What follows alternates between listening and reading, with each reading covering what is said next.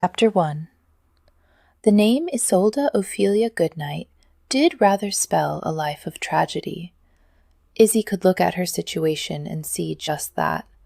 Motherless at a young age, fatherless now as well, penniless, friendless, but she'd never been hopeless. Not yet.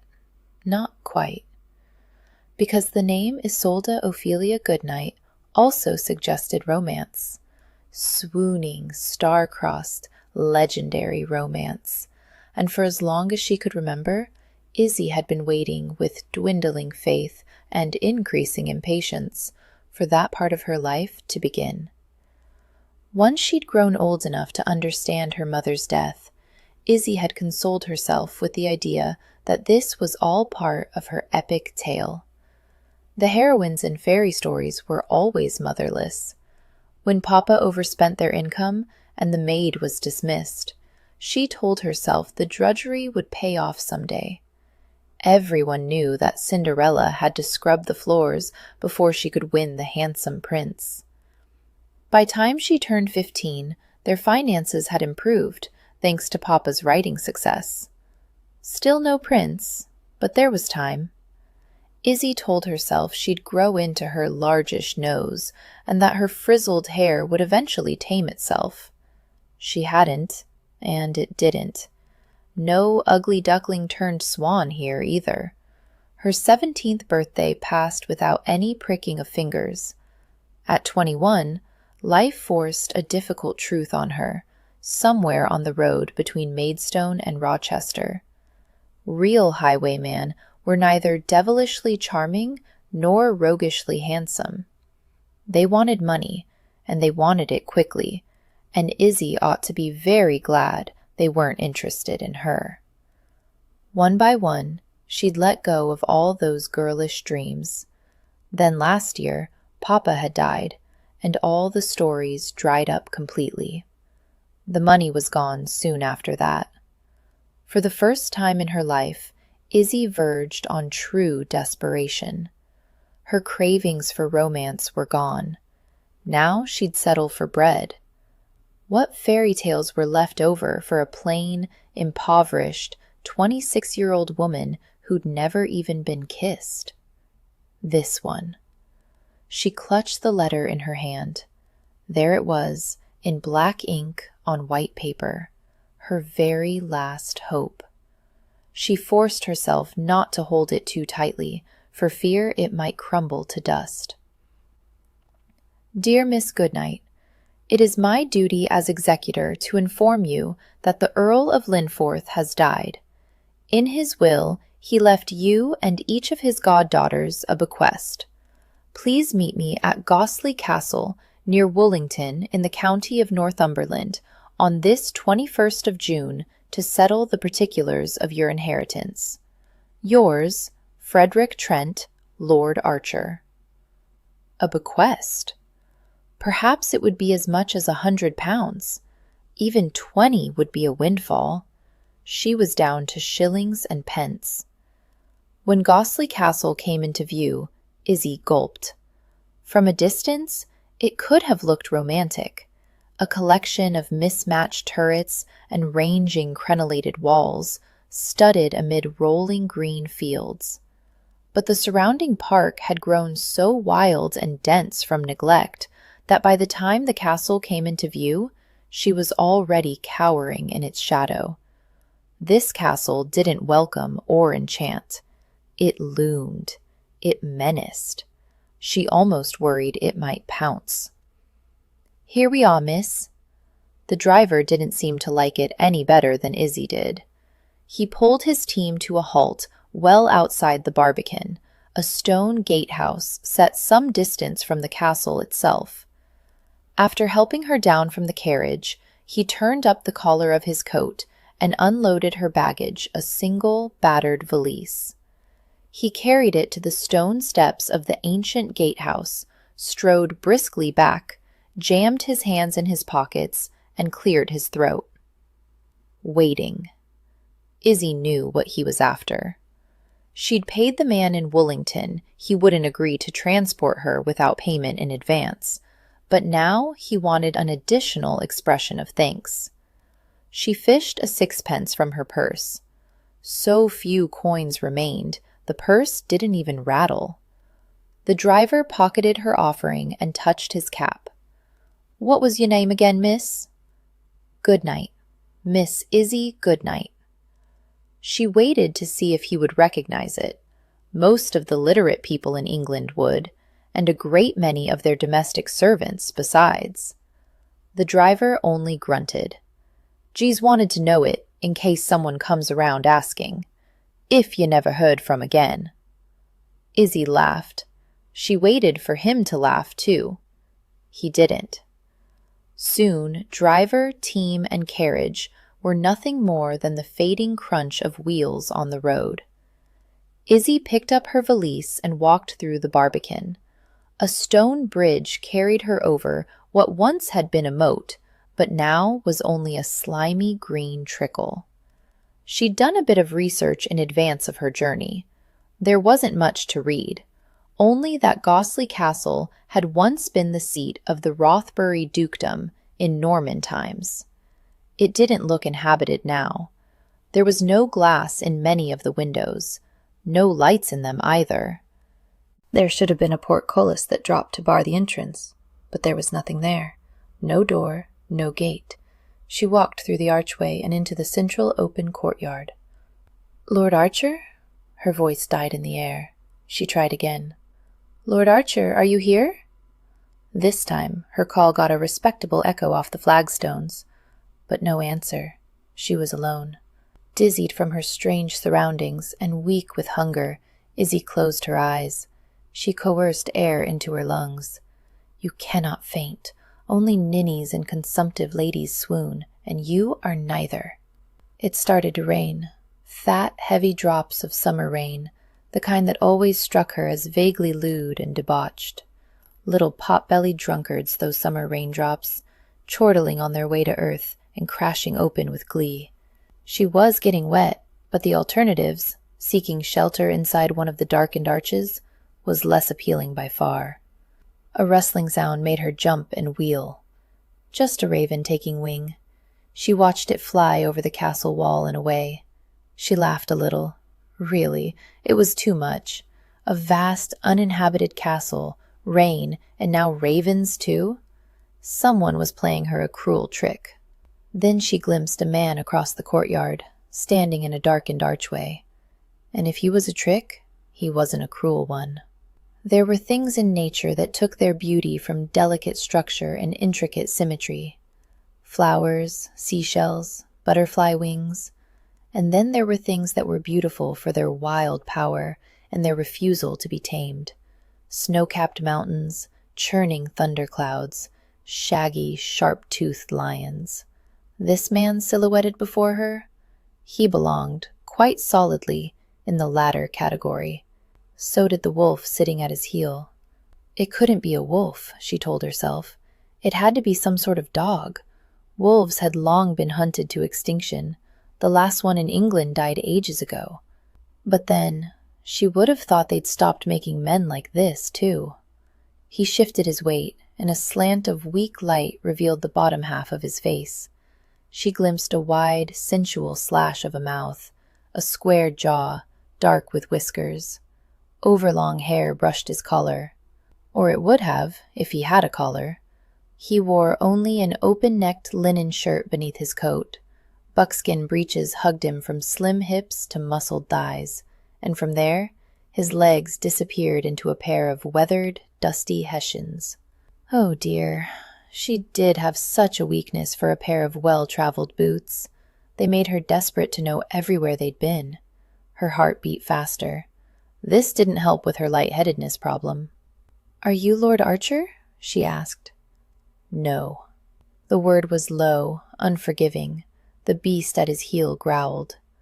"Oh, is Lord Archer here?" "No." "Are you the caretaker?" she asked. "Are you expecting him soon?" "No, and no." Was that amusement in his voice? She swallowed hard. "I received a letter from Lord Archer. He asked me to meet him here on this date regarding some business with the late Earl of Linforth's estate. Apparently, he left me some sort of bequest. She extended the letter with a shaking hand. Here, would you care to read it for yourself? That wide mouth quirked at one corner. No. Izzy retracted the letter as calmly as she could manage and replaced it in her pocket. He leaned one shoulder against the archway. Aren't we going to continue? Continue what? This game. His voice was so low it seemed to crawl to her over the flagstones, then shiver up through the soles of her feet. Am I a Russian prince? No. Is my favorite color yellow? No. Would I object if you were to come inside and remove every stitch of your damp clothing? His voice did the impossible. It sank lower. No. He was just making sport of her now. Izzy clutched her valise to her chest. She didn't want Snowdrop getting wet. Do you treat all your visitors this way? Idiot. She cursed herself and braced for another low, mocking no. He said, Only the pretty ones. Oh, Lord. She ought to have guessed it earlier. The fatigue and hunger had done something to her brain. She could almost believe the castle, the ravens, the sudden appearance of a tall, dark, handsome man. But now he was flirting with her? She had to be hallucinating. The rain beat down, impatient to get from the clouds to the earth. Izzy watched drops pinging off the flagstones. Each one seemed to chisel a bit more strength from her knees. The castle walls began to spin. Her vision went dark at the edges. Forgive me, Her valise dropped to the ground. The beast snarled at it. The man moved out from the shadows, and Izzy fainted dead away. The girl crumpled to the flagstones with a wet thud. Ransom winced at the irony. Despite all that had happened, he still had the lady swooning, one way or another. He released Magnus with a low command. Once the dog had completed his wet-nose investigation, Ransom brushed the animal aside and took his turn. He ran his hands over the limp heap of joints and limbs before him. Damp muslin, worn boots, small hands, slender wrists. There wasn't much of her. She seemed to be half petticoats, half hair. And God, what hair! Thick, curly, abundant. He felt the warm huff of her breath against his hand. He slid his touch lower, searching for the girl's heartbeat. His palm brushed over a full, rounded breast. A surge of something passed through him, unbidden. Not lust, just male awareness. Apparently, he should stop thinking of her as the girl. She was most definitely the woman. Ransom cursed. He didn't want visitors, especially not visitors of the female kind. He had enough of that with the local vicar's daughter, Miss Pelham. She came around the castle every week or so, offering to read him sermons or some other foolishness. At least when Miss Pelham made her sunny march up the hill, basket of good deeds threaded over one arm, she came expecting to find a scarred, unshaven wreck of a man, and she was far too sensible to faint at the sight. This woman, crumpled on the flagstones, hadn't been expecting Ransom. What was it she said about a Lord Archer? She had a letter on her somewhere that explained it, but he couldn't bother with that now. He needed to get her inside, warm her up, give her a splash of whiskey and milk in her tea. The sooner she recovered her senses, the sooner she could leave. He wrestled her sodden, unconscious form into his arms and stood. He adjusted her weight, finding the fulcrum between her hips and her shoulders, then made his way up the stairs to take her inside. He counted the steps out. 5, 6, 7. As he took the 8th step, she shifted in his arms. He froze, bracing for unpleasantness. She'd fainted dead at her first sight of him. If she woke to find him carrying her now, she might expire from the shock, or split his eardrums with a shriek. Just what he didn't need, an injury to his hearing. She mumbled faintly, but didn't rouse. No, she did something far worse. She nuzzled, slid sideways, curling into his embrace, and rubbed her cheek against his chest, seeking warmth. She gave a faint, husky moan. Another surge of something passed through him. He paused for a moment, absorbing the sharp invasion of it, before he continued his climb. Gods be cursed. The one thing Ransom wanted less right now than a swooning woman? A nuzzling woman. Since his injury, he didn't like anyone too close, and he didn't require any nuzzling, thank you. He had a dog. The dog led the way as he reached the top of the stairs and turned to enter the castle's great hall. This space was his encampment of sorts. He slept here, he ate here, he drank here, he cursed and brooded here. His manservant, Duncan, was always after him to open more of the castle's rooms, but Ransom didn't see the point. He settled the woman, on the decrepit horsehair sofa, pushing it nearer the fire. The sofa legs screeched across the stone floor. He waited to see if she'd stir. Nothing. He gave her shoulder a mild shake. Nothing. "Wake," he said loudly. "Look there. It's Lord Archer." Nothing. Ransom drew up a chair and sat nearby. 5 seconds later, he rose again to pace. 23 paces to the leftmost window, then back. He had his strengths, but patience wasn't one of them. Inaction made him a growly, ill-tempered beast. When Duncan returned, he could send for a doctor, but it could be hours before Duncan returned. Magnus whined and nosed about his boots. Ransom sent the dog to its rug by the fire. Then he crouched beside the sofa and placed one hand on the woman's neck. He slid his touch along that sleek, delicate column until he found her pulse with his fingertips. The heartbeat was weaker than he would have liked it to be, and rabbit fast. Damn. She turned her head, sliding her soft cheek into his hand. There she went again, nuzzling. The friction released gentle hints of a soft, feminine fragrance. Temptress, he muttered bitterly. If he had to have a swooning, nuzzling woman collapse on his doorstep, why couldn't it be one who smelled of vinegar and old cheese? No, he had to get one scented of rosemary and sweet, powdered skin. He pressed his thumb to her rain-splashed cheek. For God's sake, woman, wake! Maybe she'd struck her head on the flagstones. He thrust his fingers into her upswept hair, yanking out her hairpins. There were dozens of them, it seemed, and with each one he pulled, the mass of hair seemed to grow wilder, angrier. The curling locks tangled and knotted between his fingers, obstructing his explorations. By the time he'd satisfied himself that her skull was intact, he could have believed that hair was alive and hungry. But her skull was in one piece, with no knots or swellings that he could detect. And she still hadn't made a sound. Perhaps she was injured somewhere else, or maybe her corset was too tight. There was only one way to tell. With a gruff sigh, he shook off his coat and turned up his sleeves. Rolling her onto her side, he brushed her predatory hair away and set his fingers to the task of undoing the buttons down the back of her frock. He was out of practice, but there were some things a man didn't forget. How to undo a woman's buttons was one. How to unlace a woman's stays was another. As he yanked the laces from the corset grommets, he felt her rib cage expand beneath his palms. She shifted and released a throaty, sensual sigh. He froze.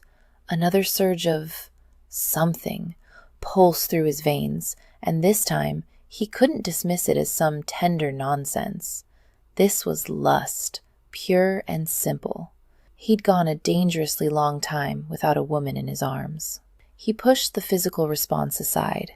With brisk, businesslike motions, he pulled the sleeves of her frock down her arms, feeling for any broken bones along the way. Then he began working the bodice down to her waist. He couldn't let her just lie there in wet sacking, or she'd catch a chill.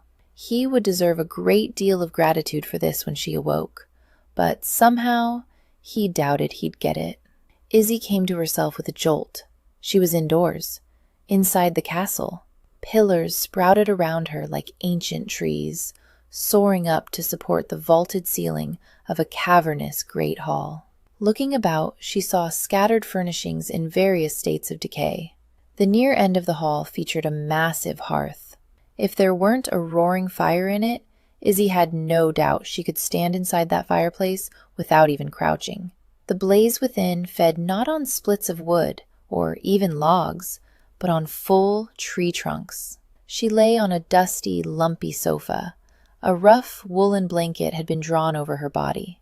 She peeked beneath it and cringed. She'd been divested of her frock, stays, petticoats, and boots. Only her chemise and stockings remained.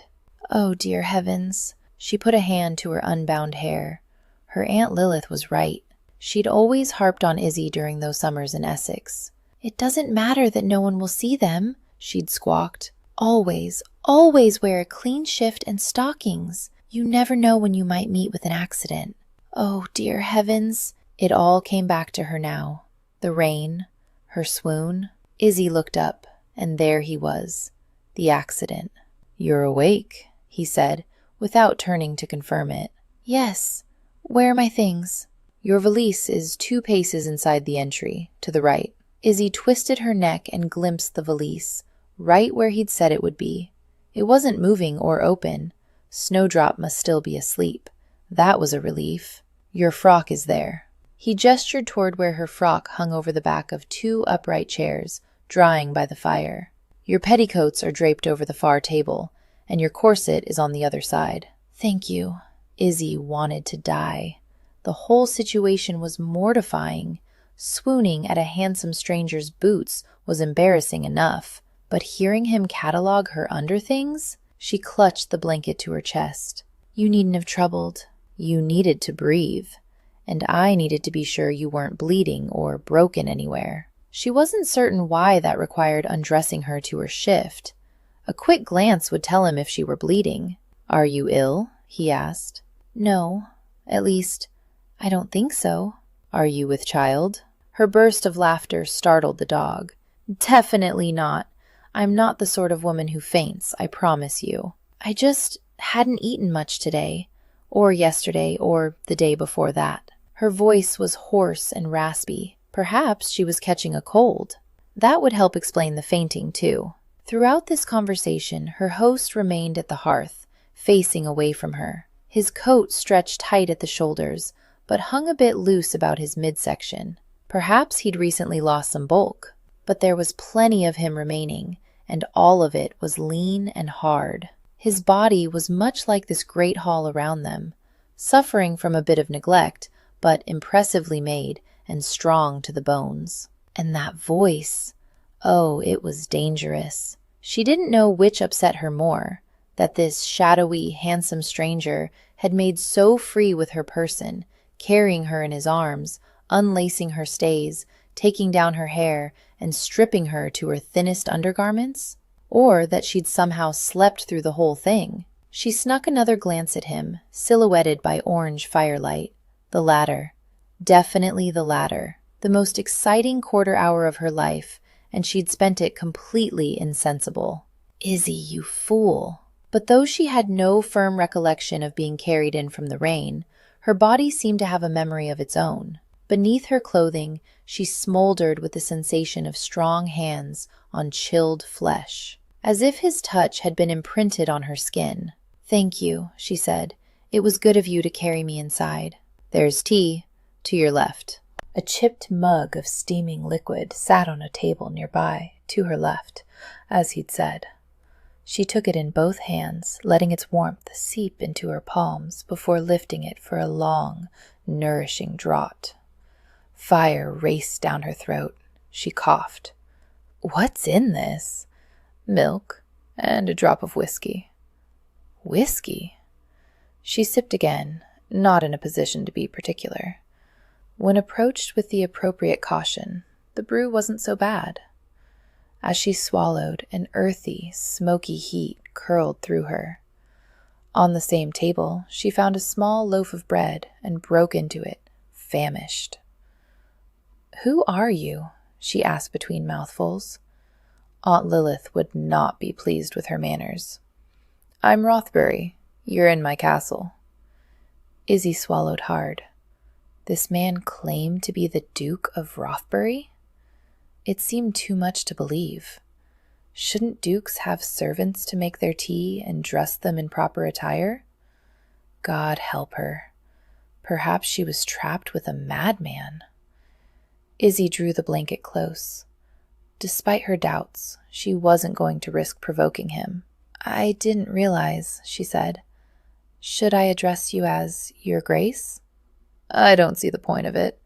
Within a few hours, I hope you'll refer to me as that ill-mannered wretch you importuned one rainy afternoon, and then never pestered again." "I don't mean to be trouble." "Beautiful women are always trouble, whether they mean to be or not." More teasing. Or more lunacy. Izzy wasn't sure which. The only thing she knew for certain was that she was no kind of beauty. It didn't matter how she pinched her cheeks or pinned back her aggressively curly hair. She was plain, and there seemed no getting around it. This man, however, was anything but ordinary. She watched him as he tossed more wood on the blaze.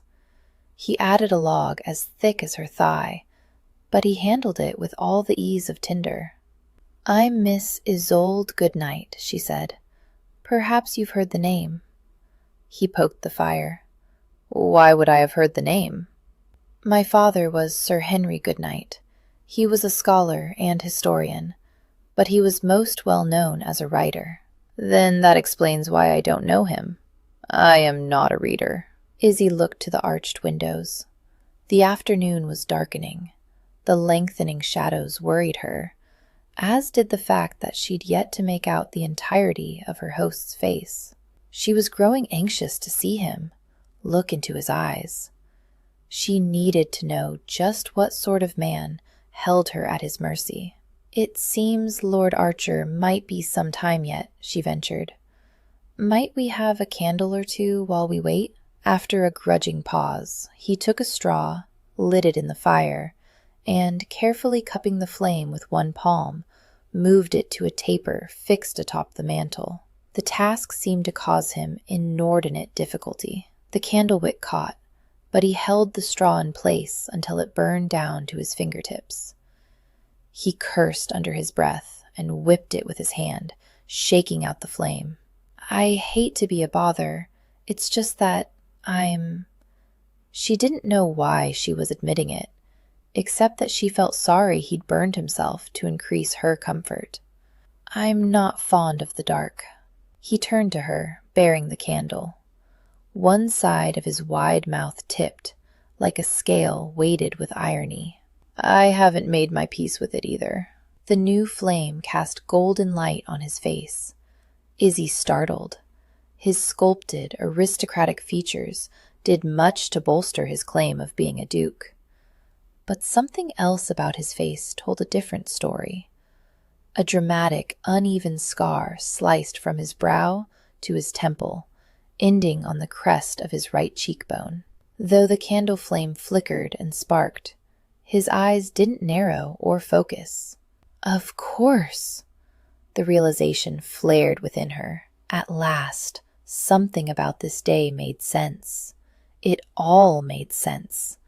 The darkened room, his refusal to read her letter, his manual assessment of her health, his repeated mentions of Izzy's beauty, despite what should have been ample evidence to the contrary. He was blind. Chapter 2.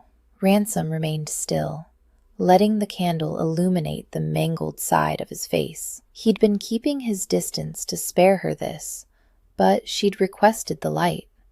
So he waited, allowing her a good, long look. No shrieks, gasps of horror, or soft thuds as she hit the floor. Not this time. She exuded nothing but that same teasing fragrance of rosemary. "Thank you," she said, For the candle. Her voice was even more alluring than her scent.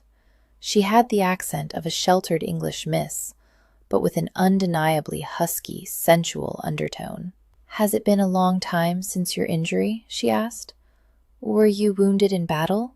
A duel? An accident?" "It's a long story." "I'm fond of long stories." He plunked the candlestick on the table with finality. "Not this one." "I'm sorry. I know it's terribly forward of me to ask. I had decided against it. But then I thought, surely you must know that I'm wondering. If I pretended sudden interest in the ceiling or the weather, that would be an insult of sorts, too. And you seem the sort of man who'd prefer honesty, even the uncomfortable kind, to insincerity. So I just—" her voice dropped a half octave, "decided to ask." She went quiet, at last. He was irritated with his body's response to her presence. Her femininity was like a lacy blanket taking up his favorite chair. Not something he would have brought into the room, but since she was there, he couldn't deny that a scarred, neglected part of him craved that softness. Hell, he ached for it, straight to his bones. "Very well, I won't press you for the story behind it," she said lightly. "But be forewarned, I shall probably make one up." "Make up as many stories as you wish. Just don't make me the hero in them." "When can we expect Lord Archer to arrive?" Damned if Ransom knew. He hadn't the faintest idea who this Archer might be. "There's been some misunderstanding. Whoever it is you're searching for, he isn't here. My manservant will be returning soon. I'll have him see you back to Woolington." She hesitated. "Then I suppose I should dress." "Go on." He waved an invitation. "There's no dressing room, and if you haven't gathered as much by now, you needn't wait for me to avert my eyes." Just the same, he turned to the wall. He clucked his tongue, calling Magnus to heel. Behind him, light footsteps padded across the floor. The rustle of petticoats grated on his calm. He reached down to give the dog a light scratch. "There's quite a mountain of correspondence on your table," she pointed out. "Are you very sure a Lord Archer didn't write to you?" Ransom considered. True, he couldn't be sure of anything that pertained to his written correspondence lately. Duncan had many useful skills, but none of them could be described as secretarial.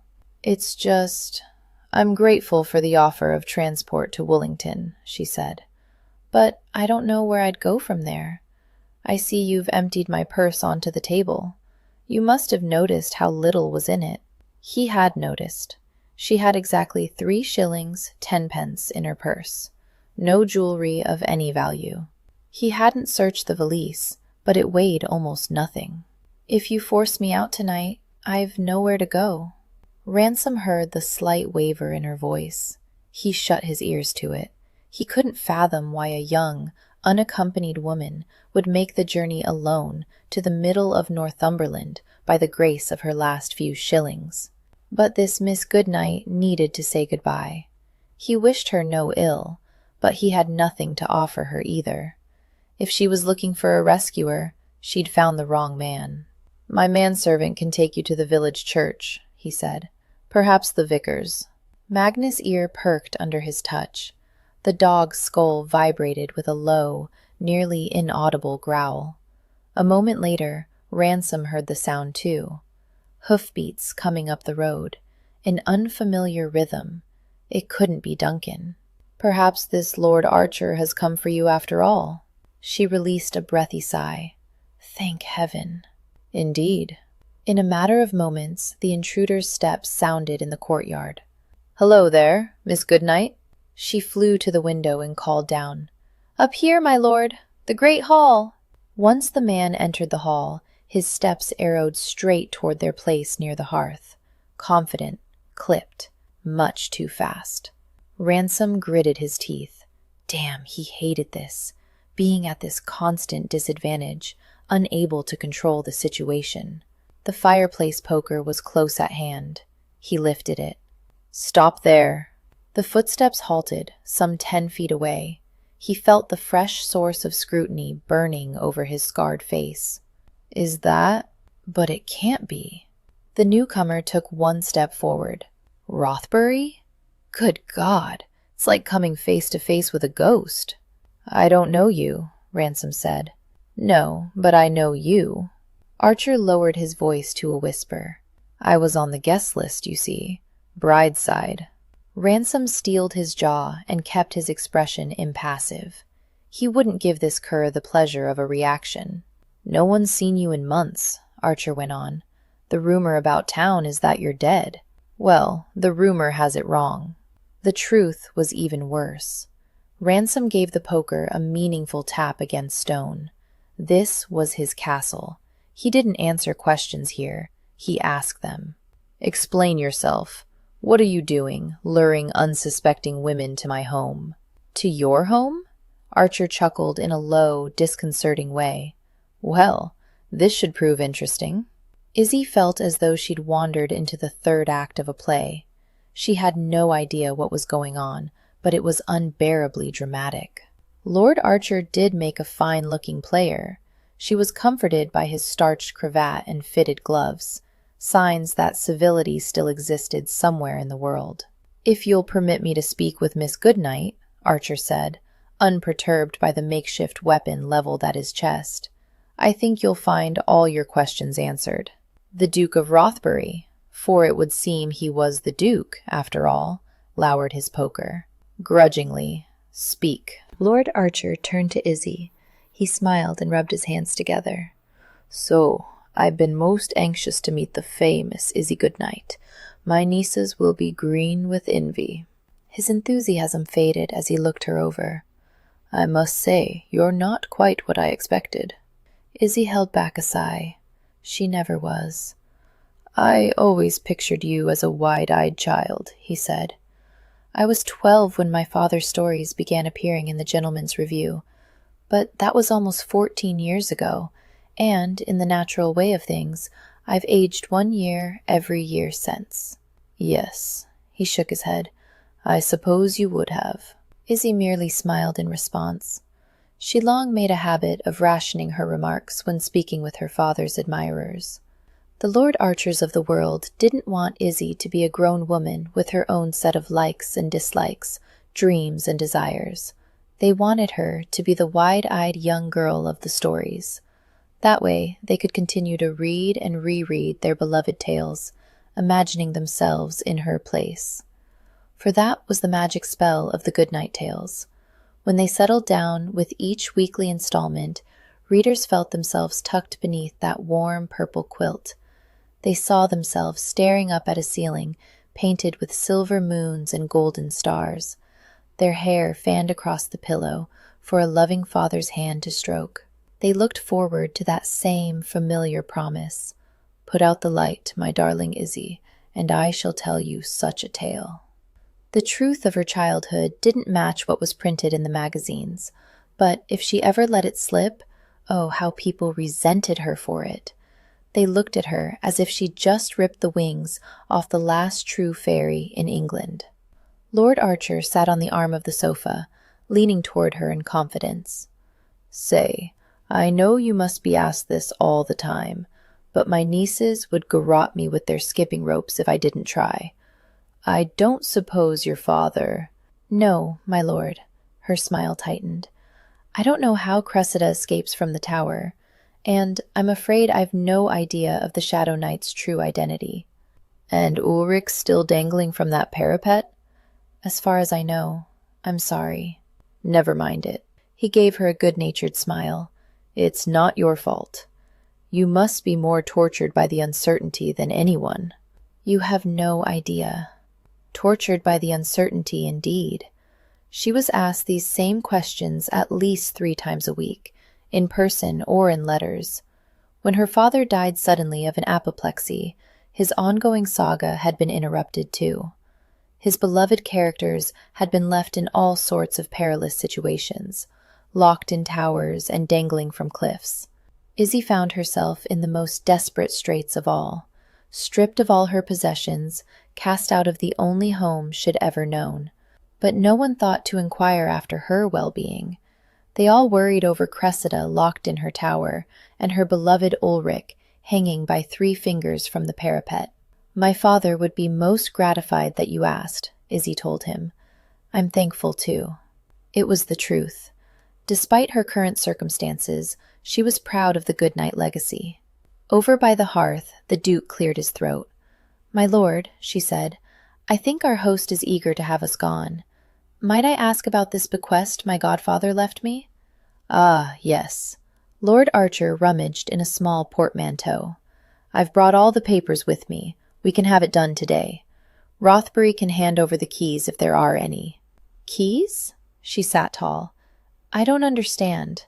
"Your inheritance, Miss Goodnight. It's this, the castle." Her breath left her.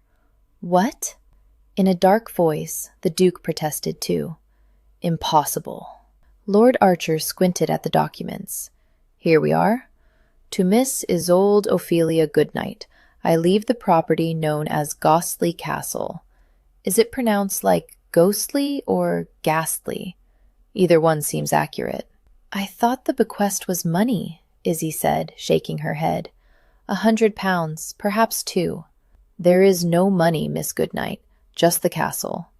Linforth had several goddaughters, and apparently he gifted them with too few ponies or hair ribbons over the years. In the last months of his life, he decided to leave each of them every girl's dream, her very own castle." "Now wait," the Duke interrupted. "This castle has been in my family for hundreds of years." Archer looked at the papers. "And apparently it was sold to Linforth just a few months back." He looked over his papers at Izzy. "I take it you're surprised by this?" "I'm stunned," Izzy admitted. "The Earl was kind to me, but he wasn't even my godfather. Not properly. He was my father's patron at court." Izzy had been introduced to Lord Linforth a few times, most recently when Papa received his knighthood. On that illustrious occasion, the dear old man had slipped Izzy a sweetmeat from his waistcoat pocket and given her a fond pat on the head. Never mind that she'd been mere days from her 22nd birthday. His intentions were kind. Now the dear old man had left her a castle? A castle. Archer pressed the folio of papers into Izzy's keeping. "It's all there. A copy of the will, the property deed. This castle and everything in it, it's yours now." She blinked at the folio. "What am I to do with the place, if you don't want to live in it?" Lord Archer looked at the soaring ceiling and shrugged. "I suppose you could clean it up. Try to sell Crash." Izzy ducked as something exploded against the far wall. She looked around for the source. She didn't have to search far. In another fearsome explosion of strength, the Duke picked up a chair and sent it sailing against the wall, too. Crash, Part 2nd. Splintered wood cascaded to the floor. In the aftermath he stood, working for breath, every muscle tensed and coiled with energy. He was a magnificent, volatile, and undeniably virile portrait of anger. Izzy was torn between admiration and fear. "She can't have it," he said. "She can't live in it. She can't clean it up to sell." He pounded one fist against his chest, and the small hairs on Izzy's arms lifted. "I am Ransom William Dacre Vane, the 11th Duke of Rothbury. This is my castle." The wolf dog growled. Tension crackled and filled the great hall, right up to the vaulted ceiling. Lord Archer shuffled papers at his leisure, as though furniture hadn't recently exploded. "Yes, well, Duke or not, matters don't seem to have gone your way recently, have they, Rothbury?" The Duke didn't reply.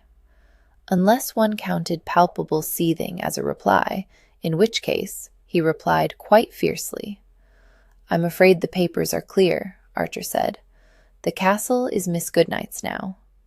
"It can't be," the Duke replied, "because I didn't sell it. When a man drops off the face of England for 7 months, I should think his solicitors begin handling matters."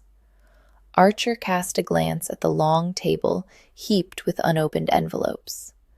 "Most likely, the information is somewhere in that postal avalanche." Izzy stared at the folio in her hand. She had arrived with an empty purse and a growling belly. She still had an empty purse and a growling belly. But now she had a castle, and there was a duke in it. Well then, that's done. I'll be off. After snapping the portmanteau closed, Lord Archer picked up his case and moved as though he would quit the room. Wait! Izzy lunged after him, catching him by the sleeve. She lowered her voice. You mean to just leave me here? Alone? In this ghostly and ghastly castle? Surely not. Miss Goodnight, much as I'd love to spend more time in this charming locale, I'm a very busy man. Linforth's estate has me running all over England, parceling out these musty heaps of stone to unsuspecting young women. I could offer you a ride back into the village, but surely your driver will come for you soon? Her driver? Of course. Lord Archer would never believe her to be destitute, utterly without funds, a home, or transportation. He assumed that her well-sprung carriage and white ponies were just around the corner. And unless she meant to sully her father's memory, exposing him as a neglectful spendthrift, Izzy couldn't correct the assumption. Yes, he will come for me soon, she said weakly. Doubt not. Lord Archer looked around at the castle, then at her. His brow arched in amusement. And then he did the most unforgivable of things. He gave her a patronizing pat on the head. That's little Izzy Goodnight. You do love an adventure. Chapter 3. Well, Izzy ventured to remark, some minutes into the tense silence Lord Archer had left behind, this is an awkward situation. Awkward. The Duke paced the floor, swinging his arms at his sides. Then he stopped in his tracks and said it again. Awkward. The word rang through the great hall, bouncing off the ceiling vaults. Izzy just stood there, awkwardly. Adolescence, he said, is awkward. Attending a past lover's wedding is awkward. Making love on horseback is awkward. She was in agreement, so far as the first part. She'd have to take his word on it when it came to the second and third. This situation is not awkward, he declared. This is treachery. Treachery? She clutched the folio of papers tight. I'm sure I didn't do anything treacherous, Your Grace. I didn't ask Lord Linforth to leave me a castle. I didn't know him any better than I know you. This castle was never Linforth's to give. His voice was low and stern. And you don't know me at all. Perhaps not. But she wanted to. She couldn't help it. He was just so intriguing. Now that they were alone again, she took the opportunity to study his face. His scar aside, his facial topography was a proud, noble landscape, with strong cheekbones and a wide, square jaw. His hair was tawny, leonine brown with streaks of gold. But his eyes, those were Celtic eyes. Dark, horizontal slashes in his face, wide set, guarded. Those eyes would be difficult to read even if he had perfect eyesight. If not for his trouble with the candle, Izzy might have gone hours without realizing he was blind.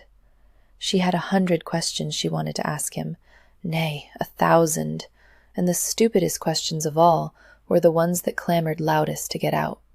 Have you truly made love on horseback? She wanted to ask. How does that even work? Was it how you were injured? Your Grace, I don't plan to evict you. She didn't imagine a man like this could be made to do anything. I'm not your enemy. Apparently, I'm now your landlady. My landlady? He echoed, sounding incredulous. Yes, and surely we can reach an understanding. An understanding? He strode to the opposite side of the hall, navigating the space and its furnishings with an ease that made Izzy envious. She stumbled more often than he did, and she had functioning eyesight. If he'd been recovering in Gosley Castle ever since the injury, he must have worked tirelessly to chart a map of the place in his head. She began to understand why he would be so loath to leave it. Even if he did have finer estates elsewhere, moving houses would mean starting all over again. She didn't want to be the heartless landowner who forced a blind man from his home.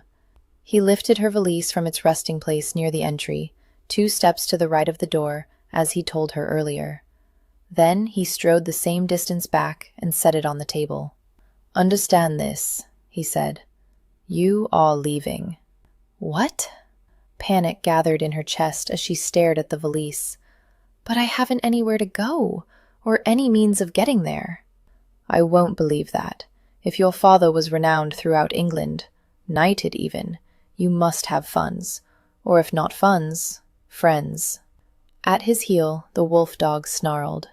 "What's in this valise?" he asked, frowning.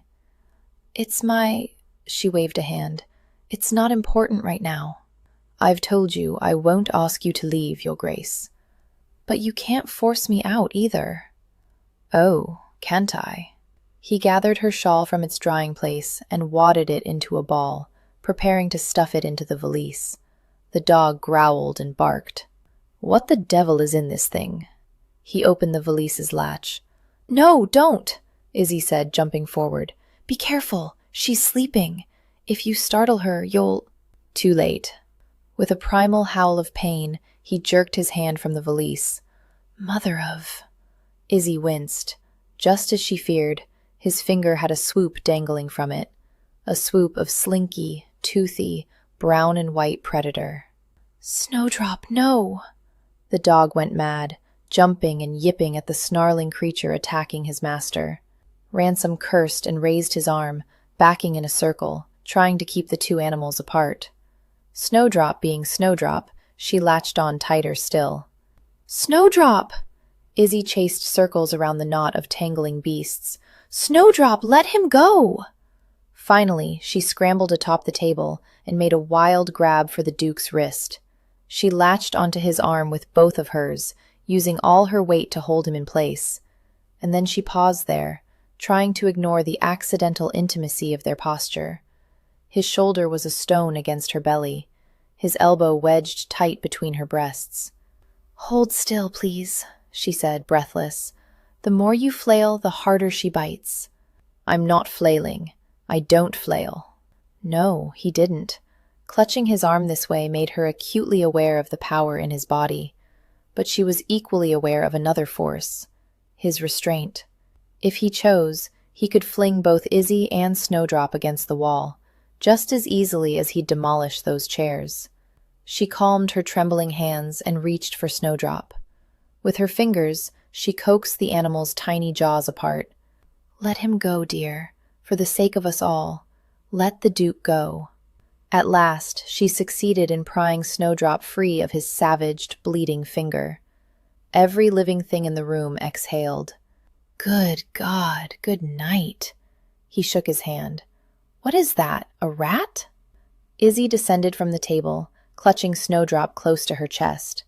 "Not a rat. She's an ermine," he swore. "You carry a weasel in your valise?" "No, I carry an ermine." Ermine, stoat, weasel, they're all the same thing. "Then not," Izzy objected, giving the agitated Snowdrop a soothing rub along her tiny cheek. "Well, perhaps they are, but ermine sounds more dignified." She cradled Snowdrop in one hand and rubbed her belly with the other, then carried her back to the valise and opened the small door in her ballast-spherical cage, fashioned of gilded mesh. "There you are," she whispered. "Now be good." The dog growled at Snowdrop. In response, Snowdrop curled her lip, flashing needle-like teeth. "Be good," Izzy whispered, sharply this time. She turned to the Duke. "Your Grace, let me see to your wound." "Never mind it." Undeterred, she caught him by the wrist and examined his fingertip. "There's a fair amount of blood, I'm afraid. You'll want to clean this. It shouldn't wait. Perhaps we could—" "Ooh."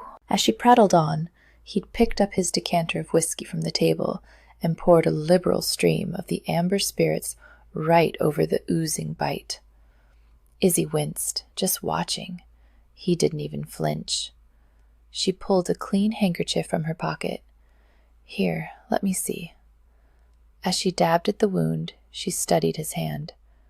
Big, strong, marred with all manner of small cuts and burns, some fresh, others faded. On his third right finger he wore a gold signet ring. The oval crest was massive. Apparently, dukes did everything writ large. "The wound is still bleeding," she said. "I don't suppose you have a plaster about?" "No." "Then, well, just apply pressure until the bleeding stops. Allow me. I've dealt with this before." She wadded the handkerchief about his fingertip and pinched hard. "There. Now we wait a minute or two. I'll hold it." He wrenched away, applying the pressure himself. Thus began the longest, most sensually charged minute of Izzy's life. In the past, she'd suffered through many an unrequited infatuation, but she typically lost her wits for pensive scholars in tweed, or poets who sported tousled dark curls and woeful airs. The Duke of Rothbury was unlike any gentleman she'd ever fancied. He was hard, unyielding, and even before his injury, he didn't care to read. What was more, they were engaged in a property dispute, and he'd threatened to turn her out into the cold Northumberland night. Nevertheless, her stomach was a giddy frolic of crickets and butterflies. He was just so near, and so tall, and so commanding, so male. Everything female in her was rallying to the challenge. Perhaps this was how mountaineers felt when they stood at the base of a soaring, snow-crested Alp, exhilarated by possibility, awed by the inherent danger, a bit weak in the knees.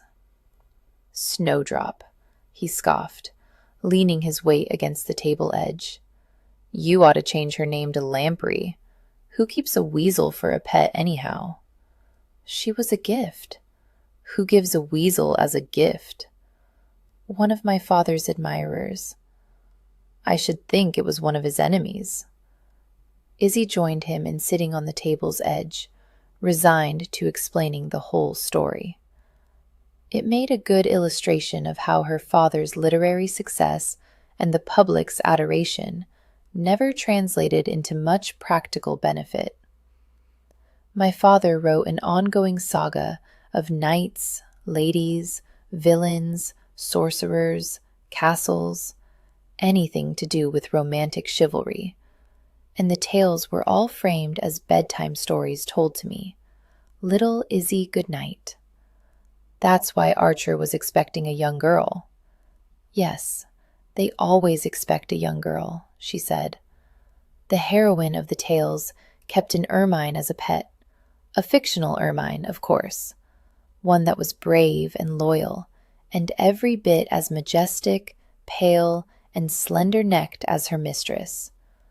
And this fictional ermine managed to accomplish all sorts of clever, fierce fictional deeds, such as chewing her mistress free of bindings when she was kidnapped, for the third time, by the fictional Shadow Knight. So a devotee of my father's stories thought it would be a lovely gesture to give real-life Izzy Goodnight a real-life ermine to call her very own. Wouldn't that be precious? The fool must have thought. Wouldn't it be marvelous and adorable? Well, no, it wasn't, actually. Not for Izzy, not for Snowdrop.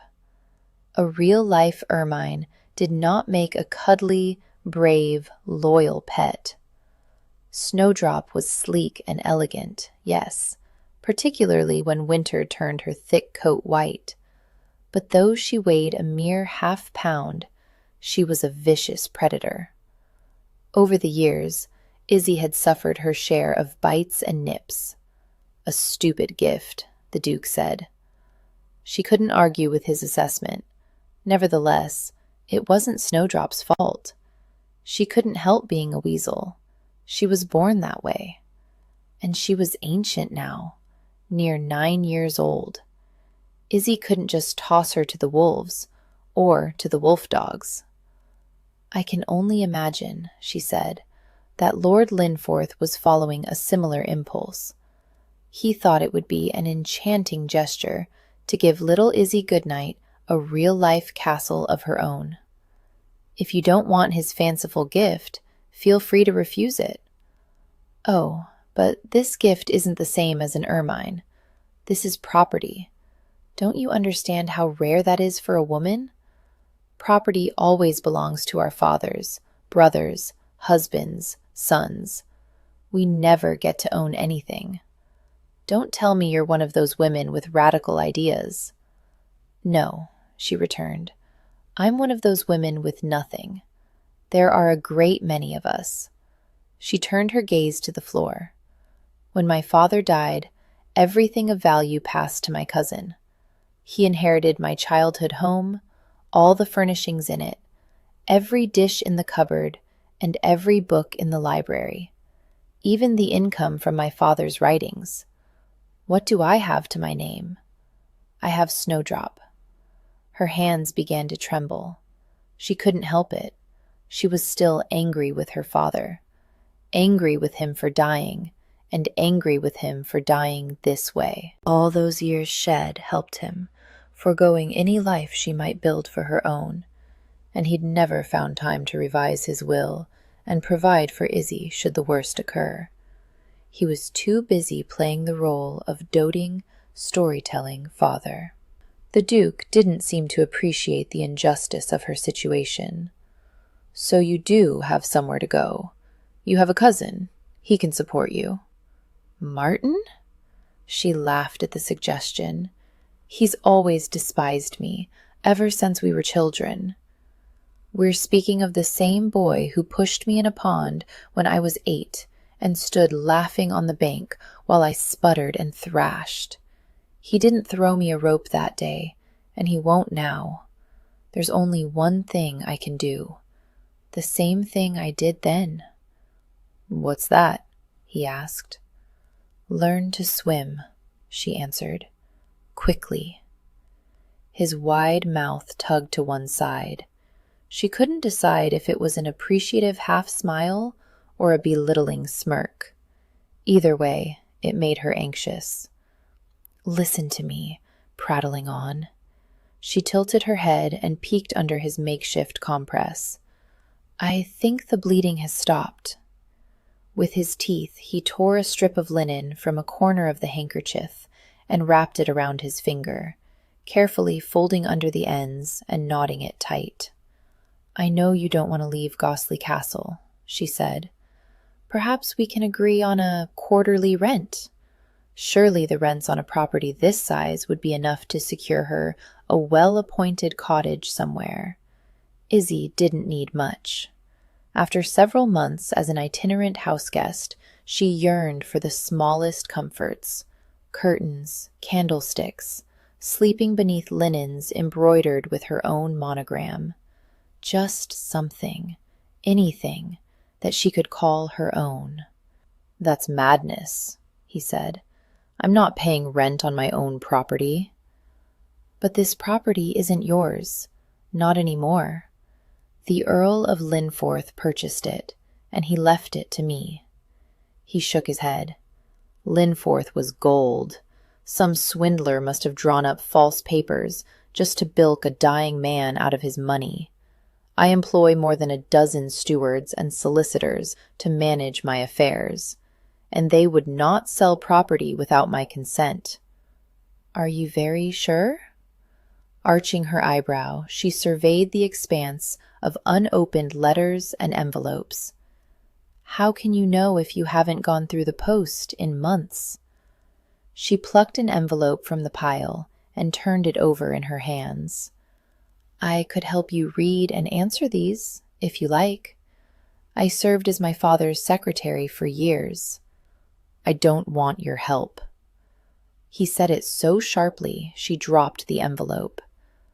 Let me give you a little history lesson, since your father was so fond of those. My ancestors were granted a dukedom because they successfully held the Scottish border. For centuries.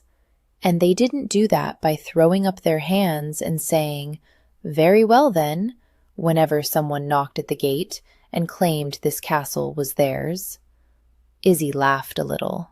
But I'm hardly a marauding band of Scotsmen, and we aren't living in the 16th century. No, we're not. We have laws and courts. So, if you mean to stake a claim on this castle, go find a solicitor, have him look over the papers, and write to my solicitors. The two can argue back and forth. Chancery will hear the case eventually. Perhaps as soon as 3 years from now. That's if you're lucky. 3 years? Izzy didn't have 3 years. If forced to leave, she wasn't sure how she'd manage for the next 3 days. And she didn't have money for solicitors, much less solicitors qualified to take on a duke. She had no choice but to stand her ground. Behave as though the place was hers. If he succeeded in removing her today, she would never get her toe in the door again. If your solicitors would care to come here and examine the documents, they are welcome. But I'm not leaving. Neither am I. The unscarred half of his brow furrowed. If he could properly glare at her, Izzy surmised, he'd be giving her a glare hard enough to chip diamonds. It's no use being stern, she told him. Glower all you like, but for heaven's sake, you gathered me into your arms and carried me in from the rain. I could swoon all over again, just thinking of it. Don't mistake that for chivalry. Then what was it? Practicality. I couldn't have simply left you there. You would have attracted vermin. She smiled. Oh dear. All this and a sense of humor, too. Apparently, no one had given him a compliment lately. He looked as though he'd been thrown a grenade. Or a wet kitten. He might be wealthy, powerful, angry, and big, but on at least one score, Izzy had him outmatched. Buoyancy. She knew how to handle prickly creatures, and she knew how to make the best of a less than ideal situation. When thrown in the pond, she learned how to swim. This isn't such a quandary as it seems, she said. You want to stay, I want to stay. Until the legal matters are settled, well, share. Share? Yes, share. This is a vast castle, built to house hundreds of people. I'll just take a spare tower or wing for my own. You won't even notice me. He leaned close. Oh, I'd notice you, Miss Goodnight. I'd notice you. There's no castle big enough to keep a man like me from being aware, every moment, of a woman like you. You don't have to speak a word. I can hear the rustle of your petticoats. I can smell the scent of your skin. I can feel your heat. Heavens, if he could sense her heat, he must feel it right now. She was hot everywhere. I'm not Lord Archer, he went on, in that low, seductive rumble. I've never read your father's soppy stories, and you're not some little girl to me. I've run my hands all over your body, and these hands have an excellent memory. Oh, goodness. She hadn't known.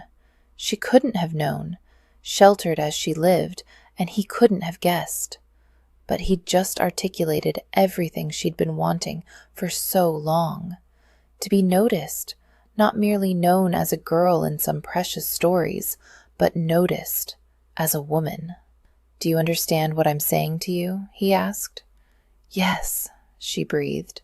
And you're mad if you think I'll back down from this now. They stood in tense silence. That's it, he said at length. You're leaving this place the same way you came in. He ducked, caught her by the legs, and threw her over his shoulder with the ease of a man who'd tossed many a woman over his shoulder. This was definitely not his first go at lady tossing, but it was definitely Izzy's first time being tossed, and she had no idea how to respond. Beat her fist against his back? Kick and scream? Later, she'd think of a dozen things, witty retorts and clever rejoinders. Right now, all the blood was rushing to her head, and her mind was a hot, throbbing blank. He bounced her weight, plumping her backside with his forearm. "There's so little to you." The dismissive words jarred her tongue loose. "You're wrong," she said. "There's a great deal to me, Your Grace. More than you know. More than anyone supposes. You can carry me outside if you like. I'll come back in. Again and again. As many times as it takes. Because this is my castle now. And I'm not leaving." Chapter 4. Ransom shook his head. A brave speech for a tiny scrap of a woman currently slung over his shoulder. Miss Goodnight could say whatever she wished. The truth of it was, she was a defenseless, near-penniless, unmarried woman, and he was a duke. The decisions were his to make. What remained of his logic and that smarting finger on his right hand insisted she was a problem. With his impaired vision, Ransom depended on an elaborate mental map of the place. That map included every room, every stair, every stone. It did not have room for scampering weasels or distracting, tempting women. She needed to leave. But now that he had her in his grasp again, with her breast pressed against his back and her sweetly rounded bottom resting on his forearm, other parts of him, parts located far from his brain, were making other suggestions. Dangerous suggestions, which meant she really needed to leave. Even before his injuries, he didn't allow women close. Oh, he took a great many women to bed, but he always paid them handsomely for the indulgence, with pleasure, gold, or both, and then he bid them farewell. He never woke beside them in the morning. The one and only time he'd sought a more lasting arrangement, it hadn't ended well. He'd landed here in this decrepit castle, blinded and broken. But then there was a part of him, a withered, neglected corner of his soul, that had grown painfully aware of how small and alone she was, and that for all her brave words, she was trembling. Good Lord, Goodnight, what do I do with you? He couldn't let her occupy this castle. Any sort of sharing arrangement was out of the question.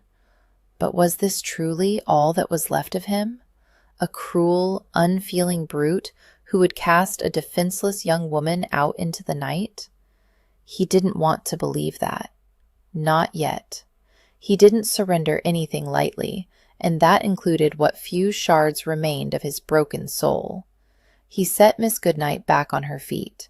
As he lowered her to the floor, her body slid down his, like a raindrop easing down the surface of a rock.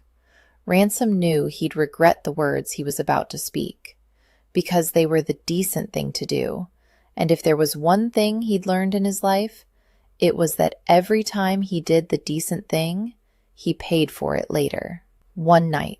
You can stay one night. He'd been a fool to waste all that time arguing legalities. The castle itself would do the convincing. Once she'd spent a night in Gosley Castle, she wouldn't be able to run away fast enough. Miss Isolde Goodnight was about to have a very bad night indeed. You can stay one night. Izzy could have whooped with triumph, but she restrained herself. Instead, she stepped back, smoothing her skirts and hair. Her cheeks burned, but at least he couldn't know. Just one night, the Duke said. And I'm only agreeing to that much because I expect one night in this place will be enough for you. It was a small victory, admittedly, but it was a start. Come along, then. I'll show you to a room. My manservant will bring your things later. Izzy followed him out of the great hall and up a spiraling flight of stairs. The closeness of the stairwell made her shudder. Once darkness fell, these stone stairways and corridors would feel like a tomb. You'll want the finest chamber, no doubt, since you seem to believe it's your castle now. They emerged into a long corridor, Heavy steps carried him down the center of it.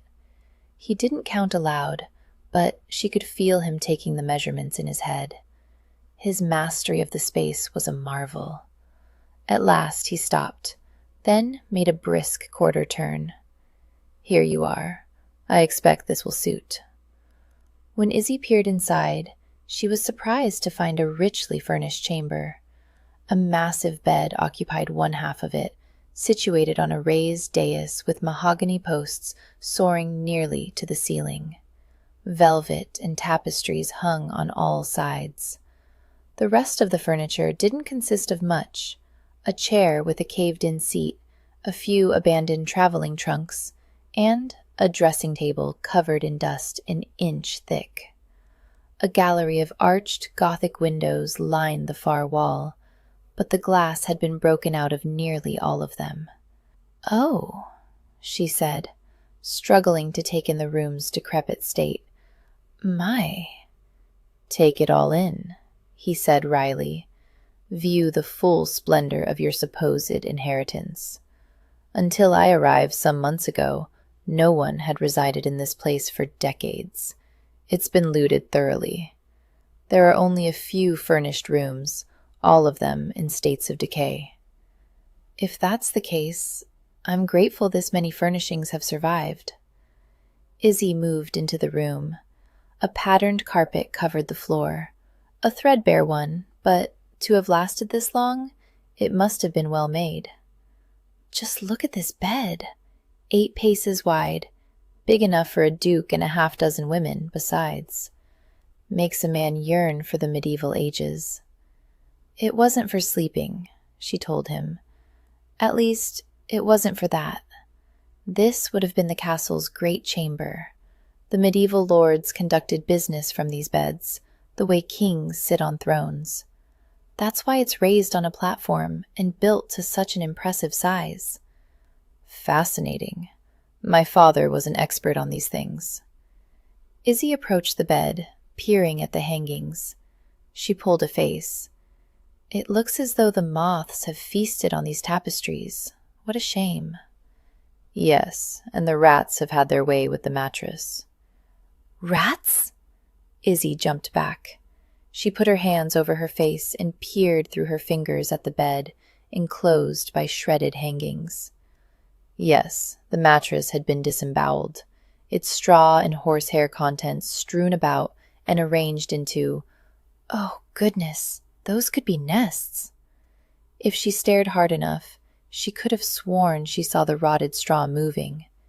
She forced herself to say, "Snowdrop will be happy, and very well fed." A distant moaning startled her. "What's that noise?" He shrugged. "Probably one of the ghosts." "Ghosts?" "This is a Borderlands castle, Miss Goodnight. If you know about castles, you should know what that means." "I do. Ghostly Castle's original purpose would have been to quell Scottish rebellion. Quelling rebellion meant capturing rebels, and not to keep them as house guests. There was no telling how many people had been imprisoned in this castle, even tortured and killed over the centuries, by the Duke's own ancestors, no less. "I don't believe in ghosts," she said. He smirked. "Give it a night." "Night?" It would be nightfall soon. Izzy's stomach twisted in a knot at the thought. "I take it you're pleased with your accommodations." He leaned one shoulder against the archway. Pleased isn't the word. The word was something more like horrified. The thought of spending the night in this room reduced her insides to a quivering, whimpering puddle. But she couldn't let on. That was just the reaction he hoped for. He wanted her to run away. This would have to be home for tonight. Rats and moths and all. She forced an enthusiasm she didn't quite feel. "I'm sure this will make an enchanting bedchamber. With a bit of work and imagination, the proportions are majestic. The bed only wants a new mattress and hangings." She walked to the row of windows. "And there's a lovely view of the sunset." for those who can view it. Izzy winced, regretting her insensitive comment. I could describe it for you. Don't bother. I've seen sunsets. But you haven't seen this sunset. The prospect from the window was breathtaking. The cloud-covered sky had fragmented into puffs of gray, alternating with swatches of vibrant blue and rosy orange. From this vantage, one could see the castle walls rambling through romantic evening mists that curled all the way from the sea. The sun is setting just beyond the tower, but setting is the wrong word for this. Too peaceful. This sun is struggling, going down like a bloodied fighter in the jaws of a great stony beast. Heavy footsteps carried him to stand behind her. Has it disappeared yet? Almost. One final flash of gold as it slips into the beyond, and... She released her breath. There. It's gone. There's a rule about sunsets in this castle, Miss Goodnight. There is? Yes. He turned her to face him. And a man and a woman standing in this very place are compelled to heed it. No choice. There's only one thing to be done. What's that? Her pulse stumbled. Surely he couldn't mean to. He lowered his head and made his voice a seductive whisper. Duck. Duck. She was still blinking at him in confusion when a strange sound tugged her attention aside. It sounded like a great amount of wet laundry flapping on the line in a stiff breeze. She turned away from the window. Oh, Lord. Before her eyes, the vast bed canopy seemed to come alive.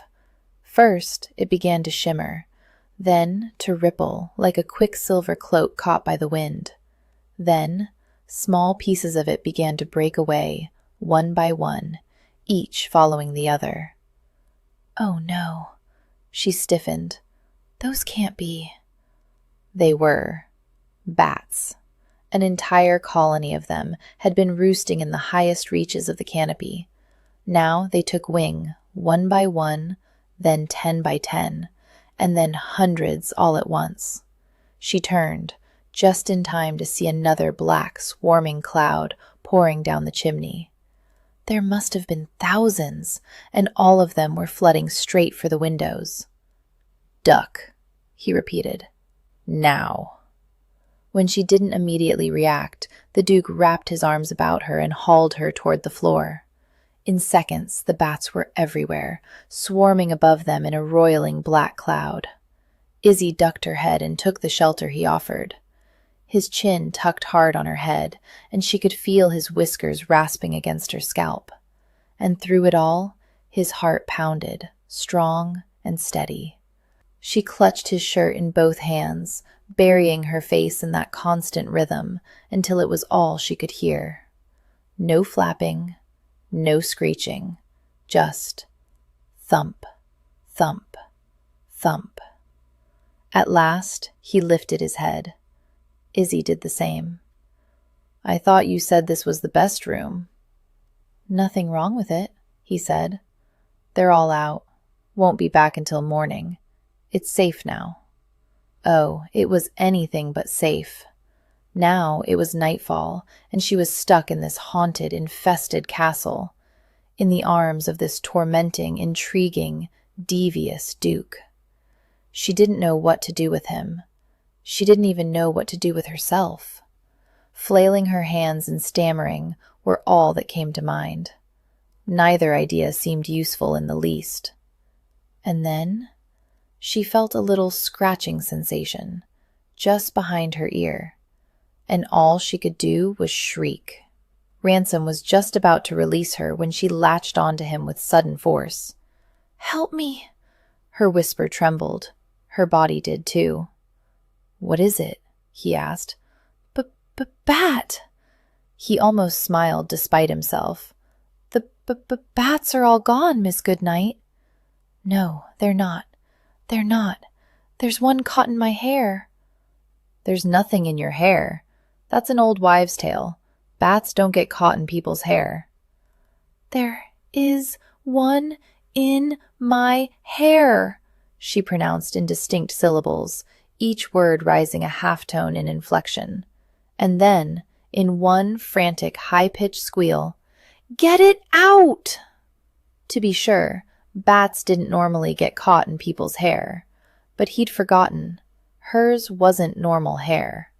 This curly mane of hers could snare a rabbit, perhaps a horse. Ransom worried, as he plunged his fingers into her dense, wavy locks, that this hair could possibly ensnare him. It had his curiosity entangled, that was certain.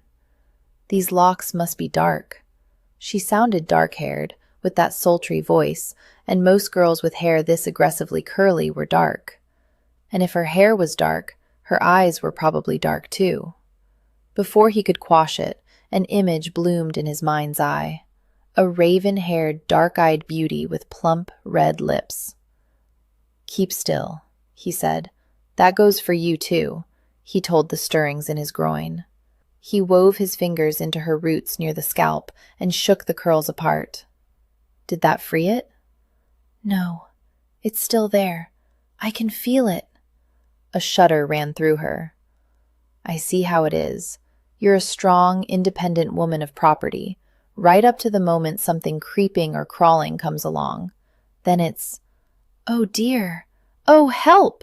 she growled. "It's small," he told her, having found the thing. "No bigger than a titmouse. Far more frightened of you than you are of it." She sighed. "Why do people always say that? It's never helpful." "I'd tell you to distract yourself by focusing on my face, but that wouldn't help. You swooned the last time." "I didn't swoon because of your—" He made a shushing noise and worked his fingers downward, separating and shaking free the tangled hair. He didn't want to hear her explanations or apologies. With his free hand, he held her shoulder. He stroked his thumb up and down, soothing, just to keep her still, he told himself. Not because he cared. He wanted her fearful. He wanted her to run away from this place, and from him, the way any young woman with sense would do. He most definitely didn't want her to stay in his arms, warm and trusting, with her heart beating faster than a bat's wings. He felt the moment the bat untangled itself and flapped free. The weight was gone from her hair, and now the unburdened locks filled his hand, soft and wild and sensual. "There," he said. "It's flown away." "You knew that would happen," she accused. "The sunset, the bats." He didn't try to deny it. "Consider it repayment for the weasel." "Oh, you. "Cruel bastard," he suggested. "Heartless rogue? Blackguard? Villain?" "I've been called all of the above and more. My favorite is knave." "Fine word, knave." "You ill-mannered wretch." I importuned one rainy afternoon and then never pestered again. She pushed away from him and rose to her feet. "You can keep all the bats to yourself. I'm leaving." Really? She was leaving already? This was almost too easy. Ransom followed her out of the room and back down the corridor, to the stairs that led down to the great hall. "You needn't leave this very moment," he said. "At least, wait until my manservant returns. I can give you a bit of money, and he can find you a coach in the village." "I don't need a coach or money. I'll walk." "Walk?" "I know some people in Newcastle." "Newcastle can't be that far." "Oh, not far at all. Just some 25 miles or so." She paused mid-step. "Then I'll be walking for some time. I had better get started." He followed her toward the entryway. Walking to Newcastle, his eye. What the hell was she thinking? Perhaps those fairy tales she'd grown up with had rotted her brain. Was she planning to skip through the woodlands and meadows, plucking mushroom caps for parasols and letting friendly woodland animals guide her way? "Don't think this is over," she informed him, as she gathered up her caged weasel and valise. "You were right. I do have many friends. Influential friends. There are thousands of people scattered all over England who'd love nothing more than to have little Izzy Goodnight as a house guest. Some of them are surely solicitors." He heard the rustle of papers. "So I will be in contact with Mr. Blaylock and Mr. Riggett, and I'll see you at Chancery in 3 years. Farewell, Your Grace." As she breezed past him, his arm shot out. He snagged her by the elbow. "Not so fast. What do you know of Blaylock and Riggett?" "Their names are on the deed. I told you, I served as my father's secretary. I do know how to read a legal document. Now, if you'll kindly release me, I will bid you a not very fond farewell." His hand tightened on her arm. "No." "No?" she echoed. "No." Ransom kept a firm grip on Miss Goodnight's arm. After what she just said, he wasn't letting her go anywhere. Not tonight. "I'm confused, Your Grace. You just put a great deal of effort into scaring me off." Yes, he had. But that was before he heard the names of his own most trusted solicitors fall from his lips. Blaylock and Riggett had been his men of business for years. They had power to manage everything in his absence, but they should never sign away a property without his knowledge and consent. Something was going on. Ransom didn't know what it was, but he knew he didn't like it. "Your efforts worked, Your Grace. Congratulations. I'm leaving. I've no desire whatsoever to spend a single night in that horrid room."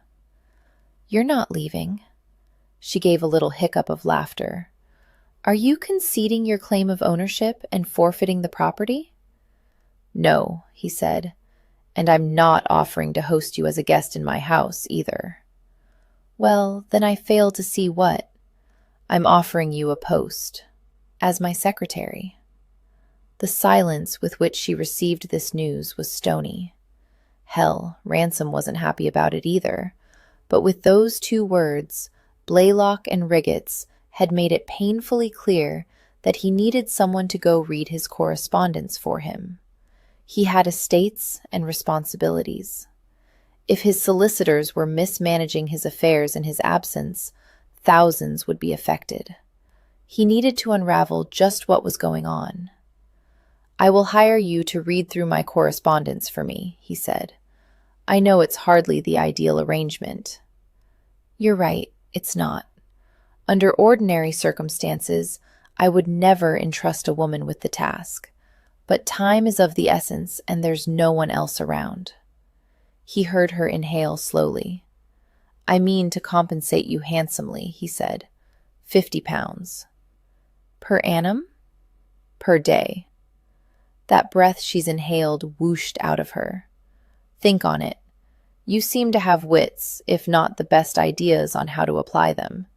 Chances are the answer to our little property dispute is somewhere in that pile of paper. When we confirm that the castle is still mine, you'll have the money to go somewhere else." He could sense her softening. Or maybe his senses deceived him. 100, she said. "What?" "I want 100 a day. I'll use it to fix up the castle once it's confirmed to be mine." A coy note crept into her voice. "And I want you to say please." He gave her arm a swift tug, drawing her to him. She collided with his chest. "Don't be a fool," he said low. "You need money. We both need answers. The arrangement makes sense for us both." "Then release my arm." "And ask nicely." He lowered his head until he felt a stray curl of her hair against his cheek. 200. £200 per day is a very nice sum indeed. Saying please cost you nothing. He kept silent, refusing to relent. If she was going to be his employee, she needed to learn that he alone gave the orders. "My goodness," she whispered. "Are you truly so afraid of asking for help? It's that terrifying?" He balked. I'm not afraid at all. I hear you saying that. She pressed a hand to his shirt front. But this frantic, pounding thing in your chest is saying otherwise. Little minx. There was exactly one reason his blood was pounding, and it had nothing to do with please. It had to do with yes, and God yes, and just like that, but harder. I beg your pardon. The familiar voice came from the entryway. I seem to be interrupting. Duncan. Ransom gave himself a shake. I didn't hear you come in. That's obvious, Your Grace. Obvious and worrisome. It was a testament to this woman's effect on him that Ransom hadn't even noticed his valet's return. I never thought I would say this, Your Grace, but it's strangely heartening to see you back to your old debauchery. I'll clear out of your way for the evening. No, Miss Goodnight jumped to insist. Please, don't misunderstand. This isn't debauchery. I was just Lee. Duncan, this is Miss Isolde Goodnight, my new secretary. Tomorrow we will find her new lodgings, but tonight she will stay here. She'll need a clean, comfortable room, a proper bath, and a hot dinner. He gave her wrist a squeeze before releasing it. Isn't that right? Chapter 5. Izzy had always been raised to believe that please was a magic word. She'd been misled. Apparently, the magic word was dinner. In addition, the words bath and comfortable room had their own particular charms. When spoken in quick succession, they had the power of an incantation. Izzy hadn't been able to say no. I hope this will do for tonight, Miss Goodnight. Duncan showed her into a small, sparsely furnished chamber. I know it's meager, but it's the only proper bed in the castle. My own. How generous of you to offer it, and how strange that it would be the only one. The Duke doesn't have a bedchamber? No. Duncan sighed, as if to communicate that this was a point of frequent contention. He sleeps in the great hall. Izzy studied the manservant. He was tall and lean, with dark hair turned silver at the temples. Unlike the Duke, he was turned out in a brushed black coat, a crisp neckcloth, and gleaming boots. So you are Rothbury's valet? Yes, though it pains me to say it when his appearance is so willfully slovenly. It's an embarrassment. And how long have you been living here? 7 months, miss. 7 long months. Heavens, 7 months was a long time. What happened? She asked. How was the Duke injured? Miss Goodnight, I have served the family since before his Grace was even born. I am bound, by duty and honor, to avoid any gossip about my employer. Yes, of course. Forgive the liberty, but I had to ask. Izzy supposed she would have to get the story from the Duke herself. Over the course of several trips, Duncan brought up her valise, a tray of simple yet hearty food, a ewer of warm water, and a basin. It is paining me, Miss Goodnight, that I cannot offer you finer accommodations. Please don't worry, this is lovely. Anything was lovely compared to that chamber of horrors with the bats. It's so frustrating.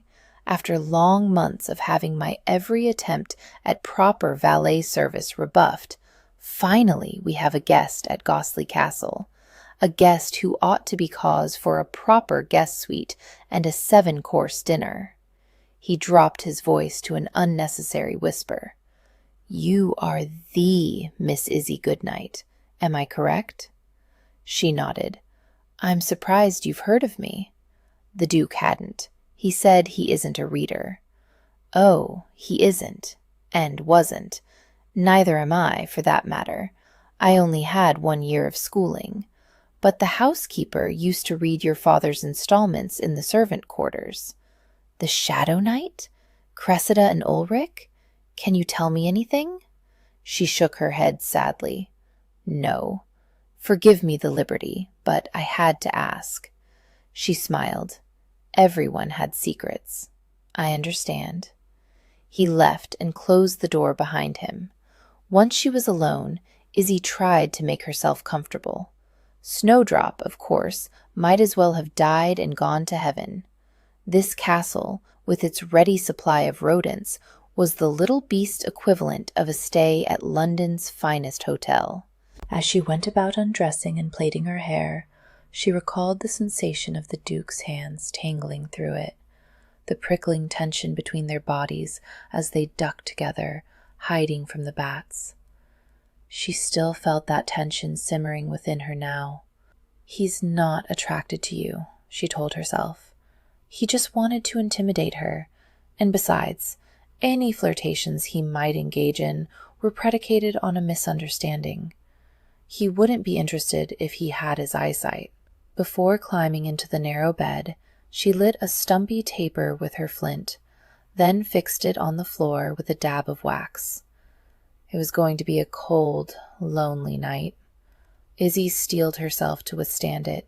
She had been given the deed to this castle. Now she had to stake her claim to it, earn her place as its mistress. And she would. Accepting her clothes and a set of seed pearl earrings left to her by Aunt Lilith, Gosley Castle was the first thing worth more than £1 or £2 that Izzy had ever owned outright. She wasn't going to give that up. Tonight, no bat, rat, ghost, or wounded duke would frighten her. But she couldn't escape the dark. It was childish to be afraid of the dark. As a grown woman, Izzy understood this. She knew it with her mind, and she felt it with her soul. But her gut. Oh, her gut could never quite be convinced. Much less her heart, which woke her with the sort of pounding that could drive nails. She sat bolt upright in her bed, disoriented and sweating, despite the cold. Her candle must have burned itself out. All was black. A thick, oppressive sea of black, without so much as a sliver of moonlight to sail by. Her eyes strained, peering in every direction, unable to settle on any spark or shadow, but unable to give up the search. She fumbled about for her flint and came up empty. Where had she left the dratted thing? How she hated this, her fear, and how stupid it made her. Yesterday, she'd made a journey to Northumberland by herself, taken possession of a medieval fortress, and held her ground against a scarred, angry duke. She ought to feel like a strong woman, by any measure. But in the dark of the night, she was always 9 years old and terrified. Distant memories came clawing back. She swallowed, and her throat felt raw, as if she'd spent hours screaming. She began to tremble. Drat! Izzy tucked her knees more tightly to her chest and wrapped her arms around them, curling into a tight ball. What o'clock was it? She hoped that she'd managed to sleep the majority of the night before waking, but in her bones, she felt it was probably only midnight or some short time past, an eternity before dawn. Every heartbeat drawn into a lifetime. She would huddle here for hours and hours, staring into the black and feeling pure agony. Just this night, she told herself. You only have to last this one night, and it will never be this bad again. Then she heard it. No ghostly moaning or groaning, just a light, rhythmic scraping. Back, then forth. Back, then forth, raising every hair on her arms. Oh, Lord. Izzy knew she had a choice. She could hide in her bedchamber and cower for the rest of the night, sleepless and miserable. Or she could go investigate. If she truly meant to stay in this castle, she needed to be its mistress. She left her room on trembling legs, feeling her way down the spiraling stairs and into the main corridor. The scraping sound continued. She moved toward it. Probably just a branch or shutter moving in the wind, she told herself. Definitely not a ghost, nor snakes, nor the hanged body of a border rebel, left dangling from a rafter until it wasted and decayed to mere bones, swaying back and forth just enough that the toe bones scraped the floors, leaving grooves in the stone after centuries. She stopped and shook herself. She could hear her father now. God's blood, Izzy, you have the most gruesome imagination. Yes, she did. It was a blessing on occasion, but in the dark, it was always a curse. She moved along the corridor, hastening toward that faint yet promising red glow from the great hall. There was light and heat there. The fire in the hearth had to be burning still. The Duke had placed a small tree on it earlier, plus the remnants of the 2 splintered chairs. All she needed was a bit of light. Once Izzy could see a little, just a little, she would feel so much better about everything. That was always the case. She tiptoed into the great hall and peered hard toward the hearth. She glimpsed an unlit taper in a candlestick perched atop the mantel. Perfect. She padded across the floor, reaching for the candlestick. The thing weighed 30 pounds if it weighed an ounce. Giving up on the brass holder, she wrested the candle loose and lit it in the fire. Glowing candle in hand, she could breathe easier. She stood in place for a solid minute, doing just that, breathing. Miss Goodnight. Izzy jumped in her skin. She nearly dropped the candle. "Making your escape already?" he asked dryly. "Can't even last one night?" She turned, gathering the open neck of her night trail with one hand. There the Duke stood, not 5 paces away, still fully dressed. Apparently had been awake. And walking. That must have been the sound she heard, his footsteps brushing over stone. "No, I'm not escaping at all." She tried to sound breezy. "I just couldn't sleep." "Too scared, I gather." He slid a flask into his coat pocket. "Too excited," she lied. "I've inherited a whole castle, and I've barely seen any of it yet. I'm keen to explore." "In the dead of night?" "Return to your chamber. You can't traipse about the place in the dark.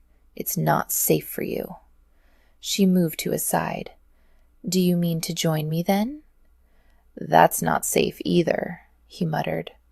Nevertheless, he put a hand on the small of her back, following close as she left the great hall and began to climb the stairs. At the top of the staircase, she turned down the corridor, retreating toward her chamber. She thought. "See," he said, "you've already turned the wrong way." Izzy stayed quiet, determined not to admit fault. "I'm not lost. I'm exploring." He made a disbelieving noise. "I'll be fine. I'm not afraid of rats. The bats are gone for now. And I don't believe ghosts are real." "Do you believe I'm real?" he asked. If she were honest, Izzy had her doubts. He seemed so larger than life. Even she, with her wild imagination, had never dreamed up anyone quite like the Duke of Rothbury.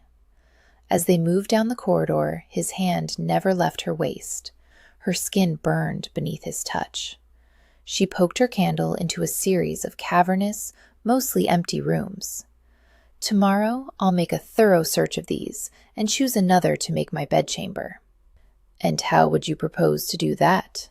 You'll need fabrics, furnishings, servants. I'm not advancing you any wages. You haven't any funds." A sad truth. Izzy had considered that, of course. "While I'm making my survey tomorrow, I'll catalog any items of value. Surely there's something in this place worth selling." His denial was swift. "If there were anything worth selling, it would have been looted ages ago. There's nothing of value here. Nothing worth saving." Nothing of value? Nothing worth saving? He didn't include himself in that assessment, did he? Concerned, she turned to look at him. The flickering glow of the candle danced over the handsome planes on the left side of his face. But the scar on his right side defied illumination, shunned the taper's golden warmth. At night, his wound appeared even whiter, more dramatic. It looked unhealed. "What makes you so sure?" she asked. "I know every inch of this castle," he said, "from the lowest cellar to the highest tower." A small, darkened arch beckoned to her left. Her eye was drawn to it, and to the coy whisper of a staircase beyond. A naughty little pigtail of intrigue, spiraling out of view. "There's an arch to the side," she said. "If you know the castle backward and forward, what's up there?"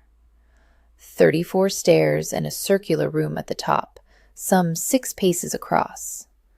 "My," Izzy said, impressed. "That was a very specific answer." "Count for yourself if you doubt me."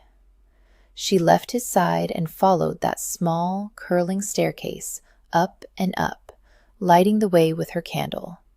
The way was narrow, and even as slight-figured as Izzy was, she had to climb at an oblique angle. Broad-shouldered Rothbury fell behind. 31, 32, 33. He was right. Exactly 34 steps later, she emerged into a small, round room. There were no bats, no rats, no ghosts, just a single slit of a window. She crossed the uneven stone floor in cautious steps and poked her head through the rectangular opening. Oh, her heart! She had to press a hand to her chest to keep it from jumping out of her body and crashing to the ground below. How glorious! The turret was high above the castle, offering a view unimpeded by trees or hills. A patch of sky had cleared just overhead. She was floating among the stars. Glowing taper in hand, she could almost imagine she was a star, isolated, insignificant amid the multitudes, yet every bit as afire with heat and heart. Strange how contemplating the vastness made her feel a little less alone. From far enough away, on some other world perhaps, she would appear to be part of a constellation. This is it. She spoke the words aloud, so there could be no taking them back. This is mine. I don't care about the bats, the rats, the ghosts. This turret is going to be my bedchamber, and this castle will be my home.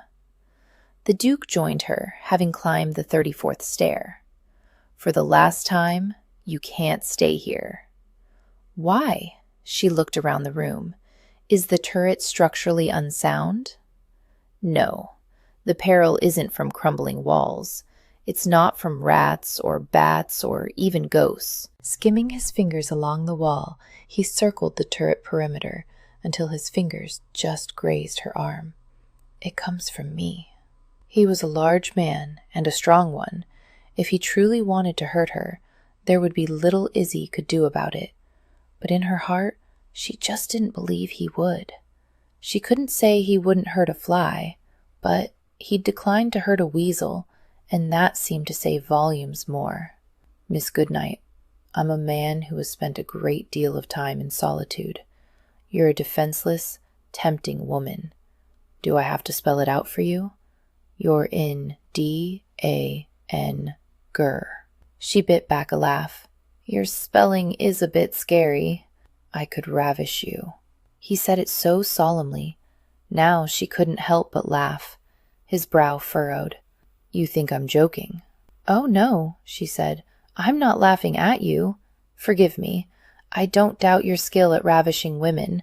I'm sure you're quite accomplished at ravishing. Expert, even. I laughed because no one's ever threatened to ravish me." "I won't believe that. With this hair?" His touch drifted to her neck. "And this softness? You have the voice of a temptress." What Izzy had was the beginnings of a cold, and she could have told him so. She could have explained that there was a very logical reason she'd never been in danger of ravishment, and it was because she was plain. But was she truly plain, here and now, with a blind man in the dark? If he was tempted, didn't that make her a temptress? She'd always envied beautiful women, not solely for the beauty itself, But because when attributes were parceled out by whatever deity assigned them, beauty seemed to come tethered to confidence. She craved that more than anything. He swept a touch up her spine, and his hand brushed aside her plaited hair to settle on her bare neck. A rush of power went through her, magnificent and intoxicating. Who lets a woman like this go untested? He caressed her nape. I won't believe no man's tried. Oh, you know how it is, she said lightly. It must be the stunning degree of my beauty. It puts them off. Surely he would catch her joking tone, and if he did take her to be serious, whom could it possibly hurt? I suppose all the gentlemen are intimidated. His thumb rubbed over her lips. I'm not intimidated. Suddenly, she didn't feel quite so bold. Goodness, think of the hour, she said. If I'm going to set about improving this place tomorrow, I suppose tonight I ought to return to my... A drop of molten wax rolled downward, singeing her hand. Izzy dropped the candle. The flame was extinguished before it even hit the floor. The turret was instantly plunged into darkness. Her heartbeat began to race. Oh, drat! And just when she'd been holding her own with him.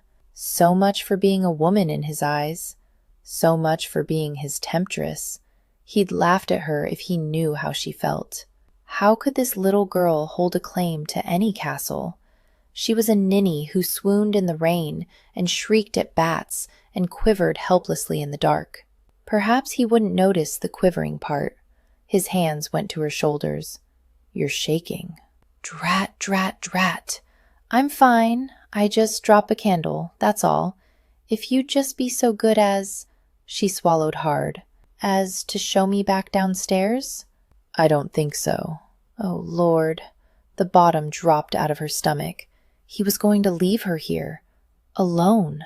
In this tiny room, up 34 steps, in the miserable, moving blackness.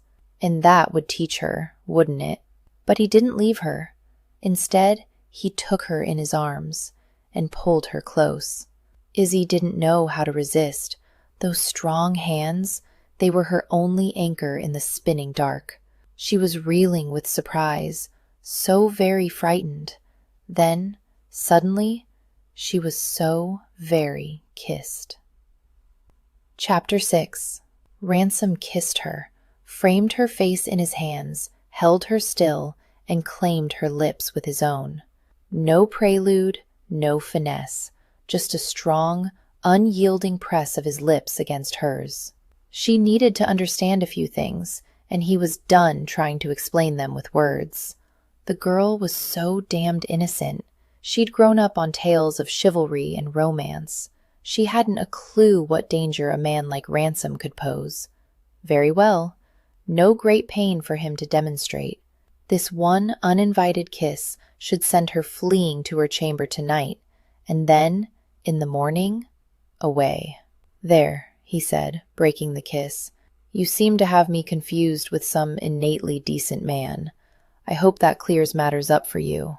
He released her, giving her the space to run away. Instead, she fisted her hands in his shirt and clung tight. Do it again. He couldn't speak for a moment. Nothing made sense. Do it again, she whispered. Quickly. And this time, do it right. What on earth are you on about? That was my first kiss.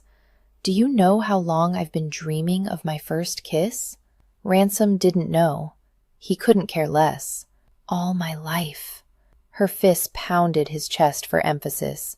And so help me, your grace, I won't let you ruin it. You don't seem to understand. Destroying your romantic fancies was rather the point of that little exercise. No, you don't understand. She drew closer, still clutching tight. I've always tried to make the best of what life gave me. When I was a girl, I longed for a kitten. Instead, I got a weasel. Not the pet I wanted, but I've done my best to love Snowdrop just the same. He took a step back. She moved with him. Since my father died, I've been desperate for a place to call home. The humblest cottage would do. Instead, I've inherited a haunted, infested castle in nowhere Northumberland. Not the house I wanted, but I'm determined to make it a home. She tilted her face to his. He could feel her breath against his neck, soft wisps of heat. "And ever since I was a girl," she whispered, "I've dreamed of my first kiss. I just knew in my heart that it would be romantic and tender and knee-meltingly sweet." "Well, now you know you were wrong. By this age, you should be accustomed to disappointment." "That's where you're mistaken." Her grip tightened on his shirt front. "I've started fighting against it. You're not going to ruin my first kiss. I won't let you. You're going to kiss me again, right now, and make it better."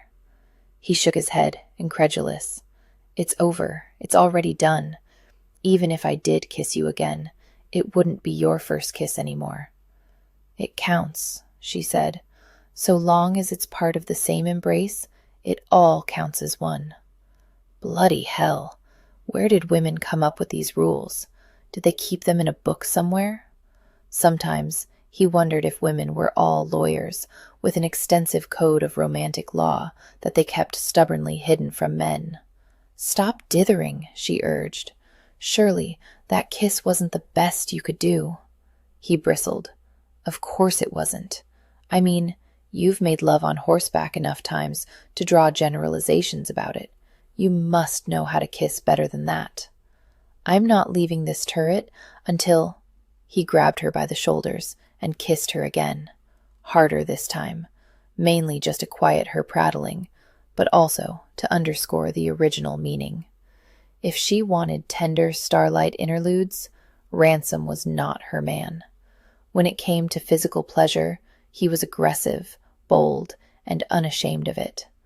If he had to make the point twice, so be it. But as he kissed her, something went horribly, horribly wrong. This time, she kissed him back.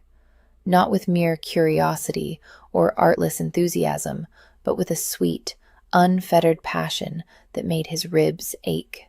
His eyes flew open in shock, not that it made a damn bit of difference.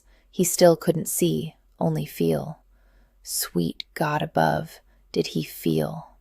This was not supposed to happen.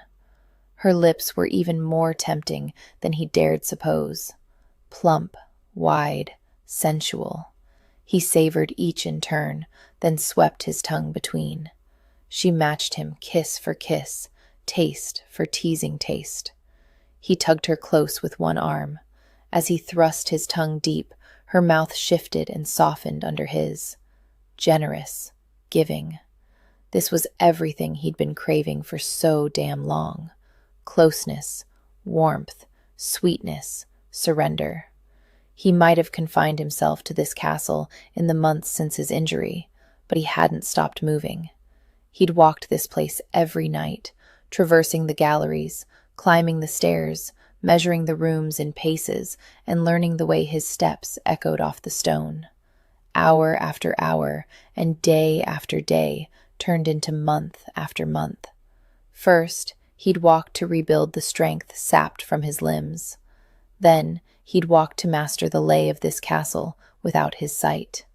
He might be a wreck, he told himself, but he'd be damned if he'd be an invalid. But there was something else that kept him walking, prowling the corridors and towers of Ghostly Castle. Even if he wished to rest, he couldn't, not without indecent amounts of whiskey anyhow. He just never felt easy. He never knew true peace. He was beginning to think he never would. And now, this woman grabbed that tormented, wandering part of him and kissed it. Like a long-lost lover welcoming him home.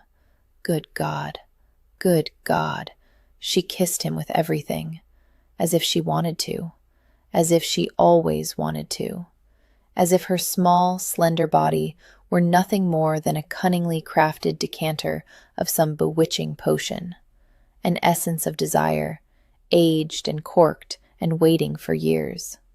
As if in one single kiss she'd sensed her chance to foist it all on him because she was weary of the burden. "Take this sweetness," her kiss said. "Take this passion.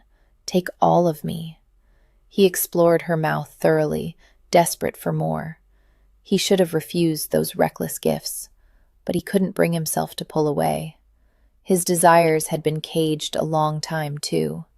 He couldn't evade the longing she kindled, couldn't deny the hard, hot response of his body, not with his cock throbbing vainly against his buckskin falls.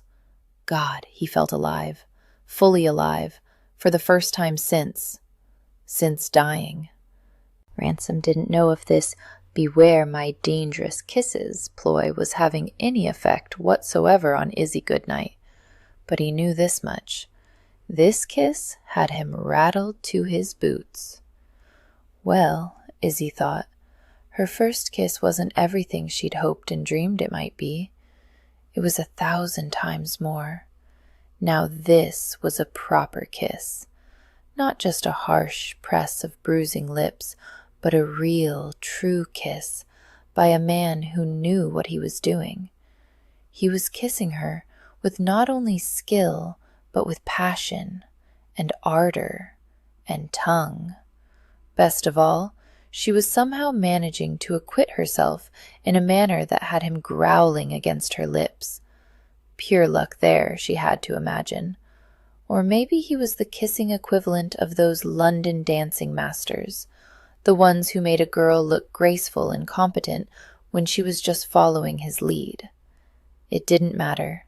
She was being kissed, and she was kissing in return, and thus far, it wasn't a humiliating disaster. This was glorious. For the second time in a single day, he made her knees go weak. She threw her arms around his neck for balance, and then she kept them there for the sheer pleasure of lacing her fingers at the nape of his neck and sifting through the heavy locks of his hair. He smelled so good, so simply and so masculinely good. It made no sense to her how the most humble, unlikely scents could add up to an exotic cologne. If one gathered a flask of whiskey, a strop of old leather, and a cake of plain soap, then tied it all together with a few wisps of dog hair, no one would expect the resulting bouquet to smell more enticing than an armful of roses. But somehow it did. And then there was his heat. He seemed made of it. The man was a coal-fired furnace. He radiated warmth through his grasping hands, his hard chest, his lips. Oh, his lips. The whiskers dotting his chin and jaw were abrasive, but his lips were not soft exactly. Soft meant pillows or petals, but his lips were the perfect blend of resilience and gentleness, give and take. When at last he reached her mouth again, his taste was easy to name: whiskey and tea. And when he thrust his tongue deep, whiskey and need. So much need. That was the most stirring, intoxicating part. Everything about his embrace told her that he needed, and what was truly astonishing, that he sought something he needed in her. He twisted his hand in the back of her night trail and kissed her more deeply, relentless, as if chasing that something, searching for it. And part of her wanted nothing more than to surrender, to offer whatever he needed of her, and gladly. Be careful, Izzy. Enough. With that gruff pronouncement, he released her. So quickly, she almost stumbled. The sounds of labored breathing filled the turret. At length, he cursed. That was a disaster. Izzy put her hand to her temple. She was alone in the dark again, and her head was spinning. This was the moment for a witty, sophisticated retort. What came out of her mouth instead was, "You kissed me first. You kissed me back. And then you kissed me more." She sighed. So much for sophisticated banter. "I won't make too much of it if that's your concern. I know you only kissed me to intimidate me, but you should know this. It didn't work." "I think it did work." He pulled her close again. "I felt your heart pounding.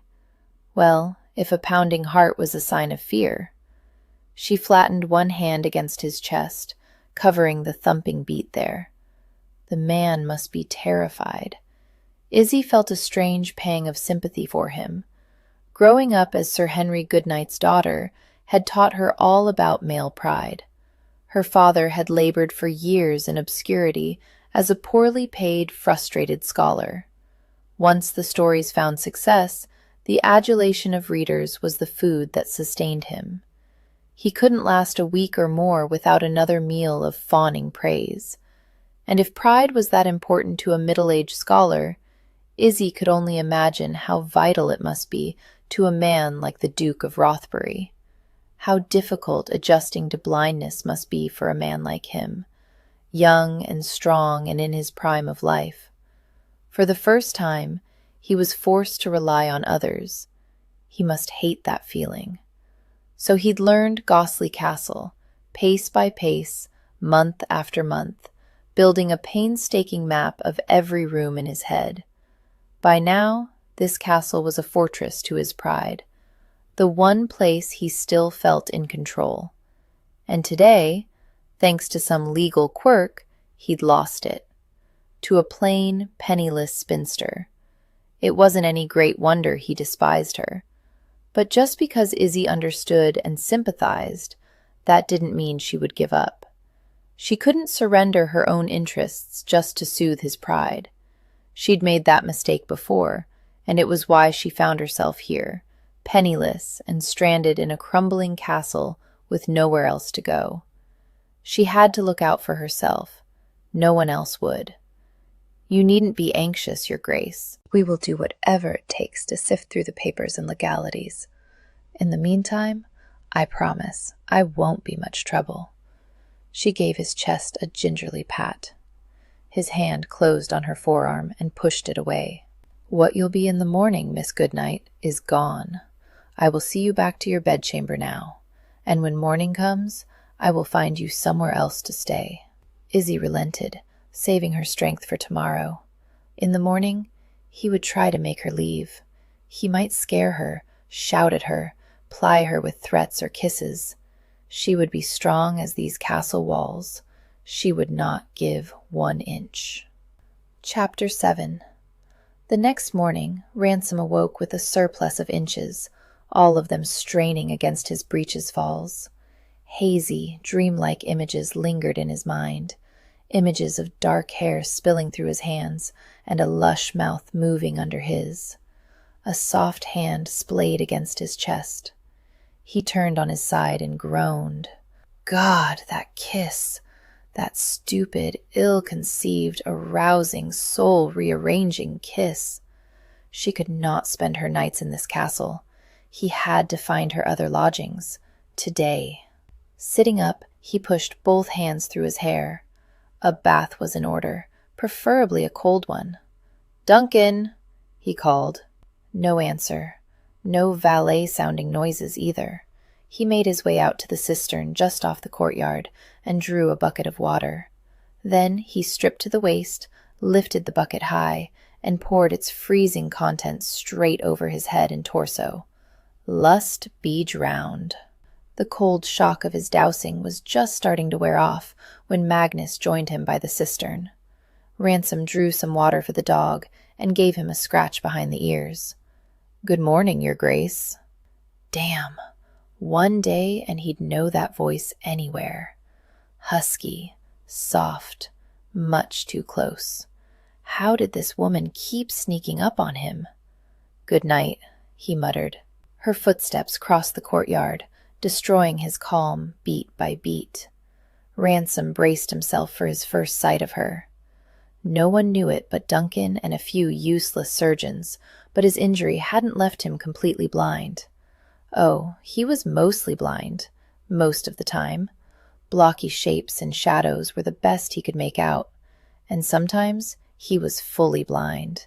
Everything was a dark, murky gray. But then there were a precious few hours of the day when he was only partly blind. In those hours, he had the vision of a nonagenarian with no spectacles. He could make out vague contours and a few muted colors. A tree might appear as a fuzzy, irregular patch against the sky, its foliage a gray-green shade, like mold on cheese. If he stared at the page of a book, he could force a dark square of text to separate into lines. But he couldn't make out any words or letters. He could get a vague idea of a face, the most prominent features standing out, like the simple face of a child's rag doll. 2 button eyes, a slash of mouth, no subtleties of expression. That was how much he could see at his best. And for once, that seemed like a blessing. He might have been addled by the feel, scent, and taste of Miss Goodnight last night, but at least he wouldn't be overwhelmed by the sight of her. At best, she'd appear to him as an anemic, pale column with dark hair, bland and uninspiring. He was counting on it. But as she entered his view, she had the wretched luck to pause just in front of the castle's eastern archway, which was flooded by morning sun. His first glimpse of Izzy Goodnight was to see her bathed in gold. The sunlight showed him, in blazing relief, a slender, gracefully curved silhouette and a corona of wild, loose hair that seemed to be afire. Holy God! If he'd been standing, he might have dropped to his knees. He was sure he heard a choir singing. This was the kind of beauty that one could rightly call striking, as in, he felt struck by a brick. "Move," he silently begged her. "Take 2 steps to the right, or the left. No, no, just leave entirely. I didn't think you were awake," he said. "Oh, I'm awake." He saw a smile, a wide, reddish curve, bloom across her face. He ran his gaze down her body, taking in the hazy but quite evident curves of her bosom and hips. He'd held all that against him last night, and now he couldn't fathom why on earth he'd let it go. "Believe me," she said, "I've been awake since the bat-wing crack of dawn. I've been exploring my castle." Right, that was why. With a whistle to Magnus, he headed back inside. She followed him, of course, all the way into the great hall. "Do you know," she said, yawning a sultry yawn, "this place really is lovely in the morning. The way the sunlight comes through the windows, taking all that dust in the air and whirling it into gold. We had a rocky start yesterday, but today, Gosley Castle is starting to feel like home." No, no, no. This was not home. Not for her, and most definitely not for them. "Did you want to put on a shirt, Your Grace?" she suggested. In reply, he crossed his arms over his bare chest. He wasn't doing anything to make her more comfortable. "I'll make tea," she said, moving toward the hearth. "Oh, look, fresh bread." When next she spoke, she did so with her mouth full of it. "Did Duncan fetch this, or does someone bring it up? I know there was milk yesterday." She poked around, making busy, clanging noises. "I don't suppose there are eggs? If I do say it myself, I make a very good pancake." "Oh no, this just grew worse and worse. I make a very good pancake." Appalling. What was even more appalling was that Ransom found himself suddenly hungry for a very good pancake. Starving. Ravenous. Damn it, he was faint with yearning for a very good pancake. Any self-respecting rake had 2 kinds of women in his life. Those he took to bed at night, and those who made him a pancake in the morning. If he suddenly wanted both from the same woman, it was a warning flag, one big and red enough for even a blind man to see. "Get out now. The threat is coming from inside the castle. Keep your breakfast simple," he said, "and quick. Duncan will take you to the village this morning. Well, see about finding you lodging in the inn, or—" "Oh, I'd love to go into the village," she said, "but only for provisions. What sort of fish do you have hereabouts? I'd wager there are some lovely trout in the river." Ransom gritted his teeth. There were, indeed, lovely trout in the river. Miss Goodnight was never going to taste them. He rose to his feet. "You need to understand. You cannot stay here, not after what happened between us last night." "Last night?" she repeated. "Yes. Do you mean the part where you tried to frighten me off from a property that's legally mine?" No, I mean the part where we kissed like illicit lovers. Oh, she drew out the word. That. But we both know that was nothing. Nothing? Offended, he pushed a hand through his hair. That was not nothing. It was one kiss. One kiss doesn't change anything. Of course, one kiss changes things. If it's done right, a kiss changes everything. A kiss is the first step on a long, winding, quite perilous path of sensuality. This morning, Miss Goodnight, is where you turn back. She was quiet for a moment. I promise, Your Grace, I won't fling myself at you again. I wanted a kiss, and you gave me one. You are safe from my curiosity. God, so that's what this was. The girl was letting him down gently. In his eagerness to get a first glance at her, he'd forgotten that she'd be doing the same, taking her first well-lit look at him, and all his scars. Or her second proper look, if he included the time she'd swooned. You're not a handsome, swaggering buck anymore, you fool, she went on. When we're not at work with your correspondence, the castle will keep me fully occupied. There's a great deal to be done here. Rooms to survey, vermin to purge, a proper bedchamber to furnish. She dropped into a chair nearby. Bread? She touched his hand with a hunk of bread. He took it, resentfully, and tore off a bite with his teeth. He was beginning to think he'd have to go back to his first strategy, tossing her over his shoulder and toting her away. The problem was, considering how much he enjoyed tossing her over his shoulder, he wasn't sure they'd get very far. But before I can think of anything else, her head turned, and that mass of unbound curls became a fiery whirlwind. I must find my hairpins. Do you know where you placed them yesterday? She reached and prodded the cushions to his side. Maybe they're in the sofa. He tried and failed to ignore the scent of rosemary. Aha! She jumped with discovery, and her arm brushed his. Here's one of them. And another. Damn her hairpins. He pushed to his feet. You're not staying here. Your Grace, you've made a valiant effort at scaring me off, but you've thrown your worst at me, and it didn't work. Don't you think it's time to give up? No. He jabbed a finger in his chest. I don't give up. On anything. You don't give up? She laughed a little. Forgive me, but from what I can gather, you were injured many months ago, and you haven't left this castle since. People in London think you're dead. Your post has gone unanswered, your servants aren't allowed to serve you, and you haven't done a thing to improve your living conditions in a moldering, decrepit castle. I don't know what definition of giving up you're using, Your Grace, but this looks rather like mine. Ransom fumed at her. How dare she? She had no idea what he'd been through. She had no notion of how hard he'd had to work in those first few months to regain the simplest of capabilities, the ability to walk without stumbling, to count higher than 30. Damn, it had taken him ages just to relearn how to whistle for his dog. And he hadn't needed any cosseting, nor any managing female to cheer and goad him on. He'd done it on his own, step by excruciating step, because the alternative was to sit down and die. He ground out his words. I don't give up. Then prove it. Easy, Izzy told her galloping heart. Go easy now. The next few minutes called for extreme caution. In truth, she needed to watch her every step, move, word, and breath with this man. But this was different. Rothbury stood over her. He was shirtless, wet, wild-haired, handsome as sin and angry as Lucifer, a duke accustomed to having his way. Now Shed not only defied him, Shed directly challenged him. His words were low and even, but they smoldered like a fuse burning toward gunpowder. I don't need to prove anything to you. He propped his hands on his hips.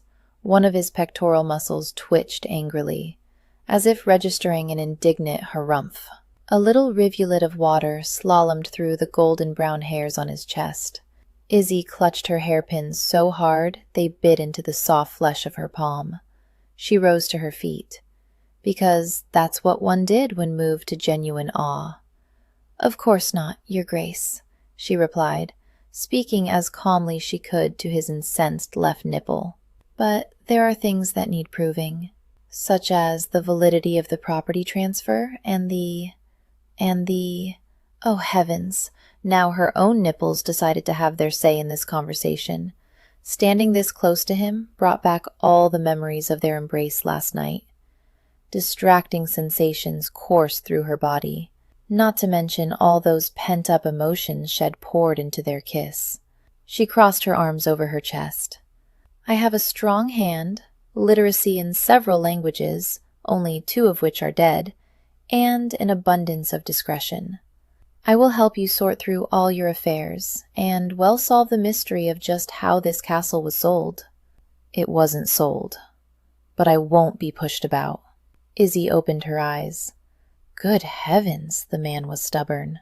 It must have been the nerves raised by proximity, but she had the uncanny sense that he was looking at her, or through her, and she suddenly felt very embarrassed for staring at his chest. She tried gentling her voice. I know you're apprehensive. I'm not apprehensive.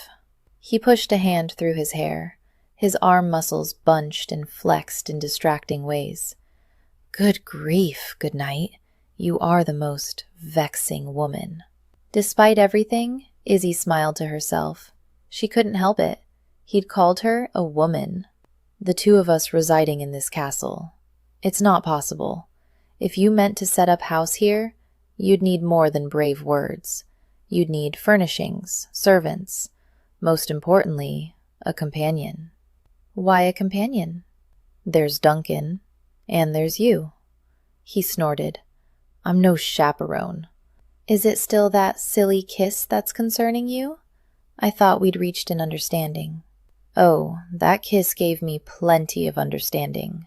He moved close and lowered his voice to a growl. The air heated between them, and she could have sworn the beads of water on his chest sizzled and became steam.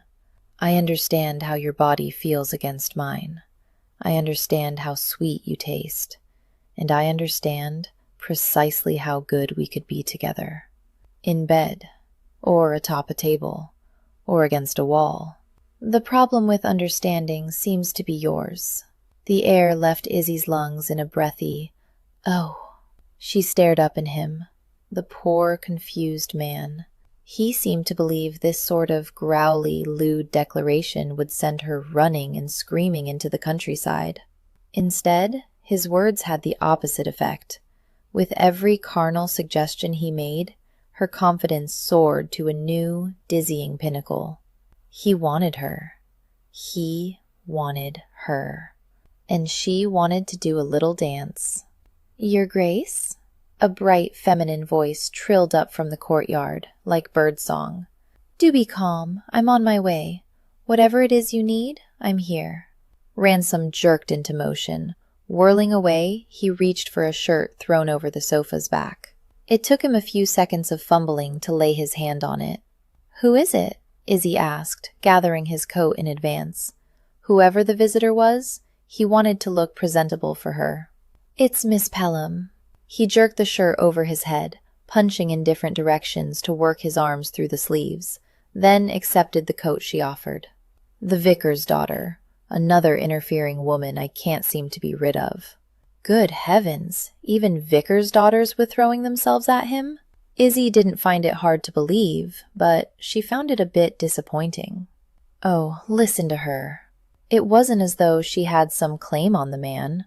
One kiss in the dark, and she'd become a jealous harpy? She pushed the envy aside. Then a young woman entered the great hall, and the envy pushed right back. Izzy had been to court, many parties, and even a London ball or 2.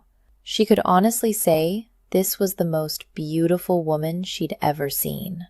Golden hair, with little ringlets placed artfully about her face, ribbons streaming from her blue muslin frock, pleasing figure, practiced smile, immaculate lace gloves. Your Grace? The young woman breathed the words as a sigh of relief, pressing a hand to her chest. You're well, thank the Lord. I expected to find you prostrate and delirious from fever, after the tale I heard from Mr. Duncan. It simply can't be true. Surely you haven't recently received a visitor by the name of—" Then her eyes landed on Izzy, and she halted abruptly. "Oh, it is true. She is here." The basket Miss Pelham carried dropped to the floor, and she clapped both hands to her cheeks. "You're Izzy Goodnight?" Izzy dropped a slight curtsy. "The Izzy Goodnight?" "Yes, that's me." The young woman gave a small cry of excitement. "Forgive me. I just can't believe you're here. Really here. So close to my own home. Oh, please say you'll call at the vicarage." I'm sure I'd like that very much, Miss Pelham." "What an honor, truly. But I can't imagine what brings you to Northumberland." "It's this." Izzy gestured about them.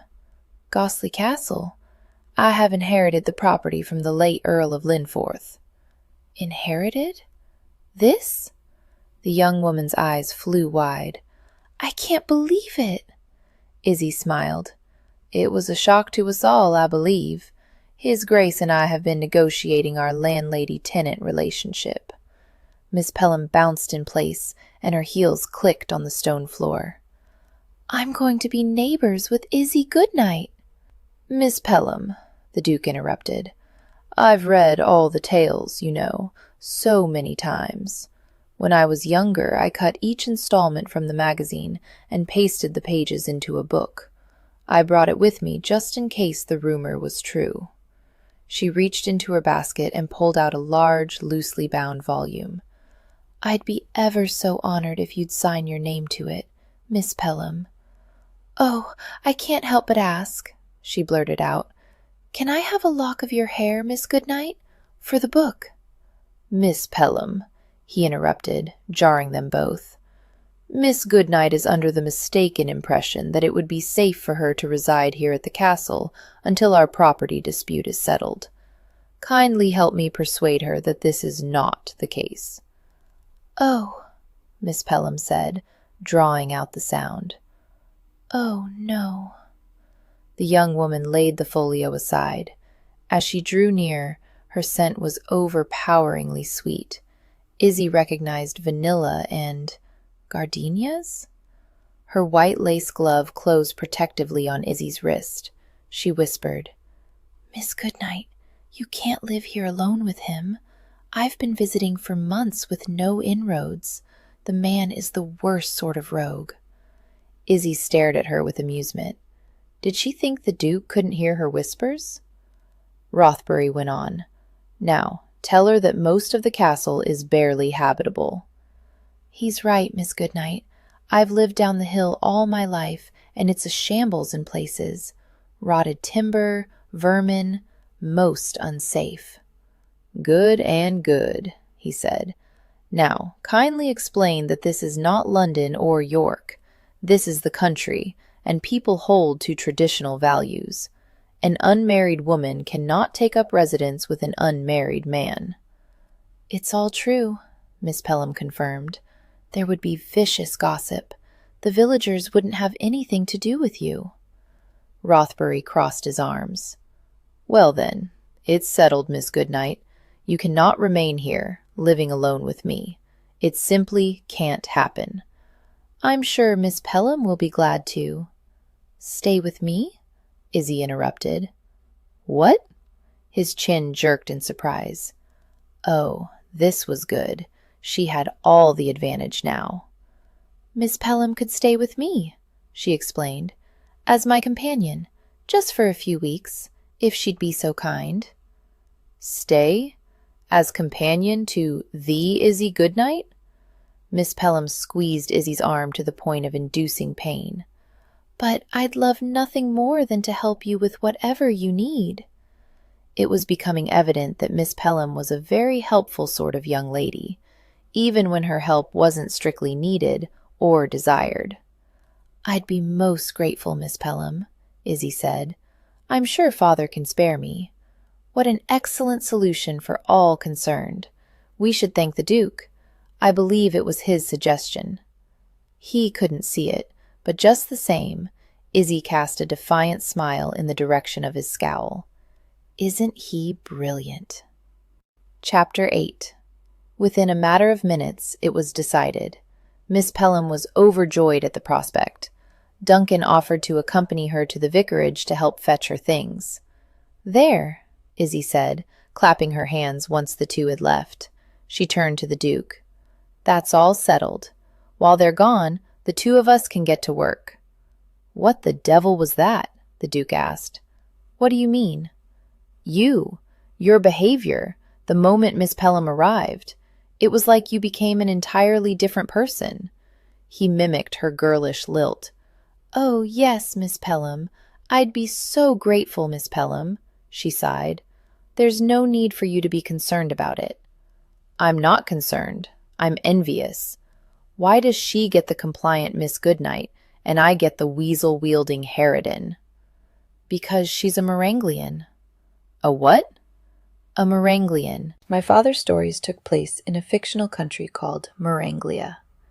His most devoted admirers call themselves Meranglians. They have clubs and gatherings and circular letters, and they expect a certain wide-eyed innocence from Izzy Goodnight. I don't want to disappoint them, that's all." He tapped his fingers on the back of a chair. "So, if I read these stories of your father's, does that mean you'll be meek and docile with me?" No. She was never going to be meek or docile with him, and she was never going to let him read the Goodnight tales. The possibility was out of the question. In fact, the possibility was so far out of the question, the possibility and the question were on separate continents. "Even if you did read my father's stories, I doubt you'd enjoy them. They require the reader to possess a certain amount of gullibility," he suggested, "inexperience, willful stupidity, heart. They require the reader to possess a heart." "Then you're right. They're not for me. And I'm certainly never going to style myself a Mordringler. Meranglian." "Really?" he said, clearly annoyed. "Does it matter?" "It doesn't. Not to you." She moved to the table. "And we don't have time to be reading stories anyhow. Not with all this correspondence to go through." She surveyed the snowdrifts of letters and packets, debating how best to proceed. "It looks as though they're somewhat chronological.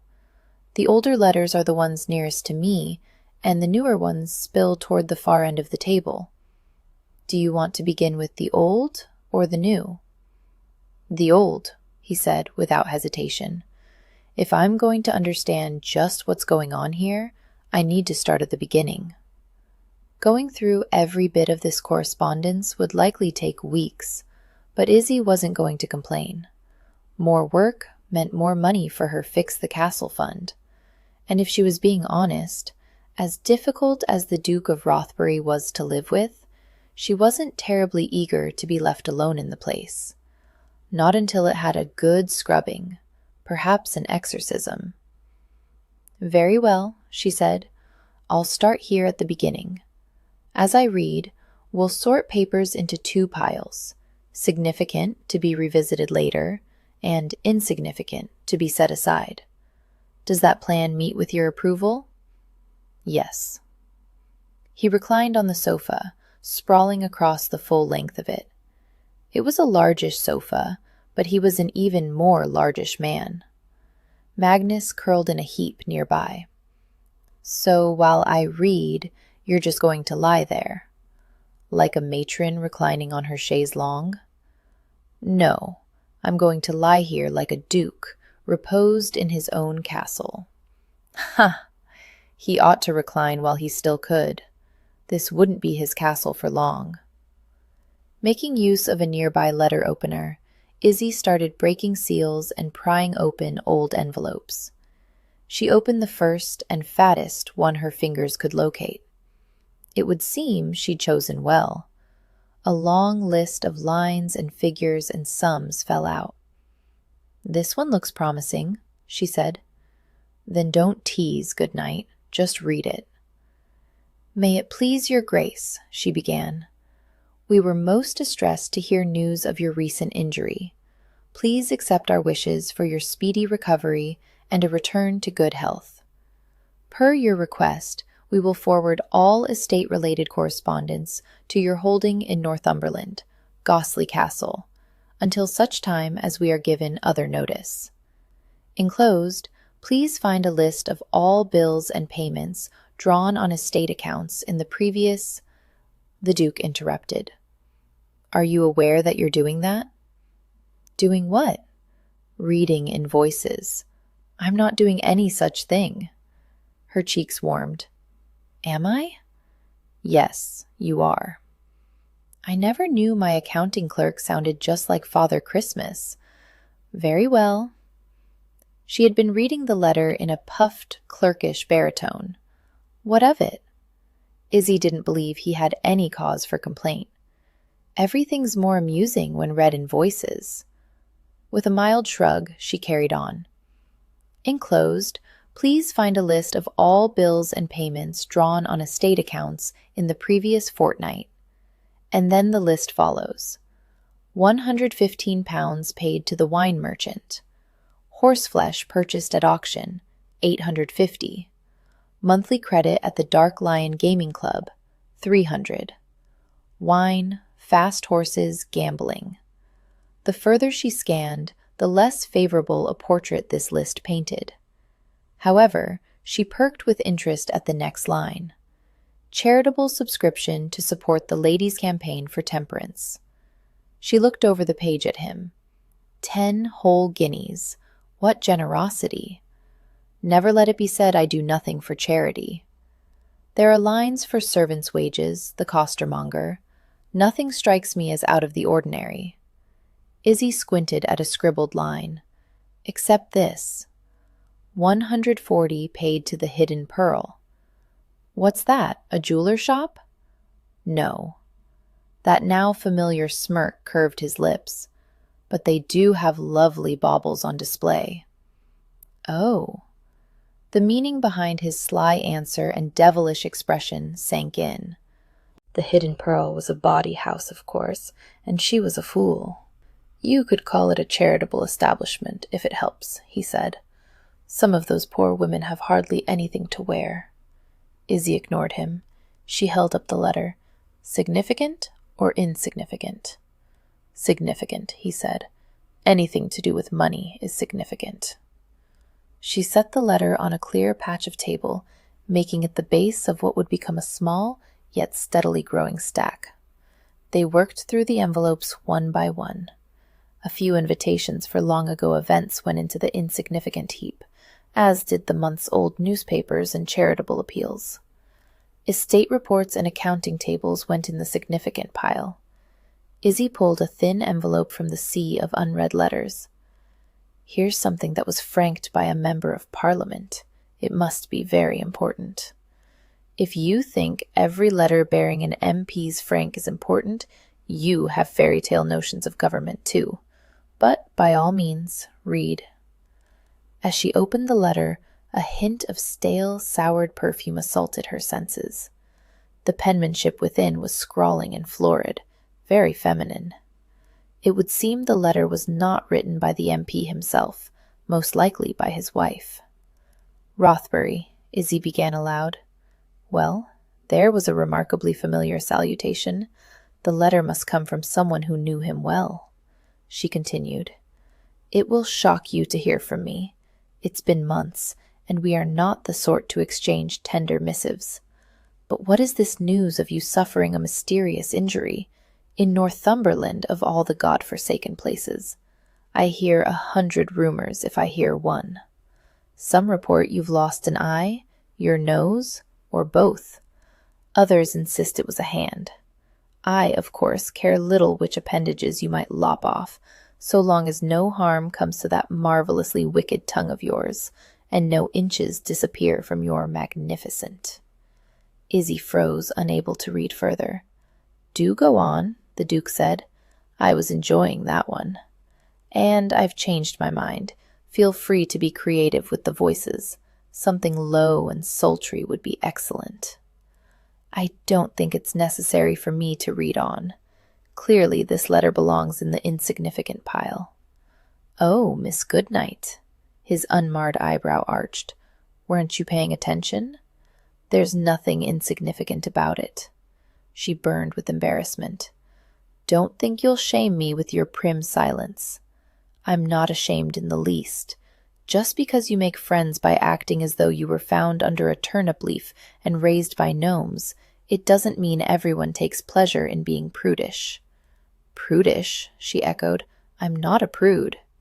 "Of course not.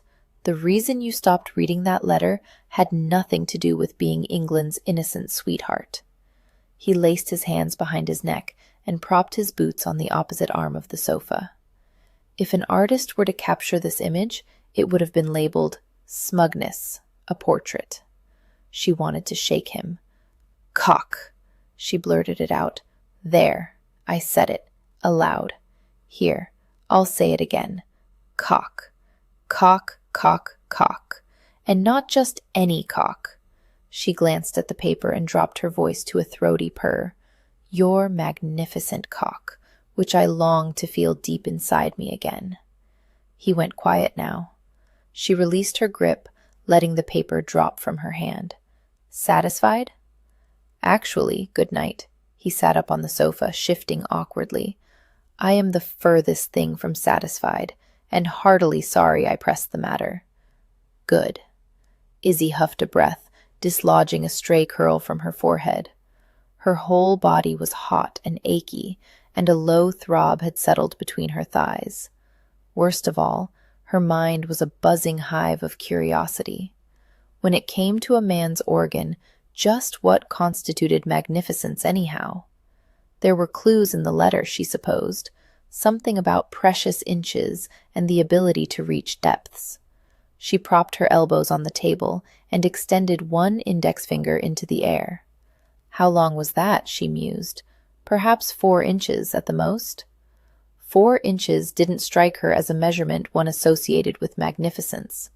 She extended both index fingers toward one another, letting them touch at the tips. Their combined length was more impressive, but also a little bit frightening. Good night. Oh, Lord.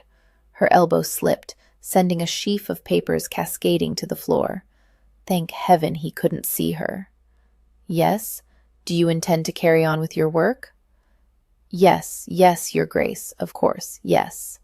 Enough with these missives from his former lovers. Izzy searched through the letters, hoping to choose something dry and boring. A report on the state of his tenant's barley crop. Something with absolutely no evidence of his career as a virile, unapologetic, magnificent libertine. "Here's something that was sent as an express," she said, plucking a battered envelope from the bottom of the heap. "It was addressed to you in London, but your people must have forwarded it here." He sat up, giving her his full attention. "Read it." "Your Grace," she began, but before she could read further, she lowered the letter. "So strange. I must have opened 20 of these now. Not one of them has begun with a warm salutation, not a 'my dear Duke' or 'dearest Rothbury' in the bunch." "It's not surprising," he said flatly. "It's the way things are." She laughed a little. "But not always, surely. Somewhere in these hundreds upon hundreds of letters, there's got to be one that's mildly affectionate." "Feel free to think so. I wouldn't advise holding your breath." "Truly? Not one?" Izzy bit her lip, feeling like a heel for bringing it up. But if no one dared to address him with warmth, it could only be because he forbade it with that stern demeanor. Surely someone, somewhere, found him lovable, or least admirable. Hopefully, for a reason that had nothing to do with his financial or physical endowments. She went back to the letter at hand. Within a few lines, she realized that this was a very different letter than any of the ones she'd read before. "Your Grace, by now you will know I have gone. Do not think I will have regrets. I am sorry, most heartily sorry, for only one thing, and that is that I lacked the courage to tell you directly." The Duke's boots hit the floor with a thud. He rose to his feet. His expression was forbidding, but he didn't tell her not to continue. I realize, Izzy read on, clearing her throat, forgiveness will be beyond you in this moment, but I feel I must offer some explanation for my actions. The plain truth of it is, I could never love. The paper was ripped from her hands. Rothbury crumpled it in one hand and tossed it in the grate. Insignificant. Insignificant? Balderdash! Izzy knew the contents of that letter had been significant. So significant, he couldn't even bear to confront them, so he'd snatched them from her grip and destroyed the truth. But there was another significant fact to be dealt with, and it had nothing to do with correspondence at all. She stared at him. You deceitful rogue. You're not blind. Chapter 9. You're not blind, she repeated. The statement took him by surprise, but not in an unwelcome way. He would discuss his wretched eyesight all day long if she forgot ever opening that damned letter. The foolish chit who'd penned it should have saved her ink. If forgiveness had been beyond him then, it was utterly hopeless now. I am blind, he informed Miss Goodnight. Why would I pretend it if I weren't? But you just crossed those 5 paces and ripped a page directly from my hand, with no hesitation, no fumbling. She paused. And every so often, the way you look at me, I've wondered. Sometimes it seems you're completely blind, and at other times, it doesn't. That's because sometimes I am completely blind, and other times, I'm not. I don't understand. You and the entirety of the medical establishment. There's some damage to the nerve, I'm told. Inside. It's variable. At certain hours of the day, I can make out shapes and shadows, a few muted colors, on my left side particularly. Other times, it's all a dark fog. I'm at my best in the mornings. She slowly pushed back in her chair and stood. What do you see when you look at me? Precisely. He let his eyes flitter over her. I don't see anything, precisely. I can tell you're slender. I can see you're wearing white, or some light color. Your face is pale. Your lips are reddish, and there appears to be a dark brown octopus attacking your head. That's my hair, Ransom shrugged. You asked what I see? I see tentacles. He could sense her irritation with that answer, and he was glad of it. What was she expecting? Compliments? He wasn't about to tell her that her mouth was a splash of wine he wanted to lick, or that her rounded curves made his hands ache to cup and stroke. Even if those things were the truth. Who else knows the full extent of your injuries? She asked. Only a few useless doctors. Duncan and now you. Ransom intended to keep it that way. He'd had enough trouble wrestling his own stupid hope into submission. He couldn't contend with others' expectations, too. If Abigail Pelham knew he could sometimes see, for example, she'd be forever pestering him. She'd write to London specialists for eye training exercises, and she'd ask him 1,000 questions. Is it getting better yet? Do you notice some improvement? Does this make any difference? How about now? And now? And, of course, the answers would be nothing but no, no, no, no, and no. Enough about my eyes. There are only 2 things you need to know. 1, I can navigate this castle better than you can. 2, I can't read those letters on my own. Ransom returned to the sofa and took his seat. So pick up the next and get on with it. Yes, Your Grace. Happily, this time she selected a dry, boring report from one of his land agents, Timmins, at the Surrey estate. A very thorough man, bless him. There were pages upon pages of sheep health advisements and crop rotation plans. He could have cut her off 1 page into the reading. There was nothing he expressly needed to hear about improvements to the old stables, but he couldn't bring himself to stop her. He liked listening to her read. He liked it far too much. Listening to her voice was like floating along a river. Not a babbling stream, bouncing over rocks and such, but a river of wild honey with depth and a low, sweet melody. To keep afloat, he would have let her read just about anything, even those soppy stories from Menstrualia, or whatever it was called. "Here's another from the accountant," she said, after some time had passed. Excellent. Another long, meaningless list of information for her to read. However, she hadn't progressed very far into it before stopping. "That's odd," she said. "What's odd?" "Your expenses with the costermonger have quadrupled when compared to the previous report." "What of it? It's the costermonger."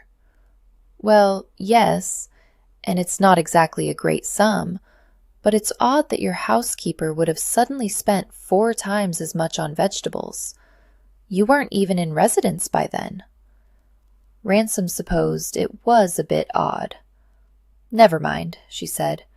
"I only noticed because I always paid those sorts of household accounts. The butcher, the costermonger, the laundress. It wouldn't be important to you." No, it wouldn't. Such an expense would have been completely beneath Ransom's notice. Which suggested one thing. If someone was trying to steal from him, padding the costermonger bill was the perfect way to do it. Let's compare the 2 reports again. He walked over to the table and joined her. In detail, slowly. "Give me a moment to find it." Miss Goodnight wasn't the secretary he would have chosen, but she might have just the critical eye he needed. Considering the amounts of money his solicitors had access to, use, and potentially misuse, she could turn out to be a bargain. But they didn't have a chance to begin their scrutiny of the accounts. "Miss Goodnight," Ransom groaned. Miss Pelham was back. "Miss Goodnight, doubt not. We have returned. I have all my things from the vicarage, and our cook and housemaid will be coming along shortly to help us get started." "Wonderful," Miss Goodnight called back, rising from her chair. "I'll be right there." To Ransom, she said, "We'll have to continue this tomorrow, Your Grace." "Hold a moment," Ransom objected. "I'm not waiting until tomorrow." "I'm afraid there's no choice." Oh, that's where she was wrong. He was a duke. He always had the choice. Through gritted teeth, he told her, "You have a post as my secretary. I'm not paying you £200 a day to rearrange furniture and hang drapes. Now, sit back down and find that list of payments." Did I hear a please? She waited a beat. No, I didn't think so. Damn it, Goodnight. Dock my wages for the afternoon, if you like. She began walking away. The accounting will have to wait for tomorrow. If you don't allow me and Miss Pelham to prepare a warm, comfortable, rat and bat-free bedchamber before nightfall, I promise you there won't be a tomorrow at all. Miss Pelham called down from the gallery. Do come along, Miss Goodnight. Let's set about making this castle into a home. A home. Those words sent dread spiraling through him. There was no use fighting it any longer. Miss Goodnight was settling in, making a home. Just bloody wonderful. Ransom began to wonder if he'd made such an excellent bargain after all. As young ladies went, Miss Abigail Pelham was everything that made Izzy despair. From the moment the vicar's daughter had walked, nay, floated into the great hall, Izzy had known they were creatures of different breeds. Miss Pelham was the sort of young woman who had plans, made lists, kept a beauty regimen. The sort who knew, somehow, which straw bonnets in the milliner's shop would suit her, and never ended up looking a beribboned scarecrow. The sort who always smelled of vanilla and gardenias, not because she liked baking or working in the garden, but because she decided it was her signature scent, and she kept sachets tucked between her stored undergarments. She was competent in the art that motherless, awkward Izzy had never mastered, the art of being feminine. If she had met Miss Pelham at a party, they would have had less to say to each other than a bright-winged parrot sharing a perch with a common wren. Luckily, this was not a party. This was a house cleaning, and it became immediately clear that in this endeavor, Izzy couldn't have asked for a more enthusiastic partner. Miss Pelham surveyed the ducal chamber, sniffing at the moth-eaten hangings. "It was horrid of the Duke to put you in this chamber. This room isn't without its potential, but it's hardly the place to start either." "I agree," Izzy said. "Well, make a tour of the whole castle this morning." Miss Pelham left the room in a brisk swoop. "This afternoon, we'll choose one room to begin with," she went on. "One that's small and easy to clean. We'll sweep it out, fit it with a proper bed by tonight. Check the chimney, of course. Some of them are clogged with birds' nests, and only the good Lord knows what else." She stopped in her paces, shivered, and squealed. "I can't tell you how excited I am to be doing this. At last! It's been torture, living down the hill from this wonderful castle all my life, and watching it slip further and further into ruin. And finally, we will have some jobs and custom for the local parishioners." Izzy followed the relentless ribbon of chatter, amused. If Miss Pelham was at all winded by their pace, she didn't show it. For her part, Izzy kept her mouth shut and her eyes open. As they moved through the corridors, the daylight revealed most of the chambers to be in a discouraging state. Many of the windows were broken out. Everything that could be chewed by moths or mice had been. Dust and cobwebs coated the rest, like a blanket of grayish snow. "We'll have to set reasonable goals," Miss Pelham continued. "This castle wasn't built in a day, and it won't be made livable in one day either. Judging by the architecture, building it took a few hundred years," Izzy said. "I hope making it livable doesn't take that long." Miss Pelham turned at the bottom of the stairs and smiled. "You must know so much about castles. From dear Sir Henry, of course. Here we go." "Yes." Izzy pasted a sweet smile on her face. "I always loved hearing my father give his lectures. How lucky you were to have him." Miss Pelham looked her over. "And how clever you are today. I'll have to change into my work smock, but here you've had the foresight to wear yours already." Izzy touched the skirts of her frock, her best morning dress, and tried to smile. As they turned a corner, she recognized a familiar set of stairs. "Let's go up here." Miss Pelham followed reluctantly. "There can't be much up here. The stairs are too narrow. We'll have to resist the urge to explore every nook just yet, or we'll never complete our survey of the castle. We'll walk through the main towers today, and by afternoon we should be able to narrow down the options for your bedroom." 32, 33.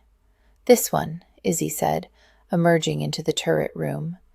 "This is the room I've chosen." The turret room was even more enchanting by day than it had been by night.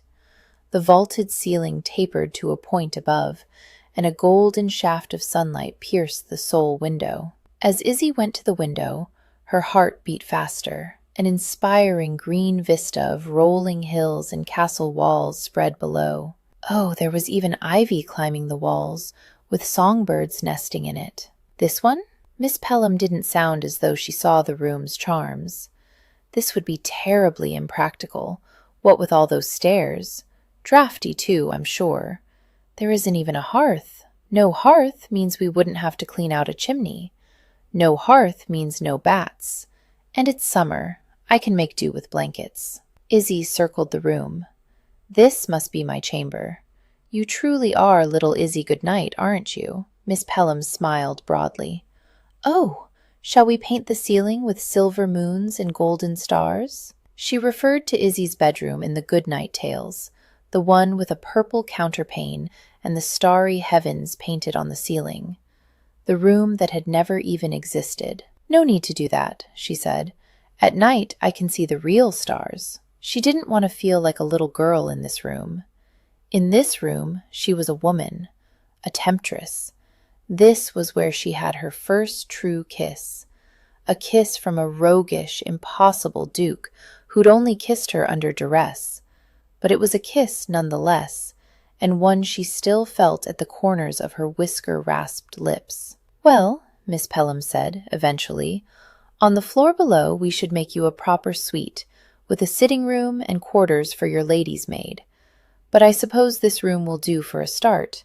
I'm glad you like it." "Like it?" She linked arms with Izzy and squeezed tight. "I'm so pleased I could squeal. Please, please don't. We have a hard day's work ahead of us," Miss Pelham said. "But tonight we'll have a proper bedchamber. We'll plait each other's hair, dive beneath the coverlet and tell tales until an ungodly hour. Oh, this will be such fun." And it was fun for an hour or two. But in the end, that night was just like every other night of Izzy's life. Once again, she woke to darkness, her heart pounding with terror and her throat scraped raw. Strange noises assailed her from all sides. "I am not alone," she told herself, struggling to master her breath. "I have Miss Pelham here with me, but she would feel much better if Miss Pelham were awake too." Izzy tossed back and forth on the bed, hoping her movements would wake her companion. When Miss Pelham didn't stir, she moved on to direct methods. She laid a hand on the young woman's shoulder and gave it a brisk shake. Nothing. Miss Pelham, I'm sorry to disturb you. Please, wake." The vicar's daughter snored, once, loudly, but she did not wake. Good heavens! Just before bed, Shed opined that she wasn't afraid of ghosts, that good Christians had no reason not to sleep soundly. She hadn't been joking about that sleeping soundly bit. The woman slept like a rock, which now struck Izzy as highly unjust. Had she been a bad Christian all her life? She didn't attend church so often as she likely should, but she wasn't precisely a heathen. Although, to be fair, in the past 24 hours, Shed shamelessly kissed a duke and spent a great deal of time pondering the idea of magnificence. A distant wailing rattled her to the bones. That was it. She was getting out of bed. That noise was definitely not her imagination. Izzy shook Miss Pelham's shoulder. Miss Pelham, wake." "What is it, Miss Goodnight?" The young woman turned over lazily, hair mussed from sleep. It gave Izzy a small sense of satisfaction to see Miss Pelham with her hair mussed. Then the moaning began again, and she lost all interest in coiffures. "Did you hear that?" Izzy asked. "I'm sure it's nothing." "It's a very loud nothing." "Hush! There it is again." Miss Pelham frowned and listened. "Yes, I see what you mean." "Thank God, I'm not going mad." "What could it be? I've heard that there are wild cattle in the park, but that noise sounds much too close." They listened to it again, that low, broken howl. Miss Pelham sat up. A shepherd blowing his horn? At this time of night? Over and over? Izzy shuddered. "Well, it's not a ghost. I don't believe in ghosts." "Neither did I until I moved in here." Miss Pelham sighed. "There's only one way to find out." "Well, investigate." "Must we?" Izzy asked. "On second thought, I can live without knowing. Let's just go back to bed." "You are the one who woke me, Miss Goodnight. I don't think you'll sleep well until we've put the mystery to rest." Izzy was afraid she'd say that. Perhaps someone is just playing tricks on us. It's certainly possible. Miss Pelham reached for her dressing gown. "I wouldn't put it past the Duke. No doubt he wants to lure us out of our bedchambers in our shifts. Be sure to close your dressing gown with a very tight knot." "He's blind. How would he be able to tell?" "He'd be able to tell." Yes, Izzy supposed he would. Though Izzy wasn't thrilled at the prospect of skulking through the castle at midnight again, she felt more confident knowing that Miss Pelham would be joining the sally. Once they'd each knotted their dressing robes and donned boots, they lit candles. Izzy patted her pocket. Empty. Snowdrop must be out hunting or curled in her nest. Lucky Snowdrop. They took the stairs together, proceeding slowly in the dark, one after the other. Sometimes Miss Pelham would speed up and turn the corner before Izzy, and her figure in candlelight would drift from view. Then Izzy would hasten to catch up, sure she could feel ghostly fingers on the back of her neck. "Do you see anything that way?" Miss Pelham asked, once they emerged into the corridor. Izzy held the candlestick high with her right hand and peeked through the fingers of her left. "No, nothing to this side either." The noise came again. "Not to worry, Miss Goodnight.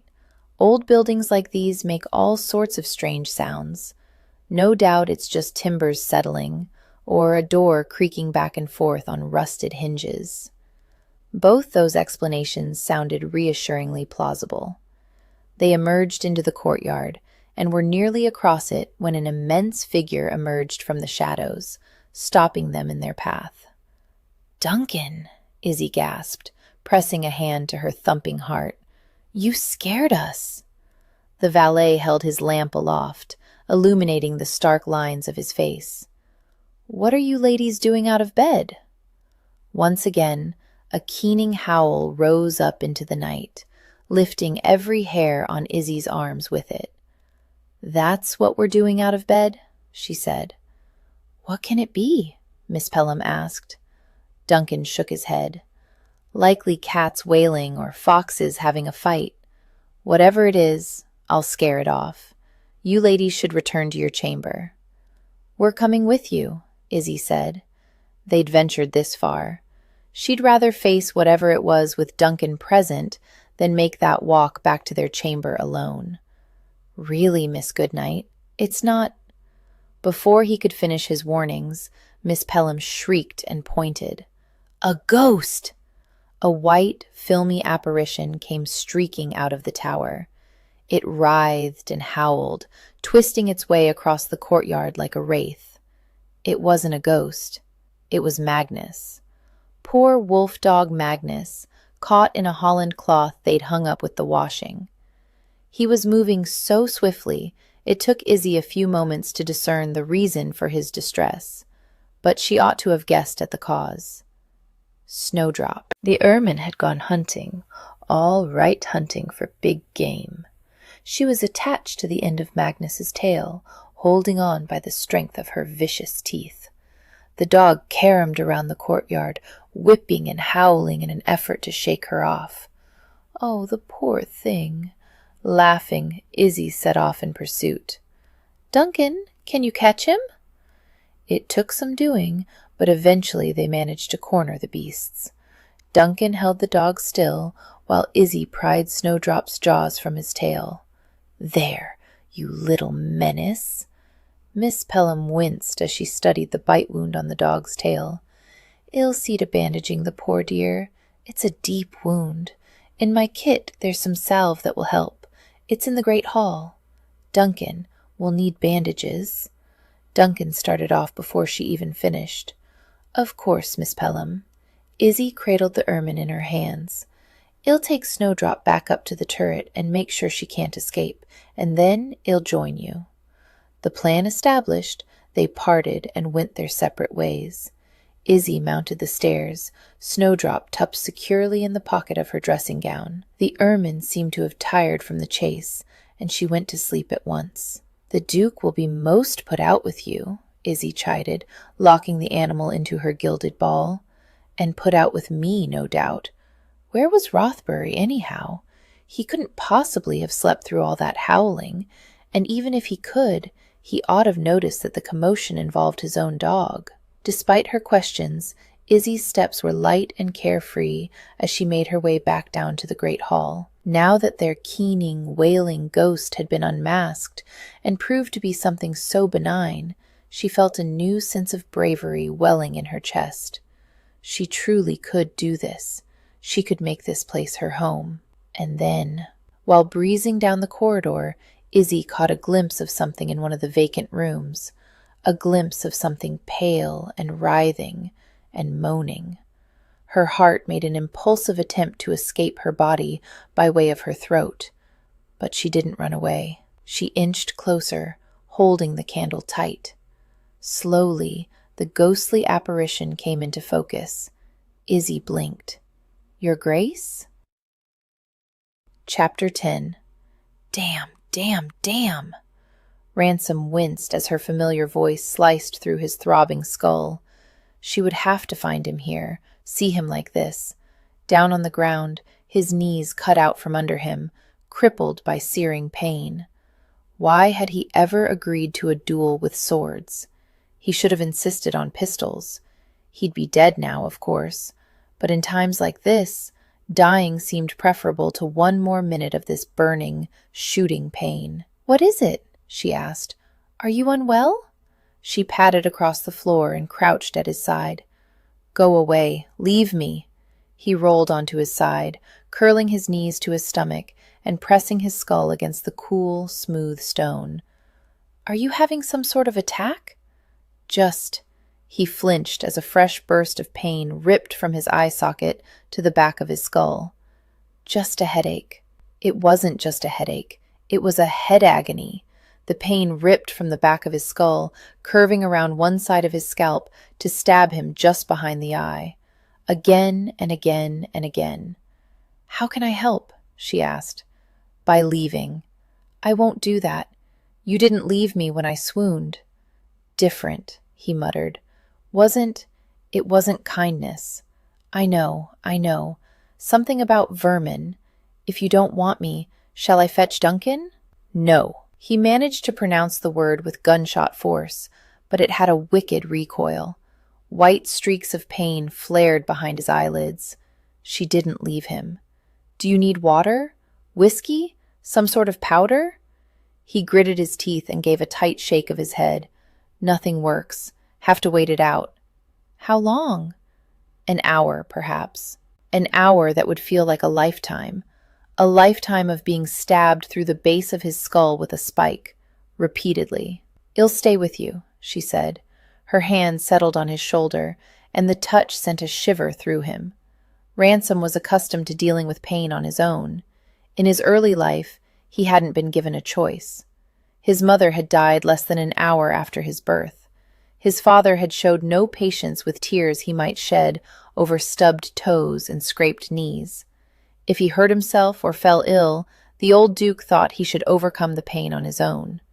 The nursemaids and house staff were forbidden to give him so much as a hug. No coddling, no small mercies. His father had insisted on it, and his father had been right. By learning to recover on his own, Ransom had grown into a strong, independent man, untouchable, invincible, right up until the moment a short sword caught him across the face. Her fingers brushed over his ruined brow. "I don't need you here," he said. "Of course you don't. You're a big, strong, manly duke, and you don't need anyone, I know. I'm not here for you. I'm here for me, because I need to stay." With a sigh, he gave in. He hadn't the strength to argue it further. She settled beside him and drew his head into her lap. "There now. Be easy. Be calm." Her fingers drifted through his hair, tracing delicious furrows on his scalp. Each caress seemed to stroke away a bit of the pain. Her touch was like magic, or the closest thing to a miracle a man like him could ever credit. She found the sharp edge of his pain and dulled it with gentle sweeps of her fingertips. And her voice, that deep, sweet river of her voice, carrying him away from the pain. It was so foreign to him, this unsolicited tenderness, incomprehensible. And much as he craved it, it scared him like hell. With every caress he permitted, he was piling up debts he could never repay. "You don't deserve it," came that dark, unforgiving echo. He'd heard the words so many times, they were part of him now. They lived in his blood, resounding with each hollow beat of his heart. "You don't deserve this. You never could." Her thumb found a knot at the base of his skull and pressed. He moaned. She immediately stilled. "Am I distressing you?" "No." "Yes." He turned so that his head lay in the cradle of her lap, and he stretched one arm about her waist, shameless. Just, yes? Don't stop. He sucked in his breath as a fresh wave of pain nearly knocked him cold. Don't stop. I won't stop, she promised. Izzy's heart twisted. There was something so moving about seeing a man so big, so powerful, curled up like a puppy on the floor, damp with perspiration and writhing in evident pain. His arms laced tight about her waist. She'd been alone for a long time, in some ways, since well before her father died, and she was well enough acquainted with loneliness to understand that the worst part wasn't having nobody caring for you. It was having nobody to care for. Izzy didn't know if these gentle sweeps of her fingertips could erase his pain, but they were dismantling the safeguards around her heart. She soothed her touch over his brow and scalp, making shushing noises and whispering what she hoped were comforting words.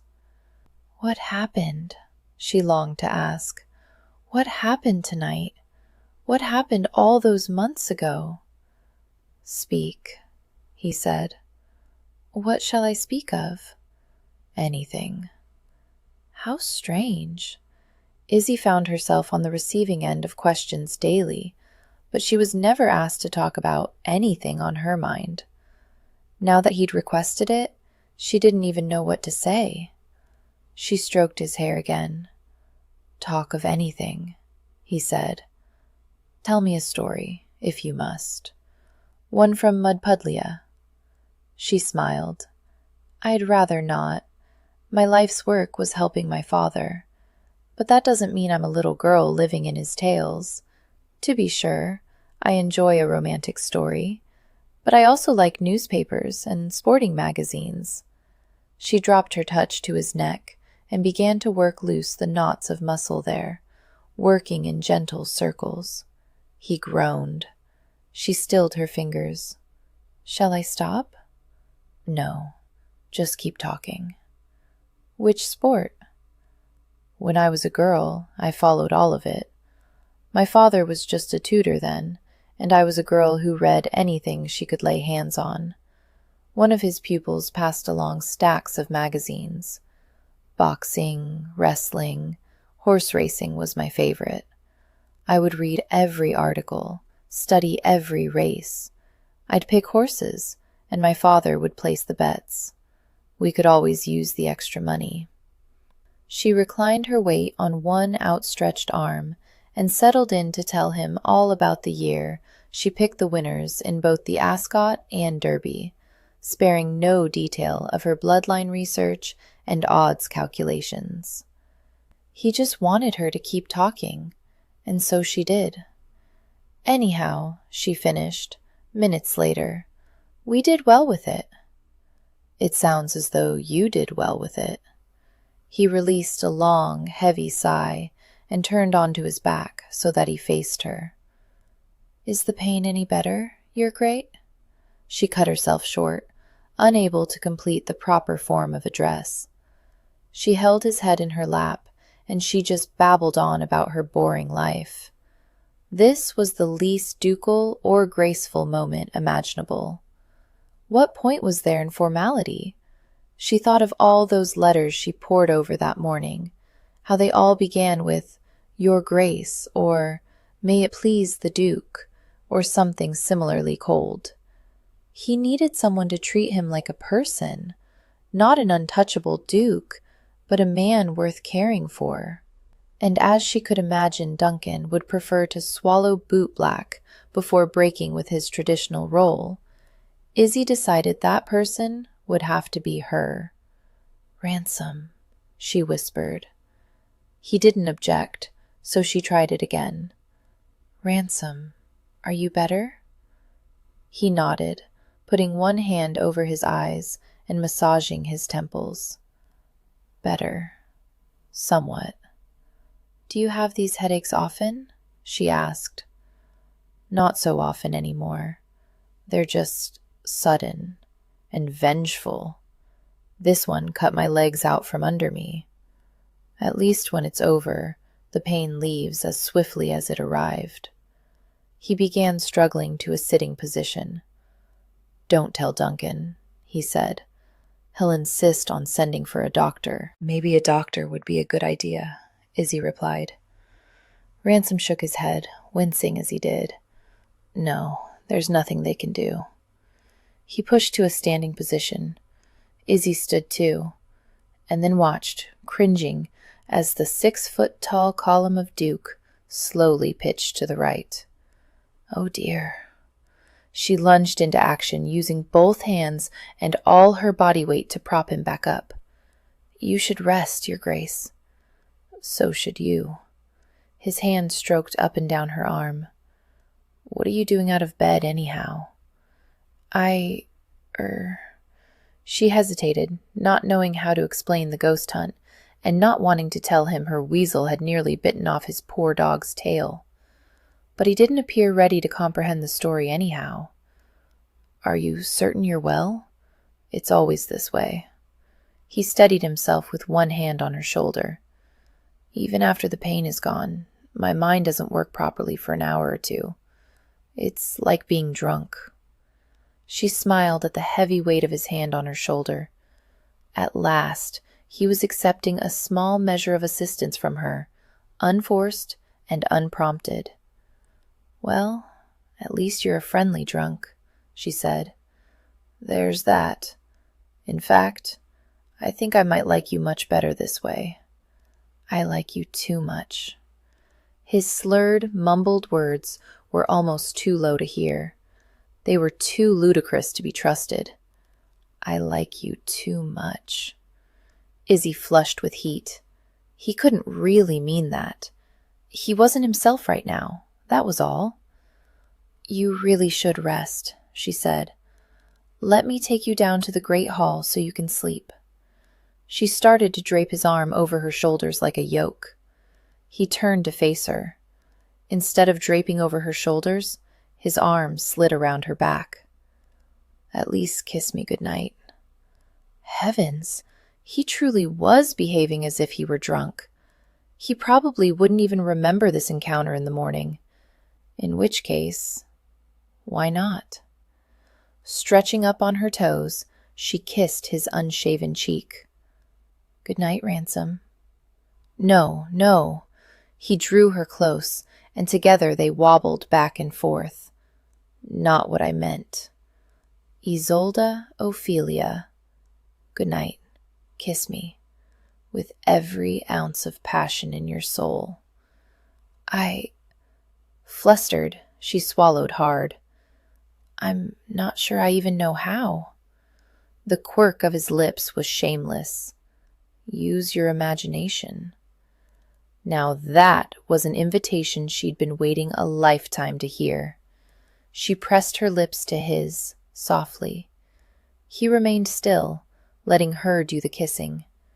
She laced her arms around his neck, leaning close. She brushed lingering kisses over his upper lip, then the bottom, just lightly, tenderly, again and again. These kisses, they were confessions, tastes of everything she had stored inside her, everything she could give a man if he was brave enough to accept. Kiss by kiss, she was baring herself to the soul. Here is my soft caress. Here is my patience. Here is my understanding. Here is my tender, beating heart. He whispered her name, and the raw emotion in his voice undid her. His hands cinched the fabric at the small of her back, as though he needed her, not only to remain standing, but to go on existing at all. Izzy. Light footsteps sounded from the far end of the corridor. Miss Goodnight? Miss Pelham's voice. Izzy pulled away from the kiss. His brow rested against hers. This was madness. I have to go, she whispered. They couldn't be discovered like this. It would require too many explanations that would embarrass them both. Miss Goodnight, are you there? Miss Pelham was closer now. Your Grace, I must go. He held her tight, forbidding her to move. His breathing was still labored. And then, suddenly, he lifted his head. His eyes, unseeing as they were, seemed to narrow. He jolted back to himself, she could tell. A sudden lightning bolt had filled him with realizations. Who he was, and who she was, and every reason he shouldn't be holding her. With familiar brusqueness, he released her. Go. Chapter 11. That night, Ransom dreamed of dark hair and a lush red mouth. And heat. Tight, wet heat, moving over him, under him. Yes. No, no, no, no. He was waking. Don't wake, he told his mind. Not all the way. Not yet. He rolled onto his side. Keeping his eyes shut tight, he unbuttoned his breeches and curled a grip around the rigid column of his cock. He rarely felt like a frig anymore, despite how long he'd gone without a woman. Maybe release wouldn't elude him this time. He stroked his hand up, then down. Slowly at first, then faster. In his half-dream trance, he felt it as her grip, and then as her mouth, and then as her sweet, wet, tight. Fascinating. Ransom jolted fully awake. Damn him to hell. He knew that husky voice. Good night? Good morning. Her tone was distracted. What was she doing down here at this hour? Hopefully not watching with schoolgirl curiosity as he tugged away at his cock. He wasn't ashamed, precisely, but he wasn't eager to explain himself either. I didn't mean to wake you, she said. It's just that your family's history is so fascinating. He heard the flip of a page. She'd been reading a book, not watching him. He stretched back on his pallet and released a string of profanity. Good grief, Goodnight. It's too damn early. It's morning, almost, and I'm reading this book Miss Pelham gave me about the history of the area. The Rothbury story is just marvelous. I'm glad my family's centuries of bloodshed, tyranny, and conniving amuse you. He blinked, trying to make some sense of her, visually, if not rationally. She sat in profile, silhouetted by firelight, tucked into an armchair not 5 feet away. Her whole body made one pale, sensuous, spiraling curve. He glimpsed a bare foot dangling just over the seat's edge, twisting idly to and fro. Her foot stopped, stretched forward with tantalizing slowness. She turned another page. I've only read through the 5th Duke's imprisonment for treason. What happens next? He was held in the Tower of London for years. Queen Mary held the throne just long enough to remove the charges. Ah, she said, a stroke of luck there. I suppose they had to recover the castle by purchasing it back. That must be why the property was no longer entailed. Ransom struggled to a sitting position, his loins still pulsing with unspent lust. He reached for his boots and began tugging them on. Judging by the faint gray cast of his vision, it had to be damned early. Barely daybreak. And if she'd been sitting there reading for some time, as her cozy posture indicated, that must mean she'd come down while it was still night. Are you feeling well this morning? Her question was cautious. Yes. His answer was curt.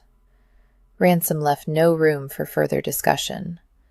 He couldn't abide thinking about last night, couldn't begin to even make sense of it. She set aside her book. Just so you know, I'll only work until noon today. Miss Pelham is hiring housemaids in the village this morning, and we have plans to clear a dressing room in the afternoon. You're welcome to help. Good night, he said in a low, warning tone. You're not going to waste more time cleaning house. She set the book aside. You're not the only one with a goal here, Your Grace. You want to find out what's happened to your business affairs? Well, I want a home. Mornings will be correspondence. Afternoons will be castle. If we do this my way, we both get what we want. Ransom pushed a hand through his hair. He wanted about 1,000 things he wasn't getting, and approximately 900 of them involved her lips. If she was so interested in a cozy home, why wasn't she up in her room? Is something wrong with your turret? No, not at all.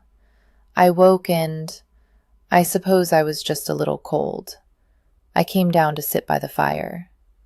Then she made a strange, small sound. Tch. What was that?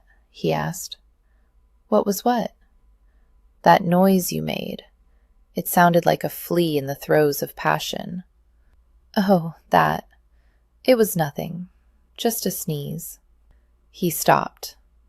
That wasn't a sneeze. No one sneezes like that. I do, apparently, she sniffed. Oh, dear. I'm going to do it again. Another muffled, high-pitched paroxysm, like a mouse shushing a vole. Then another. Tch, tch. Ransom winced at each one. Good God, that's disturbing. She sniffed. It's not meant to be. That can't be healthy. If you need to sneeze, sneeze properly. She did it again. 3 of them this time. Little twitchy sounds. Tch, tch, tch. This is just how I sneeze, she moaned. I can't help it. This castle is dusty, and the turret has a draft. Now this was a problem. She couldn't do any secretarial work if she fell ill, and Ransom couldn't survive this cohabitation much longer unless she stayed in her room the whole night. Very well. He would permit her a few afternoons of house cleaning, and tonight, he vowed, she would be warm and comfortable in her bed, and, most importantly, far away. He made a mental note. Procure some blankets. Thick ones. He did procure blankets. Thick ones.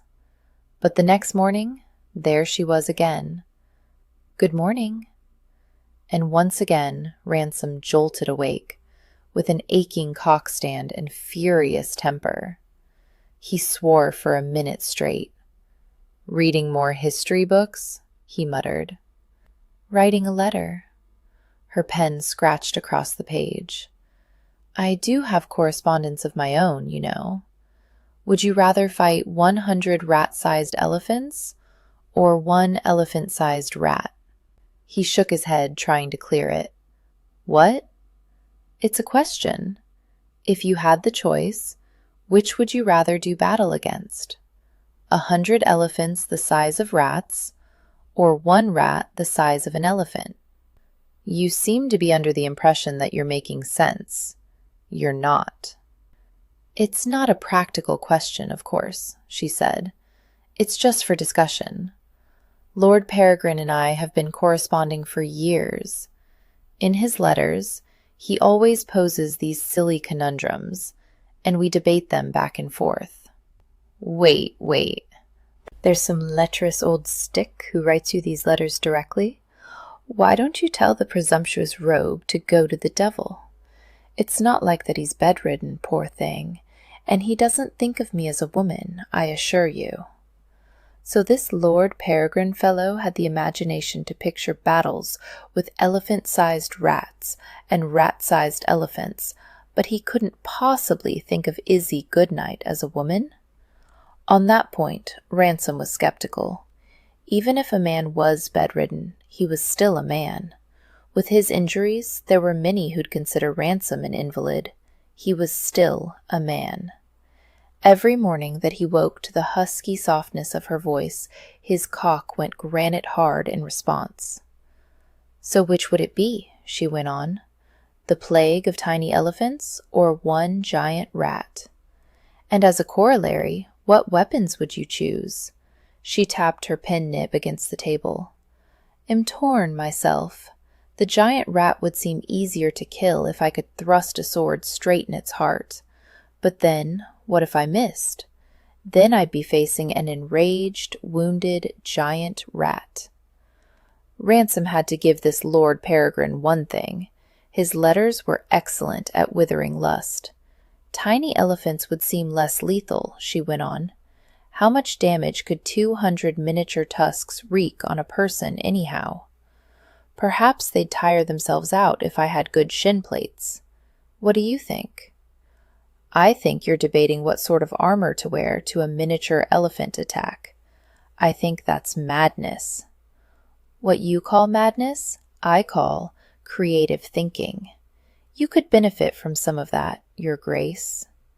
He speared both hands through his hair. "Why are you down here at all? Write your letters upstairs." "I don't have a writing desk upstairs."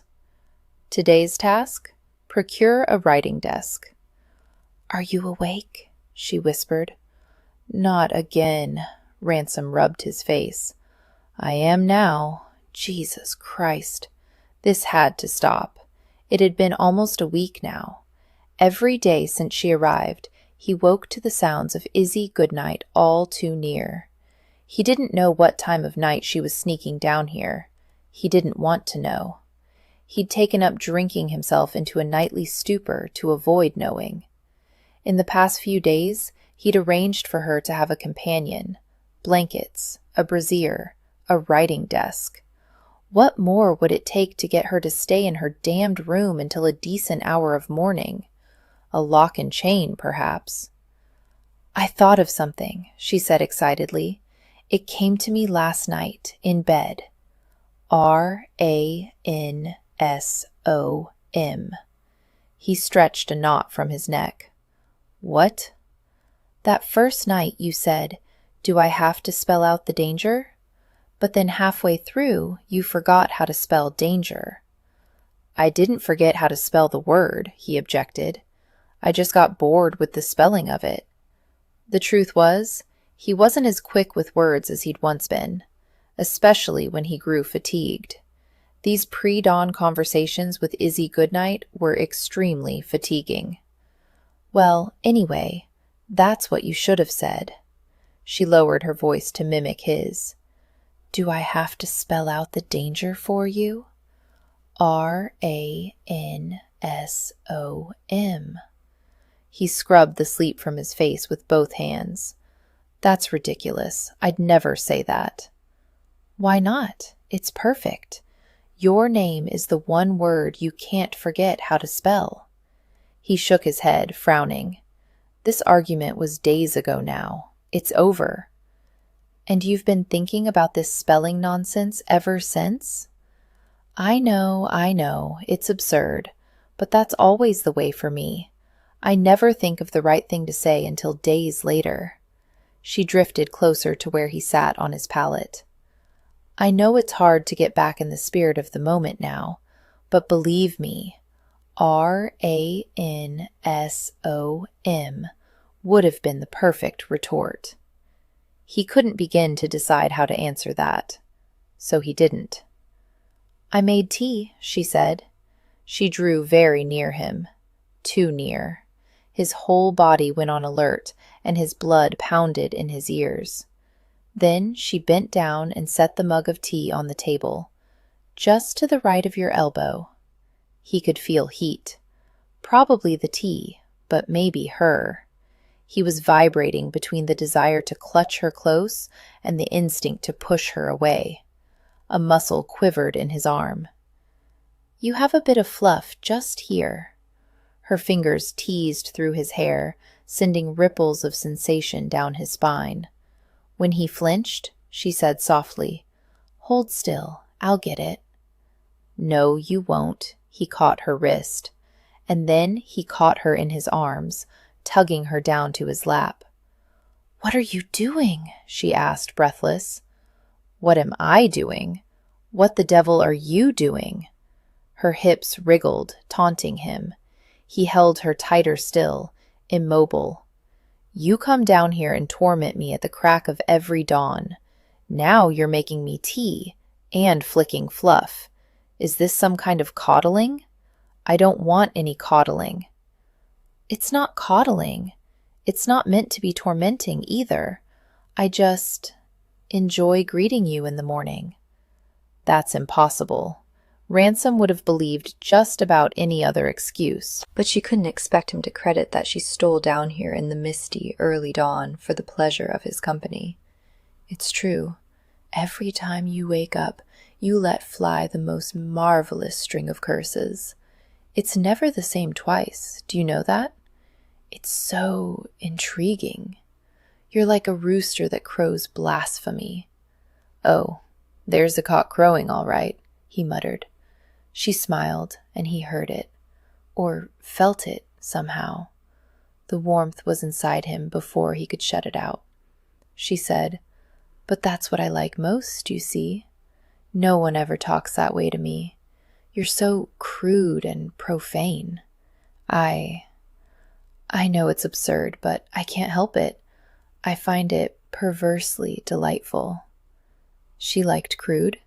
She wanted profane. Very well then. Crude and profane he could give her. "Listen to me. When a man wakes, he wakes wanting. He wakes hard and rude and aching with need." He shifted, pressing his massive erection against her hip. "Do you feel that?" She gasped. "Yes." "It wants in you," he said. "In me?" "Yes, in you. Hard, deep, fast, and completely. Now don't wake me at this hour again unless you've found the perfect retort to that." She didn't answer. Good. He hoped this time she was well and truly alarmed, because he was alarmed. The pent-up need in his body felt near some kind of breaking point, and he had enough broken parts already. The most frightening part of all, he couldn't seem to let her go. In all his years of bedding women by night, Ransom made certain he never woke up with them in the morning. Now he was waking up to this woman, this strange, eccentric, tempting woman, every morning, and he wasn't even getting the pleasure of bedding her first. It was intolerable, unjust, and very worrisome, because he was starting to grow accustomed to her. Damn, he was starting to like her. It felt so easy, sitting here, wreathed in the aromas of tea and morning mist, one arm about her slender waist, whilst with the other hand he teased her. Bloody hell. Somehow, he'd wound a lock of her hair about his finger. There it was, right this moment. And he had no recollection of doing it either. What was he coming to? When a woman sat in his lap, he gave her a stern "what for?" And then 10 seconds later, oopsie-daisy and la-di-da, he went and twirled a finger in her hair. That was not ducal behavior. It certainly wasn't normal behavior for him. He tried to nonchalantly withdraw his finger from its embarrassing predicament, but he recoiled too quickly. The curling strand of hair tightened around his knuckle like a slipknot. He tried again, pulling harder.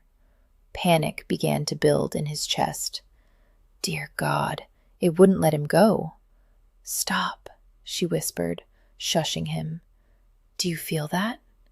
He felt a lot of things. Far too many things. It almost seems as if the ground is trembling. Oh, that. Yes, now that she mentioned it, he did feel the shiver in the soles of his feet. The ground was trembling. Someone was approaching in the drive. Not just someone, but many someones. He discerned not only hoofbeats, but the smoother clack of carriage wheels. Ransom shut his eyes and quickly reviewed England's recent military history. The Danes, Napoleon, the Americans, all those conflicts had been settled, last he knew. But then, he had been living in isolation. He asked, "In the past 7 months, has England entered any new wars?" "Not that I'm aware of," she answered. "Why?" Because by now, the vibration had become so intense, he could have believed the castle was under siege. She clutched his arm. "Goodness, what is that? Am I going mad, or—" He trained his ear. "Was that a trumpet?" "It was," she breathed. "Oh no." He didn't miss the ominous note in her voice. "What is it? What's wrong?" She leapt from his embrace and began pacing the floor. "I knew it. I knew it would happen eventually, but I didn't think it would be so soon." He stood and took her by the shoulders, holding her in one place. He might be blinded, weakened, and on the verge of madness, but while there was still life in him, no harm would come to a woman living under his roof. "Be calm," he said. "Just tell me what you're on about. At once." "It's them. They found me." Chapter 12. "Who's found you?" he asked. Izzy winced at the prospect of spilling the truth. Within minutes, there wouldn't be any hiding it. But the Duke wasn't going to like this. Not at all. She was preparing to explain when Ransom took her by the shoulders. His brow was stern. "Now listen to me. I don't know who they are or what they want from you, but while there's breath in my lungs and strength in my body, I swear this much. I won't let you come to harm." Oh, there he went again, making her knees go weak. Never in her life had Izzy been on the receiving end of such a pledge. At least, not one made spontaneously, and most certainly not delivered by such a man as this. Words were momentarily beyond her. His protective promises had left her feeling rather dizzy, and a little bit guilty for worrying him so, but only a little bit. "It is an invasion," she said, "but a friendly one. We're getting a visit from the Merenglian army. Come see, if you can." She brought him to the gallery of windows that looked out onto the courtyard. There, visible through the archway, were approximately a score of mounted riders, followed by 3 coaches drawn by teams. The armored riders dismounted in unison, and the carriage doors opened, spilling forth about a dozen young ladies in medieval dress. Banners waved briskly in the morning breeze. Izzy couldn't make out the words emblazoned on them, but she didn't need to. She knew what they said. "Doubt not." "Who are these people?" Ransom asked as the riders and ladies walked through the archway and into the courtyard. "What the hell do they want?" "I told you. My father's more enthusiastic readers call themselves Merenglians. They have clubs and circular letters to share their news.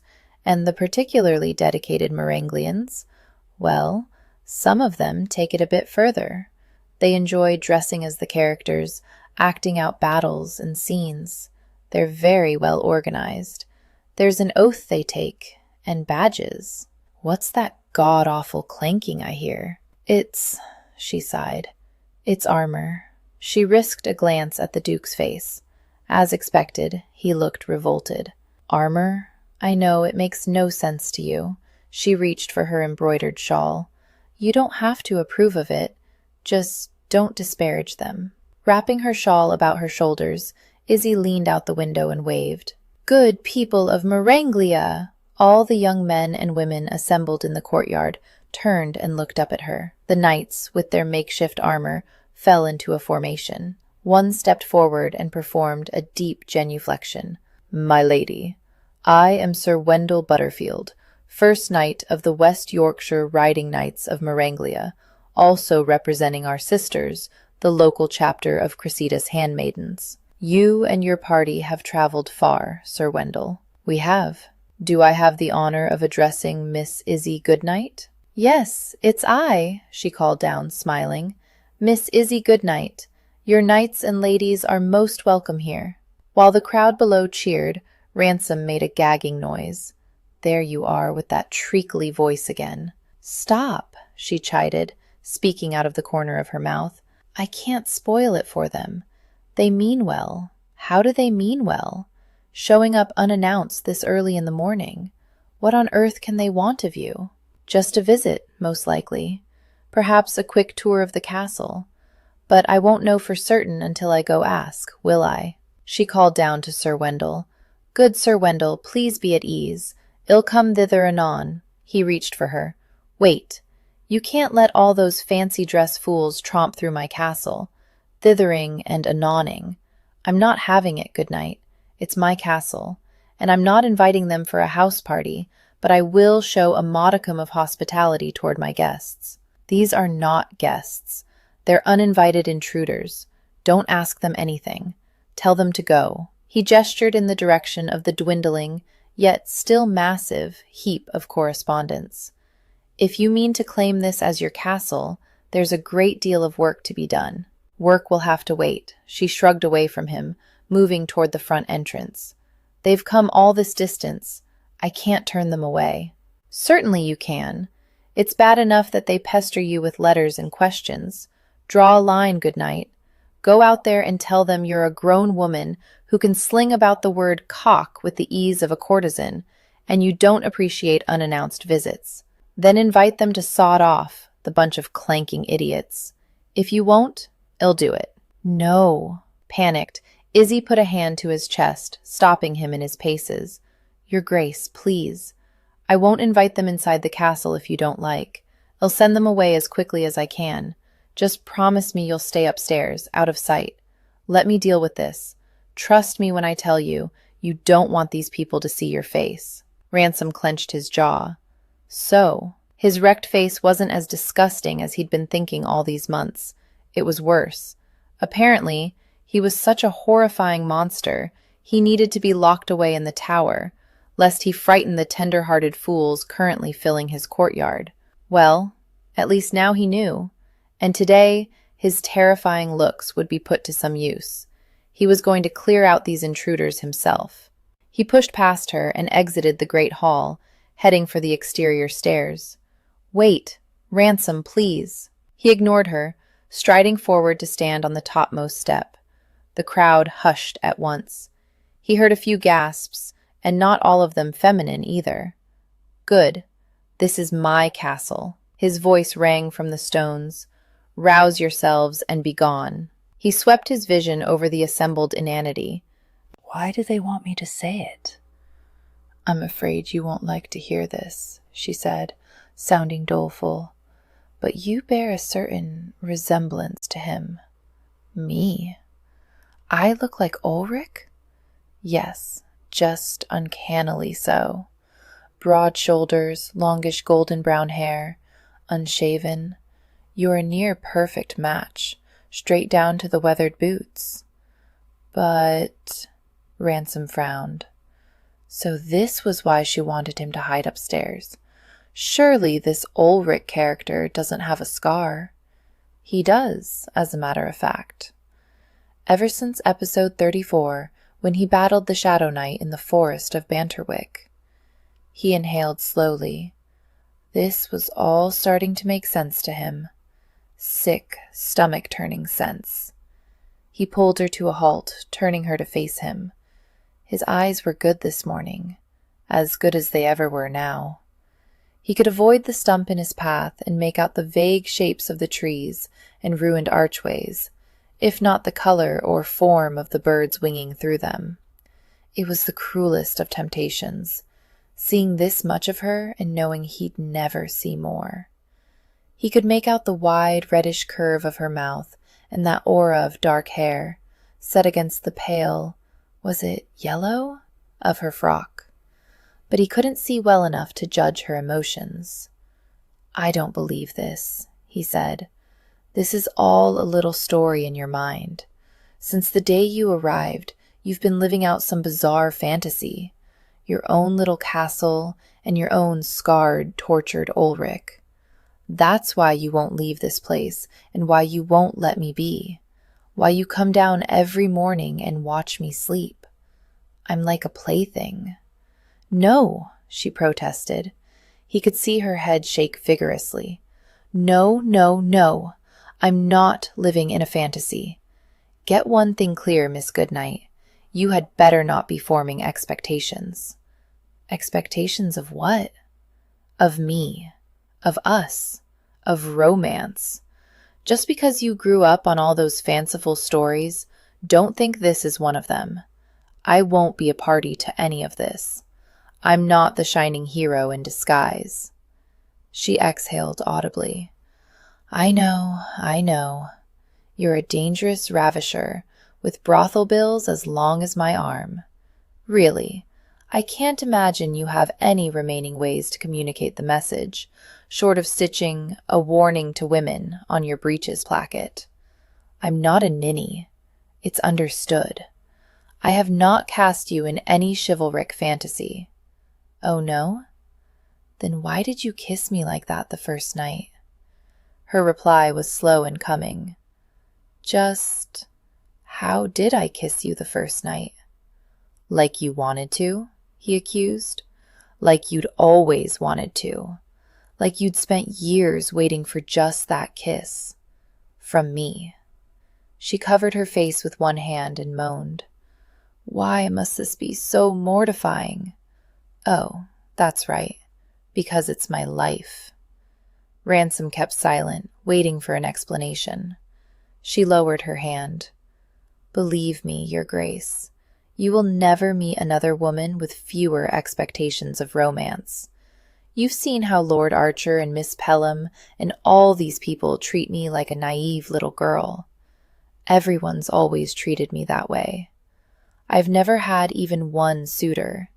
So yes, I kissed you like I'd been waiting to kiss you all my life. Because I'd been waiting to kiss someone all my life. Yours just happened to be the lips that met mine. He shook his head. You didn't kiss me like that was your first kiss. Of course not. She turned and resumed walking. I kissed you like it would be my last. Her last? The words kept tumbling through his mind as they walked toward the ruined folly. He could scarcely fathom the absurdity of them. That's ridiculous. It's like you've crammed your brain so full of fairy tales, you've squeezed out all the common sense. You're clever, quick, attractive. Men should be clamoring for you. She took his arm and nudged him to the side, around an obstacle in their path. My life thus far has featured a distinct lack of any such clamoring. That's only because you're stuck living in your father's soppy stories. It's not only that. She started to drift away. He tightened his arm, keeping her close at his side. Wait. Somehow, she had to be made to understand. He couldn't let her go walking about the world, believing that no more kisses were waiting for her. Or worse, that she shouldn't go searching them out. She didn't belong in this castle, hiding away for the rest of her life until she withered to dust. That was his fate, not hers. Ransom, she whispered. Don't you understand? It doesn't matter what these girls suggest or giggle about. I don't see you as Ulrich. Ulrich is honorable and decent, and you're not. With an impatient wave of his hand, he batted her words away. We've established that. She tried again. In the stories, which every reasonable person knows are just stories, Ulrich loves Cressida with a pure, gallant, ridiculously chaste heart. They trade longing glances from opposite turrets. They send little notes back and forth through their servants. In 12 years, they've kissed exactly twice. If I wanted a man who was anything like Ulrich, I wouldn't have thrown myself at you that first night. I wouldn't sit pondering the exact measurements that make up magnificence. And I surely as anything wouldn't spend hours staring into the darkness every night, dreaming of how your hands would feel against my bare skin." "What?" Her confessions bounced right off his defensive bluster. "You're not making sense." She growled in frustration. "I know I'm not. It makes no sense at all. I'm not a silly little girl who dreams of nights. I'm a woman who's inconveniently, completely, and for the first time in her life, in lust, just burning with desire for the worst possible man, a profane, bitter, wounded duke who refuses to leave her house." "Oh, you are dreadful, and you want my hands on your body?" A faint whimper escaped her throat. "Everywhere." Desire pounded through his veins. He was seized by the urge to tumble her into the grass, right then and there, and strip her of every scrap of clothing. She wanted to be touched. He wanted to touch her. There was nothing holding them back. Nothing, that was, save for a dozen giggling, foolish handmaidens who wanted to sprinkle them with wild rose petals. How did one get rid of these girls? They were like fanned-away horseflies. They just kept coming back. He raised his voice. "Handmaidens, gather round." Once they'd assembled in a loose, giggling circle, he clapped his hands. "Let's have a game, shall we? We'll call it Rescue the Maiden. Miss Goodnight will count to 100. All of you, go run and hide and wait for your dashing Ulrich to save you. No cheating now. You mustn't peek." The handmaidens disappeared before he could have counted 3, laughing and tripping over their hems as they darted through archways and ducked around hedges. Izzy shook her head. "Very well, you win this point. I will concede, these particular girls may be just a little bit stupid." Ransom wasn't interested in scoring points on silly girls.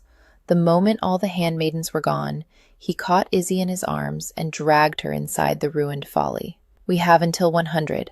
Start counting. 1, 2, 3. He drew her close and claimed her mouth with his. He gave her no chance to demur, but boldly swept his tongue between her lips, stealing her breath.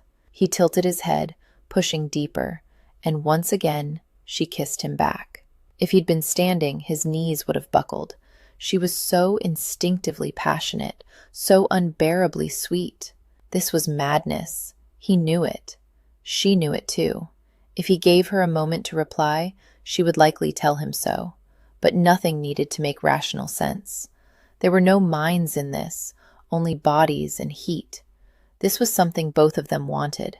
Hell, it was something he needed. To touch, to tease, to taste.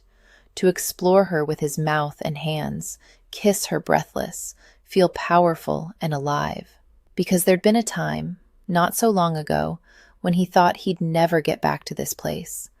A woman's body soft and yielding against his, and the warm summer sun beating down on them both.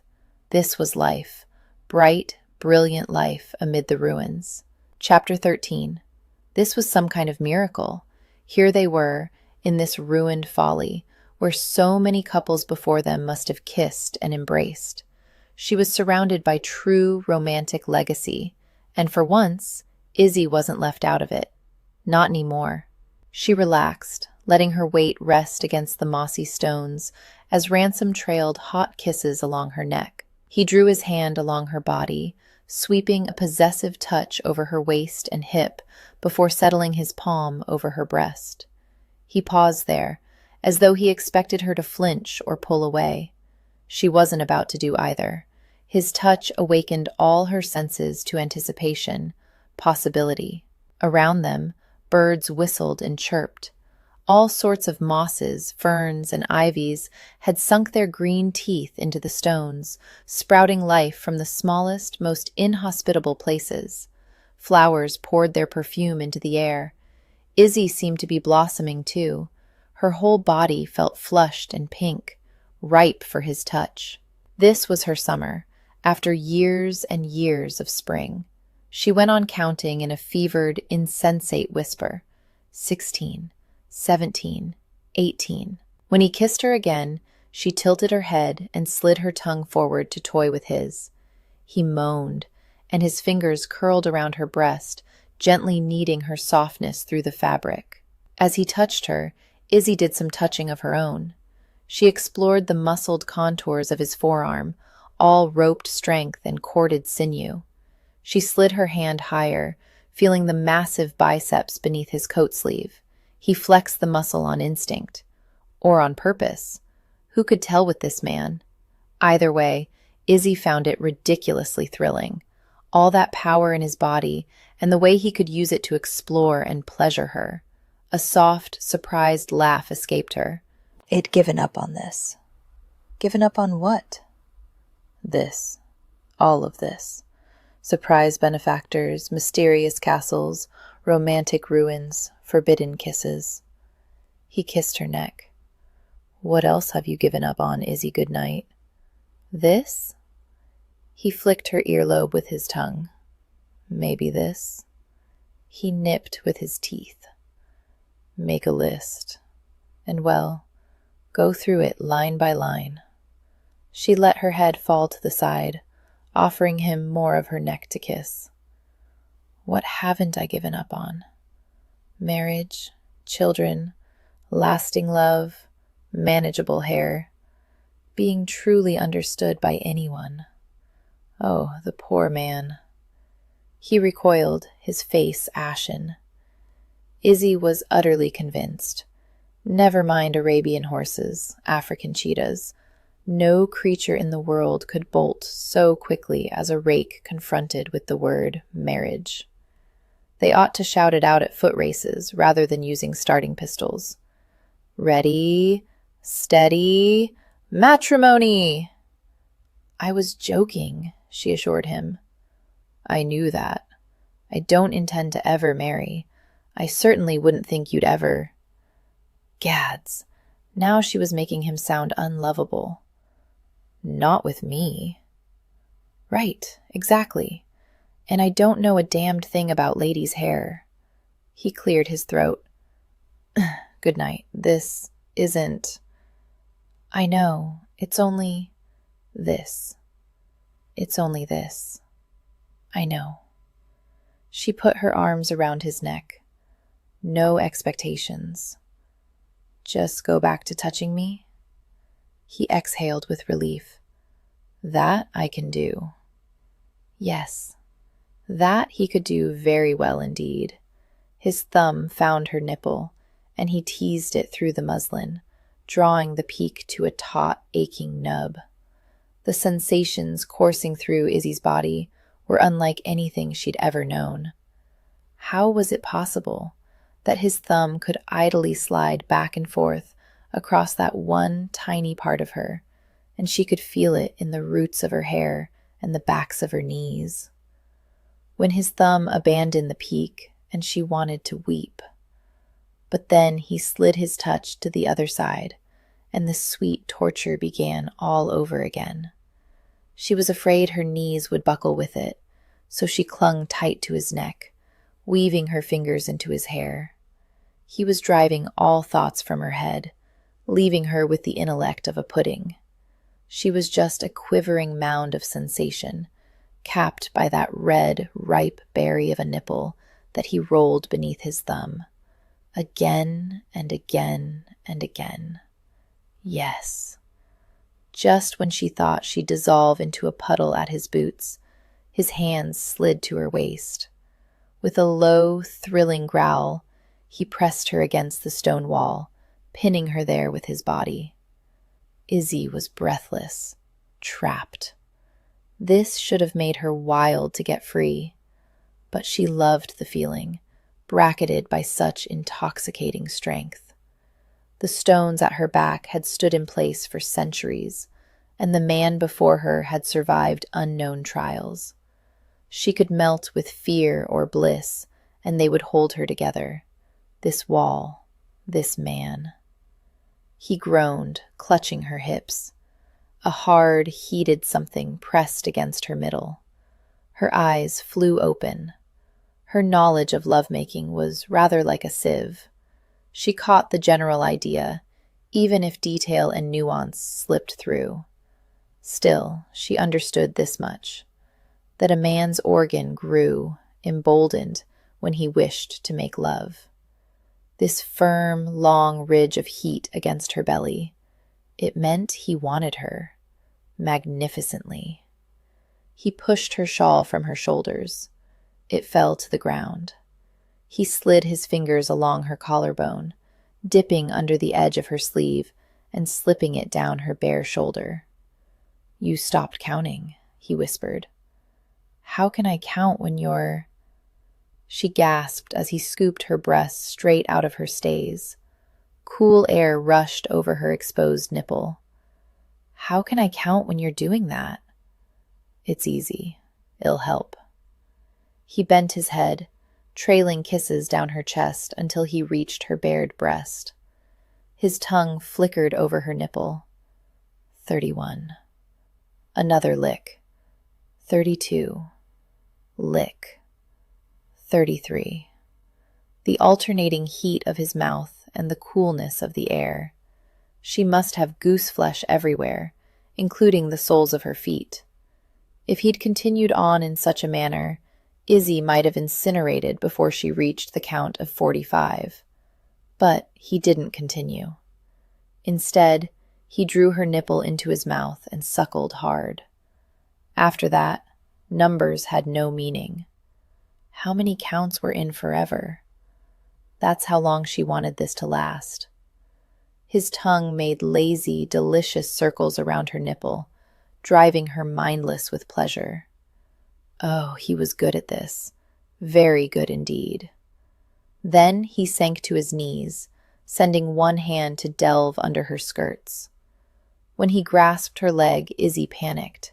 She clutched at his shoulders, holding him off. 99. 100. He paused, one hand frozen in the act of rucking up her petticoats, and the other encircling her ankle. "You said everywhere," he reminded her, in a low, wicked voice. "I did say everywhere." Her heart thundered in her chest. He was giving her the chance to refuse, and everything in her upbringing screamed at her to take it. But she only had this one life, and so far, in this one life, she had only had this one man show the least bit of interest in tossing her petticoats to her waist. This could be her one and only chance. It was just a bit of touching, she told herself. Harmless. It wasn't as though he could deflower her here, with a dozen handmaidens hiding nearby. "Have you changed your mind?" he asked. "Oh, Lord, oh, Lord, oh, Lord." "No." He muttered something that sounded like, "Thank God." He gathered her skirts in one hand and hiked them to her waist with a single, expert motion. Izzy reclined against the wall and stretched her arms overhead, feeling wanton and daring. As he ran his hands over her stockinged calf and up her thigh, she let her legs fall just slightly apart. "Yes," he groaned. "Open for me. Just like that. Lovely, lovely." Impossible, impossible. That's what Izzy would have thought about this entire scene just a fortnight ago. She felt like a pagan goddess in an ancient temple, reclining against the ivy-covered wall of a ruined folly, being ravished in full morning light by a scarred, sensual duke. This was beyond anything she ever dreamed. And Izzy had a vivid imagination. She reeled from the sheer joy of his touch and the exquisite wickedness of everything. A new, throbbing pulse started to thrum between her legs. "Hurry," it beat. "Hurry, hurry." His hand slid up her thigh, skipping over the garter and proceeding on to the smooth slope of her inner thigh. So soft. He kissed her just above the knee, like satin. As his touch swept closer to her sex, the building crescendo of pleasure was unbearable. Higher, higher, and a little higher still, until his thumb grazed her there. Oh, a rocket of bliss shot through her, racking her from toes to scalp. She clenched her fists, tugging on the ivy branches for support, lest her quivering thighs give away.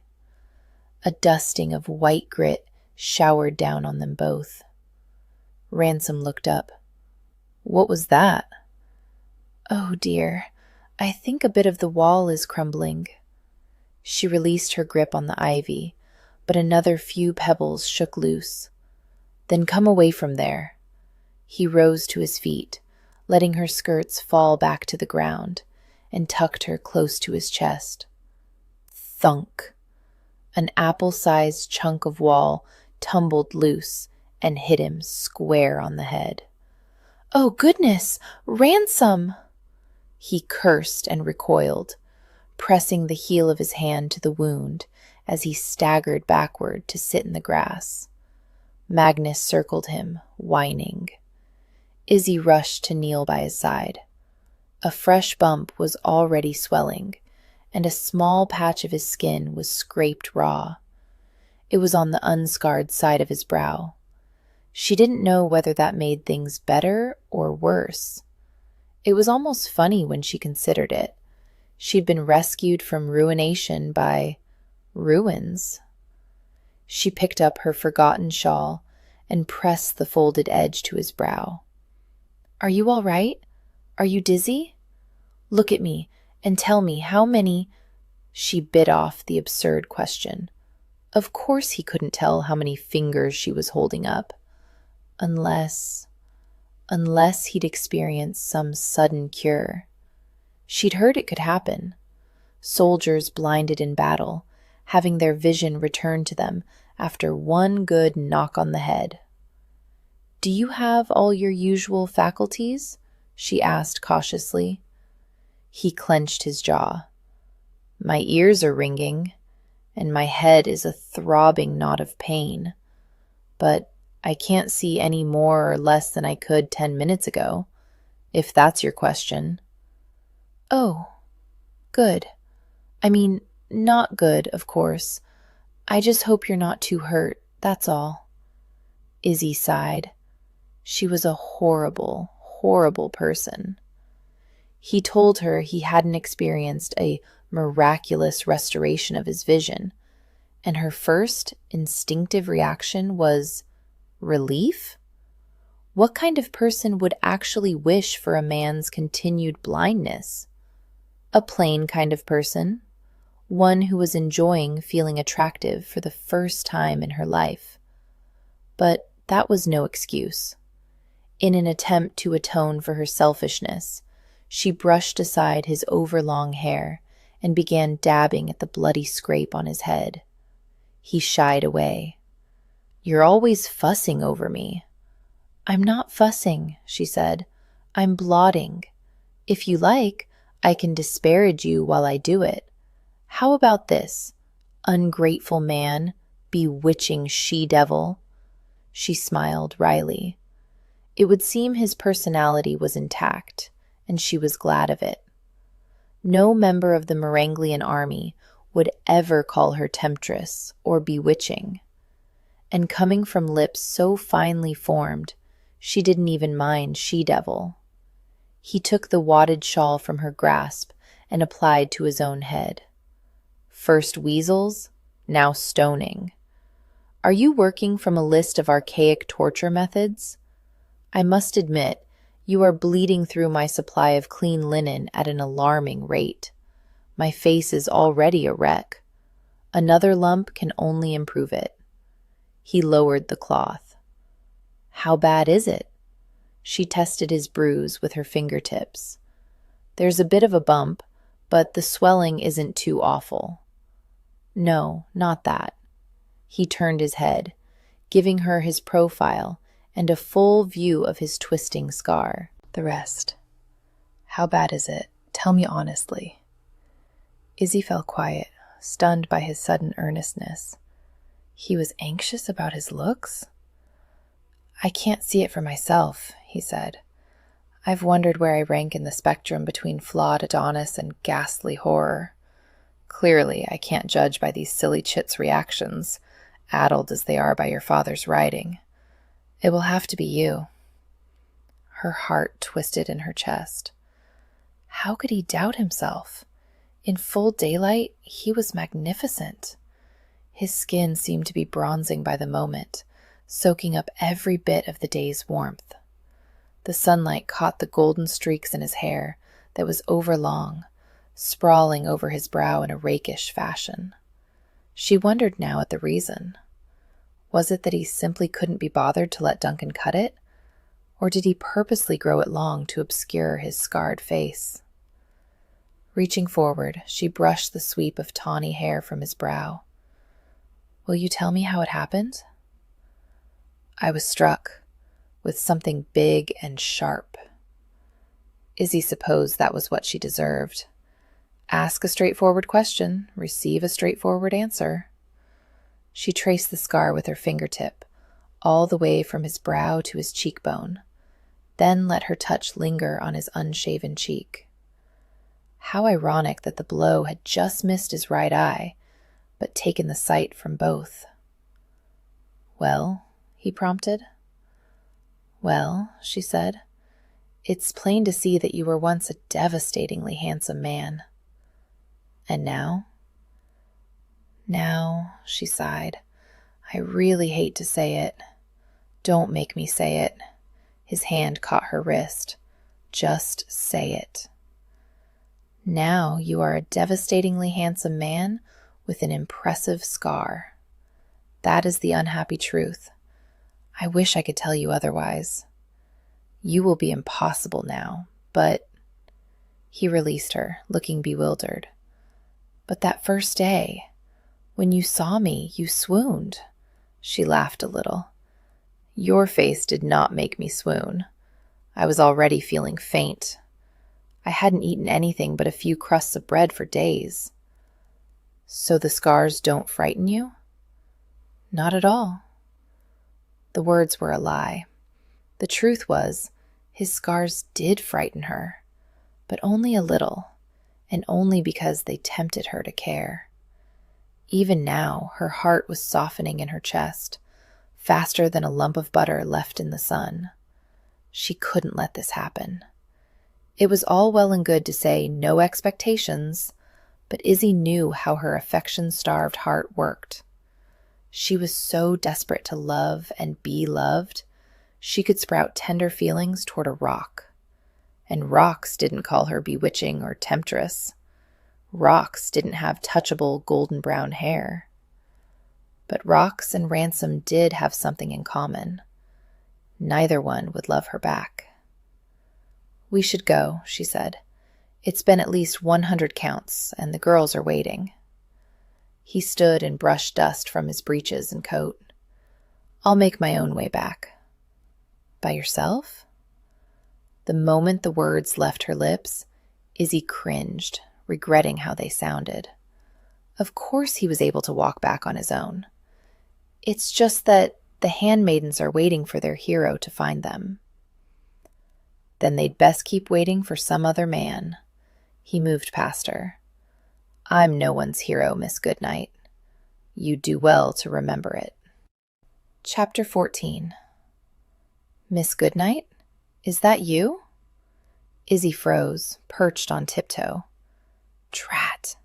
After several hours of walking, talking, counting wild roses, and fending off questions about 2 Ulrichs, Izzy had finally bid a warm farewell to the handmaidens and the knights of Maranglia. She had been hoping to sneak back into the castle unnoticed.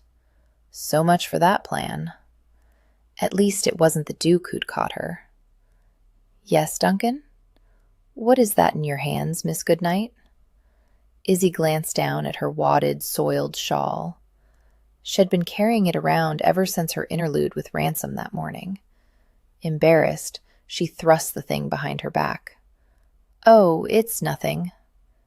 "Is that your shawl?"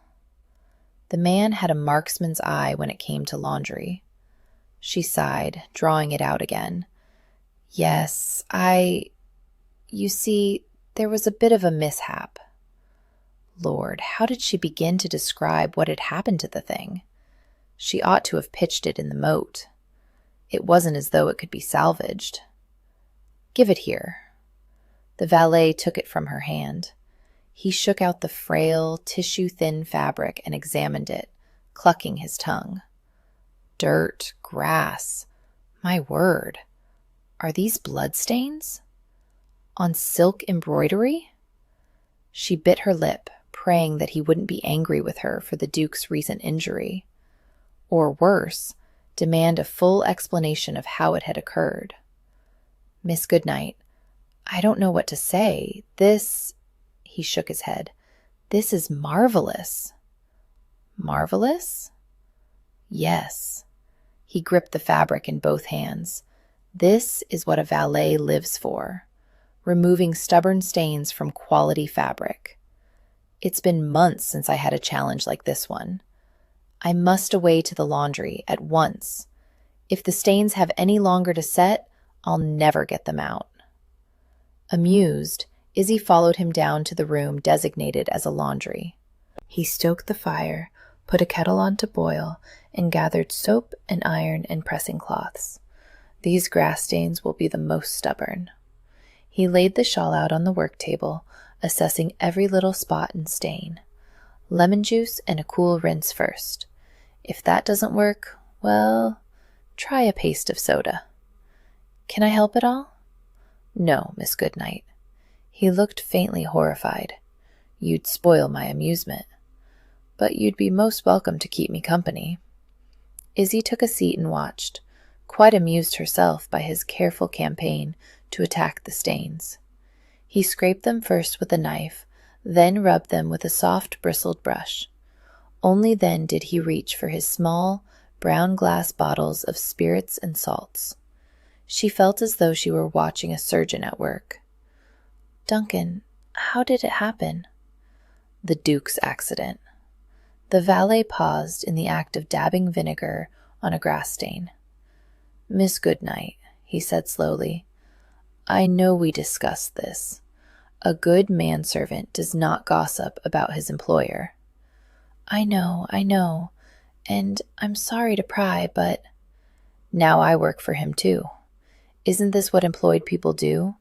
Gossip about their employer? He arched one brow in silent censure. She hated seeming so petty, and she didn't want to break her word to Ransom and disclose his headache the other night, or mention the letter he'd crumpled and tossed in the grate. I'm just concerned, that's all. The Duke's so stubborn, wounded, maddeningly attractive, so angry. At the world, it seems, but especially at me.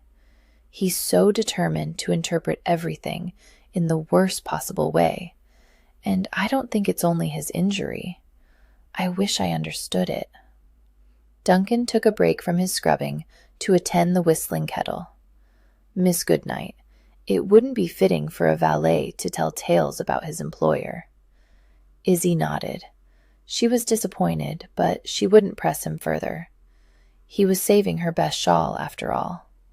But, the silver-haired man continued, seeing as you are Miss Izzy Goodnight, and so fond of a story, perhaps I could tell you a tale about an entirely different man. Oh, yes.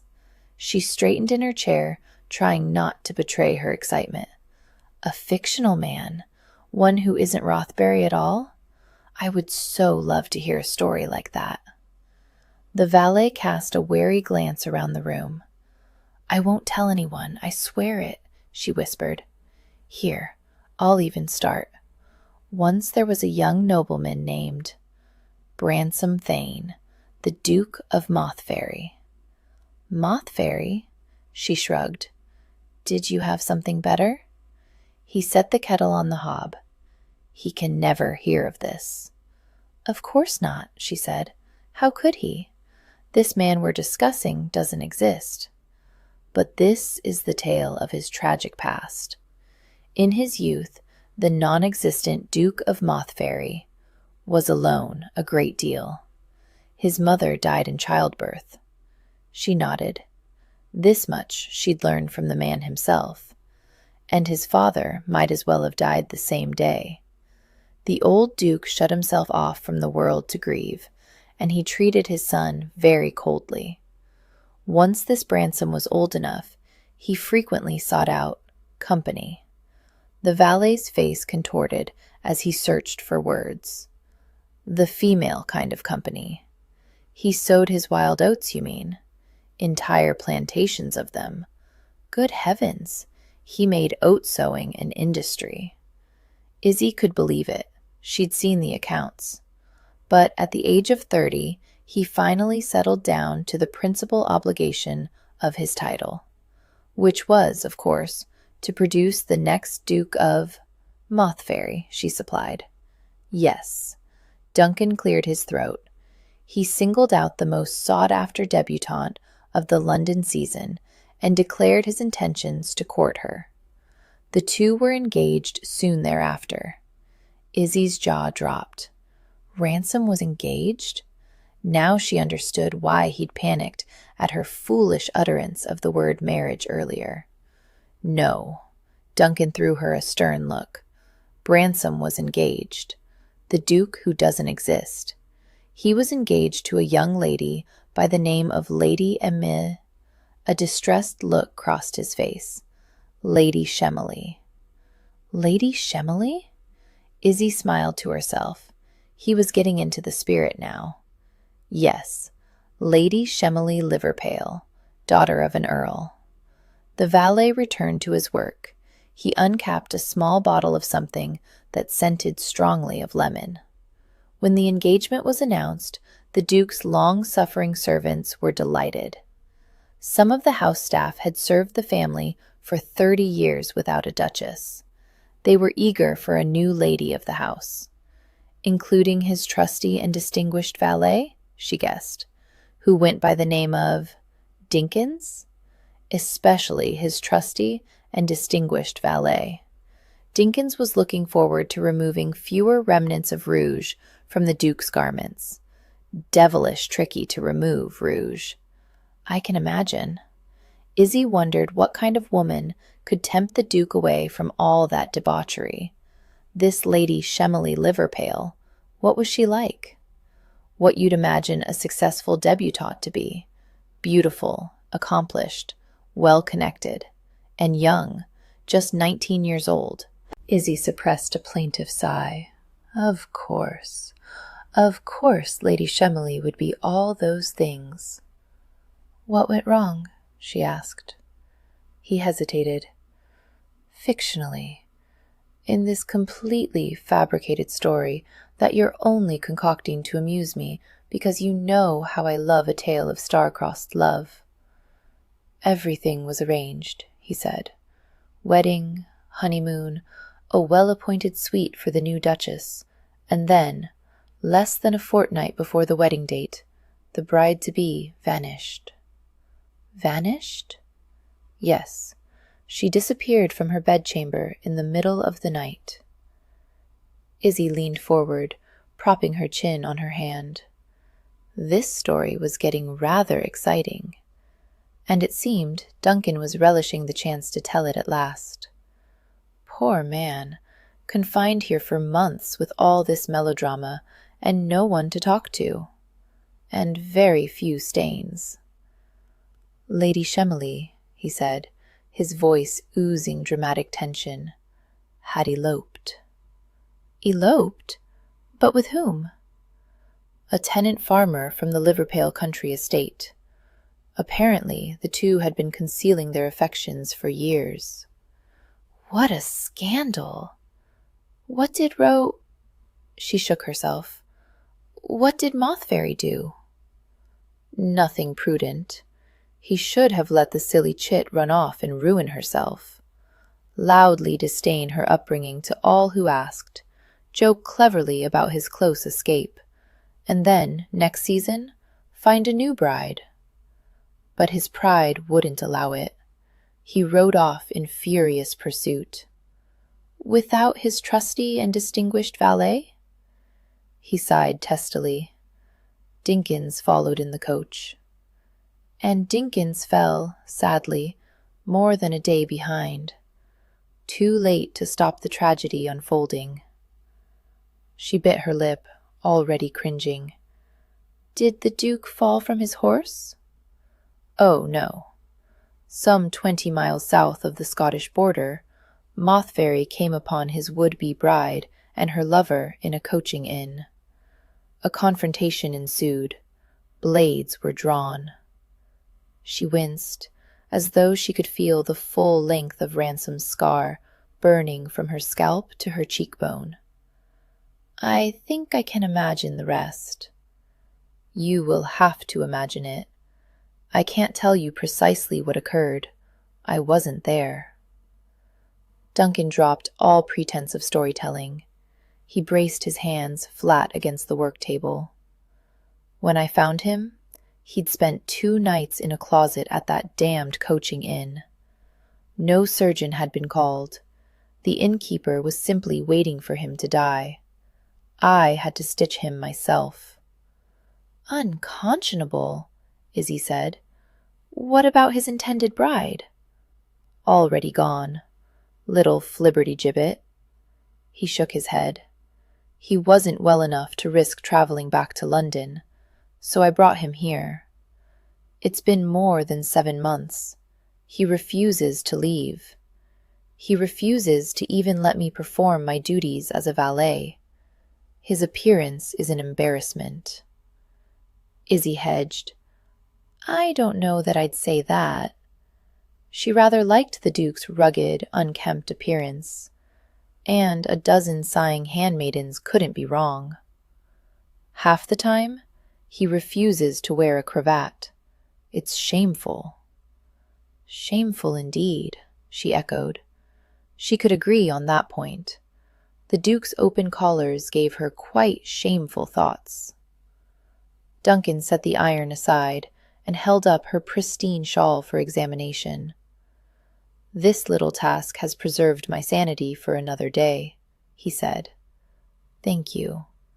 You can't know how unbearable it is to spend your life on one profession and then be forced to abandon it.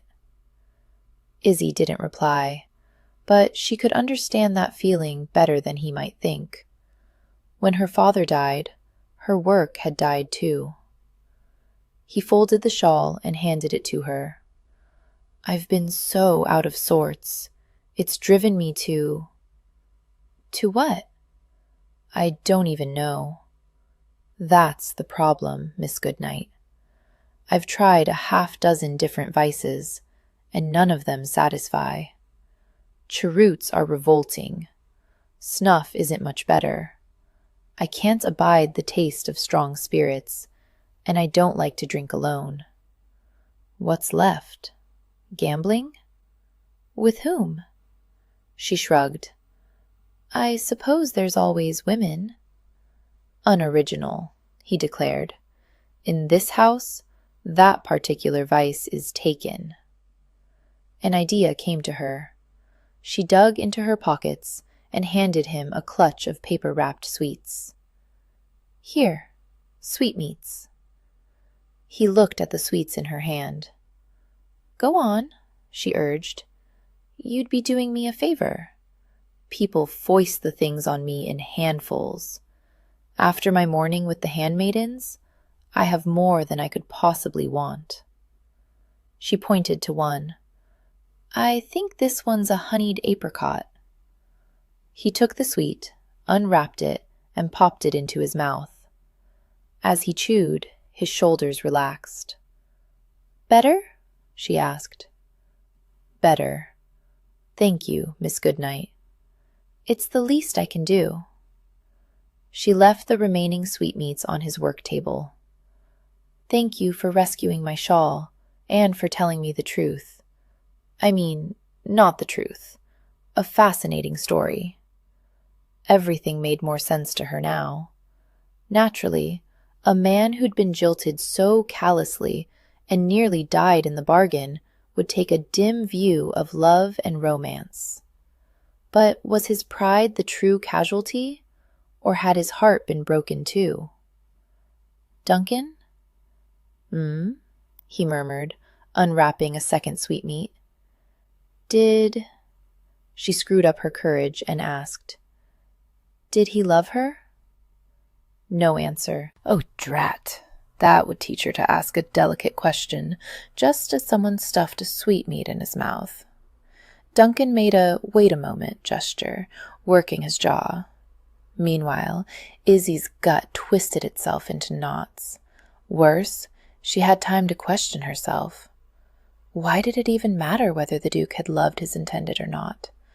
Why did she care so much? It wasn't as though he was ever going to marry her. An eternity later, Duncan swallowed the morsel, but apparently she waited all that time for nothing. He said simply, I don't know. Chapter 15. Astonishing. In the morning, when she sat working at that table of correspondence, silhouetted by sunlight, her hair truly did look like an octopus. It was the way she wore it, he thought, or maybe the way it wore her. It all sat perched atop her head in that big, inky blob, and no matter how strenuously she pinned it, dark, heavy curls worked loose on all sides, like tentacles. Of course, it was an entrancing, strangely erotic octopus. Ransom worried this might be how fetishes developed. You've been avoiding me, good night. Her dark head lifted from her work. I have? Yes, you have. She paused. Your Grace, my presence in this room right now, and this very conversation we're having, would seem to argue against it. I'm not saying I blame you. He reclined on the sofa and propped his laced hands behind his neck. If it were in any way physically possible, I would avoid myself too. She picked up the next envelope and cleaved the seal with a savage slice of the letter opener. I'm not avoiding you, Your Grace. I don't know what you mean. Little liar. She knew very well what he meant. Ever since the invasion of the idiots and that sublime, stolen embrace in the folly, Ransom had noted a marked change in Izzy Goodnight's demeanor. There hadn't been any more surprise visitors, and as many hours as Ransom walked the castle at night, he never bumped into her again. She was always waiting nearby when he awoke, but there were no more queer conversations on elephant-sized rats or rat-sized elephants.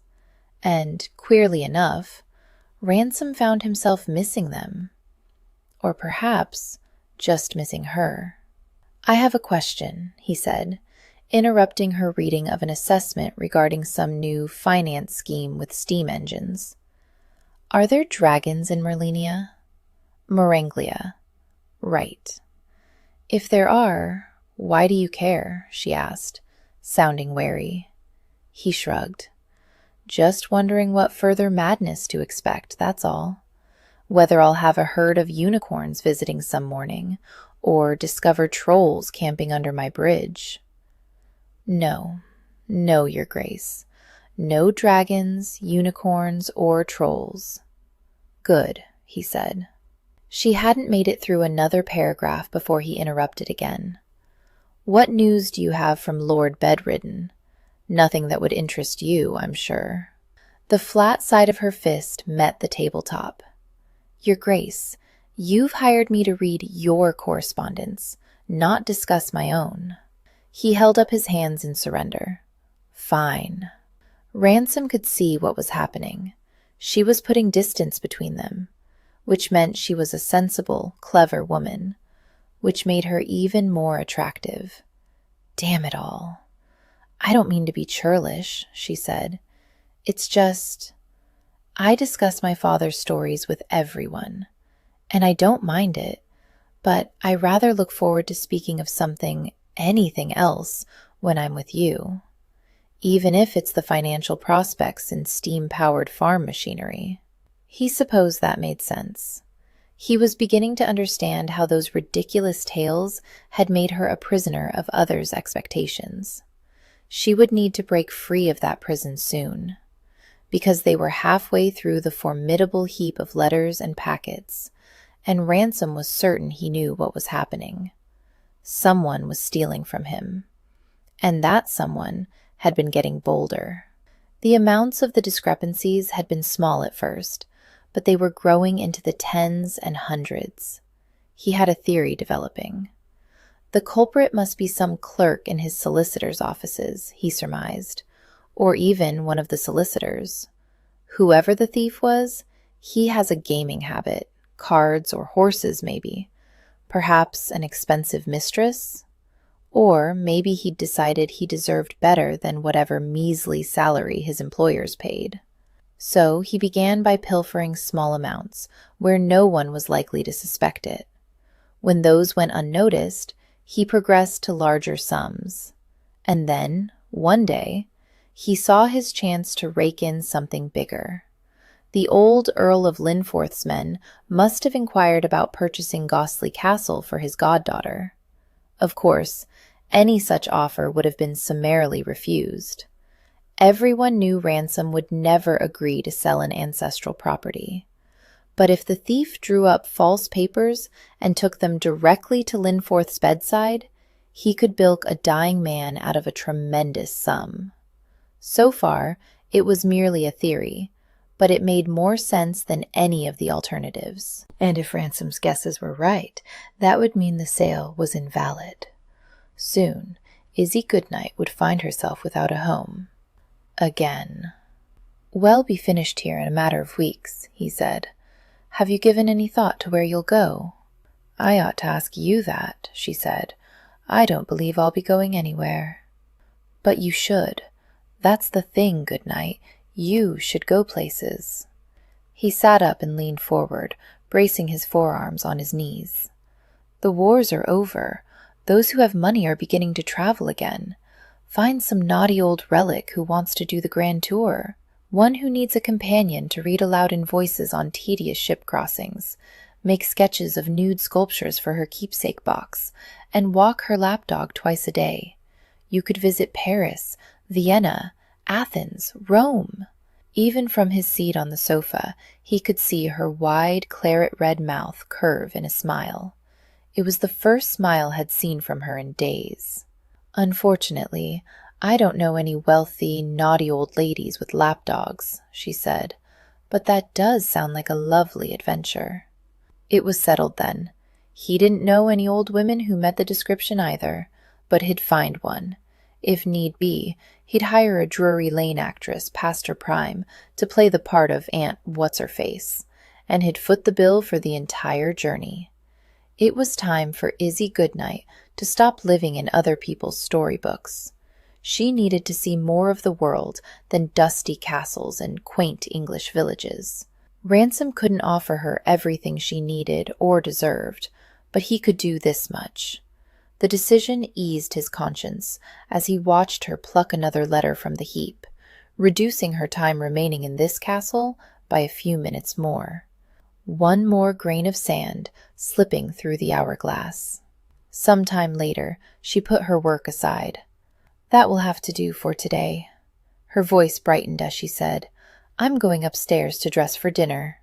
"You're dressing for dinner?" This was new. There was never any formal dinner. She and Miss Pelham took their meals in the kitchen with Duncan, or so he assumed. Ransom never joined them. "We finished the dining room yesterday, Duncan, Miss Pelham, and I. So we decided to take a holiday from dusting and celebrate with a formal dinner tonight." She rose from her chair. "Miss Pelham has been working on the menu all day."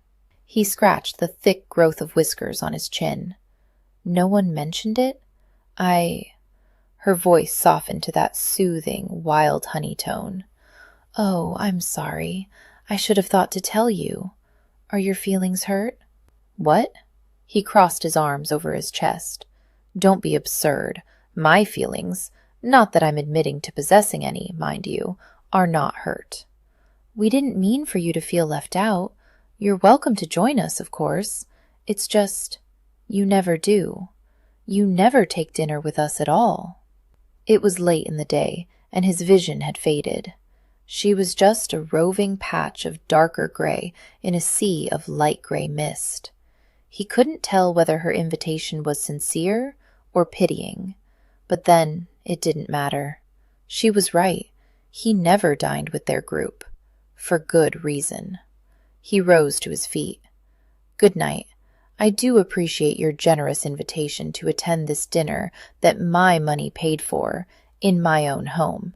But, oh, please do come. The words rushed from her, impulsive, but they were no more reckless than her concurrent gesture. She took his hand.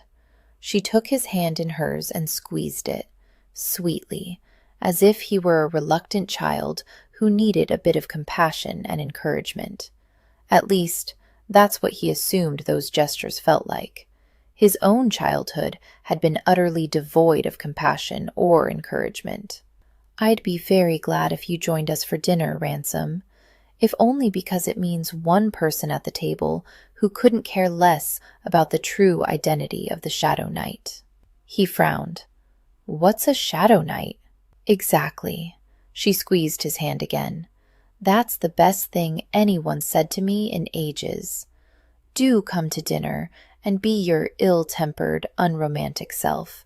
Please. I told the Duke about our dinner this evening. Izzy sucked in her breath as Miss Pelham gave her corset laces a firm tug. I invited him to join us. Oh, that's wonderful. Miss Pelham tugged again. He declined. Another tug. Oh, too bad. Izzy wondered how many more times she could muster the courage to reach out to him.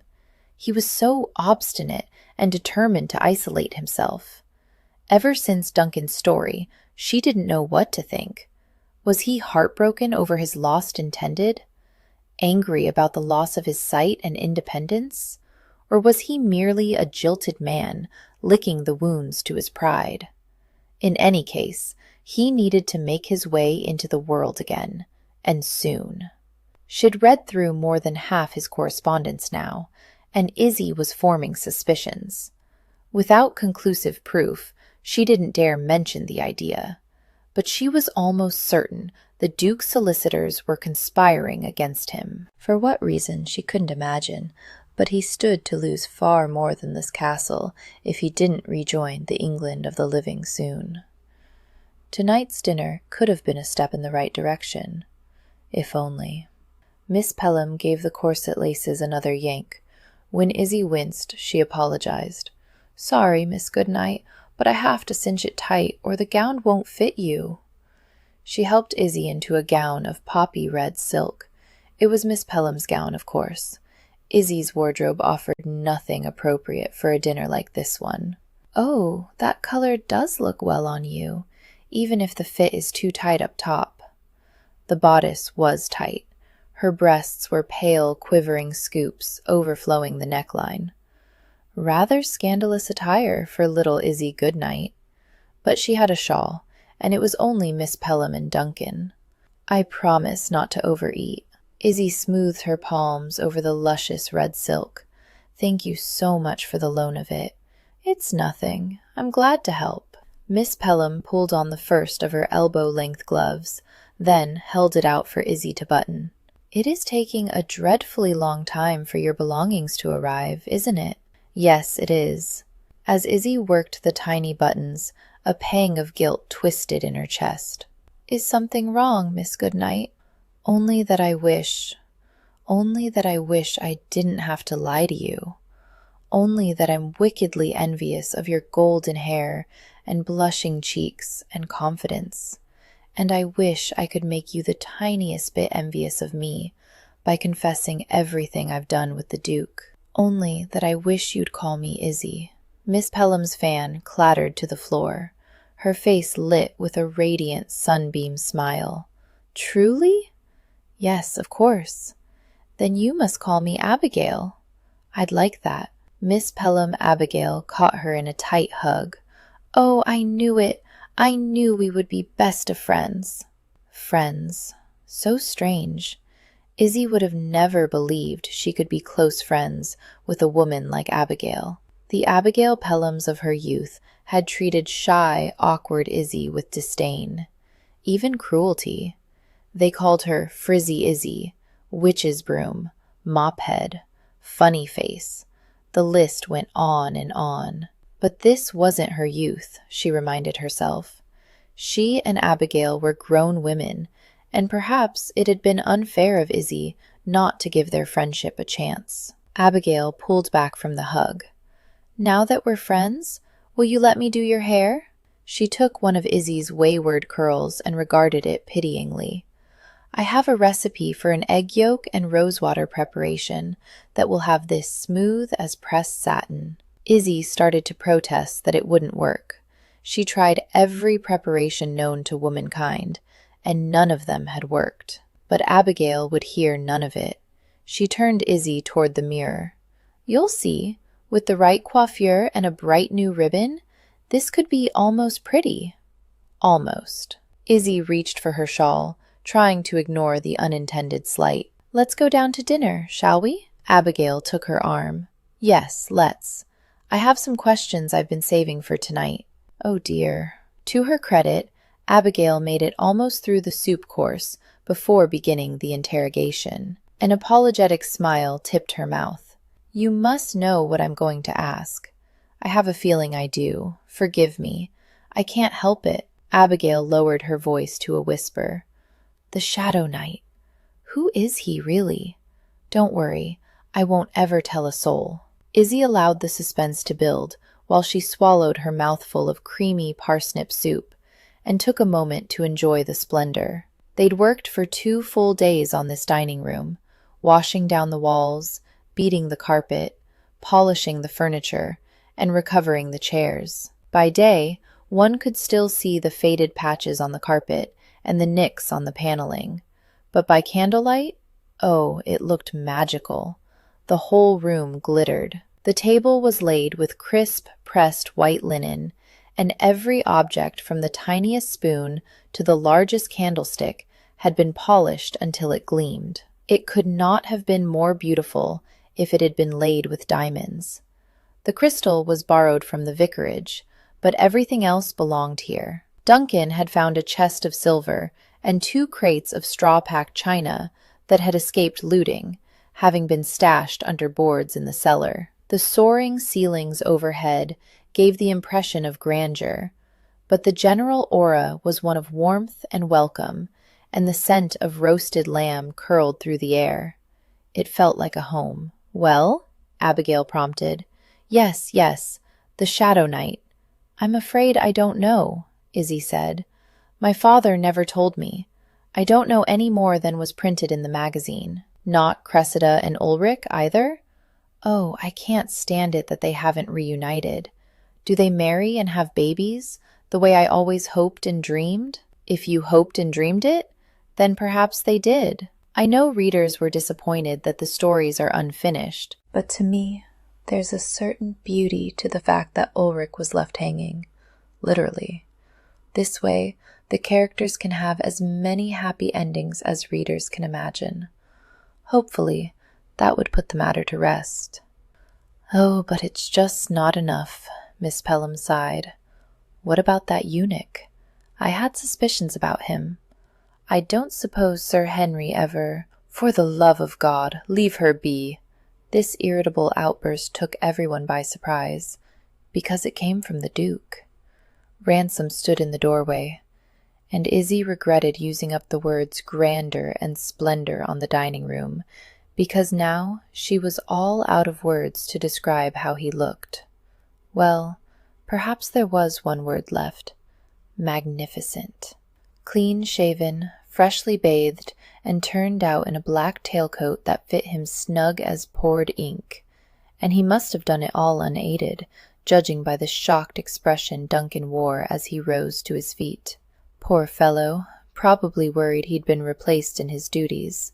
But Izzy didn't believe that was the case, judging by the inadvisable color of the Duke's waistcoat and the fresh, paper-thin scrape along his jaw. It was silly, perhaps, but Izzy found that thin red line even more brave and endearing than the scar slashed across his brow. "It's him," Abigail whispered across the table. "The Duke." "I know," Izzy murmured back. "Why did he come down? Do you think he fancies you?" Izzy pinched the bridge of her nose. Goodness, Why didn't this girl understand that Ransom could hear everything she said? "He must fancy you," Abigail whispered on. "Wouldn't that be exciting? You could make him believe in romance and The Duke cleared his throat. "Your Grace," Duncan said. "Forgive me. We weren't expecting—" "Sit down." Ransom found the chair at the head of the table and drew it out. "I'm not here to make you work. Would you like some soup?" Abigail motioned to the serving maid, one of the newly hired servants. "Just wine. I'm not here to eat either." Silence fell as they all pondered the question no one dared to ask aloud. If he wasn't here to eat or be served, why was he here at all? "Give Miss Goodnight a rest about Morbidia." He took a seat. "Surely there's something else to talk about." "It's all right," Izzy said, trying to contain the damage to the evening's pleasant atmosphere. "Really, I don't mind." "I mind on your behalf." Ah, so that's why he'd come to dinner. To stand up for her. To be her surly, ill-mannered champion.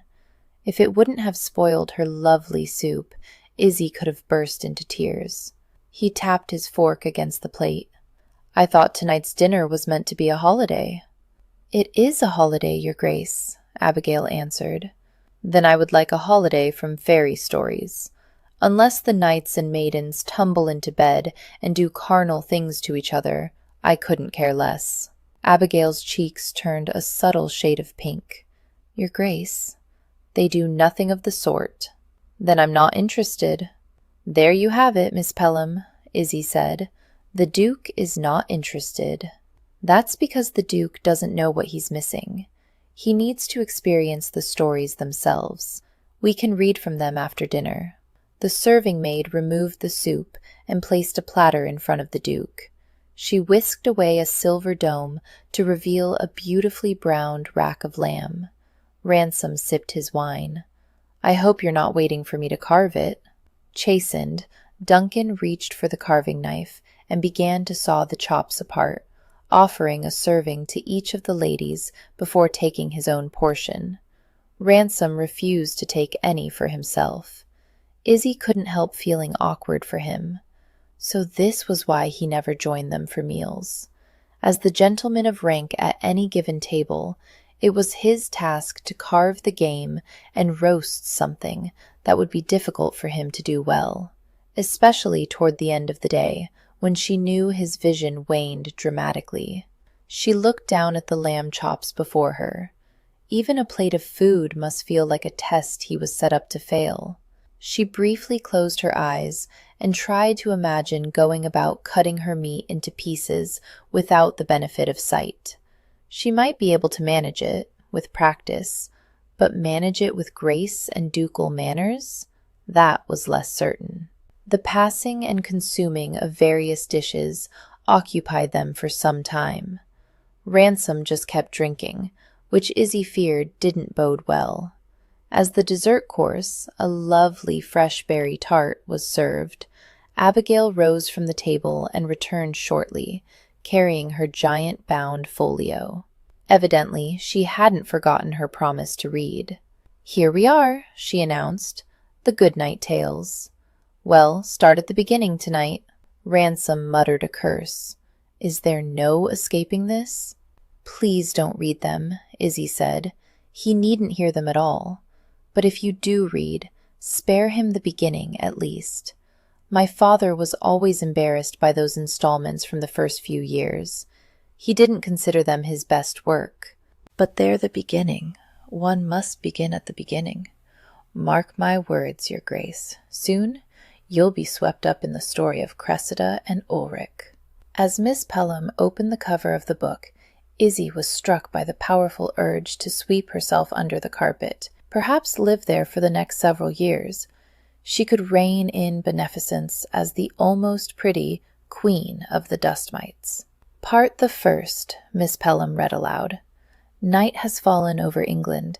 In a small village in the countryside, there is a cottage with a slate roof and a candle in every window. And in that cottage is a a room with silver moons and golden stars painted on the ceiling. And in that room is a bed with a quilted purple counterpane.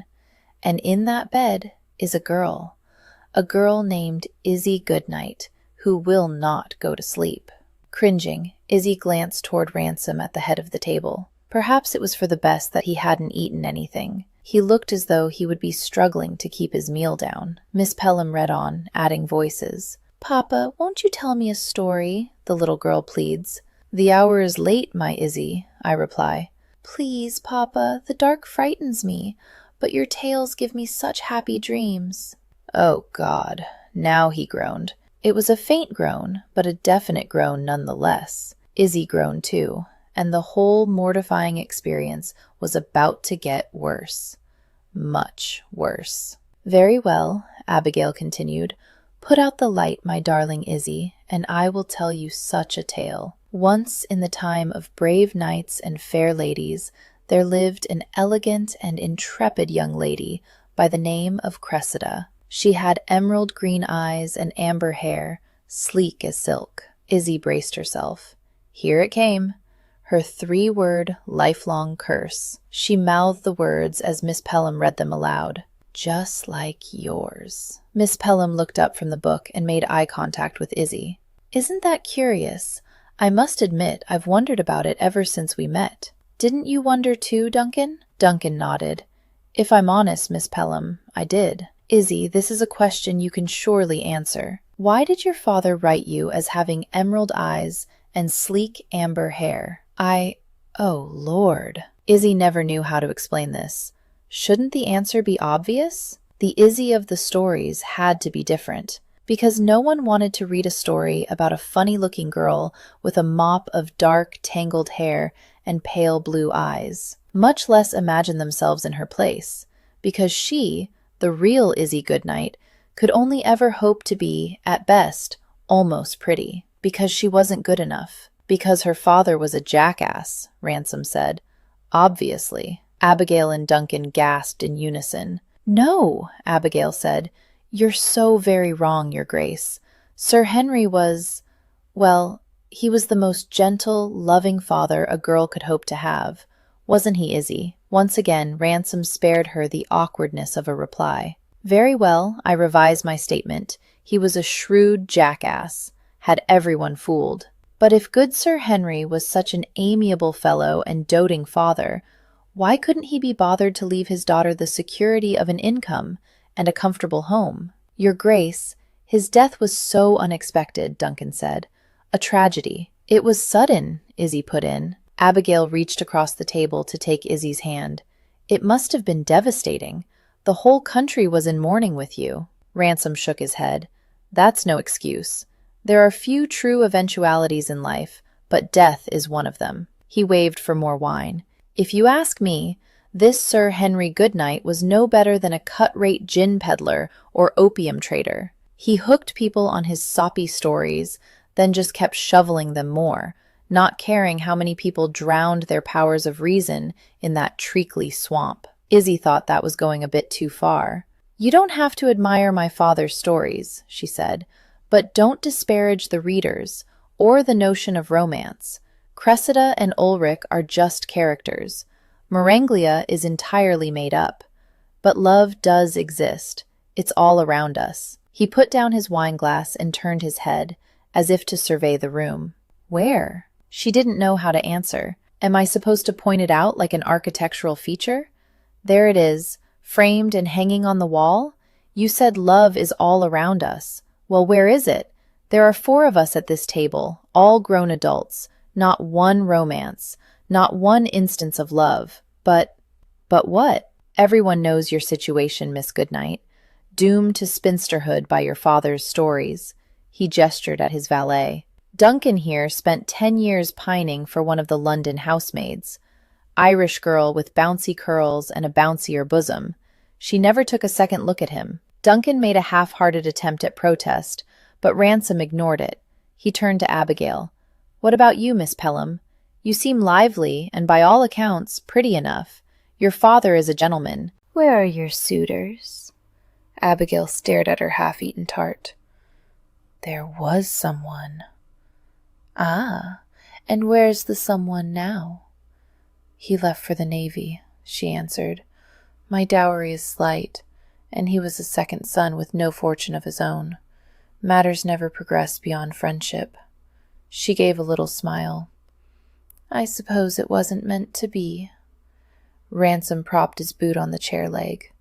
There, you see? Once again, cold reality trumps feeling. He waved from Izzy to Abigail to Duncan. Overlooked, unwanted, rejected. Not a happy ending in the lot. That's not fair, Izzy protested. Our own stories haven't ended. And even so, we are but 4 souls in a vast world. I receive letters from my father's readers every day.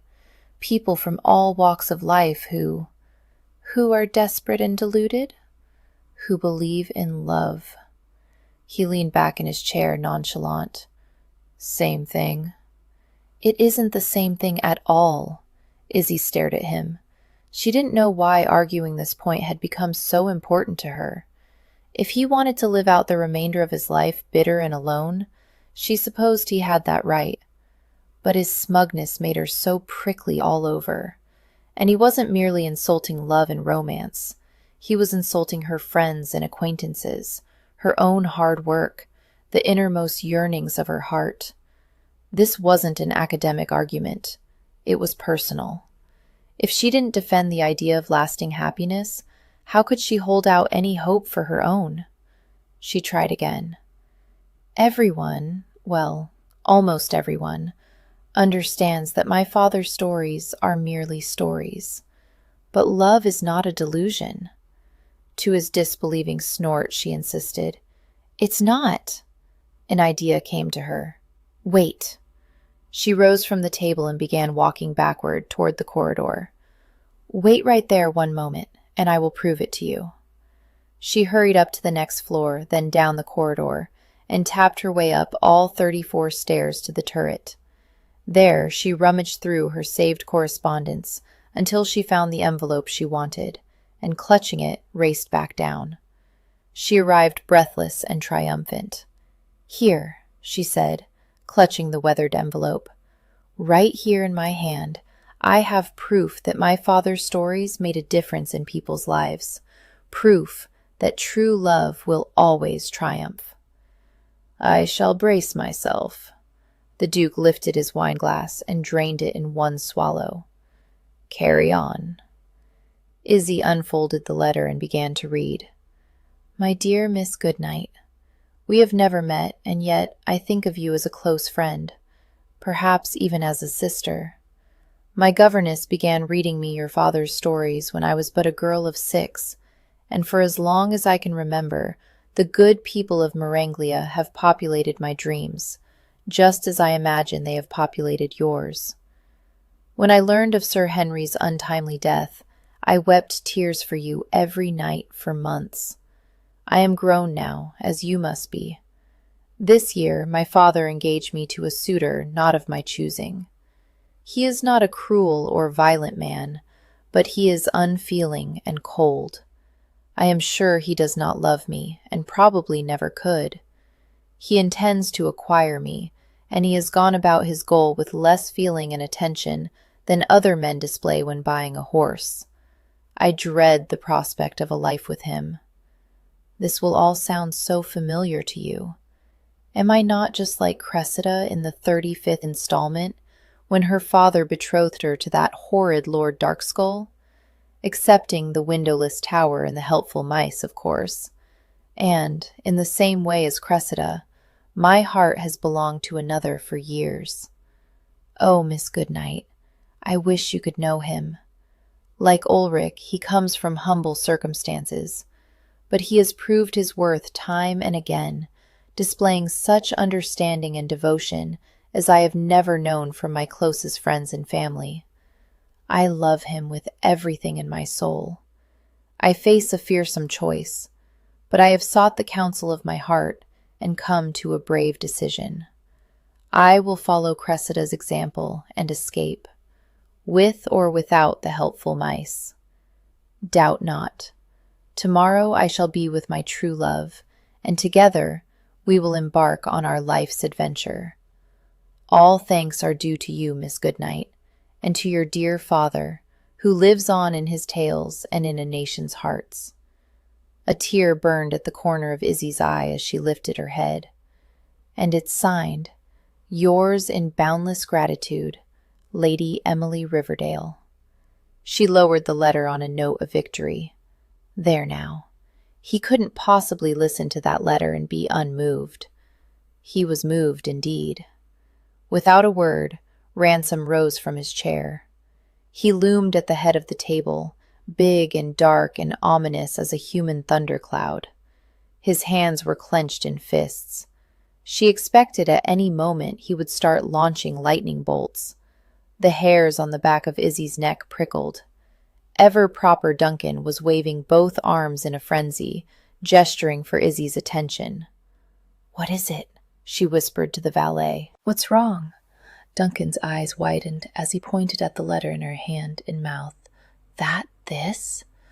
As the Duke stormed from the room, she searched the letter again, trying to find the words that would cause such dramatic offense. Nothing, until her eye landed on the sender's name. Her heart and her stomach switched places. Oh no, no. Emily Riverdale, Lady Shemily Liverpale. Chapter 16. Lord, but she was an idiot. The letter in Izzy's hand was from Ransom's own intended. The flibberty-gibbet. The same woman who'd run off with a farmer, leading to the Duke's disfigurement and brush with death. And she just read this letter aloud to him as proof of everlasting love. Izzy gave the letter to Duncan in passing. Then she picked up a candlestick in one hand and her silk skirts in the other. I must go after him. Moving as fast as she could in her sausage casing of a gown and corset, she chased him down the corridor. "Ransom, wait!" He didn't break stride, firing a warning over his shoulder. "Not now."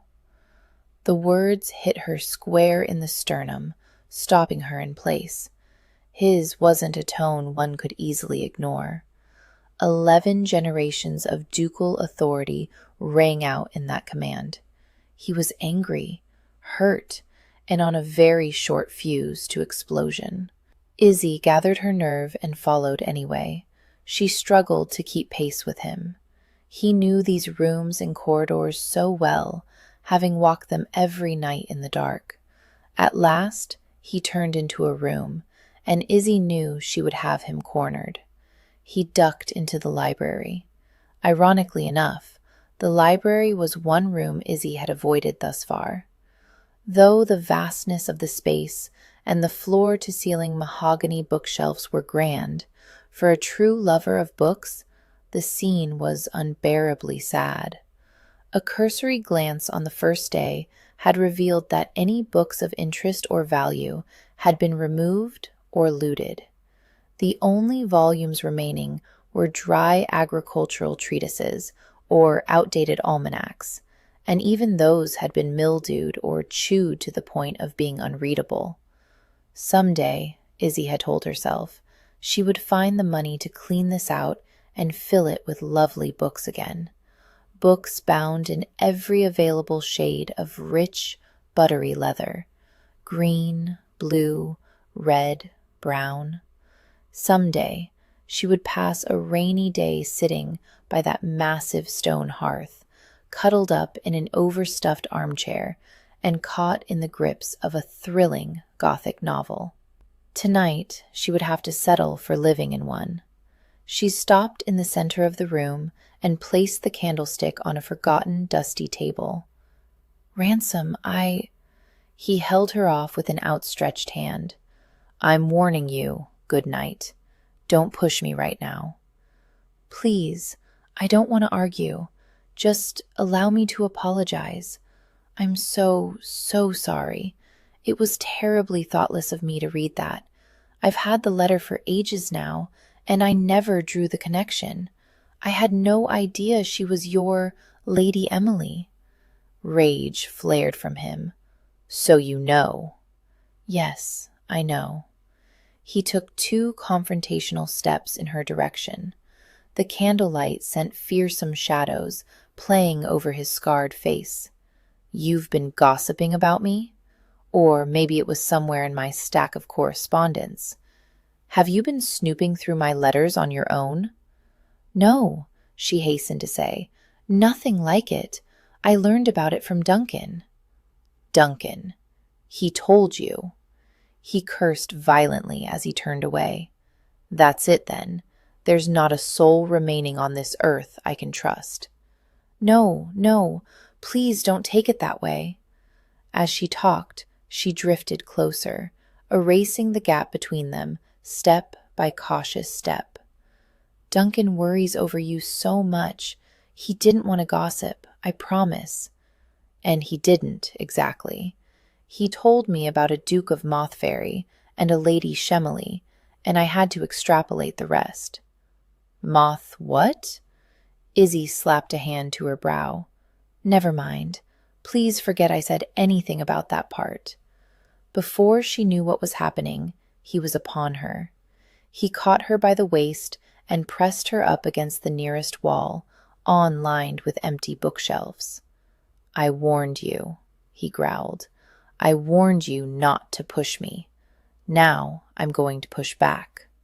He braced his hands on the shelves, caging her between his arms. One hard ridge caught her along the back of the thighs. Another scored the small of her back. The smell of wine was overpowering. He had her trapped, and her body responded like any trapped creature's would. The hairs on the back of her neck lifted. Her diaphragm worked like a bellows, pushing air in and out of her lungs. Her pulse accelerated to a mad, frantic thunder in her chest. I'm sorry, she stammered. So very sorry. Sorry for what? Sorry you read me that letter? Sorry for my pain? Sorry that you had a hand in destroying my life? Oh, Lord, so he did blame her. I'm sorry, she said carefully. That Lady Emily never understood the kind of man you are. Really. One of his hands moved to her waist. His palm slid up and down over the liquid smooth silk, idly tracing the curves of her breast and hip. And what kind of man is that? A good one. One who's gruff some of the time and off-puttingly arrogant a great deal of the rest, but loyal and protective when it counts. You went after her, Ransom. You rushed after her when you could have let her go. Yes, I rushed after her, and if you think that made me the hero in her little story, you have it all wrong. Everything she wrote was the truth. I didn't love her. I never would have loved her. To her, I was always the villain. I didn't love her. The words should have made her relieved for his feelings. Instead, Izzy was selfishly relieved for her own. You have no idea. He leaned close. The heat of his breath rushed over her ear. You have no idea how tempted I am to ruin you, right here and now. The revenge would be so damned sweet. England's precious little innocent, spreading her thighs so wide for my cock. At his carnal words, her knees went weak. She couldn't draw enough air. These wretchedly tight corset laces. With every shallow breath, her breasts pushed higher against the restrictive red silk. The exquisite friction chafed her nipples to hardened peaks. You wouldn't do that, she swallowed hard. You're not the sort of man to take advantage. I don't need to be a man who takes advantage. He sent one hand to burrow under her skirts. Just one who takes an invitation. He hooked a hand under her knee and lifted, drawing her leg to the side and propping her heel on the first shelf above the ground. Using the weight of his own knee, he pinned her in this lewd position. Her heartbeat stalled as he pushed the folds of her petticoats and shift aside. She wasn't wearing anything but stockings beneath, but she couldn't bring herself to protest or shy away. His possessive touch excited her, and she found herself growing aroused even before his hand moved to cradle her sex. She didn't want to scurry back to the dining room and continue pretending. She wanted to be here with him, raw and craving. Her flushed, breathless response to his touch, this was honest. The need gathering between her legs, it was real. His thumbs slipped over her crease, parting her gently for his explorations. Pleasure shuddered through her, and she gripped the nearest shelf for strength. "Yes," he groaned. "I knew it would be like this. I knew you'd be so wet for me." The crude words made her wild. He slid a finger inside her, and she bit her lip to keep from crying aloud. Yes, he knew just what she needed. He worked in and out, stroking a fraction deeper every time. And still she craved more. She rocked her hips back and forth, trying to draw him deeper, deeper. She needed him. She needed him so deep inside. No one else has any idea, do they? What a naughty, wanton girl you are. No one else sees what I see. No other man makes you twist and pant and moan. She arched off the shelves, gasping. No, only me. His fingers thrust deep. Say it. Only you. With a soft groan of approval, he bent his head to lavish kisses on her breasts. Using his teeth, he tugged her bodice downward. Before she could protest that the gown was borrowed and already stretched to its seams, she felt the small rip of fabric. Her breasts spilled forward, and a dizzying rush of air flooded her lungs. Yes. He eased her breast from her stays and circled her nipple with his tongue. I know what you need. He slid both hands to her hips. In one swift motion, he lifted her 6 inches off the ground, setting her backside on the next shelf up. Nudging her skirts to her waist, he moved between her legs. If you don't want this, tell me. His voice was hoarse. You don't have to scream. You don't have to push me away. You've only to say it. Izzy didn't know what to say. Her body wanted his. That much was certain. But was this going to be her first and possibly only experience of lovemaking? A furtive, angry tupping against a dusty shelf? He wouldn't be making love to her. He'd be striking back at the very idea of love. She worked for breath. I'm not saying no. He moaned and lifted her so that she straddled his hips. But I'm saying, not like this. I want emotion. I want tenderness. I think you want those things too. His fingers dug into the flesh of her backside, and he ran his tongue across her chest. Cursed tenderness. To hell with emotion. I'm not the man to fulfill your heart's desires, but I can give you everything. Everything your body's craving. Just because. He sucked her nipple into his mouth, and she lost her voice to another wave of bliss. She wove her fingers in his hair and tried again. Just because she ran away, it doesn't mean a woman can't love you. Ransom, I know there's more to you than this. There's a great deal to me. He rocked his pelvis against hers, and the hard ridge of his erection stroked her core. You could have it all, just as long and hard and deep as you need it. Oh, how she needed it. He ground against her in a firm, delicious rhythm. The warmed, weathered buckskin teased over her thighs. Izzy whimpered and clung to the shelving, helpless to do anything but hang on for the ride. With every roll of his hips, he was pushing her higher, closer to release, and he knew it. Come for me. He slid his hand between their bodies, and his fingers filled her deep again. As he worked them in and out, the heel of his hand rubbed against her pearl. I need to feel it. I need to hear it. A thin whimper of pleasure caught in her throat. My name. He stroked deeper. Say my name. I want you to know it's me. Ransom. Her grip tightened on the shelf, and then suddenly, something gave way. With a creak and a whoosh, her whole world turned on its axis, plunging them both into the dark. She panted for breath. What happened? Damned if Ransom could say. One moment he was in paradise, Izzy gasping his name, all that tightness and heat surrounding his fingers. Victory, right in the palm of his hand. A moment later, they were in hell. The entire section of wall, bookshelves included, had swung on its axis, depositing them here. Wherever here was, he couldn't tell. He just knew that everything in it was close and dank. The air smelled of rot and the mustiness of centuries. Is it some kind of secret passage? Izzy asked, still breathing hard. He withdrew his hand from her quivering flesh and lowered her skirts as much as he dared. However, he held her pinned against the shelving with his hips, keeping her feet well off the floor.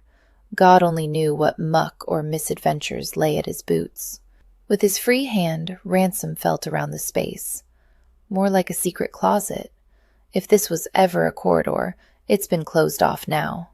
It must have been a priest hole, a hiding place. They built them in the 16th century, when Catholicism was made illegal. There should be a way out of here. A lever or... Let me. He scouted the shelves, pulling and pushing on each ledge. Nothing.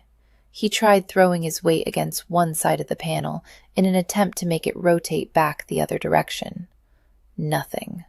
Duncan and Miss Pelham are certain to come looking for us, he said.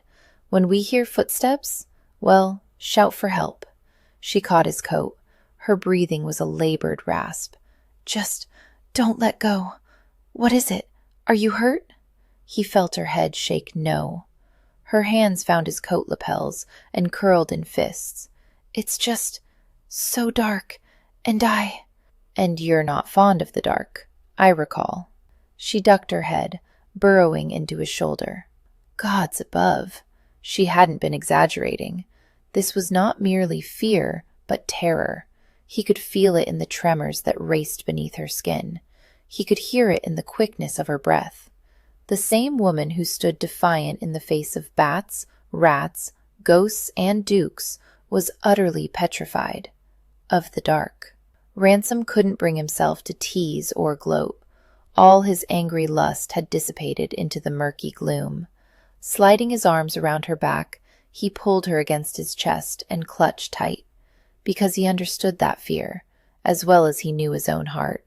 He'd been that miserable soul, alone and terrified in the fresh hell of darkness. It's all right, he told her. It's dark, but you're not alone. I'm here. Her quaking continued. It's so embarrassing and childish. It's been this way since I was 9. What happened when you were 9? That seemed rather late in life to develop an aversion to darkness. Maybe talking about it would banish the fear. At the least, it would fill the silence. I used to spend summers with my aunt in Essex. She had no daughters, just a son, Martin. I might have mentioned him. The one who tossed you in a pond? Yes. Her chest rose and fell with her accelerated breaths. Her story came in short bursts of words. That's the one. Miserable, horrid boy. He was jealous, hated me. He wanted me gone. Whenever he caught me alone, he would strike me and call me cruel names. When his casual tormenting didn't work, he tried throwing me in the pond.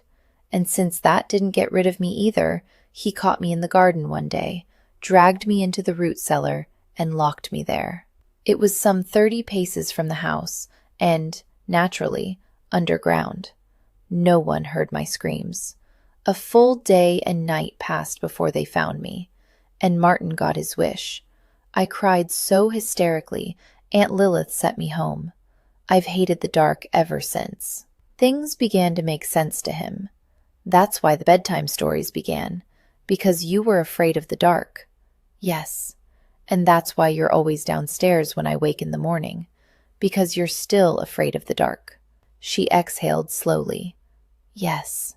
With a gruff curse, he ran his hands up and down her back. That cousin of yours was a vile little bastard. I hope he got what he deserved. Not at all. He's a full-grown bastard now, and he reaped every reward for his vile behavior. How so? My father's only will was older than I am, drawn up when he reached his majority. I never even knew it existed, and he never revised it, but it left everything to his closest male heir, so your cousin inherited everything. She nodded. When he came to claim the house and all our material possessions, I thought surely Martin would have matured over the years. Perhaps we might work out some arrangement. But no, he was still the same malicious, petty bully, and he only hated me more for my father's success. He took everything from me, down to the last pen nib, and he did it gleefully. Ransom stayed completely still, not wanting to alarm her. Meanwhile, rage burned through him like a wildfire. He reconsidered the plan of waiting on Duncan and Miss Pelham to find them. He was angry enough to punch straight through the wall. "You've gone very quiet," she said. He inhaled and exhaled, trying to moderate his emotions. "I'm engaged in a creative thinking exercise. Would I rather throw your cousin to a pack of famished jackals, or watch him be picked apart by a teeming school of piranha?" "That's a good one." She laughed a little. "I'll be sure to pose that question to Lord Peregrine." All was quiet for a few moments. "How do you bear it?" she asked. "How do you bear this all the time? The darkness?" It wasn't easy at first. A grave understatement. But with time, I've grown accustomed. The dark scares you because it seems boundless, but it isn't as vast as it seems. You can explore it, learn the shape of it, take its measure, just as you can see a room with your eyes. You have your hands, nose, ears. "I have my mind," she whispered. "That's the worst part. It's my mind that fills the darkness with horrid things. I have too much imagination." "Shut the door to it, then. No stories or wild tales. Concentrate only on the things you can sense, what's in front of you." Her hands flattened on the linen of his shirt, light and chilled. "You are." "What's to either side of you?" "Your arms." "What's behind you?" She inhaled slowly. "Your hands. Your hands are on my back." He rubbed his hands up and down, warming her. "Then that's all you need to know. I have you. If there are beasties in the dark, they have to get through me." After a few more moments, her trembling began to ease. Some knot of tension unraveled in his chest. "You're so big and strong," she murmured. He didn't answer. "And you smell so comforting." Her forehead rested on his shoulder. "Like whiskey and leather. And dog." The description startled a laugh from him. "You're learning the way of it. There's a great deal you can sense about people without seeing them at all. Scents, sounds, textures. It amazes me sometimes how little attention I paid such things before I was injured. If there's a boon in all this, it's that I notice things I would have overlooked. The woman in his arms, for instance.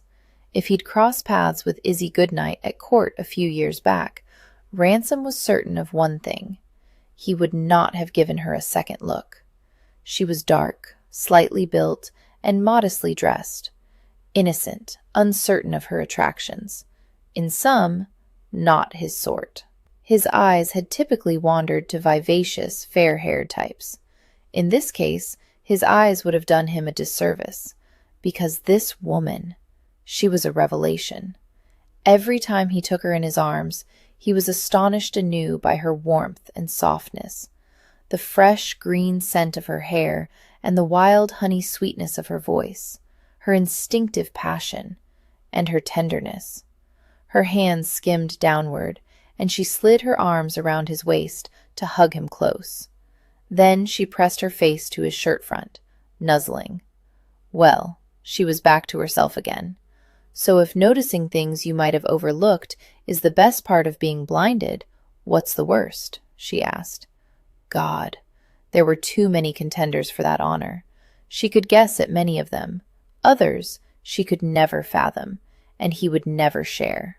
"Learning to hate surprise," he said, surprising himself with the confession.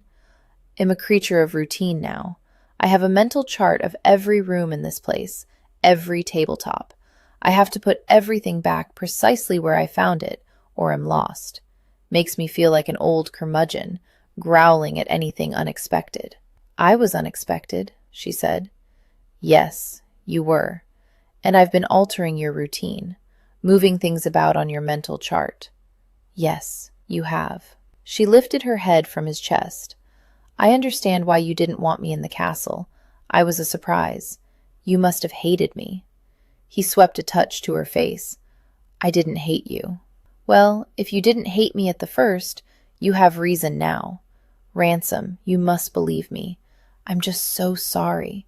For the letter, for the castle, for Lady Emily, for everything. You have every right to be." He shushed her. "Good night. We're trapped together in a small, dark space.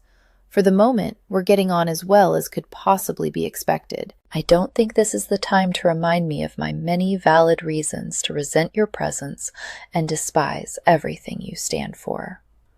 "Right." She took a deep breath. "On second thought, perhaps we shouldn't wait to be rescued. There must be a release latch somewhere. I'll find it."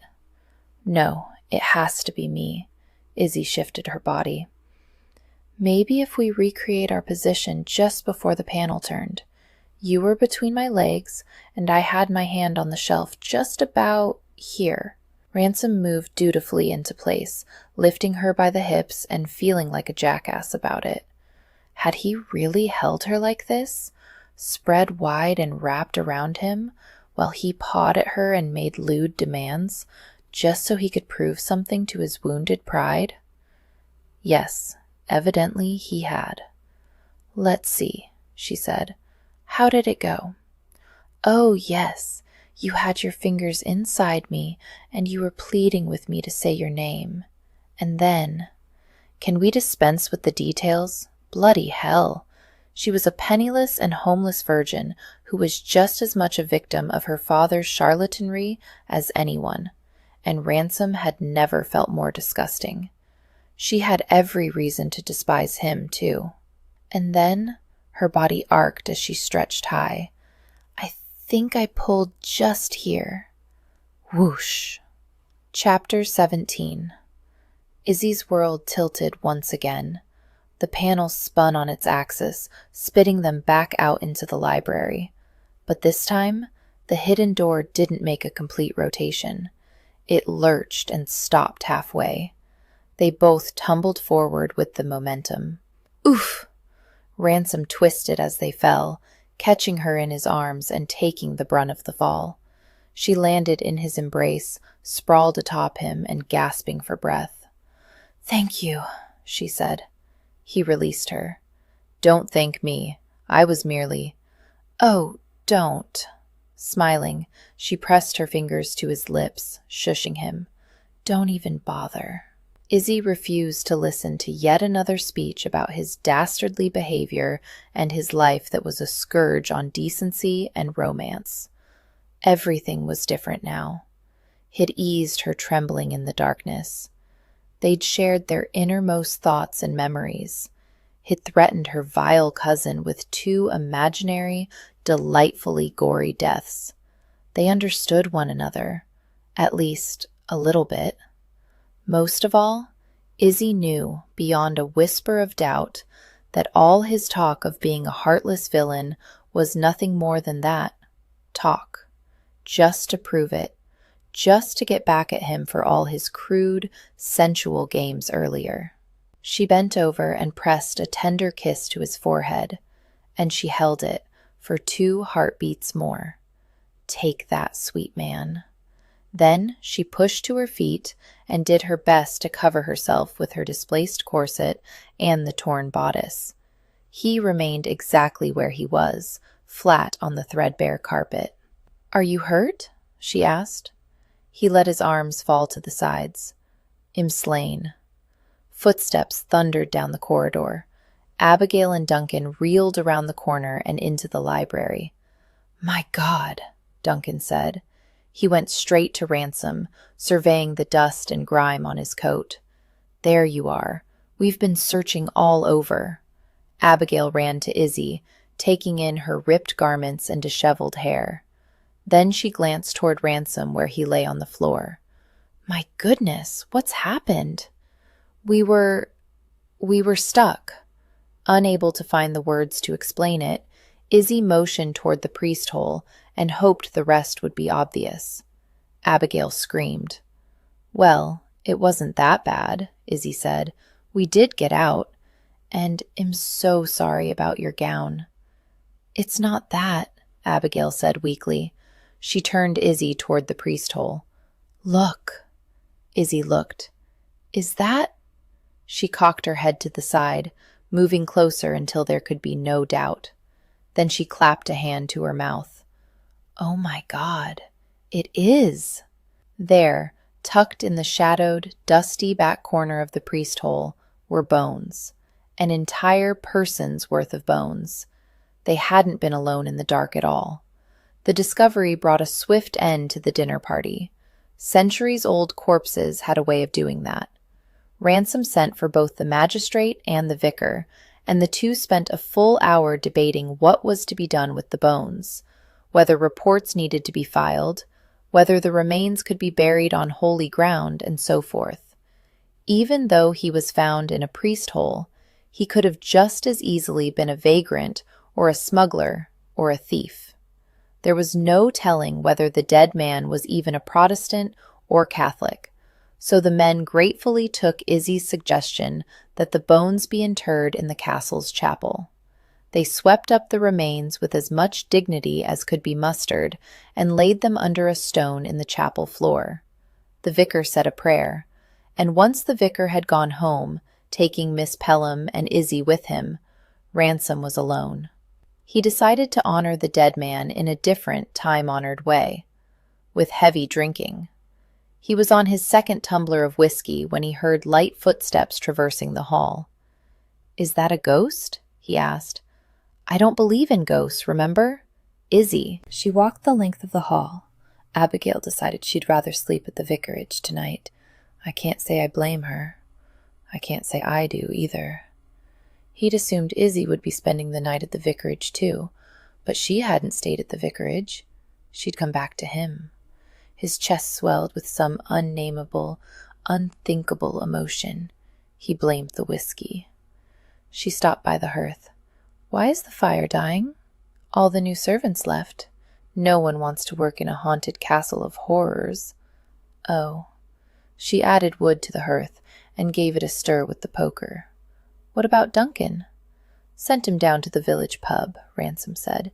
He needed a drink, and he's not the sort to drink alone. But he wouldn't be alone. He'd be here with you. I'm the sort to drink alone.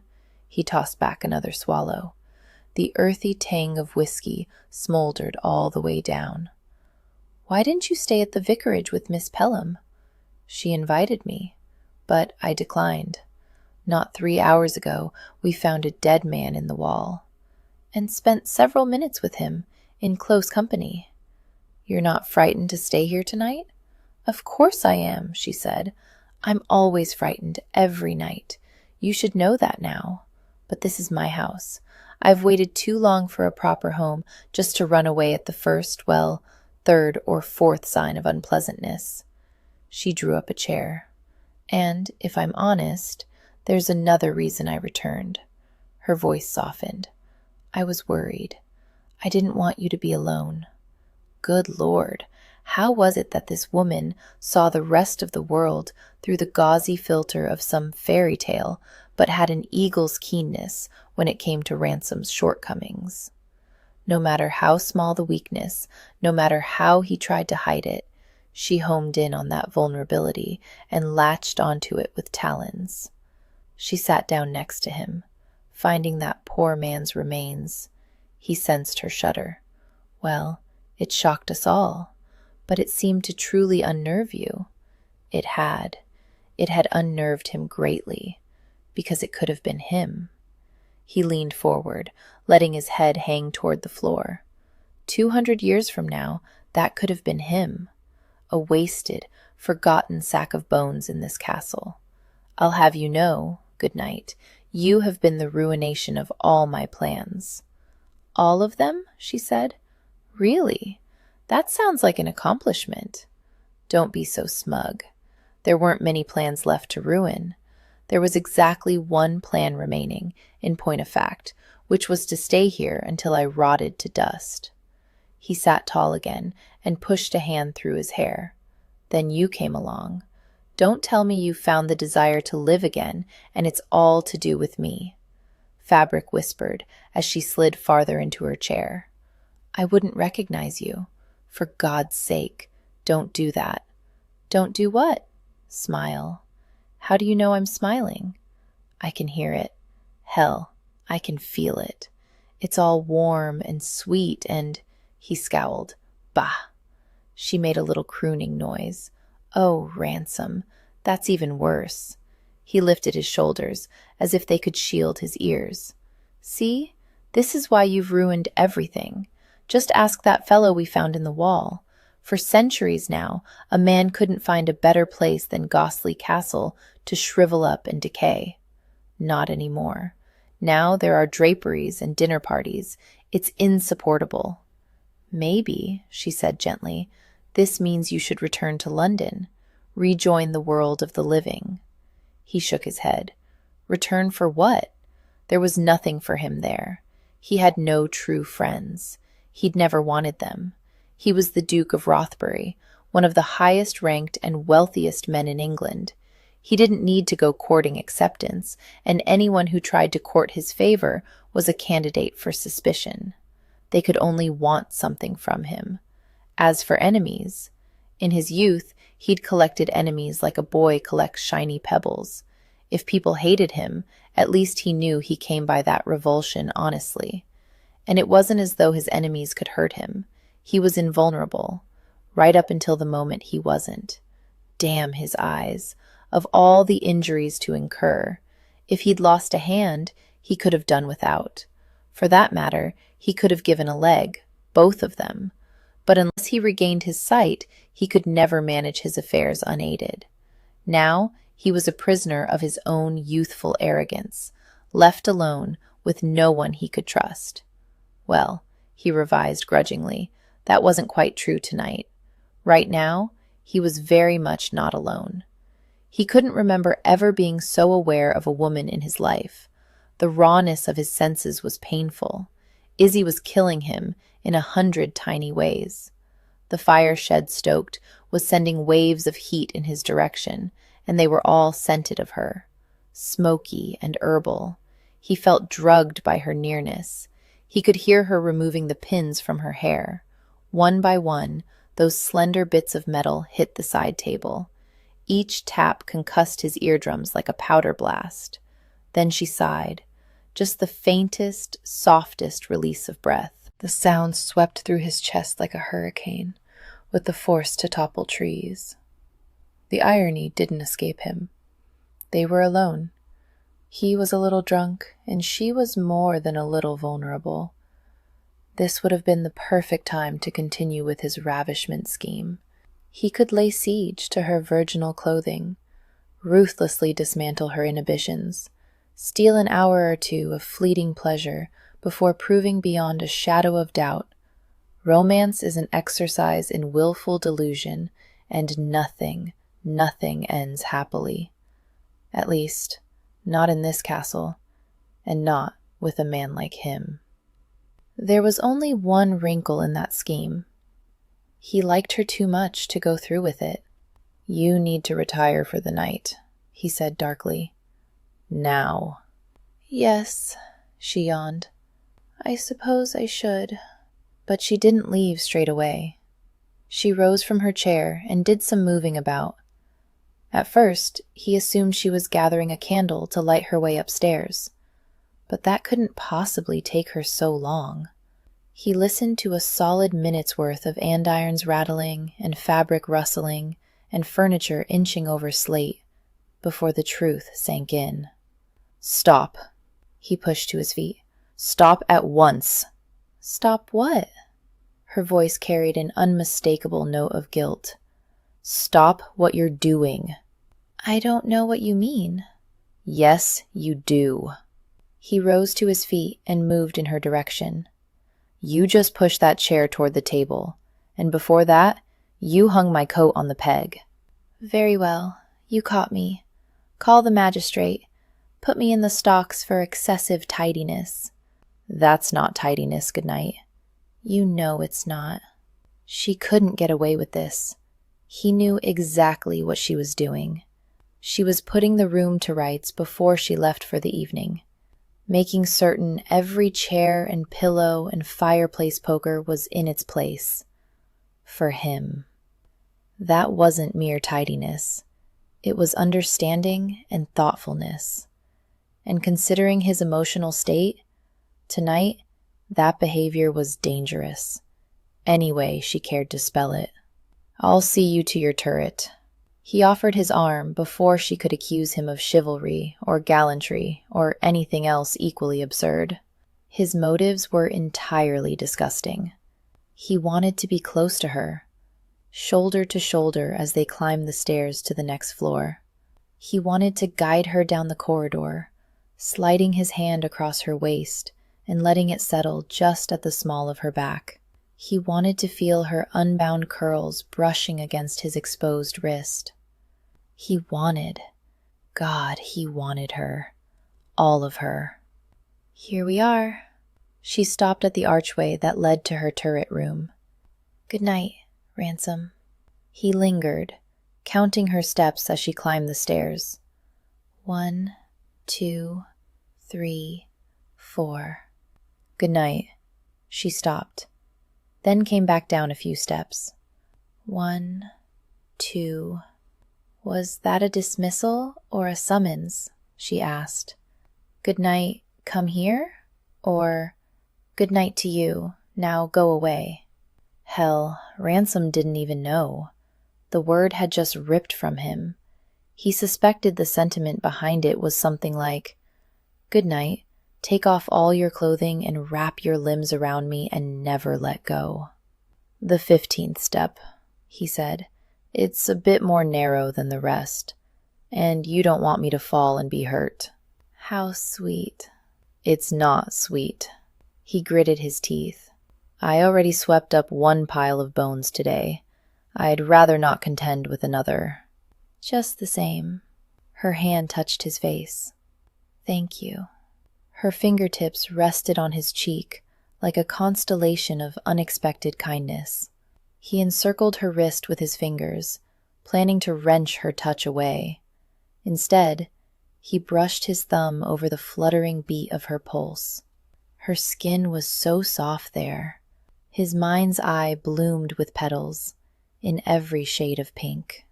And since it seemed he'd already crossed the border into sentimental madness, and he couldn't possibly make it much worse, he brought her wrist to his lips. And he kissed that tender, precious heartbeat like a damn besotted fool. "Bless you." He released her, squeezing his eyes shut. He was dangling by a thread already. If his eyesight miraculously returned to him at this moment, she would have no chance at all. Have mercy on a broken man. Just go to bed. He stood at the bottom of the stairs, listening to her light steps spiraling up to the turret. Everything in him ached to follow. He leaned against the archway and gripped the stone, wrestling his desire. As her last steps faded, he turned to walk away. He'd reached the end of the corridor and counted half the stairs back down to the great hall when he heard it. "Ransom!" He froze, one hand on the stone. A chill shot down his spine. "Ransom, come at once!" And then, in the space of a second, he understood it. He understood the reason he'd walked this castle every night in the dark, learning the length and breadth of every room, arch, corridor, and stair. It wasn't about regaining his strength or mastering the space that was now his home and prison. He'd done it all for one purpose, so he could get to her. Now, as fast as his legs would carry him. Izzy stood in the center of the room, frozen in shock. Ransom's steps came booming up the stairs. He emerged into the room, breathless and red-faced. A storm of fury had gathered on his brow, and his scar forked from it like lightning. "Izzy, what is it? Speak to me. Are you hurt?" "No." She felt horrible for alarming him. "It's not that." "Tell me." "It's this." "You did this? You must have done this." "Did what?" "The candles. They're everywhere." She turned a slow circle. At some point since she'd last been in this room, someone had placed a dozen sconces around the perimeter. Each one held a lit beeswax taper. In addition, there were 2 candelabras on her dressing table and one on the table beside her bed. The sheer number was extravagant and ridiculous. They filled the space with enough light to rival a star, and their collective heat raised the temperature of the room by several degrees. Izzy was overwhelmed. They could only be Ransom's doing. She hadn't told anyone else. She sniffed back a tear. "Downstairs, you berated me for pushing in a chair or hanging a coat. And then, this?" She swiped at her eyes. "Ransom, this is just unfair. Why would you go and do something so—" "They're just candles." She shook her head. He had to know these were not just candles. They were caring. He was caring about her, for her, and it was such an unfamiliar sensation, Izzy didn't know what to do with it. In desperation, she fluttered her hands as if she could shoo the emotion away. It didn't help. "For God's sake!" He moved toward her.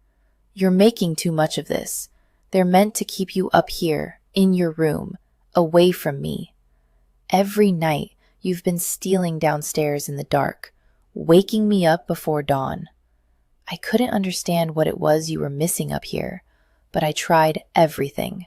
Blankets, brazier, writing desk." She pressed a hand to her throat. "Those were all you're doing too?" I thought, Abigail. He shook his head. "No, I know what you're thinking, and I'm telling you, it's not that way. This isn't how it looks." "You had better hope not." She swept another glance around the candlelit room. "Because this looks sweet. It looks—" She swallowed hard. "Oh, Ransom, it's so romantic." He pushed both hands through his hair in a gesture of frustration. "It's not." "It is. This is romantic. You are being romantic." "I didn't do it on purpose." His arms went around her. I just needed to keep you up here." He walked her backward until her knees met the edge of her bed, and they both tumbled onto the mattress. "In this bed?" He stroked her hair, fanning it out over the pillows, and framed her face in his hands. "But I couldn't discern what it was you needed to feel safe. I tried everything.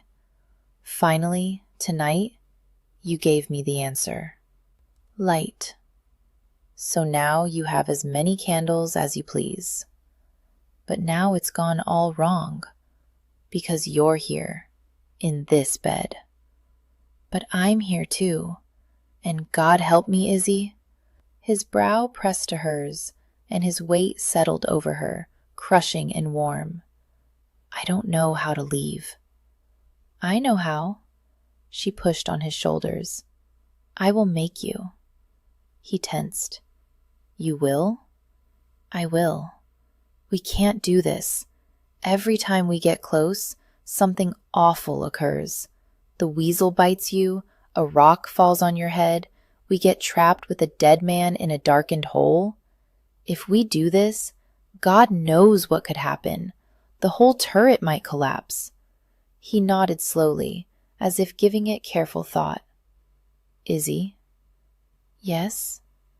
Let it happen. His lips lowered to hers. I don't damn well care. Let it happen, Ransom thought, pushing her back against the bed. Let God and the devil do their worst. The castle could crumble to the ground. The world could end. The entirety of the Meranglian army could show up wearing jingling bells.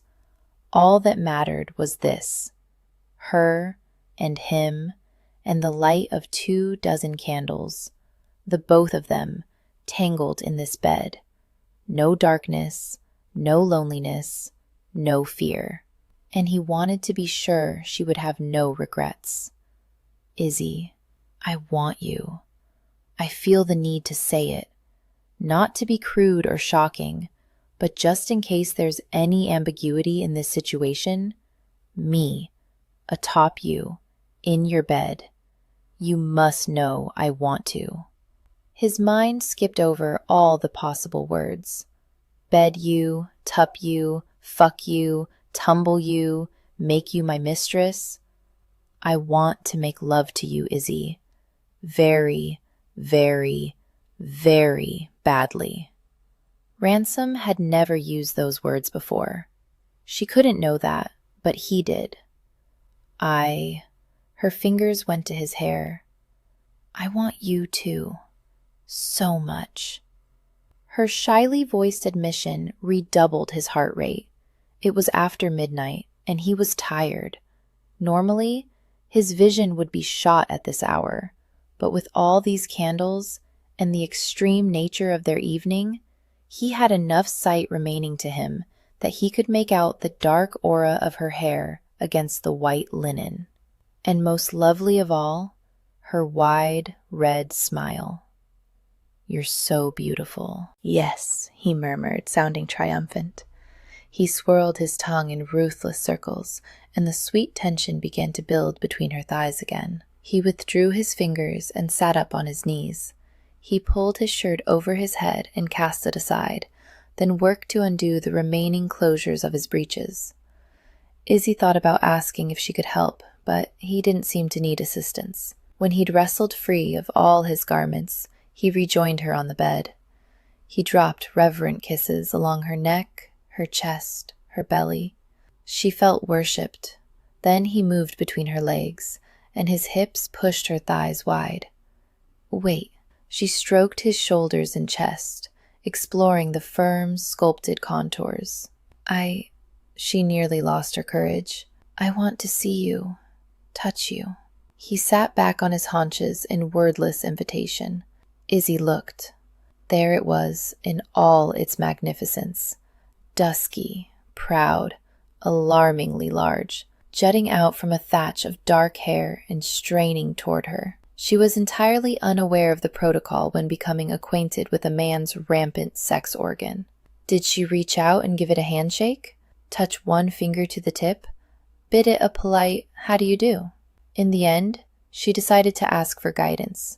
She put her hand in Ransom's. Show me how to please you. The words alone made him moan.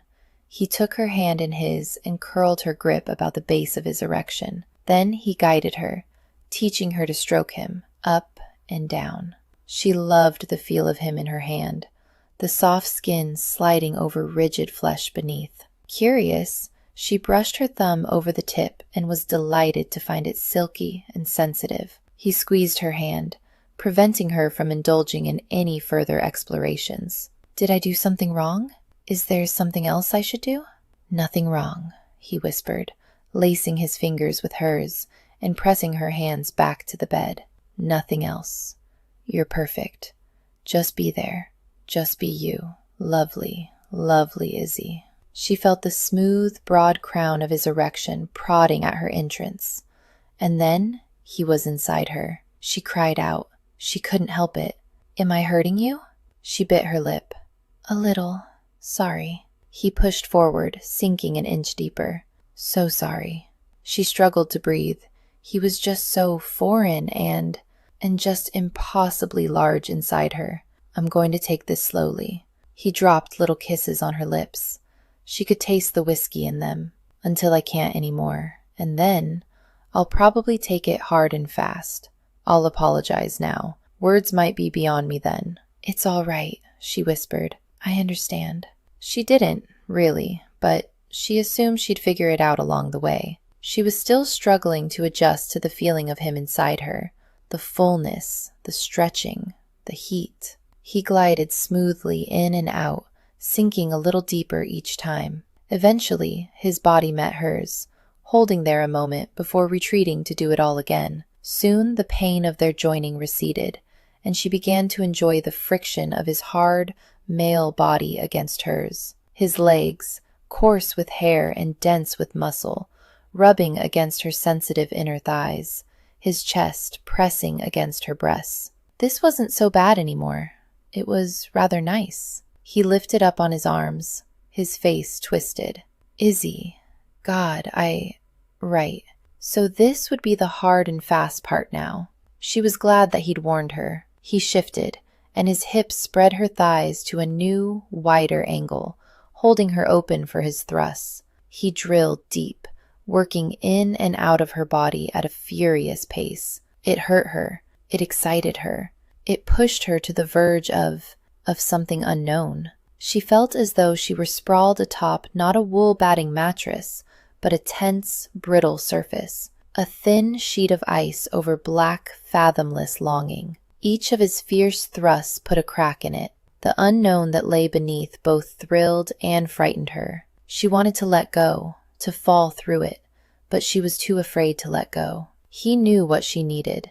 He reached between them and pressed his thumb to her pearl, working it in small, tight circles. The tension broke into 1,000 facets of pleasure, and she clung to his neck as her world constricted to the thick, hard, stroking length of his cock. Her orgasm was weightless, helpless, endless, like free-falling through clouds of bliss. Above her, he cursed, then groaned, then cursed again. Out of nowhere, she felt like laughing.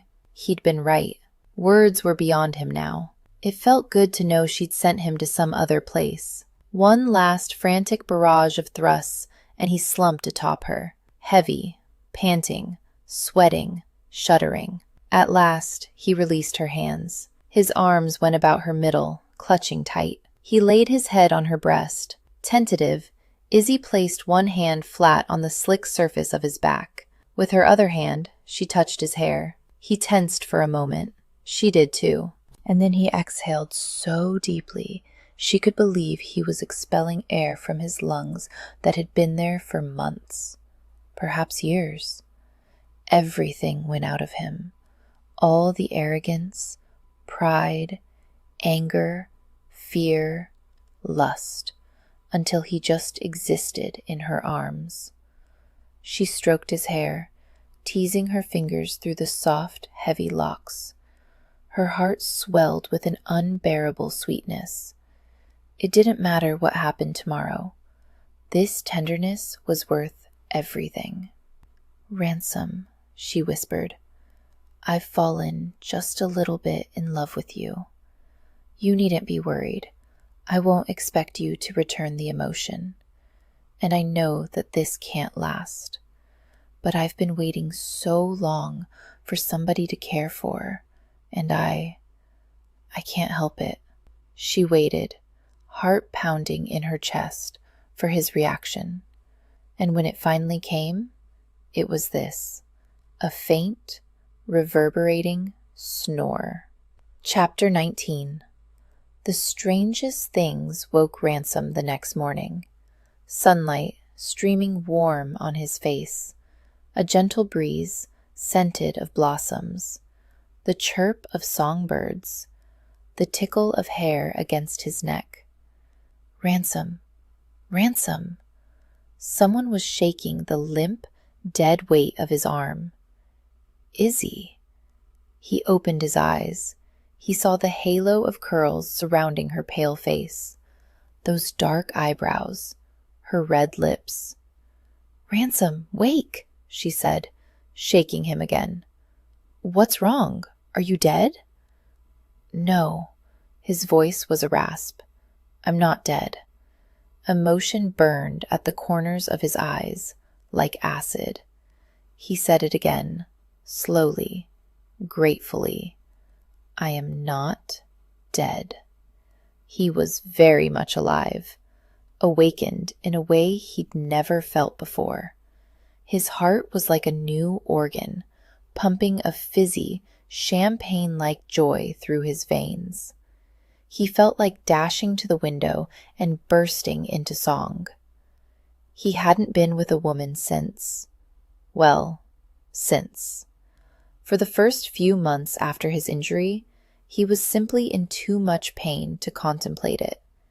And then, he'd feared it would be like entering an unfamiliar room. He'd be fumbling about, cursing, making stupid mistakes as he learned the lay of the space. What if it was bad? What if he was bad? But it hadn't been bad. It had been good. So damned good for them both. Memories came back to him in bits and pieces, her slick heat clenching around his fingers, making him wild to get inside her. The tight, willing welcome he'd found once their bodies joined. The sweet way she'd held him at the end. Izzy. Good, she said. Now hurry and dress. What? He blinked and sat up in bed. She fluttered about the room, washing up and donning her clothing. Watching her was like watching a burlesque dancer. Water splashed and dripped as she dragged a sponge over her body. He watched, transfixed, as her white shift drifted down over her dark head, then the pale pink column of her nude body. She pulled her hair free, and it tumbled like a black cascade, transforming her silhouette once again, light and dark, tugging back and forth. There was no doubt in his mind that she was the most alluring creature he'd ever beheld, utterly, elementally sensual. He moved to the edge of the bed, catching her by the waist and drawing her close. He pressed his forehead to her belly. Izzy. She pulled away from his grasp. We can't. Not now. I don't know where Duncan's gone, but he's sure to turn up soon. We can't let him find us like this. Ransom rubbed his face. Believe me, Duncan has seen far, far worse, and he knows better than to ask for explanations. I suppose this could be just another morning for the two of you, but it's a bit out of the usual for me. A wadded ball of fabric hit him in the chest. Your clothing. Stymied, he sorted out the tangle of garments. This wasn't just another morning for him either. He yanked the shirt over his head and punched his arms through the sleeves. Then he rose from the bed, pulling his breeches to his waist and fastening the closures. He crossed to the dressing table, where she was hastily pinning up her hair. He dropped a kiss on her exposed neck. Izzy, last night was... I know. Really? He caught a stray curl. I don't think you do. She nodded and turned to face him. It's all right. You needn't be worried, Ransom. I understand. Last night was lovely, but... But? Ransom couldn't believe he was hearing that word. Last night was so lovely. But? No but belonged in that sentence. Only and. Last night was so lovely and passionate and tender and erotic and... But it was like a dream, she went on briskly. This morning, I'm clear-eyed and level-headed. You needn't worry. I haven't formed any silly expectations of you. Good God! He was shocked, speechless. These were words that any jaded rake would be thrilled to hear. Words that Ransom would have been thrilled to hear from any other woman on any prior occasion. Coming from her this morning, the words were gutting him.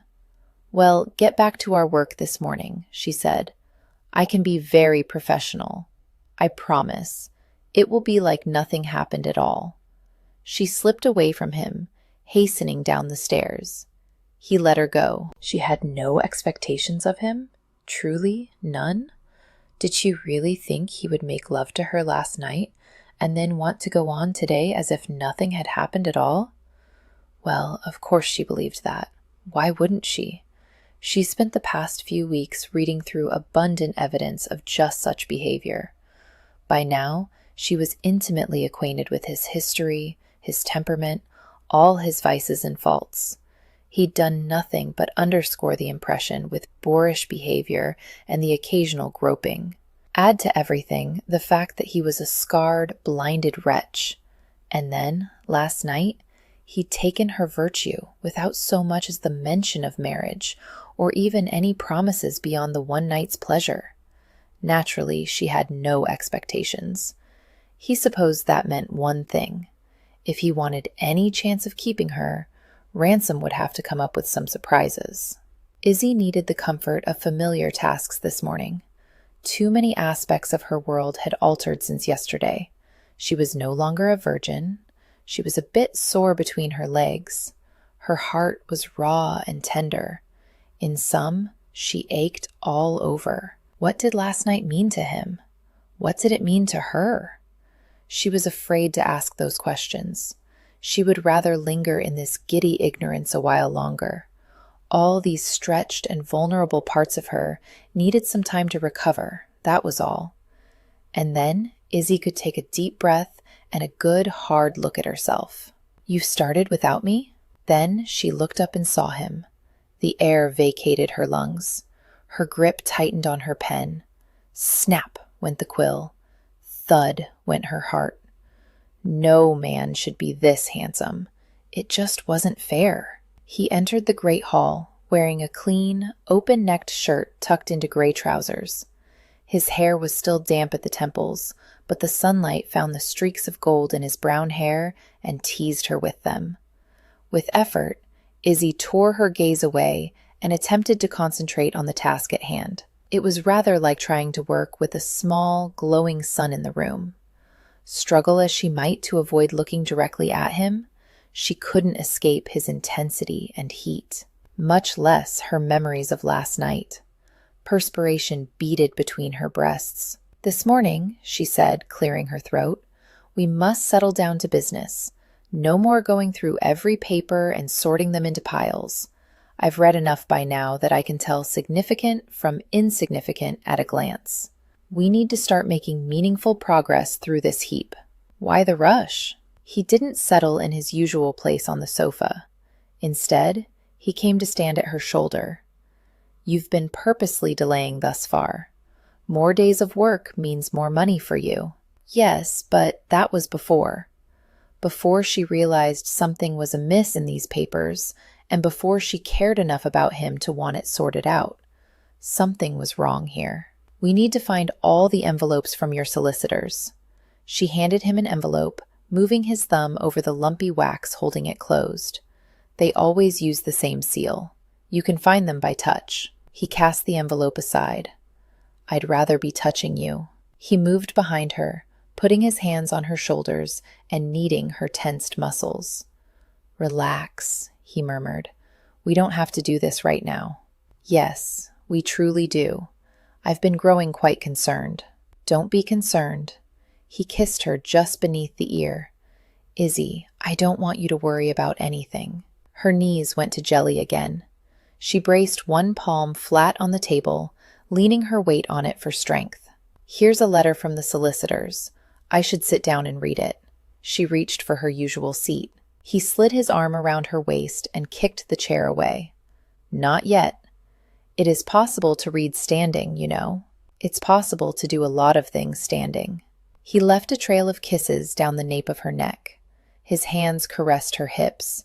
She laughed nervously. "I don't know what to make of you this morning. Where's the surly man who greets the dawn with a curse? What about good grief, good night?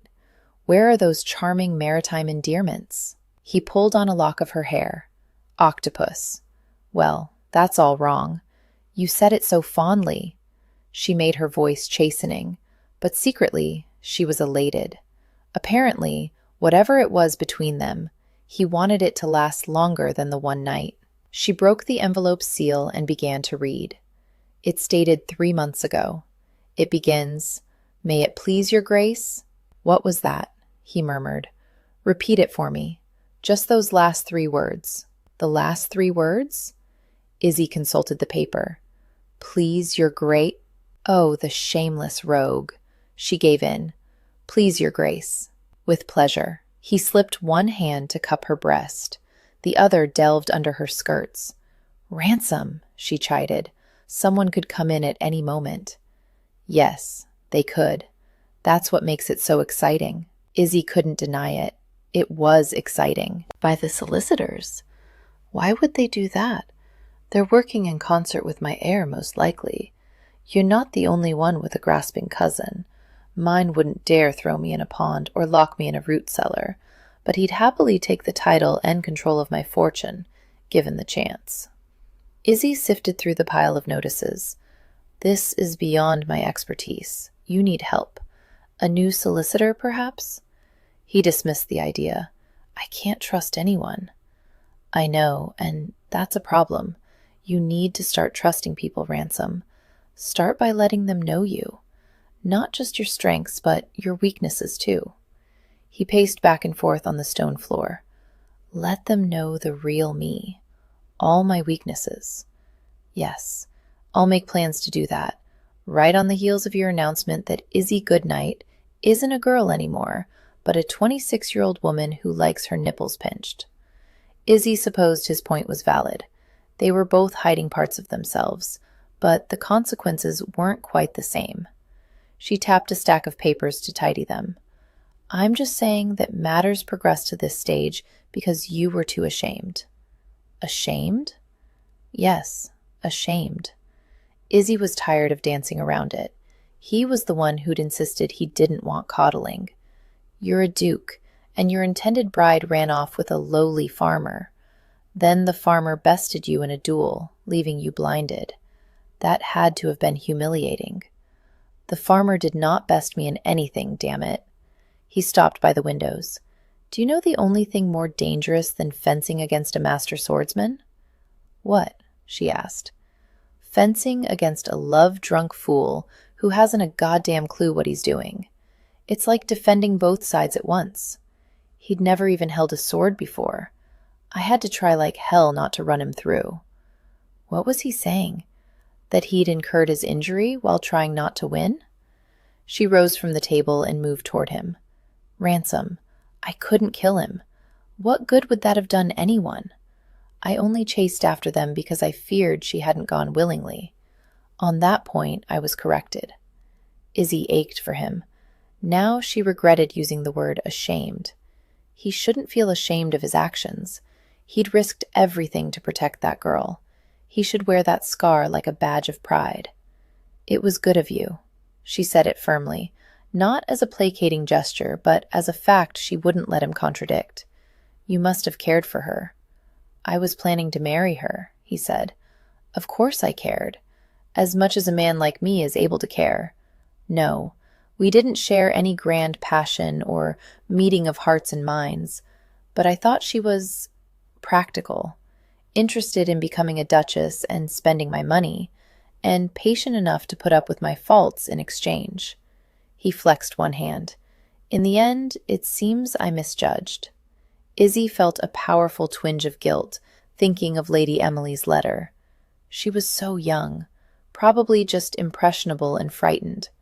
No, I think it's the other way round. She was more perceptive than I gave her credit for." He turned back toward the pile of correspondence. "When I lose all control of my fortune, she will be able to celebrate her narrow escape. If you lose all control of your fortune, what becomes of me?" Izzy chided herself for thinking it, but the fear was creeping in fast.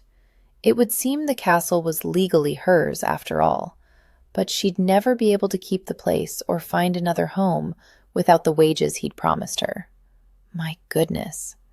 Abigail and Duncan entered the room, surveying the drifts of paper. "What's happened here?" Ransom rose to his feet. Treachery. That's what's happened here. Was there another body in the walls? No. Izzy lifted the letter that had come express. We're expecting important visitors next week. Apparently, His Grace is to be the subject of a mental competence hearing. A lunacy hearing? But that's absurd. The Duke's not mad. She turned and whispered to Izzy. He isn't mad, is he? Oh, Abigail. Izzy lifted her eyebrows and shook her head no. The vicar's daughter continued in a not quite confidential murmur. I mean, he did behave rather strangely last night. Ransom cleared his throat. Miss Pelham, I am standing right here. I am not deaf. And as it will be plain for the lawyers and doctors to discern, I am not mad. But he was blind. That was the true, unspoken source of concern, and everyone was thinking it. Blind people were often put in asylums, even if they were otherwise of sound mind. Considering the neglected state of his business affairs and his prolonged, dramatic absence from society, Ransom wasn't going to have an easy time of this. If his solicitors wanted him gone, the truth would be a heavy stroke against him. Christ. He pushed both hands through his hair. I could lose everything. No, you won't, Izzy said. We won't let it happen, because if you lose everything, so do I. For that matter, so do Duncan and Abigail. If Ransom wasn't the Duke any longer, Duncan wouldn't have a post. If Izzy had to abandon the castle for lack of funds, Abigail would lose the support for the local parish. They were all in this together now. Forget everything I said about honesty. If these solicitors have been lying to you, you can lie right back to them. They never have to know the extent of your injuries. When I arrived at this castle, it took me hours to realize you were blind. You were unconscious for most of them, he pointed out. Just the same, you know what I mean. You know this castle in the dark, and you can focus well enough that your eyes don't wander. All you have to do is bluff your way through this one interview. Once they're gone, you can sack Blaylock and Riggett and hire new solicitors. But the castle, Miss Goodnight. Duncan looked around. It doesn't look like a ducal residence. Then we'll make it one. She squared her shoulders. We have a week. The castle, the public parts of it anyhow, need to be immaculate. But we mustn't change the arrangement of the rooms by even 1 inch. The Duke will need a wardrobe. For that matter, I could use a new gown or two. Izzy twisted her fingers. And we'll need servants. A great many servants. To clean, garden, serve at table. Refreshing the Duke's wardrobe will be a distinct pleasure, Duncan said. And Izzy, you know I'd love to help with yours. We're all ready for hard work. But that last bit, the servants will be a challenge. Abigail looked regretful. It was already difficult to convince the local people to come work at the castle, what with its bloody history, the ghostly rumors, and the Duke's months of seclusion. But after the bones were found in the wall, she shook her head. In time, I'm certain I could convince them to come back. But this week? Even if we did manage to hire them, Duncan said, I don't know that I could train village folk to an acceptable standard in that time. Then there's the matter of uniforms and livery. It all seems rather hopeless. It can't be hopeless, Izzy said. Abigail smiled. You're right, Izzy. Would Cressida and Ulrich just give up? Of course not. We'll pull through somehow. Doubt not. And with that, all 4 of them fell silent, doubting. But they couldn't waste much time with doubt, not when there was so much to be done. Over the next few days, everyone in Gosley Castle worked hard, and no one more so than Ransom.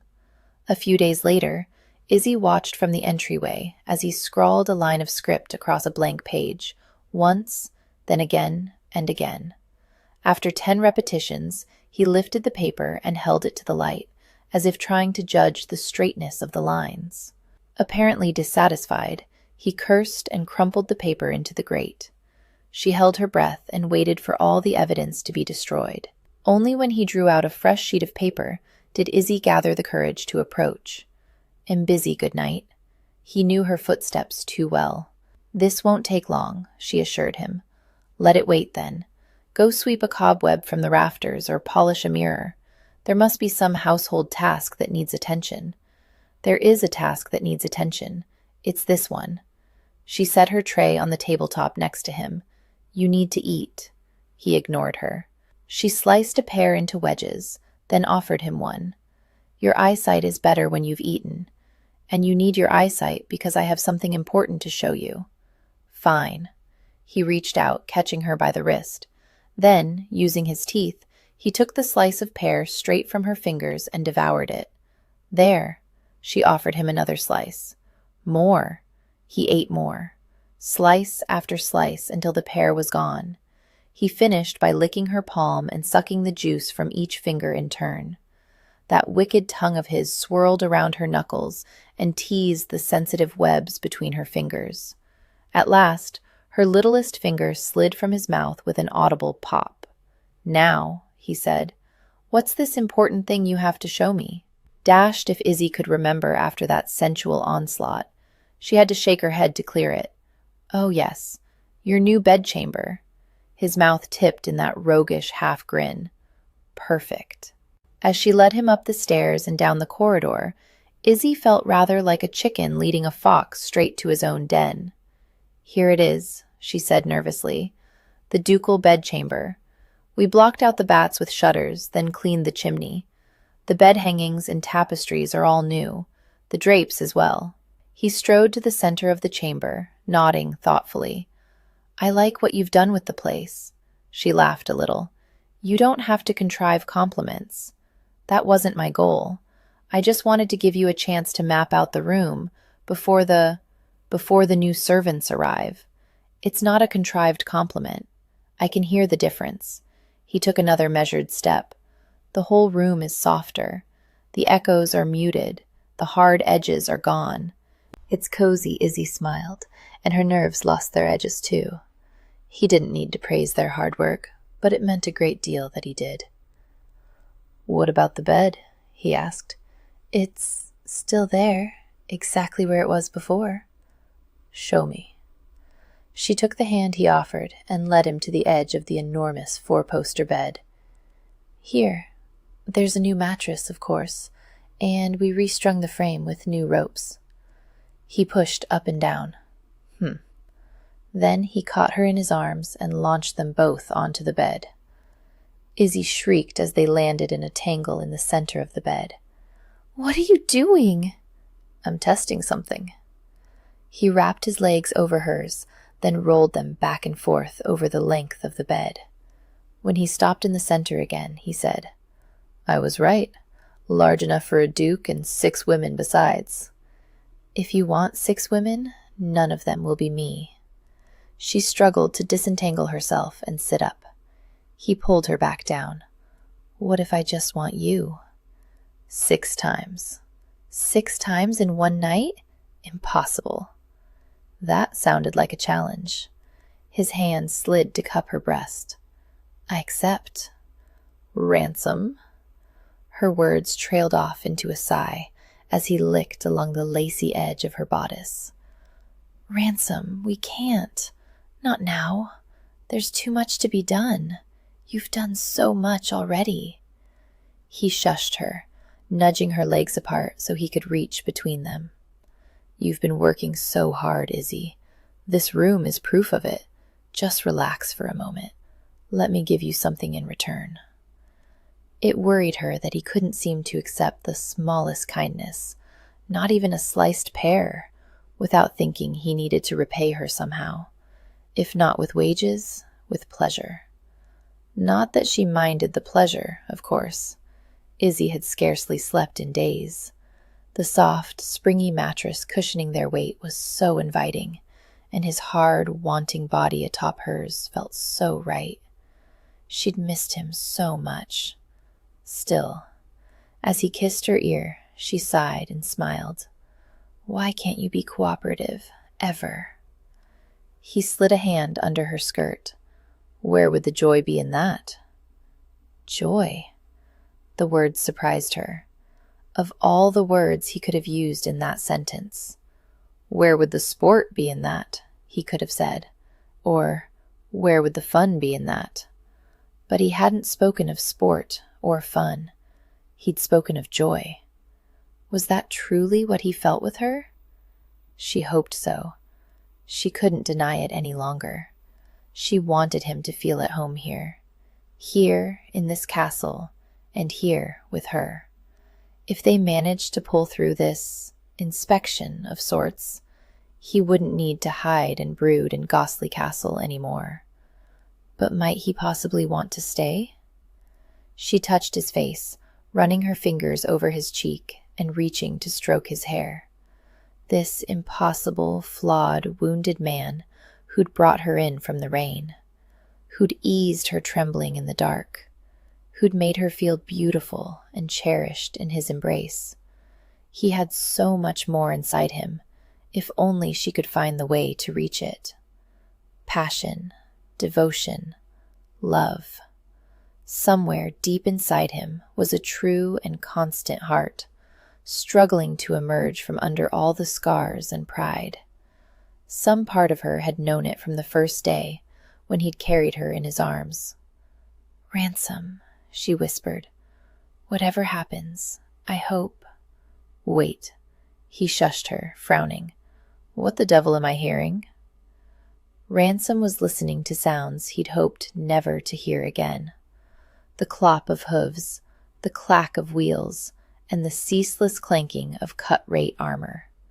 Bloody hell, they're back. "They're early," she said. She'd known about this? "Izzy, you didn't."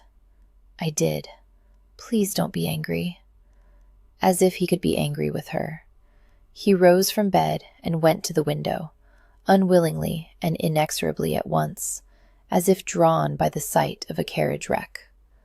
That familiar silvery rainbow of people poured into the courtyard. They'd been invaded by the Meranglians again. Izzy joined him at the window. I know how you feel about them, but we're desperate for help. We can't be particular." She called down to the men filling the courtyard with their obnoxious clanking. "We are honored, Sir Wendell. How good you are to heed my summons in our hour of need." From the courtyard, a voice floated up. "Doubt not, Miss Goodnight. We have returned from thither to offer our service anon." Ransom wrested her away from the windows. "Izzy, no. No. I'm supposed to be displaying my sanity and competence in all things ducal. Having the castle overrun by delusionals with play swords and an unnatural fondness for the words thither and anon is not going to help. We don't have a choice. There's no time left to find, train, and outfit servants locally. These people want to help.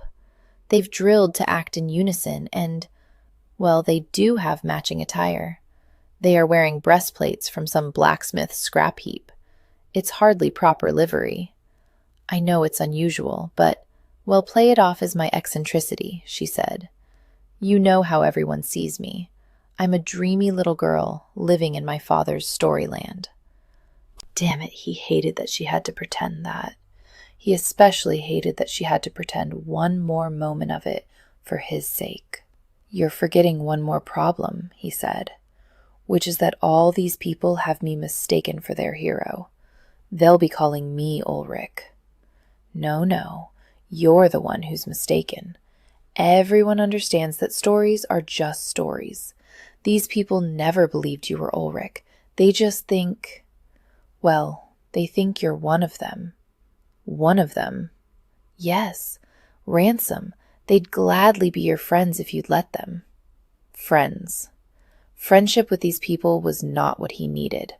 But the hard truth of it was, he did need servants. He couldn't appear to be moldering in a decrepit castle alone with his valet, even though that's exactly what he had been doing up until a few weeks past. "Just give them a chance," she whispered, kissing his cheek before she descended to greet her adoring throng.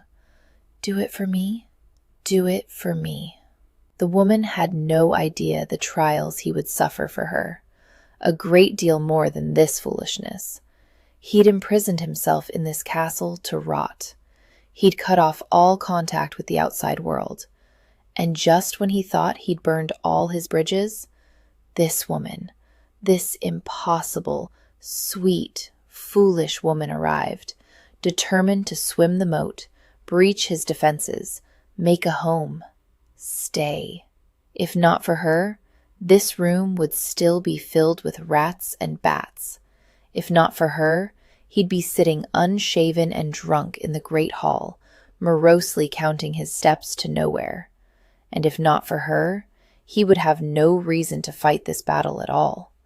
Perhaps he would have no title or fortune to offer her, but he was determined to see her safe. Everything he did from this point forward, it was all for her. Chapter 21. Gather round, everyone. This will be our final time through the paces, Izzy called down from the window of the ducal chamber, addressing the assembled knights, handmaidens, servants, and friends below. Tomorrow the solicitors arrived. This would be their last chance to practice. She cleared her throat and called, "Take your places, please." The knights, cook, and servant handmaidens disappeared inside, leaving only the inquisitioners in the courtyard. The inquisitioners were Abigail and a few of the handmaidens who'd offered to pose as the visiting party. The girls had thrown themselves into the roles with enthusiasm, pulling their hair back into severe knots and donning dark, somber topcoats and beaver hats from the old vicar's wardrobe. They'd even taken bits of coal and drawn sideburns and mustaches on their faces. Except for the occasional burst of giggling, they made a fair approximation of a stern-faced party of solicitors and doctors. Now, when the visitors arrive, Duncan will welcome them to Gosley Castle. Duncan opened the front door and bowed solemnly to the young ladies in costume. "Good afternoon, sirs. Welcome to Gosley Castle." "Excellent." And then he'll show them into, Izzy turned to Ransom, who stood beside her in the upstairs room. "You're sure you prefer the Great Hall? We do have the salon now. It's a more manageable size." He shook his head. "It has to be the Great Hall. I know how the space works, how the echoes sound." "Then the Great Hall it is." She turned and called from the window again. "Duncan will show them into the Great Hall." Duncan faced the inquisitioners and tilted his head in invitation. "If the gentleman would be so good as to follow me." The tittering young women followed him inside. Izzy stepped away from the window. "This is where we wait. Once Duncan has them settled in the Great Hall, he'll send one of the handmaidens up to knock." They lapsed into silence, just waiting. Izzy studied her shoes. She had new ones for tomorrow, but for today, her old nankeen half-boots would have to do. Ransom, of course, only looked more magnificent with each passing day. Duncan had dedicated many tireless hours to the task of brushing, laundering, pressing, and polishing every item of attire in the Duke's wardrobe, and it showed. His hair was still a touch overgrown, but she couldn't bring herself to suggest a trim. He wore that fall of golden brown hair like a shield over his wounded brow. She worried he would feel vulnerable without it. "Don't be anxious about anything," she said. "We've planned every moment, made alternatives for any eventuality. And if all else goes wrong, there's a last resort. Plan E." "Plan E? What's Plan E?" "Snowdrop. If there's an unforeseen problem, one of the handmaidens will release the ermine into the room. It will be a diversion, at least." His lips quirked to one side in that now familiar manner. She still didn't quite know how to read the expression, but she was coming to think of it as a smile. A knock came at the door. "Right," she said. "That's our cue." She threaded her arm in his, and together they walked into the corridor and began heading downstairs to the great hall. "I remember everything you told me," she said. "Blaylock has ginger hair and spectacles. Riggett is the portly one with narrow-set eyes. When we enter the hall, you'll find them, and he'll tap out their position on your arm. The first count will be Blaylock, the second, Riggett. As for the newcomers, we'll have to rely on introductions. Duncan, should you need him, will always be just to the left of the entrance. Once you introduce me, I can take over." He stopped in his paces. "Izzy, Yes? Did I forget something? This. He bent his head and kissed her, just a warm, lingering press of his lips against hers. You seem to need that. She exhaled. I think I did. Thank you. All her drifting, scattered thoughts coalesced. His kiss was her anchor in the storm. So long as they could come away from this trial together, that was all that mattered. When they entered the great hall, Izzy used their agreed-on system to point out the handmaidens, designated as Blaylock and Riggett. Ransom acknowledged them with the slightest of nods in their general direction. This was where his social rank worked in his favor. Ransom needn't bow to anyone. He certainly didn't shake hands. He needn't offer to serve his guests drinks. Unless his vision was particularly gray, he could distinguish a person well enough to focus on him when speaking. For a duke, that was enough. They walked to the grouping of freshly reupholstered furnishings near the hearth. Once again, Izzy used slight pressure against his arm to direct him toward an unoccupied chair. Everyone was seated with a minimum of awkwardness. Excellent, she said, beginning to breathe easier. This really needn't be as difficult as she feared it could be. Once we're all seated, it's just a matter of chatting, drinking, answering their questions. Wrong, Ransom said. I'm going to be the one asking questions. That's all well and good, too. If the mood is amiable, I'll offer them a tour of the castle. I'll lead, of course, and you can bring up the rear. Once we've returned to the great hall, it will probably be time for dinner. In an instant, Ransom's demeanor changed entirely. Izzy's heart sank. She'd been hoping he would take this well, but it would seem she'd hoped in vain. He frowned. What do you mean, dinner? Damn it to hell. Ransom hadn't counted on this. Why does there need to be a dinner? With any luck, there won't be a need, she said, but we must be prepared for the possibility. The solicitors will have traveled all this way from London. They're going to be fatigued, hungry. We'll probably have to offer them lodging for the night, too. He cursed. Don't worry, I've planned everything, and we'll walk through it right now. Duncan will invite us in to dinner. She motioned in Duncan's direction, and the valet cum butler did as she asked, intoning, Dinner is served. Then you offer me your arm, Izzy said, taking the arm in question before he'd offered it at all, and we'll lead the way to the dining room. As they walked down the corridor to the dining room, Ransom felt as though he were walking toward the gallows.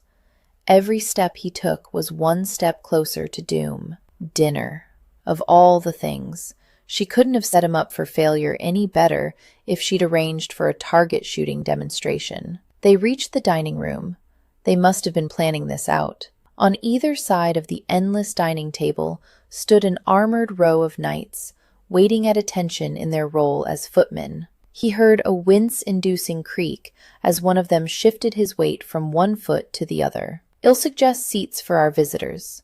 She directed the costumed ladies in their oversized dark coats to take various seats. You have to sit at the head of the table, of course. She nudged Ransom toward the appropriate chair. As hostess, I'll need to be at the opposite end. In other words, miles away. He caught her arm and pulled it, keeping her close. We're not doing this. Please don't panic. He clenched his jaw. I don't panic. It's fine, she whispered. I promise. I've arranged for all the courses to be served à la Russe. All the courses are plated in the kitchen and served individually. No carving, no serving. It's the newest style in France. Will seem fashionable. I'm so glad you've thought this through, he said tightly. However, the first course is soup, of course. That's straightforward enough. For the meat course, she motioned to one of the overgrown toy soldiers. We have beefsteak. A plate appeared on the table before him. She pulled up a chair and sat next to him. I understand, she whispered. Ransom, you can't think I haven't noticed that you never eat in front of us. You'll take a bit of bread, maybe, or a sandwich, but never a proper meal. So I tried eating a meal blindfolded, managing a knife and fork by touch. I made a hash of things before getting 3 bites in my mouth. I do understand. Her voice was sweet. But she spoke to him like a damned infant, and bloody hell, she did not understand. She took his hand and guided it around the plate. "I've made arrangements with cook. Everything on your plate will be in bite-sized pieces, save for the bread. Buttered roll at 12 o'clock, then beef from 3 to 7, potatoes and broad beans from 8 to 12. She put a fork in his hand. "Go on, try." "Izzy," she touched his shoulder, "don't be discouraged. I know you can do this." He inhaled and exhaled slowly, trying to remain calm. "I will eat when and where and how I wish. I don't need things cut in pieces for me. I'm not a child." There it was, sitting on the table before him, all the frustrations of his life, dished up on one plate. "Here, your grace, have a serving of helplessness," with an accompaniment of bitter humiliation. This right here, was madness. He'd been a fool to agree to this plan. Within 5 minutes at the dinner table, his solicitors would see him for what he was, a blinded wretch. At best, he would be branded an invalid. At worst, he'd be institutionalized. He would lose his title, his fortune, possibly even his personal freedom. And he would lose her. Any ability to protect her, any chance to hold her tight and feel her sweet touch on his skin. All because he couldn't cut beefsteak in the dark. The sheer stupidity of it gutted him. Meanwhile, the handmaidens whispered and giggled. The knights clanked in their armor.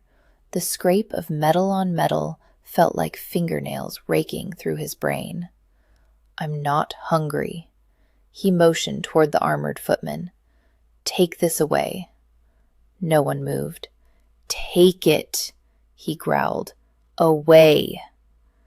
The armored idiot stepped forward and retrieved the plate. Ransom winced with each creak and clank. At the base of his skull, he felt a headache looming. It was like knowing a villain stood poised behind him with an ice pick, ready to stab at any moment. That settled it. He was done with this. He rose from the table. Izzy followed, stopping him before he even reached the corridor. "It's my fault," she said. "I should have known better than to surprise you. I know you must be exhausted. We're all exhausted. We can try again later. Perhaps for now, you should go upstairs and rest." Now he needed a nap? That was the final indignity. He said, "We're done with this. All of this. Thank your Morphinians for their time, and then send them all away." "Send them away?" She grabbed his sleeve, holding him in place. "We can practice for as long as it takes, but we can't give up. There's too much at stake for us both." "You don't have to tell me what's at stake." Her entire future hung in the balance. Ransom scarcely cared for himself anymore, but he had to make certain she'd be safe. This plan of hers, passing himself as sighted, while dozens of fancy-dressed dreamers looked on, simply wasn't going to work. He could stand here and argue the facts of it, but he knew Izzy. She wouldn't surrender that romantic optimism, not with all her admirers standing about, hanging on her every word. She was too afraid of letting them down. She was never going to choose Ransom over the goodwill and sweetmeats of 1,000 strangers, even if it was for the best. So he would make the choice for her. "I'm not giving up," he said. "I'm changing the plan. It's on to Plan E." One of the knights called out, "Plan E, everyone! Who has the ermine?" "Not that plan," Ransom said, gritting his teeth. To Izzy, he said, "There's no time to lose. Go upstairs and get your wrap." "My wrap? Why? Where are we going?" "To Scotland," he said. "We'll be married tonight." "Married?" Izzy was speechless for a moment. Her brain was a whirl. There were children's tops that spun slower than her thoughts were doing. When at last she spoke, she did so carefully and quietly, though there was no doubt that the assembled knights and handmaidens could hear everything. "You want to be married? To me? Tonight?" He pushed a hand through his hair. "I know. I don't like the idea either, but it's the only option. Get your things. We can reach the Scottish border in a few hours, at most." "But the advantages should be plain." His voice was emotionless. "If we marry, that changes everything. At the very least, they'd wait to see if you're pregnant with my heir. During that time, I can make certain you get the money you're owed." "Well, that sounds very transactional. I hope you'll pardon the honesty, but this isn't quite the romantic proposal a girl hopes and dreams to hear." "You're 26 years old," he said. "How many other proposals were you expecting?" His cold words froze the breath in her lungs. "Perhaps none," she said, "but that doesn't mean I have to rejoice in one so unfeeling." "Grow up, Izzy. What are you waiting for? Some dashing hero? It's time to stop living in this—" He waved his arms at the knights and handmaidens fairy tale. She stared at him, unable to believe the words coming from his lips. "You're doing this on purpose," she said, slowly understanding him. "You're pushing me away because you're afraid." "I'm not pushing you away. I believe I just offered to marry you." In the most insulting, unappealing way possible. Wendell clanked a few steps forward and called out to them, "Can I offer my lady some assistance?" "She's not your lady," Ransom shot back.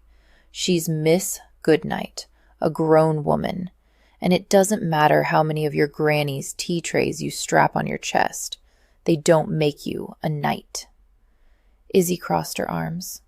So it wasn't enough for him to push her away.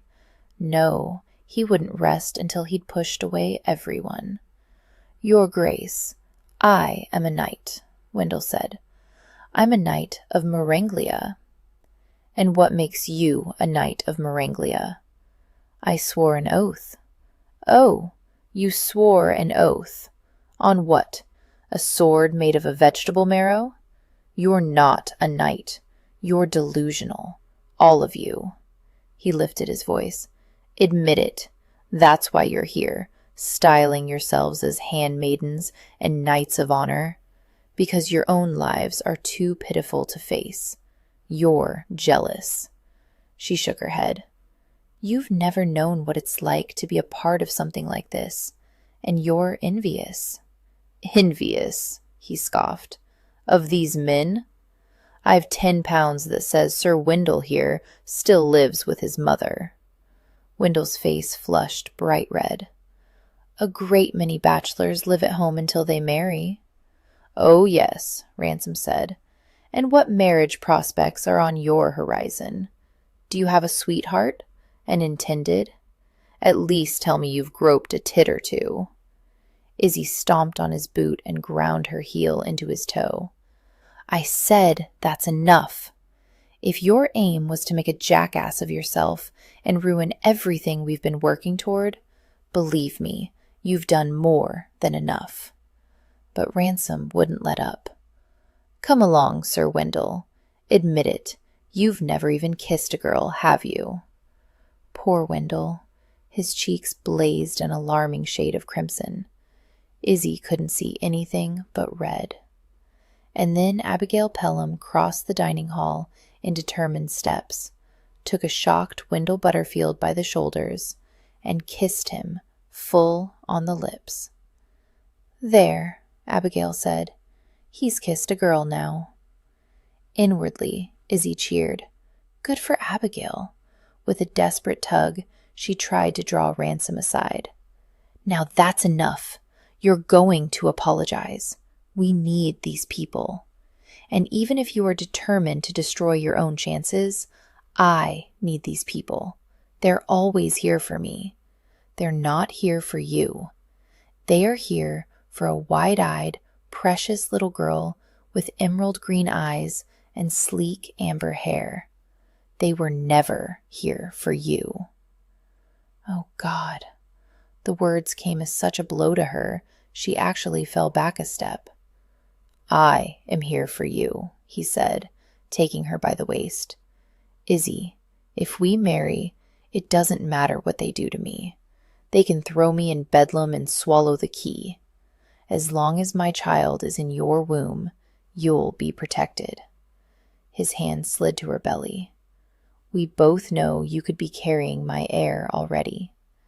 She lowered her voice to a horrified whisper. "I can't believe you just said that. Aloud, in front of everyone." She couldn't even bring herself to look around for the handmaiden's reactions, much less Abigail's. Unshed tears burned at the corners of her eyes. All this effort, all this work, all this love in her heart, and it was nothing to him. He was throwing it away. She'd been hoping they could make it through tomorrow together, and they couldn't even make it through this afternoon. And to make it worse, he'd just ruined her in front of the only friends she had left. "You need to break free of this, Izzy." He tilted his head toward the shocked onlookers. "For that matter, so do they. You do them no favors by hiding the truth. Are you afraid they'll find out that fairy tales are a load of bollocks? All their oaths and vows are worth precisely shite? And happy endings only exist in your father's storybooks? Good. I hope they do learn it. It might save some other man in my position a great deal of trouble." She pulled away from him. "So that's it.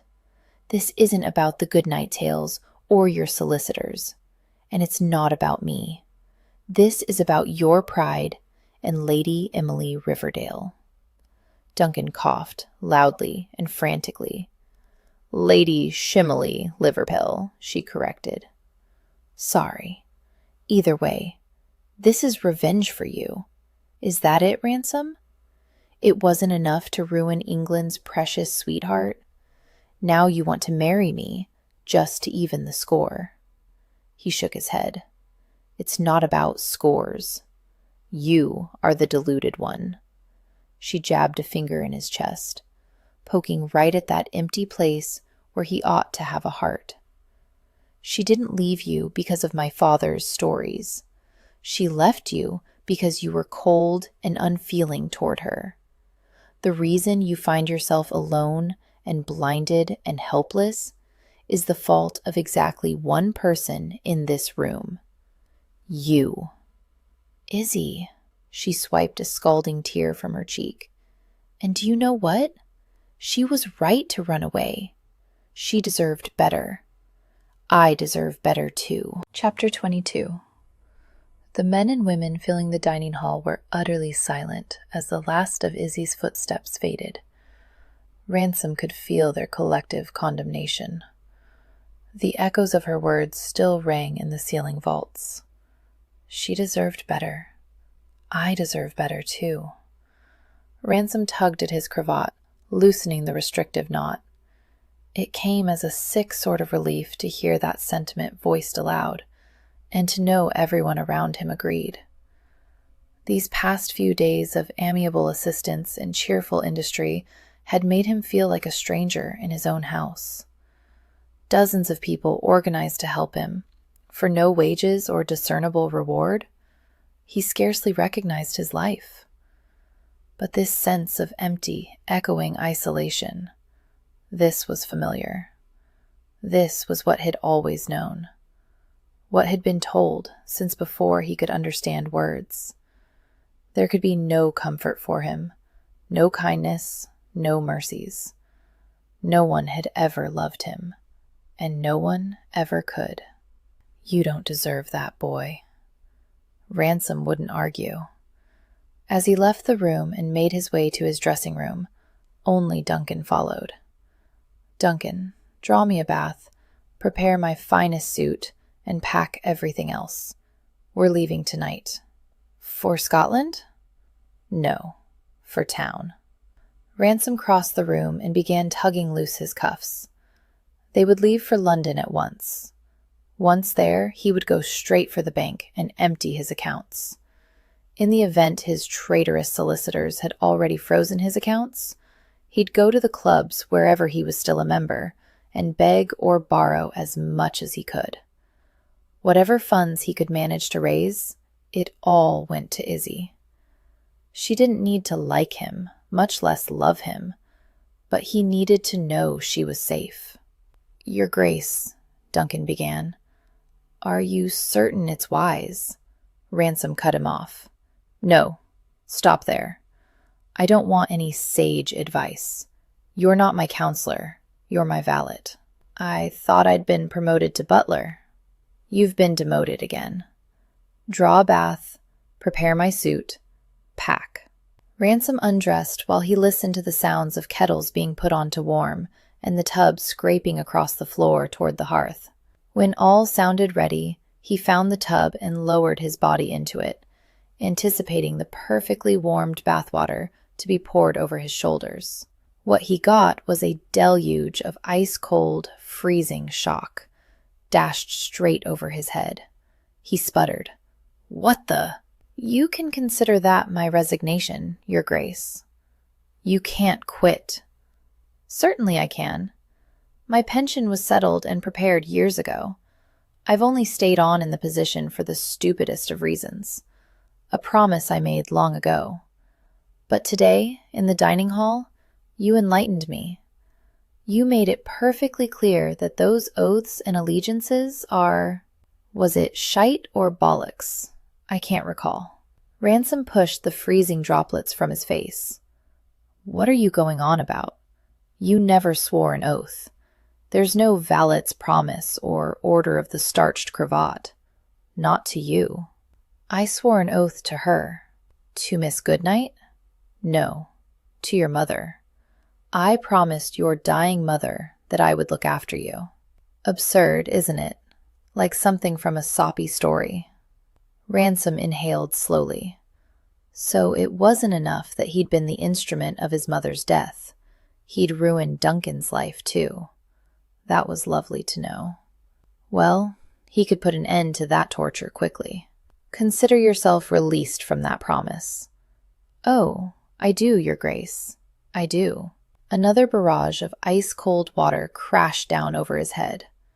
"You fool," Duncan said, in a seething tone that Ransom had never heard his valet use before. "I've seen you drunk, debauched, engaged in all manner of devilry. But I've never seen you behave so stupidly as you did today. If you let that girl get away, you are a true idiot." Ransom shook himself. His teeth chattered. "It's better this way." "Better?" Another dipper of freezing water splashed over his shoulders. "For whom?" "For her." He pushed the water off his face. "For Izzy. You heard her. I don't deserve her." "Of course you don't deserve her. No man deserves a woman like that. He mortgages his very soul to win her and spends his life paying off the debt. Soon I won't have a single asset to my name. I'm not going to take you and her and everyone else down with me." Duncan was silent for a long moment. "She loved you, you know. Loved." Funny how that one little D took a miraculous sentence and made it heart-shredding. "You and Miss Goodnight have a great many chats. I'm not speaking of Miss Goodnight. I'm speaking of the late Duchess." Ransom steeled himself against the sharp pain of the mention. Yet another woman who would have been better off if I'd never been born. "I was just a young footman, hired on when you were in the womb." Everyone in the house walked on eggshells. There'd been a stillborn child the prior year, they told me. Rumor in the serving quarters was the doctors had warned that the Duchess might not survive another birth. A stillborn child the previous year? Ransom had never known this. "But she wanted to take the risk," Duncan continued. She wanted you so much. Once the birthing was over, I was sent in to remove the doctor's case from the room. She reached out and her hand caught my arm. The old valet cleared emotion from his throat. "Promise," she said. "Promise you'll show him love." Ransom couldn't move. "She was delirious," Duncan said, already slipping away. I knew she'd mistaken me for the Duke, but I couldn't tell her so, and there wasn't time to summon him. The Duke wouldn't have told her what she yearned to hear anyway. Damn right he wouldn't have. His father had remained a cold, unforgiving bastard until the day he died, but I couldn't let the young Duchess die uneasy, so I told her, I promise to show him love. And for 30 years, I've done my best to honor that. Jesus, where was another ewer of freezing water when he needed one, to mask all these other droplets on his face? Sinking down into the tub, Ransom drew his knees to his chest and scrubbed his face with both hands. His nursemaids and tutors had been forbidden to show him kindness, but who had been there for him, cleaned him up after every night of debauchery, stitched his wounds, slipped him into immaculate tailcoats made tighter than a mother's hug? Who had stayed by him these 7 months as he crawled and fumbled his way back from the brink of death? Duncan, all this time. Now, he scraped out, "You're just telling me this now. I never thought you were ready to hear it before, and I was right. But why? There's no pension in the world worth 30 years of serving me. It's not as though I gave you any reason for devotion. Of course you didn't. I kept that promise for 30 years because it gave my work meaning. It gave me honor. A small, domestic kind of honor, but honor nonetheless. But apparently, in your view, I've wasted my whole life. Just another of those shite-filled vows and bollocks oaths. Now that you've released me from it," the valet heaved a deep breath, "I believe I'll retire to a little seaside cottage in Ireland. I'm rather looking forward to that." Ransom groped about for a towel or his clothing. Nothing. "Where's my shirt?" "I wouldn't know, Your Grace. That's not my job anymore. But if I might offer you one bit of parting advice, you're not in a position to be selective. If someone offers you love or friendship, take it, even if it comes dressed in a tea tray. Also, stay away from stripes. Unflattering." Ransom was left blind, naked, wet, and shivering, and completely alone, just as the day he was born. There was nothing to do but start over and try to get everything back. Izzy paced her bedchamber by the light of a single candle. She checked the clock again. 2:30 in the morning. Only 9 minutes since the last time she checked. Where on earth could Ransom have gone? In the dark of night? On his own? At her insistence, Duncan had gone out searching for him. They should have returned hours ago. Now, Izzy was worried for them both. She alternated between anger at his desertion and the fear that something horrid had happened. He was a grown man, she told herself. Magnus was a faithful guide, but none of that was a guarantee against accidents or injury. What if he'd gotten lost? What if he'd fallen in the stream? What if he'd gone to Scotland with one of the handmaidens instead? She didn't know that she would blame him after some of the angry things she said. Lord, the uncertainty was killing her. Maybe she should venture out herself. She could take a lamp and rouse Snowdrop from her bed of wood shavings. That was it. Izzy reached for her cloak and boots. She couldn't just sit here and do nothing. Her fingers trembled as she worked at unknotting the laces of her boots. Why she never unlaced them when she took her boots off at the end of the day, Izzy didn't know. It was a lazy habit, and she'd never regretted it more than she did this moment. Now that she'd made the decision to go out in search of him, her anxiety had intensified. And unlike her usual heart-pounding terror in the dark, this fear had a defined shape and edges she could grasp onto. Because this wasn't imagined fear. Not anymore. This was genuine terror for the safety of someone she cared about, someone she loved.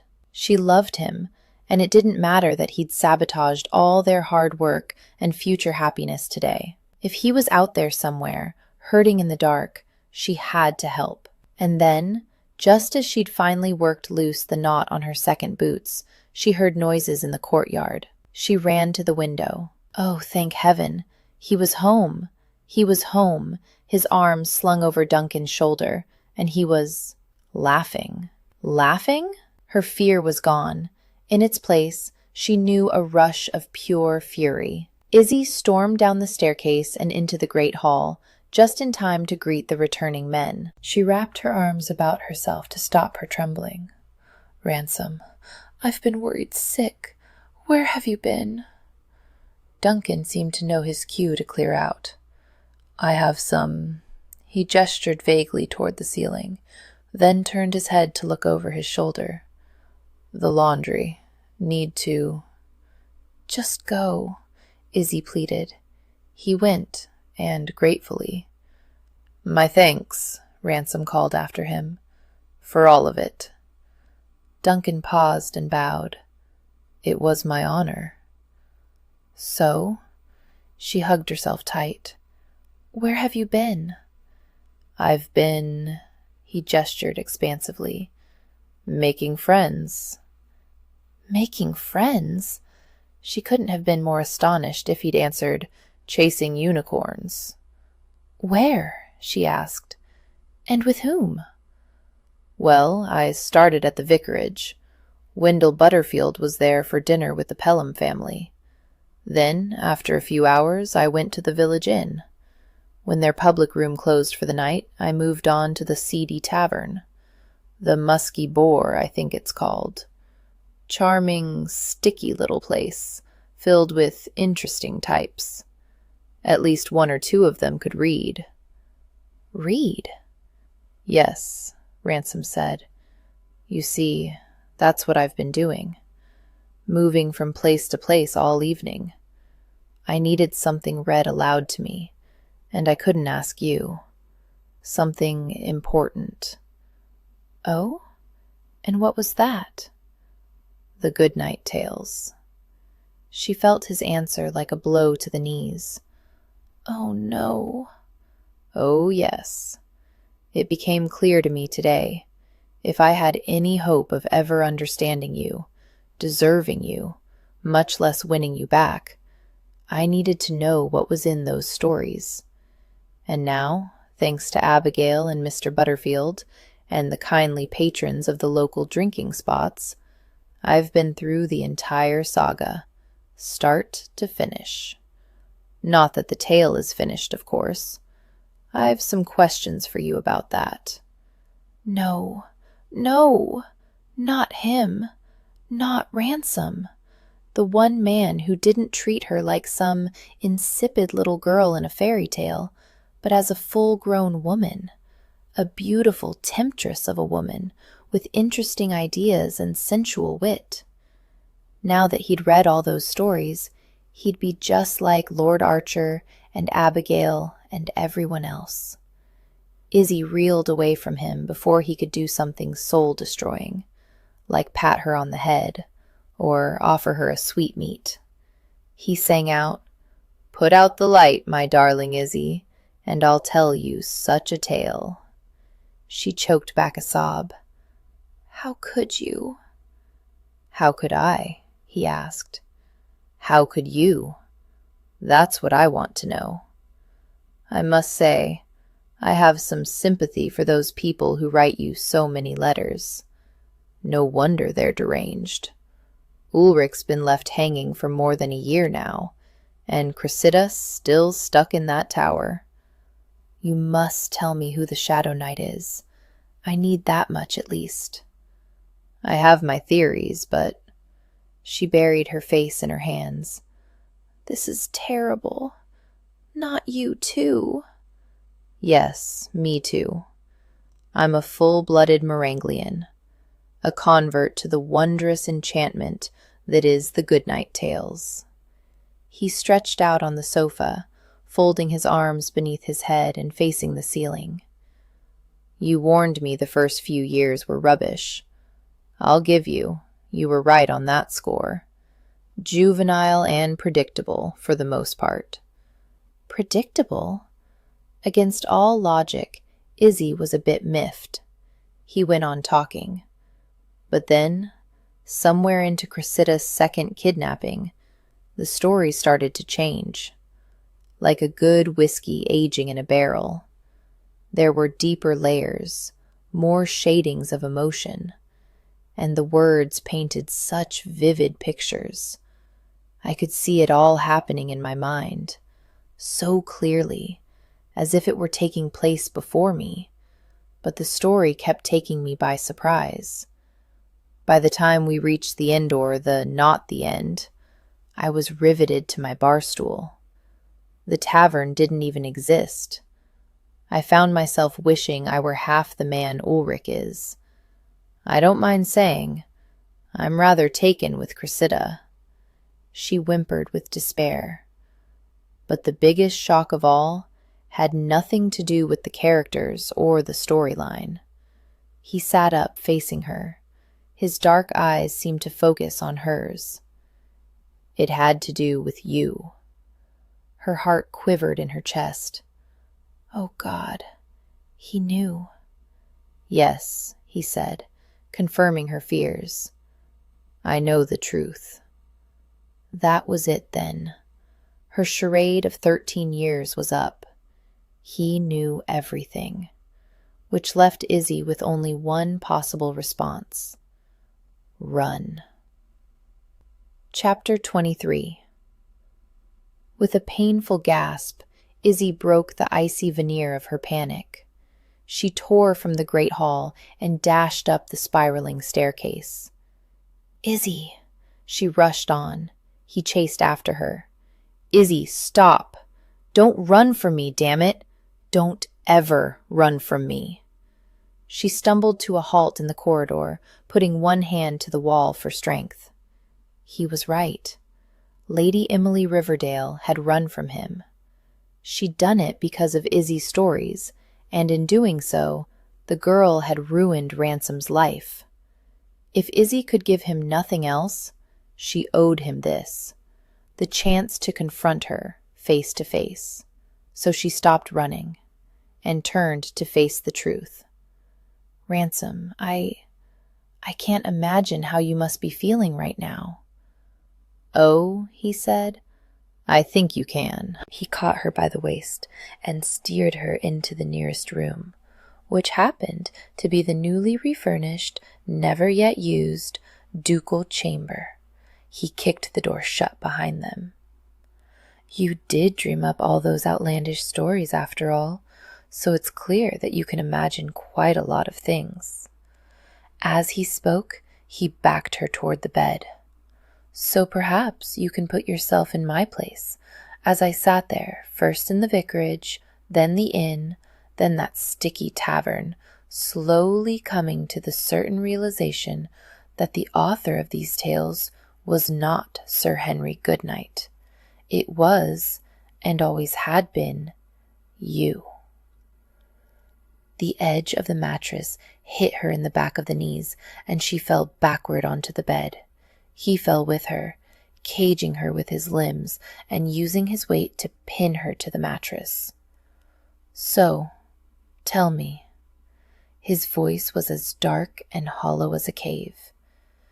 Can you possibly imagine how I felt? Can you put a name to that intense emotion that filled my chest so completely it pained my ribs? Anger, she guessed, feeling faint. He shook his head. Wrong. Rage? Betrayal?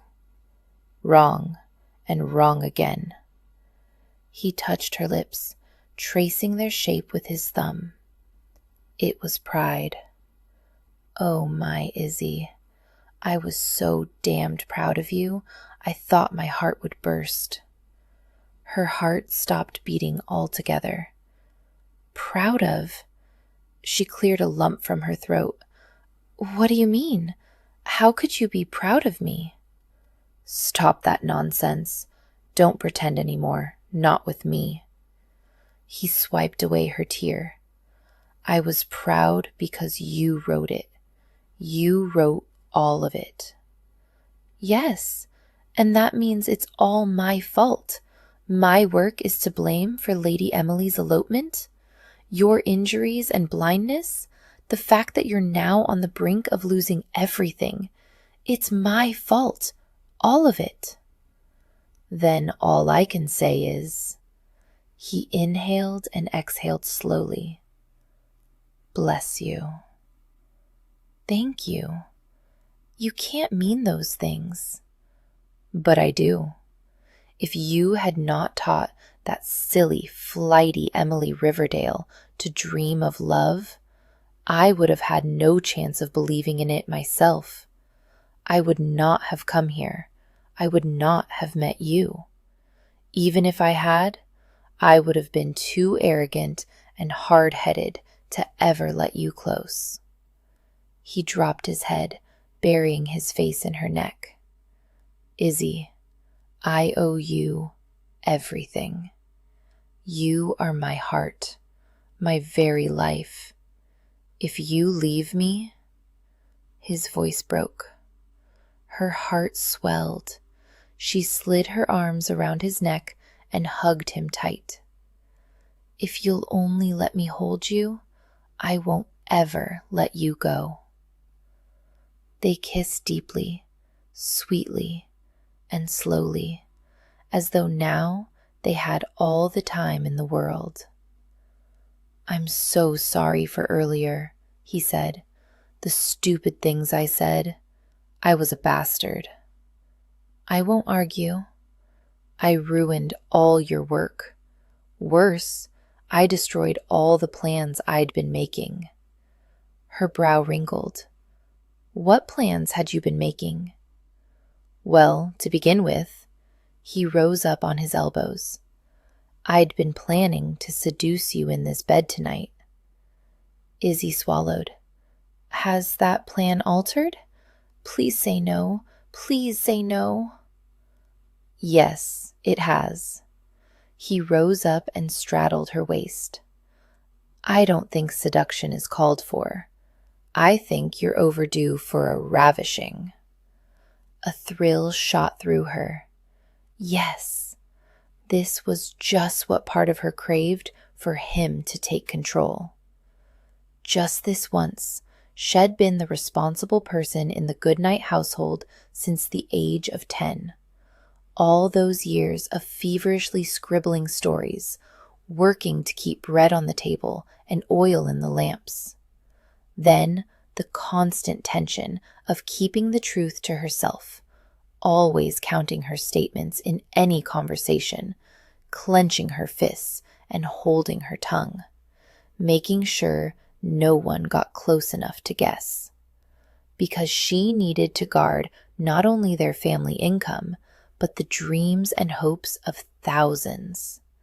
And all the while, she'd been yearning for someone to take care of her. She'd dreamed of this. A man strong enough to protect her, bold enough to see her for who she truly was, willing to claim her for his own. She was long overdue for a ravishing, a lifetime overdue. But it couldn't happen tonight. When he laced his hands with hers and pushed her back against the bed, she protested. No. He frowned. No? Not like this. I can't let you ravish me. She took advantage of his surprise, turning and flipping their positions on the bed so that she lay sprawled atop him. Tonight, she vowed, I'm going to ravish you. Ravish him? Ransom made a half-hearted attempt at demurring. He muttered a few incoherent words of protest, but his body betrayed him. I know you want it, she whispered, hiking her skirts to straddle his hips. And he did. He wanted this badly indeed. She couldn't know what it meant to him, to be pushed back against the bed, divested of all his clothing, and then just touched, caressed, and best of all, kissed. Kissed everywhere, with no reciprocation or compensation expected. Nothing up for barter or exchange, just the outpouring of her sweetness, her passion, her beautiful heart. She kissed him everywhere, everywhere. He found it adorable, some of the places she chose to grace with her lips. The inside of his elbow, his knobby chin, his hairy, muscled calves, and all the while her soft sensual hair dragged over his skin like 1,000 caressing fingers. She kissed his lips, of course, sliding her tongue deep to twine with his. She kissed his cheeks and temples, both the unmarked and the scarred. She kissed the tender place just beneath his ear, and she ran her tongue down the center of his chest and stopped at his navel. Damn, he didn't want to press her for it, but by this point, she'd put her mouth on him just about everywhere else, and his cock was getting ideas of its own. Straining for her touch, aching for her kiss, even leaping like a tethered beast. Izzy. At last, she took his erection in hand. She pressed her lips to the crown. Encouraged by his moan of helpless pleasure, she did it again, and again, this time sweeping gently with her tongue. "Show me," she whispered. "Show me what to do." He couldn't resist that invitation. He fisted his hand in her hair, guiding her to take him in her hot, wet, lovely mouth and stroke him up and down. She didn't need a great deal of instruction. Once she had the rhythm, he released his grip and let his head fall back against the pillow, reveling in the bliss. She took him deep in her mouth one last time and then released him, sliding her tongue along the sensitive underside. He groaned in a wordless plea for mercy. "Are you ready to be ravished?" she asked in a sultry, honeyed tone. "Yes," he said through clenched teeth. "Very much so." She climbed his body, straddling his pelvis and rubbing her heat up and down his rigid length. Then she froze, poised above him, holding the tip of his cock lodged just where it wanted so desperately to go. Dear God, she would kill him. Izzy. The unspent lust had his voice in a stranglehold. "Now. Do it now, I'm begging you. You know the word I'm waiting to hear." Did he know? Yes, he supposed he did. The little minx. Please. He reached for her, tangling one hand in that long, wild, curling hair, and said it again. Please. That's more like it. She sank down on him, slowly and smoothly, taking him all the way to the root. Yes. For as long as he could bear it, he allowed her to set the pace. She rode him in a slow, gentle, rolling rhythm that teased his patience to the brink. And when he couldn't be patient any more, he grasped her hips in his hands and guided her to move faster, harder. He planted his feet on the bed and pushed upward with his hips, meeting her halfway with his thrusts. She fell forward, and the soft, bouncing heat of her breasts met his chest. He held her, wrapping her in his arms so tight, treasuring her every tiny gasp and sigh of pleasure.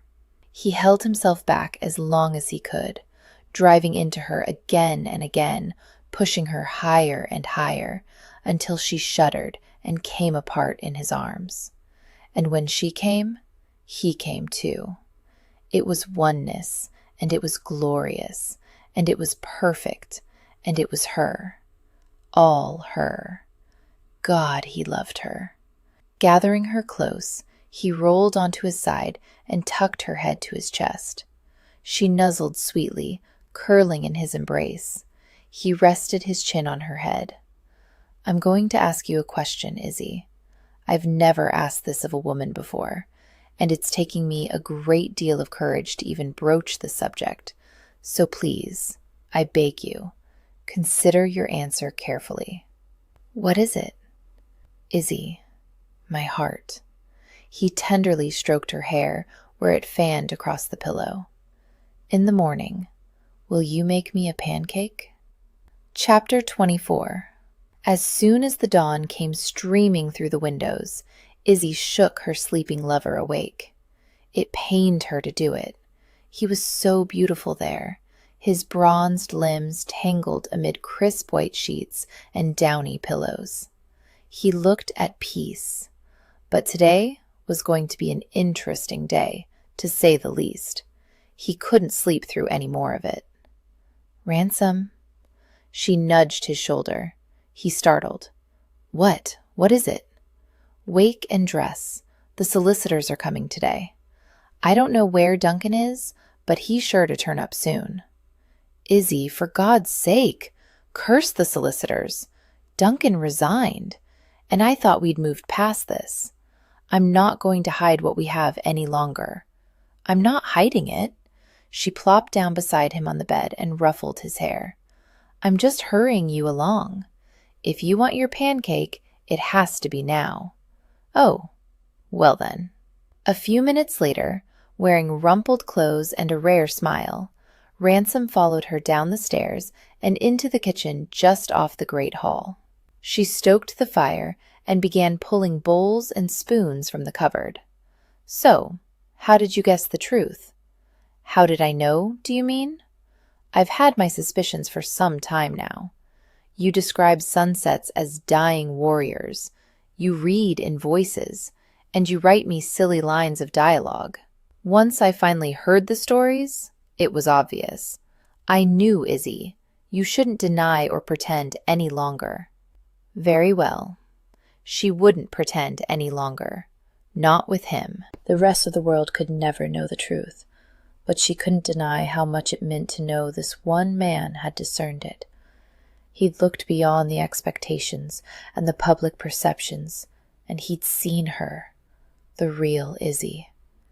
You truly liked them? She asked. It was the silliest question, and he chided her for it accordingly. He tugged on her hair. Liked isn't the word. But what is the word? She wondered. Admired? Adored? Cherished? Loved? She didn't need him to say that word, she told herself, but secretly, she couldn't help wishing he would. Why didn't you tell me? He asked. For that matter, why don't you tell the world? If I'd written England's most popular book, I'd never stop crowing about it. Was he mad? Of course I could never tell anyone, not without ruining everyone's enjoyment and making my father out to be a fraud. Your father was a fraud. He was a cowardly, shameless fraud, taking all the glory for your hard work. She shook her head, reaching into the cupboard for eggs. At the outset, he was the one protecting me. I was so young. The publishers wouldn't have even looked at the tales if they thought I'd written them. I didn't want the attention, the admirers. The public adoration made my father happy. It was the writing that gave me joy. Until he died, and you lost everything. Don't you miss it now? Of course I miss it. Terribly. Even now, more than a year later, she carried a sense of aching loss that never quite went away. But how could I continue? If I tried to pass the work off as my father's, it would legally belong to Martin. If I sent it under my own name, the publisher would only send it back. Unread, most likely.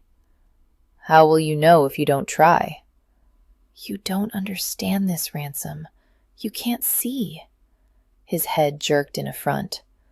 I don't know what my blindness has to do with it.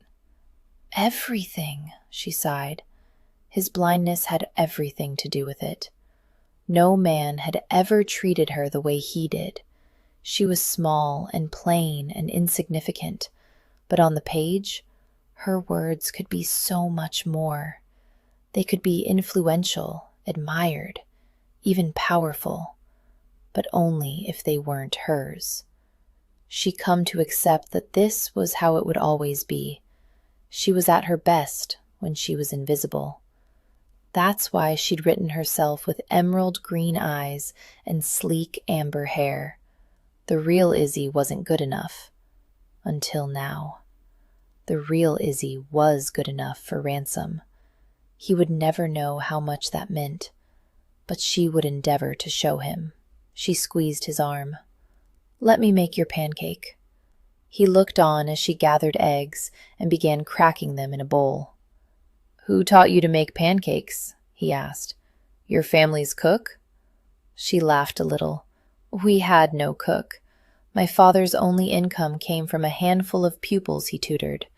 Until the stories became successful, we never had the money for servants." She poured milk in the bowl, sifted in a measure of flour, and began to beat the mixture with a spoon. No cook, no maid, no governess. It was always just me and Papa. I taught myself to make a fair number of things, but pancakes were a favorite.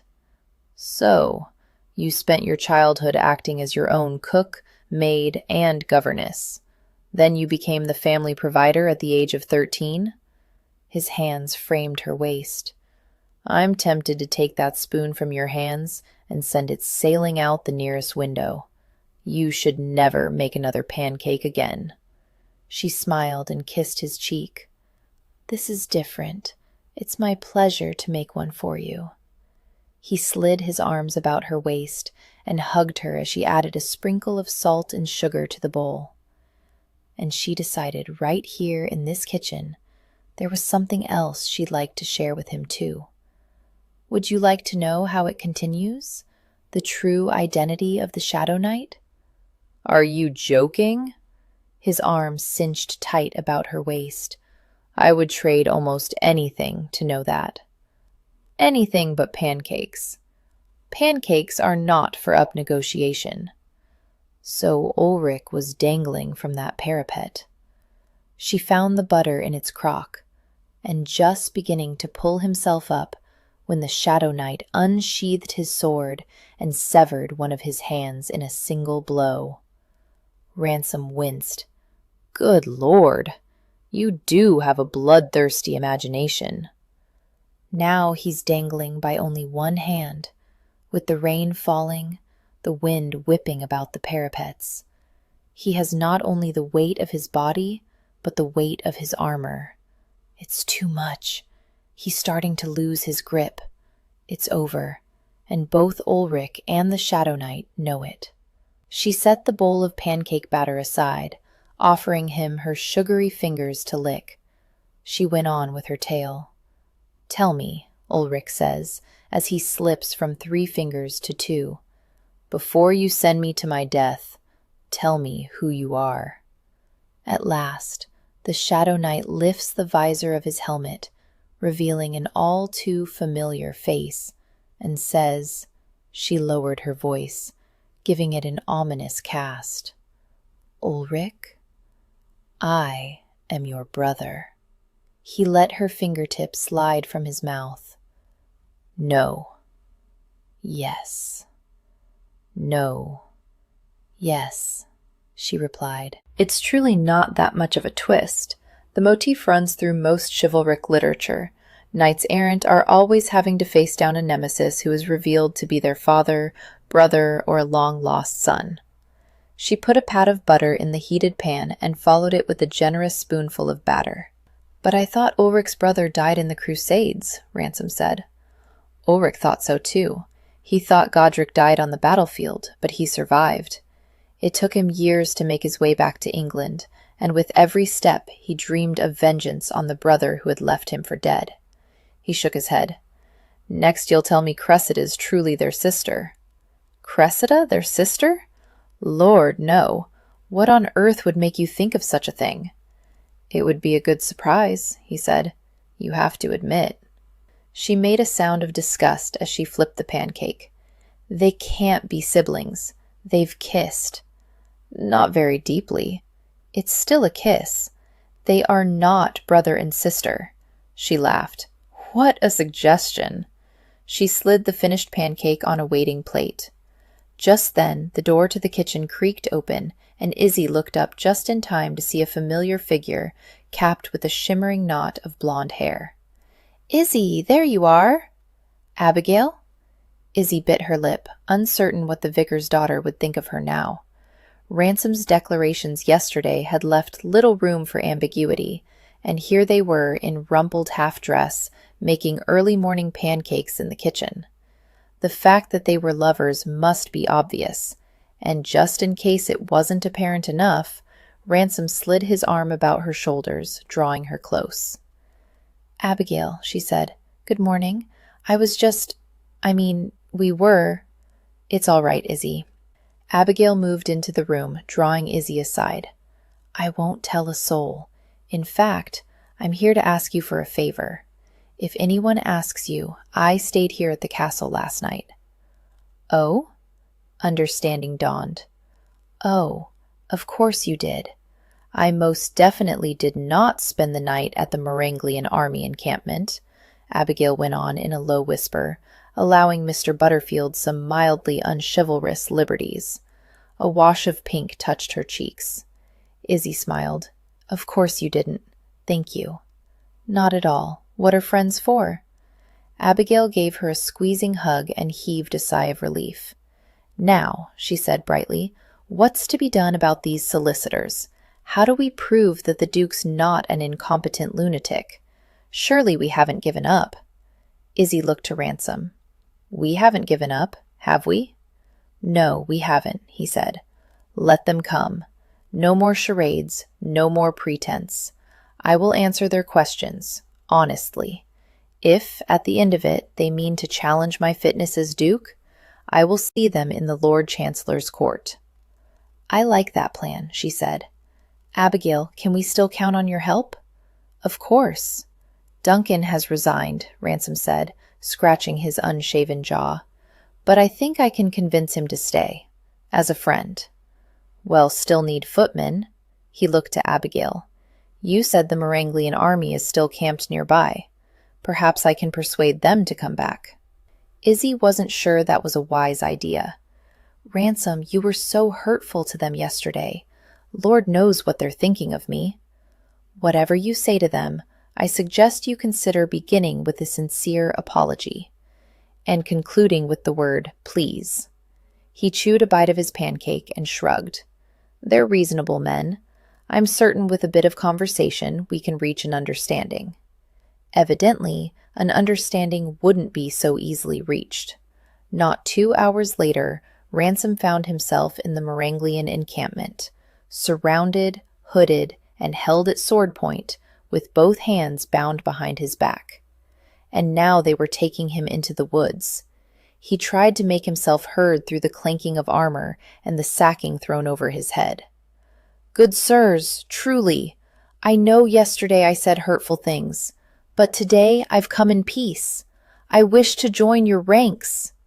A pointed object jabbed him in the kidneys. "One does not simply join the Knights of Merenglia. It's not that easy. There's a ceremony and an oath." "And a trial," another said. "Very well, I will submit to your trials. But really, is the hood necessary? I am already blind." He took another jab to the kidneys. "Kneel." He knelt. Someone removed his hood. Ransom took a greedy gulp of fresh air. "So what do I do? What do I need to say?" He cleared his throat. "Anon I pledge mine fealty thither." They put the hood back over his head. "Prithee," he protested, "if thou wouldst waiteth a goddamn second—" "Brother Wendell, he's not taking this seriously," one of the knights said. "Our order is a sacred trust. We're here because we're united by a higher purpose." Another chimed in. "If we admit him to our ranks, we must treat him as one of our own, as a brother. Do you think he's going to treat us the same way?"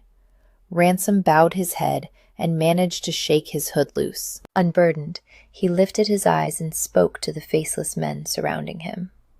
"Listen," he said, "I know. I'm not your friend. I'm the bastard who thrashed you and took your pocket money at school. But right now, I'm on the ground. in the woods, kneeling in something highly unfortunate on the day after my valet quit his post. I am serious about this. I am seriously apologetic for what I said, and I seriously need your help." That was the first time Ransom could recall ever saying those words. I need your help. And look, he hadn't even collapsed of humiliation. The first knight spoke again. "Don't allow it, brother. He's not a true Meranglian." "But I am now," Ransom insisted, "and Sir Wendell should know it. He was there at the vicarage for dinner when we read through the first part." "Then prove your worth," the second knight said. "In installment 17, what 3 ingredients did Ulrich fetch for the Witch of Greymere's potion?" Bloody hell, that was very specific. Ransom searched his memories of the previous night. He'd been paying attention to the story, he'd been lost in it truly, but he hadn't taken sodding notes. Toe of troll, hair of newt, and unicorn piss? Damn it, I don't know. "Do you see?" the knight said. "He's not sincere. I bet he doesn't even know the Doubtnots." "Wait," Ransom said, perking up. "Those I know." He remembered this part. It was a good part, with Ulrich taking his leave of Cressida before departing on his quest to slay the beast of Cumbernath. He'd made quite a speech. "Doubt not, my lady," he recited. "Doubt not, I shall return. Doubt not my blade. It's steel," someone corrected, adding a corrective thump to the back. "Doubt not my steel." Right. He concentrated on the muddy ground. "Doubt not my steel. Doubt not my strength. And there's something more, and something else about the king.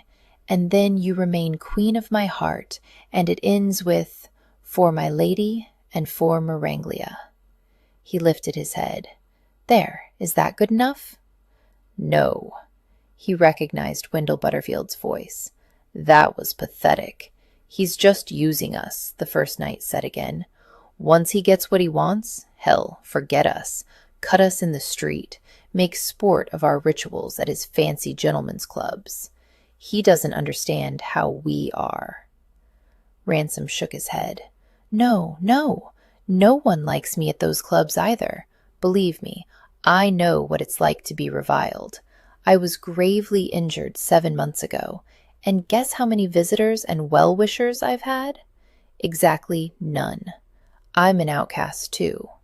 A wealthy, highly ranked outcast with a 6 estates, Wendell pointed out. "At the moment, yes, but if my solicitors and heir have their way, I could lose everything. Make no mistake, I'm not asking your help for me. I need to protect Miss Goodnight. If this hearing doesn't go well, she will be forced to sell the home of her dreams. Allow me to join your ranks, and I swear to you, we will be united in a higher purpose. Her." There was a prolonged silence. Ransom didn't know what more he could say. "I'll take that as your solemn oath." Sir Wendell laid a blunted sword to his shoulder. "I dub thee Sir Ransom, a brother in the Order of the Poppy, and a true knight of Meranglia." "Thank God. Order of the Poppy," Ransom mused as his hands were cut loose. He rubbed his chafed wrists. "Does this mean we get to smoke opium now?" "No," Wendell said. But to his compatriot he added, "Pass in the mead." A flask of sweet, sticky wine was offered to him. Ransom drank from it. "Not bad. You have my thanks, Sir Wendell." "Brother Wendell," he corrected. "You're one of us now." Really, he was one of them now. How unexpected. There, kneeling in the forest, surrounded by men who represented the odd pegs and loose ends of English public schools, Ransom was seized by the strangest, most unfamiliar sensation. Acceptance. "And when we're not on guard," Wendell went on, "it's Mr. Wendell Butterfield, Esquire." "Esquire?" Ransom repeated. "But you can't mean you're a barrister." "Oh yes, I am." I didn't know they allowed barristers to spend their free time tromping the forest in makeshift armor. Wendell answered, Why not? We spend our work days wearing long black robes and powdered wigs. Ransom supposed that was true.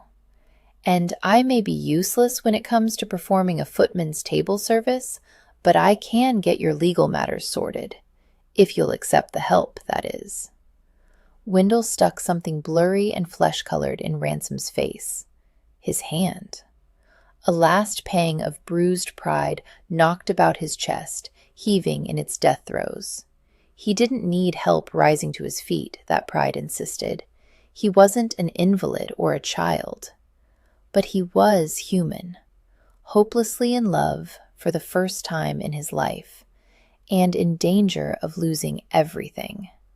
As Duncan had said, he needed all the friendly help he could get.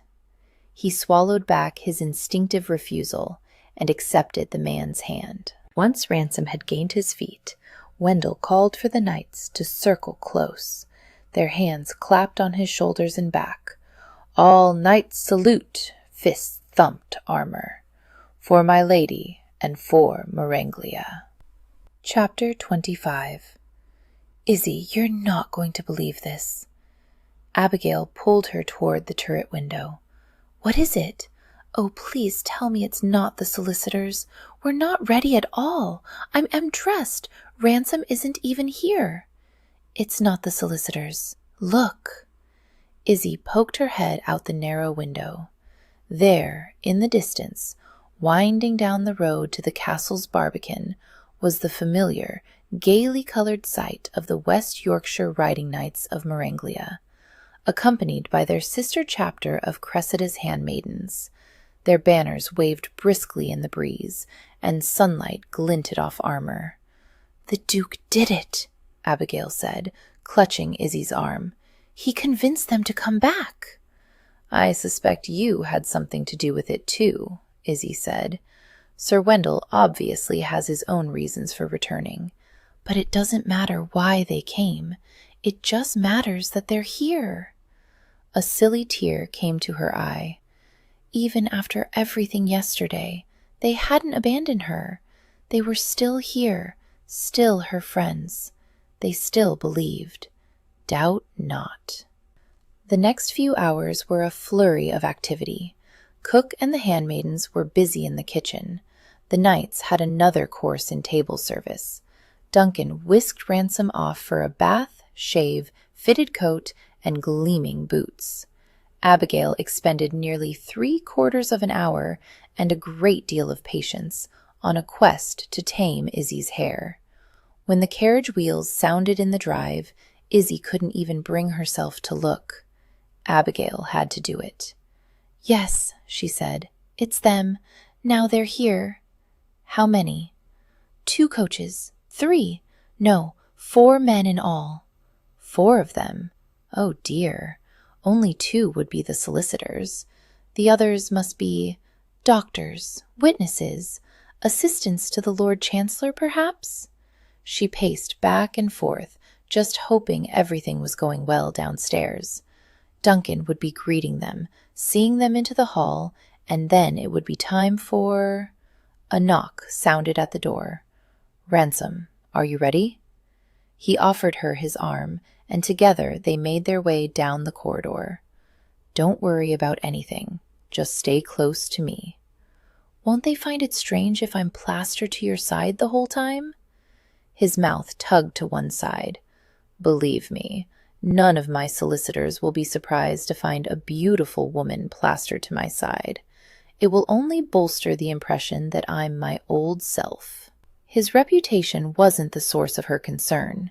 She strongly doubted his solicitors were used to seeing him with women like her. Wait. Izzy held him back. What is it? I have to tell you something. Right. That would be lovely. But perhaps it can wait until after this crucial meeting we've been preparing for all week? It can't wait, she said, pulling on his sleeve. There's something you need to know, urgently. Now that she had his attention, she almost lost her nerve. She forced herself to blurt it out. "I'm not beautiful. At all." His brow furrowed and lips pursed as if he would ask a question. But the question seemed to just get stuck there. "I should have told you ages ago. You can't know how it's been weighing on me. It's just, no one's ever called me beautiful. No one's ever made me feel beautiful. And I couldn't resist enjoying it, even though it was all a misunderstanding. But you need to know it now. If we go into that room together, me draped on your arm, there will be no clearer evidence that you've gone blind. They won't know what in the world you're doing with me." "Izzy." His hand swept up her arm. She pulled away. "I'm not fishing for compliments, truly. It's important that you believe and understand this. I'm not beautiful, Ransom. Not pretty. Not comely. Not even passably fair. I'm exceedingly plain. I always have been. No man has ever paid me the slightest attention." "All right then, so you're not beautiful." "No. Of all your layers and revelations," his hands settled on her shoulders, "this is the deepest secret you've been keeping from me." "Yes." She tried to reach for him. His grip firmed, forbidding her to move. "Don't." As he backed her up against the wall, words just kept spilling out of her. Useless, foolish words. It seemed harmless enough at the start. "I never dreamed it would cause any trouble, and I told myself there wasn't any reason you needed to know the truth. Except now there are other people here, and you want to pass me off as your lover." "And I'm not passing you off," he said. "You are my lover." She pressed her hands to her face. Curse her ridiculous vanity. Now his whole future was at risk. He said, "I can't believe this is happening. This is your great, shameful confession. You tell me you're not beautiful." He laughed. "It's just absurd." "It is?" "Yes. That's nothing. Do you want to hear a truly ugly secret, Izzy? Here's mine." He fought his way through the petticoats, found her to be every bit as ready as he was, and put both hands on her backside, lifting her off the ground and against the wall. She clung tight to his neck, wrapping her legs about his waist. And then he thrust. "I love you." Saying those words, the words had been denied so long, until he denied that they meant anything. Damn, it felt good. And saying the words while sliding deep inside her, it felt amazing. "I love you, Izzy." He thrust deep and true, sliding further home with every dig of his hips. "I love you. You, beautiful, tempting, clever, lovely. You." He paused inside her, sheathed to the hilt, holding her pinned to the wall, the both of them fighting for breath. Her thighs quivered against his. There wasn't any way to get closer. Had pushed into her just as far as he possibly could, thrust as deeply as he could ever reach. But was it enough? Could he manage to touch her heart? He had to know. He closed his eyes and pressed his brow to her sweet, powdered skin. That old, insidious voice thundered in his blood. "You don't deserve this. You don't deserve her." But he had to ask anyway. He spoke the words that were most difficult of all. "Love me." Chapter 26. Love me. The words were a hoarse, faint whisper, but Izzy knew how much they'd cost him. "I do." She hugged his neck tight, lest she be swept away by this flood of tender emotion. She kissed his brow, his cheek. "Oh, Ransom, I love you. I do." On a shaky gasp, he pulled almost all the way out, then thrust home once more. Again. I love you. I love you. She could have said it 100 times. She could have held him deep inside her for just as long as he could wish. But they didn't have that kind of time. He worked hard and fast, bringing them both to a stunning, silent crisis. She sank her teeth into her wrist to keep from crying out. Then he withdrew from her body, setting her feet back down on the floor. He held her for a few moments longer, just breathing. I needed that, he said. You don't know how much. She smiled. I think we both did. She lowered her skirts and smoothed out the worst of the wrinkles while he refastened the buttons of his breeches. Izzy, here is what I can say with confidence, as a man who would know. He straightened his waistcoat with a tug, then each sleeve in turn. You're a wildly attractive, palpably sensual woman. Perhaps suitors kept their distance because of the tales. Perhaps your father held them at bay because he feared losing you. I don't know why men never pursued you in the past. I can only tell you why they won't pursue you in the future. Why's that? He gave her an "isn't it obvious?" shrug. Because I won't let them. Oh. Izzy melted against the wall. He spread his arms for her appraisal. Am I put back together? Will I do? You're devastating. Still reeling, she touched a hand to her coiffure, or what remained of it. My hair? You go ahead. I'll just run upstairs and... Leave it. He took her arm and pulled it through his. And don't be worried about appearances. Stay close to me, every moment. There won't be any doubt in those solicitors' minds about what I'm doing with you. He paused. Unless you're worried what your friends will think. In which case, I'm not, she told him, hugging his arm tight. I'm not worried about that at all. And with that, Ransom went to face the Inquisitioners. When he entered the great hall, everyone stood. He saw a group of 4 gray figures, adrift in a sea of gray mist. Brilliant. He couldn't tell them one from the other. Had no idea who the others might be, once Blaylock and Riggett were accounted for. These 4 ominous shadows had come to pass judgment on his life. But he had Izzy on his arm. The subtle creaking of the knights around him was an unexpected source of reassurance.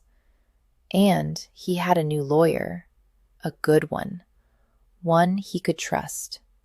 He was among friends. One of the visitors approached him.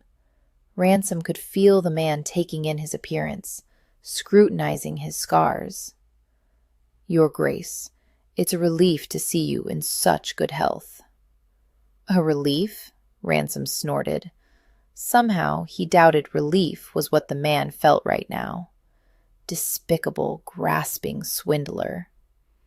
Izzy pressed her fingertips against his wrist, letting him know the solicitor's identity. Blaylock, he said. This is Miss Isolde Goodnight, the new owner of Gosley Castle. Linforth willed the place to her. Izzy curtsied. How do you do? We've brought along with us Mr. Havers, the man went on, from the office of the Lord Chancellor. Havers came forward. A pleasure, Miss Goodnight. The Lord Chancellor sends his regards. His son is a great admirer of your father's stories. Blaylock completed the introductions. You'll remember my colleague, Mr. Riggett. And this kind gentleman is Dr. Mills, from the Holyfield Sanitarium for the mentally dispossessed. Ransom acknowledged their vague forms with a curt nod. Ransom recognized the youth's voice now. He was the one of the knights who had been arguing against Ransom's inclusion, and perhaps for good reason. Alfred had known this moment would come, even if he hadn't guessed it would be so soon. had known Ransom would be put to the test. So here it was. He could have his fortune, title, and authority restored today, but only if he denounced Izzy's hard work and everything her friends stood for. Yesterday, he'd had no difficulty doing just that. He'd mocked and belittled every person standing on the fringes of this room. And today, they'd come back, for Izzy and for him. Was he supposed to abuse them all over again? Do you believe me now? Riggett was eager to seal the matter. He's addled, clearly. His blow to the head has left him hopelessly confused. A lunacy trial is our only course. The doctor leaned close. Your Grace, do you know who you are? Yes. Ransom rose to his feet. I know precisely who I am. I'm Ransom William Dacre Vane, the 11th Duke of Rothbury. I'm also the Marquis of Youngham, Earl of Priorwood, Lord Thackeray. And, the doctor prompted. And you believe you're someone else as well? He heard Izzy's small hiss of warning. But damn it, he'd sworn an oath. On her name. He couldn't deny it now. I'm a knight of Maranglia. Izzy clapped a hand to her mouth. Oh no. He'd done it now. Ransom thumped his chest, and all the knights saluted in return. Half of Izzy wanted to cheer, and half of her wanted to weep. It was a sweet, valiant gesture on his part, but at what cost? The solicitors moved into action at once. You see, Havers, we have no choice. Riggett pointed at the Duke. He needs to stand for a lunacy trial. He's delusional, probably dangerous. The doctor agreed. In my professional opinion, he should be taken into custody, held for examination in London. Please, Izzy said, please wait a moment. Let's discuss this further. Surely an asylum isn't necessary. But her pleas were lost in the din. Other objections drowned them out. All around the great hall, the knights and handmaidens were rousing themselves to Ransom's defense. One of the knights drew his saber that didn't look sharp enough to cut sponge cake and thrust it into the air. You can't take him. This is a brotherhood, another cried out. I knew all this training would be for something. We stand as one. We will fight to the death. Even Magnus began to growl and bark. A shout lifted over all. Release the ermine! Stop! Izzy ran to the end of the hall, clambered up on the table, and cupped her hands around her mouth. Stop! She cried, putting the force of her full body into it. Stop, all of you! Stop! They stopped and turned to her. When she had the room's attention, she took a deep breath. She made her hands flat in front of her, as if she could use them to physically smooth the tension in the room. No battles will be necessary. No examinations either. This is all a misunderstanding. The Duke is perfectly sane. Mr. Blaylock, Mr. Riggett, Mr. Havers, Dr. Mills, you must believe me. I have been sharing this castle with the Duke of Rothbury for weeks now, and I know him to be perfectly sound of mind. The knights, the handmaidens, the romantic stories, he doesn't believe in all this. He shouldn't believe in this. You see? Her eyes flitted over the knights and handmaidens. The goodnight tales were, well, they were a lie. I was never that innocent little girl with sleek amber hair. Sir Henry wasn't a doting father, though he tried his best. I didn't want a weasel for a pet, and I didn't ask for this. She indicated the castle. Cressida might be brave, but I'm terrified of the dark. Ulrich can say, doubt not, but I have doubts all the time. I've doubted the truth of happy endings. I've doubted the existence of lasting love. Most of all, I've doubted myself. To the solicitors, she said, "The Duke is humoring me, but he knows this is just pretense. Shite and bollocks, I believe he called it yesterday." She looked around the room. Didn't he? You all were there. A murmur of reluctant confirmation swept the room. She turned to Ransom. "So tell them. It's all right. I don't need to pretend any longer, and you don't need to protect me. Just tell them everything you've been saying to me for weeks. You're perfectly sane. Romance is the delusion." She pressed her hand to her belly. "It's all right. Truly." Ransom considered. She watched his chest expand with a deep breath. He scratched his neck as he stared at the floor. Blaylock moved forward. "Well, Your Grace?"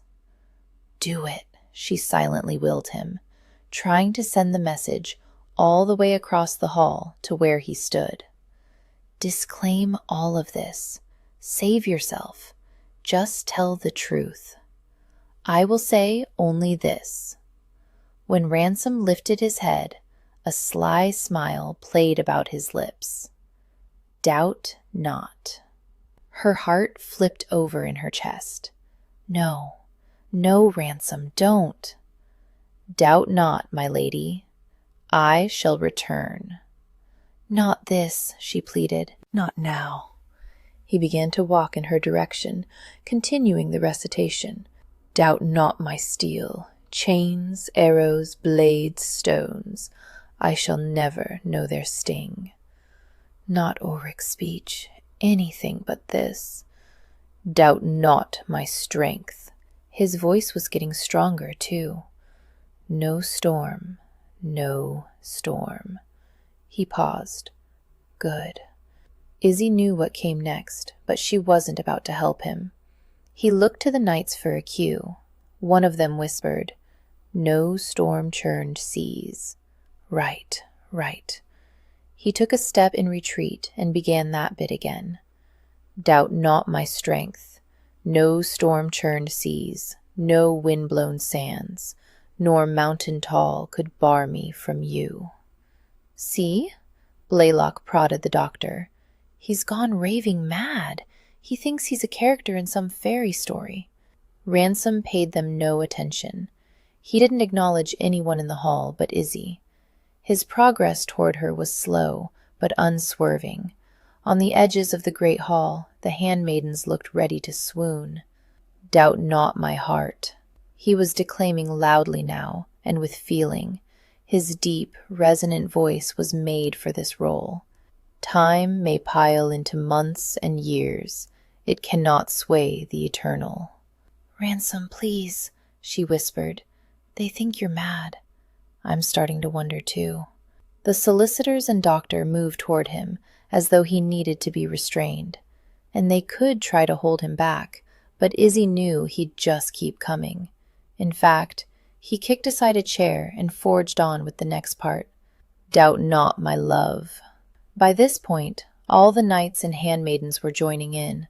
Of course, they all knew the words, better than Izzy knew them herself, but Ransom was the only one who knew the words were hers, that they'd always been hers, and now he was giving them back to her, in a gesture of love and faith and sheer insanity.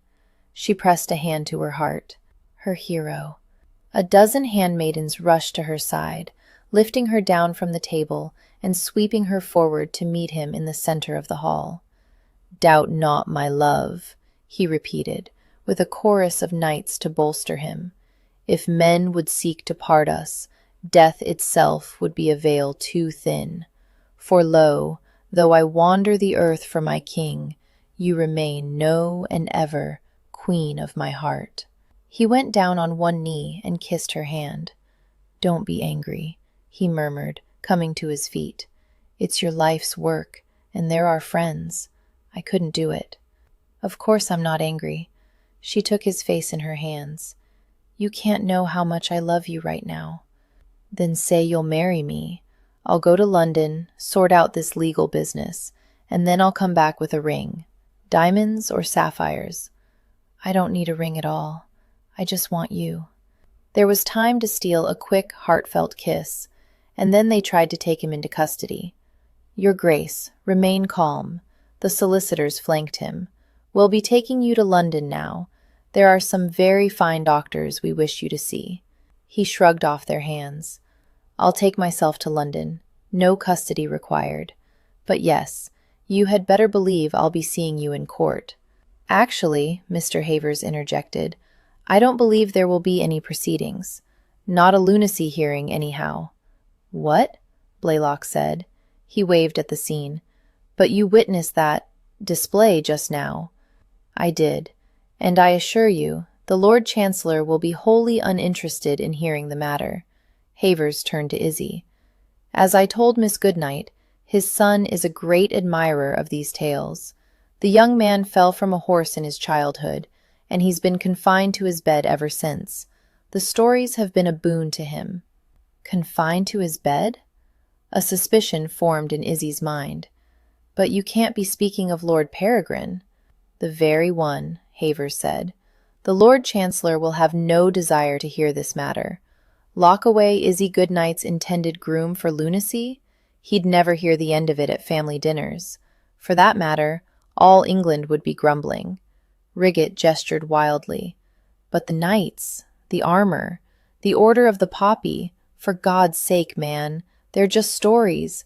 The rest of us here understand that." Mr. Havers gestured at Ransom. "Look at him. The man's not delusional. He's in love." Ransom's lips quirked in that familiar half-smile. "Well, that's one charge I can't argue." It wasn't a typical wedding, rather a quiet affair. The ceremony took place early on a Tuesday morning. The bride wore red, so the groom could see her in a crowd. The narrow pews of the village chapel were crushed with knights in makeshift armor and handmaidens in medieval gowns. And, after a wedding breakfast at the village inn, the happy couple eschewed the waiting carriage in favor of a long, leisurely stroll back to their castle, walking arm in arm. As they approached the barbican, Izzy stared up at the ancient stone fortress. The new glass panes in the windows acted like facets of a diamond, sparkling in the morning sun.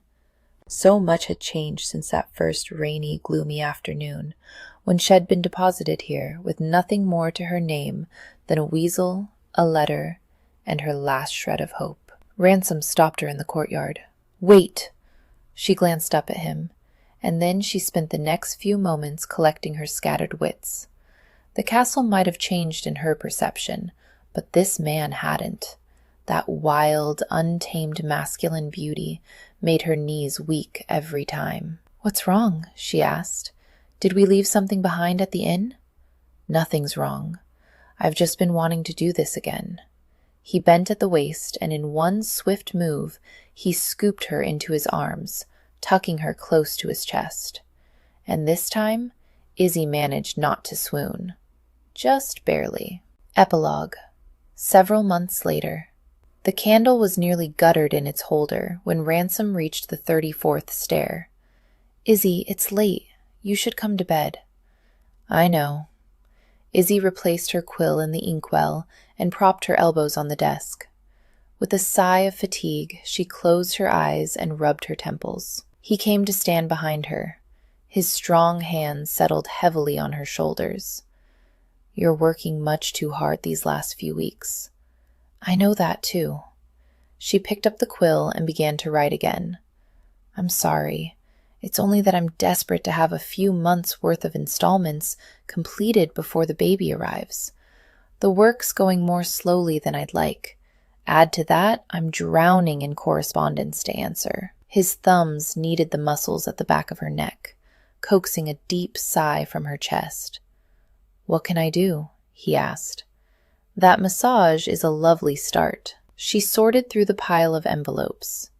"Maybe you can help me answer this letter from Lord Peregrine? What conundrum has he posed this time?" "It's my turn to pose the conundrum, actually, and I'm stumped for one." She tapped her quill on the blotter. Aha, I have it. She dipped her pen and began to write. Would you rather find a weasel in your bed or an octopus? She scribbled the letters closing and set it aside. That's unfair. He gets to choose? I don't get to choose. No, you don't. You're stuck with both. Smiling, Izzy pulled a magazine from her pile of correspondence. Now here's something from the Post you'll find amusing. There's a letter to the editor of the Gentleman's Review, and it's about me. Read it then. Izzy opened the magazine to a marked page and read aloud in a lofty, affected baritone. Like so many devoted readers of your publication, I was pleased to see that England's beloved daughter, little Izzy Goodnight, newly the Duchess of Rothbury, has taken up her pen and decided to continue writing in the marvelous world Sir Henry gave to her, and to us. I read the first installments with great anticipation and much interest, but I am sorry to say they did not impress. Ransom scowled. Impertinent jackass. He's entitled to his opinion. Let's see. Here we are. She lowered her voice again. Though she has swiftly ascended to a higher social rank than her late father enjoyed, these first chapters make it sadly clear that her Grace will never be his literary equal. Her writing pales beside the richness of Sir Henry's prose, though I am pained to say it. It'll pain him to say it, Ransom grumbled. Oh, but it gets better, she told him, skimming ahead. He goes on. The Shadow Knight's journey isn't without its faint glimmers of promise, however. With maturity and time to hone her craft, perhaps the Duchess can aspire to be half the writer her father was, and that in itself would be a genuine accomplishment for any writer so young and so female. And it's signed, the Right Honourable Edmund Creeley of Chatton, Kent. She set aside the magazine, laughing helplessly. Ransom didn't laugh. He didn't say anything. Well, she prodded, aren't you amused? Have you no response? Oh, I have a response. The Right Honourable Edmund Creeley can take his quill, and the profanity that followed had Izzy clapping her hands to her belly, as if she could cover her unborn child's tender ears. The babe, however, merrily kicked and cartwheeled in her womb. Oh, goodness! It seemed this child would take after Ransom. She didn't mind that one bit. We will have the last laugh, she reminded him. Mr. Creeley will be forced to eat his words, if not. Those other things you listed. He'll learn the truth in time. As will everyone. Ransom had given her a fairy tale ending, and Izzy had vowed not to squander it. She was going to claim her work and continue the stories she and so many others loved. But she wanted to go about it cautiously, with respect for Cressida and Ulrich, and for her father's memory and that purple counterpane, and most especially for the readers who'd made the Goodnight tales not quite true, but truly meaningful. So rather than pick up where the original tales left off, she'd begun a new story, The Shadow Knight's Journey. No doubt many readers, those more perceptive than Edmund Creeley, would begin to guess the truth. A few had already written her with their suspicions, but for now, Izzy was playing coy. She meant to follow the Shadow Knight through his side of the adventures, right up until that climactic scene at the parapet, and then, once the two tales were intertwined, he would lift the visor, revealing his true identity, and Izzy's. When the truth came out, there was bound to be a bit of scandal. Izzy worried more about how Ransom would cope than she worried for her own feelings. She hoped reading him Mr. Creeley's letter might work as an inoculation of sorts. You'd better prepare yourself, Ransom. When that installment is published in a few years, no one will be patting me on the head. I'm sure to receive more unpleasant letters. He was silent for a moment. Good, good. Yes, good. Because I've decided that the proper response to any unpleasant letter is kisses, and I like having excuses to kiss you. I think this particular unpleasant letter merits more than one kiss, something like 10 or 12. I won't stop until you count 100, he said wickedly. Later, she pouted. Later? Right now I want to show you something. It's a surprise. Izzy was undeniably intrigued as she followed him down the spiraling stairs. She went slowly, cautiously. Her center of balance was changing by the day. What surprise could be better than 100 kisses? She asked, following Ransom down the corridor. This one, I hope. He stopped before a particular bedchamber, the one they'd designated as a nursery. He pushed open the door. She clapped her hands together. Is it finished? Izzy had been strictly forbidden from involvement in the major renovations. Too much dust and danger, Ransom said. She hadn't argued. She was happy to focus on the writing for now, and it warmed her heart to see his growing investment in the castle that had been his ancestral home. The castle that was now their home. It's done, as of today. The laborers finished painting this afternoon. He waved her toward the open door. Have a look. With a smile, Izzy rushed through the entryway, and then she froze in place, awestruck. Oh, she breathed. Oh, Ransom. Now, don't start complaining about girlish treatment. I know you're too old to be given a purple room with golden stars, but I also know it was a dream of yours once. I thought you might want to give it to our children instead. Izzy pressed a hand to her chest, overwhelmed. The room was beautiful. A cradle with purple quilted bedding, draped with clouds of tulle. A plush carpet of twining vines and lush blooms. Rows and rows of bookshelves. And on the ceiling were painted silver moons and golden stars. Even a comet or two. On closer look, a few of those celestial objects appeared a bit less precise than the others, uneven and smudged in places. Hardly in line with the exacting standards Ransom imposed on all their workmen. But in her heart, Izzy knew the explanation for those less-than-perfect stars. Those must be the ones he'd painted himself. He shuffled his feet. You're not saying anything. I'm overwhelmed. There are times when even a writer can run out of words. She sniffed back a tear and hugged him as tight as her swelling belly would allow. Thank you. I love you. This is the best gift I can imagine. In fact, it was the gift she'd been imagining all her life. Now it was real. They would give their children this magical room set in their very own castle. But more important than that, they would give their children love and security and stories. Night after night of stories. This was the true fairy tale ending. He'd given her the happily part the day they'd agreed to marry. This room was the ever after. And the best part of all? So many years stood between them and the end. Excerpt from When a Scot Ties the Knot. Introduction. Keep reading for a sneak peek of Tessa Dare's next castle's ever-after romance, When a Scot Ties the Knot. Available from Avon Books, August 25th, 2015. On the cusp of her first London season, Miss Madeline Gracechurch was shy, pretty, and talented, with a drawing pencil, but hopelessly awkward with gentlemen. She was certain to be a dismal failure on the London marriage mart. So Maddie did what generations of shy, awkward young ladies have done. She invented a sweetheart. A Scottish sweetheart. One who was handsome and honorable and devoted to her, but conveniently never around. Maddie poured her heart into writing the imaginary Captain Mackenzie, letter after letter, and by pretending to be devastated when he was, not really, killed in battle, she managed to avoid the pressures of London society entirely. Until years later, when this kilted Highland lover of her imaginings shows up in the flesh. The real Captain Logan Mackenzie arrives on her doorstep, handsome as anything, but not entirely honorable. I will firstly be compelled to explain that I lied about attracting a handsome Scottish officer while staying in Brighton. Then, when I do, I shall have no further excuse to avoid the actual rejection of countless English gentlemen come spring. My dear imaginary Captain Mackenzie, you are not real and never will be.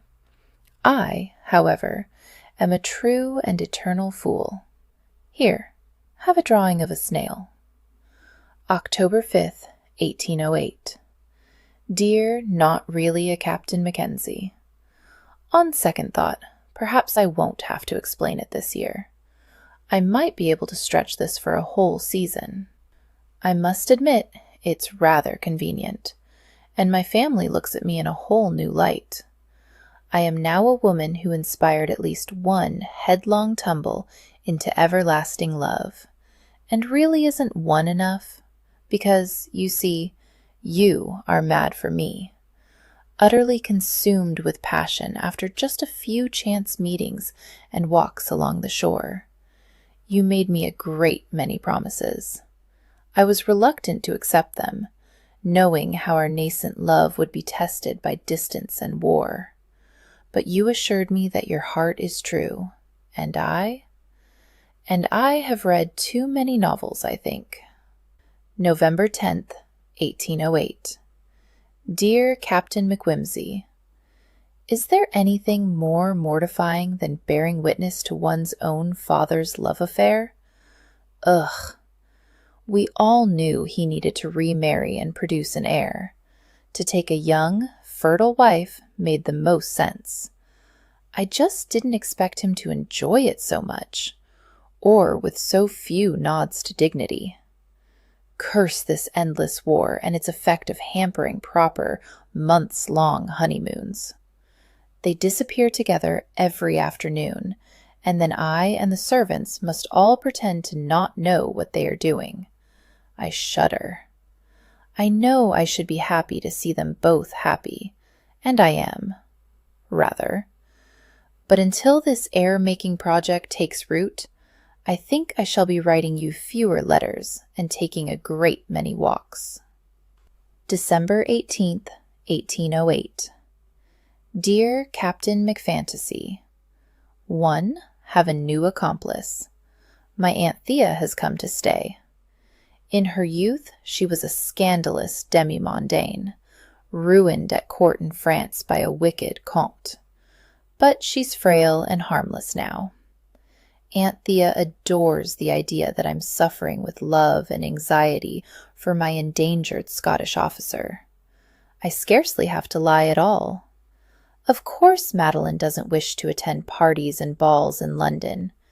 Can't you see the poor dear is eaten with worry for her Captain Mackenzie? Truly, it's a bit frightening how much she cherishes my misery. She has even convinced my father that I should be served breakfast in my room now, like a married lady or an invalid. I am excused from anything resembling public merriment. I am permitted to spend as much time as I please sketching in peace. Chocolate and toast are delivered to my bedside every morning, and I read the newspaper even before Papa has his turn. I am starting to believe you were a stroke of brilliance. June 26th, 1809. Dear Captain Imaginary McFigment, oh, happy day! Ring the bells, sound the trumpets, swab the floors with lemon oil. My father's bride is vomiting profusely every morning, and most every afternoon as well. The signs are plain. A noisy, smelly, writhing thing will push its way into the world in some 6 or 7 months' time. Their joy is complete, and I am pushed further and further to the margins of it. No matter. We have the rest of the world, you and I. Aunt Thea helps me chart the routes of your campaign. She tells me stories about the French countryside, so that I might imagine the sights that will greet you as you drive Napoleon to the other side of the Pyrenees. When you smell lavender, she says, victory is near. I must remind myself to appear sad from time to time, as though I'm worried for you. Sometimes, oddly enough, it's quite an easy thing to pretend. Stay well and whole, my captain. December 9th, 1809. Oh, my dear captain, you will be put out with me.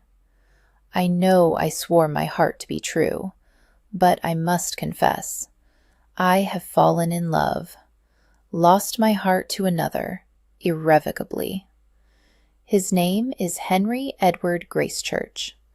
He weighs just a half stone, He's pink and wrinkled all over, and he is perfect. I don't know how I ever called him a thing. A more beautiful, charming angel never existed. Now that Papa has an heir, our estate shall never pass to the dreaded American, and I will never be thrown into genteel poverty. This means I do not have to marry, and I no longer need a fictional Scottish suitor to explain it. I could claim that we've grown apart, put an end to all these silly letters and lies. But Aunt Thea is ever so fond of you by now, and I am ever so fond of her. Besides, I would miss writing. It's the oddest thing. I do not understand myself. But sometimes I fancy that you do. November 9th, 1810.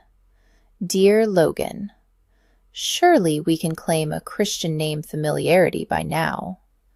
What follows is an exercise in pure mortification. I can't even believe I'm going to write it down. But perhaps putting it on paper and sending it away will help rid me of this stupid habit. You see, I have a pillow. It's a fine pillow, all stuffed with goose down, quite firm and big, almost a bolster, really. At night, I put it on one side of the bed and place a hot brick beneath it to warm it all up. Then I nestle up alongside it, and if I close my eyes and fall into that half-sleep place, I can almost believe it's you, beside me, keeping me warm and safe. But it's not you, because it is a pillow, and you are not even a real person, and I am a bug. But now I've grown so accustomed to the thing, I can't sleep without it. The nights simply stretch too long and lonely. Wherever you are, I hope you are sleeping well. Sweet dreams, Captain Macpillow. July 17th, 1811. My dear Highland Laird and Captain, you have pulled off quite a trick for a man who is no more than a pillow, stuffed with lies and embroidered with a hint of personality. You are going to be a landowner. Aunt Thea has convinced my godfather, the Earl of Linforth, to leave me a little something in his will. That little something being a castle in the Scottish Highlands. Linair Castle, it's called. It is meant to be our home when you return from war. That is the perfect ending to this masterpiece of absurdity, isn't it? Dear Lord, a castle. March 16th, 1813. Dear Captain of my heart's true folly, little Master Henry and Miss Emma are growing like reeds. I've enclosed a sketch. Thanks to their doting mamma, they have learnt to say their nightly prayers, and every night my heart twists to write it. They pray for you. God bless and keep our brave Captain Mackenzie. Well, the way Emma says it, it sounds more like Cap'n Macaroni. And each time they pray for you, I feel my own soul sliding ever closer to brimstone. This has all gone too far, and yet, if I were to reveal my lie, they would despise me and mourn you. After all, it's been almost 5 years since we did not meet in Brighton. You are part of our family now. June 20th, 1813. My dear, silent friend, it breaks my heart, but I have to do it. I must. I can't bear the guilt any longer. There's only one way to end this now. You have to die. I'm so sorry. You can't know how sorry. I promise, I'll make it a valiant death. You'll save 6 other men in a feat of courage and noble sacrifice. As for me, I'm devastated. These are genuine tears dotting this parchment. The mourning I shall wear for you will be real as well. It's as though I'm killing off part of myself, the part that had all those romantic, if foolish, hopes. I will settle into life as a spinster now, just as I always knew I would. I will never be married, or held, or loved. Maybe if I write those things out, I'll get used to the truth of them. It's time to stop lying and put aside dreaming. My darling, departed Captain Mackenzie. Adieu. Chapter 1. Inverness-shire, Scotland, April 1817. Blub, blub, blub, blub. Maddie's hand jerked. Ink sputtered from her pen, making great blots on the wing structure she'd been outlining. Her delicate Brazilian dragonfly now resembled a leprous chicken. 2 hours of work, gone in a heartbeat. But it would be nothing if those bubbles signified what she hoped. Copulation. Her heart began to beat faster. She set aside her pen, lifted her head just enough for a clear view of the glass-walled seawater tank, and went still. Maddie was, by nature, an observer. She knew how to fade into the background, be it drawing-room wallpaper, ballroom wainscoting, or the plastered-over stone of Lanier Castle. And she had a great deal of experience observing the mating rituals of many strange and wondrous creatures, from English aristocrats to cabbage moths. When it came to courtship, however, lobsters were the most prudish and formal of all. She'd been waiting months for Fluffy, the female, to molt and declare herself available to mate. So had Rex, the male specimen in the tank. She didn't know which of them was the more frustrated. Perhaps today would be the day. Maddie peered hard at the tank, breathless with anticipation. There. From behind a broken chunk of coral, a slender orange antenna waved in the murky gloom. Hallelujah. That's it, she silently willed. Go on, Fluffy. That's a girl. It's been a long, lonely winter under that rock, but you're ready now. A blue claw appeared, then receded. Shameless tease. Stop being so missish. At last, the female's full head came into view as she rose from her hiding place. And then someone rapped at the door. Miss Gracechurch? That was the end of that. With a blub, blub, blub, Fluffy disappeared as quickly as she'd emerged. Back under her rock. Drat. What is it, Becky? Maddie called. Is my aunt ill? If she'd been disturbed in her studio, someone must be ill. The servants knew not to interrupt her when she was working. No one's ill, miss, but there's a caller for you. A caller? Now that's a surprise. For an on-the-shelf Englishwoman residing in the barren wilds of the Scottish Highlands, callers were always a surprise. Who is it? She asked. It's a man. A man? Now Maddie was more than surprised. She was positively shocked. She pushed aside her ruined dragonfly illustration and stood to peer out the window. No luck. She'd chosen this tower room for its breathtaking view of the rugged green hills and the glassy loch settled like a mirror shard between them. It offered no useful vantage of the gate or entryway. Oh, Miss Gracechurch. Becky sounded nervous. He's ever so big. Goodness, and does this big man have a name? No, I mean, he must have a name, mustn't he? But he didn't say, not yet. Your aunt thought you had best come and see for yourself. Well, this grew more and more mysterious. I'll be there in a moment. Ask cook to prepare some tea, if you will. Maddie untied her smock. After pulling the apron over her head and hanging it on a nearby peg, she took a quick inventory of her appearance.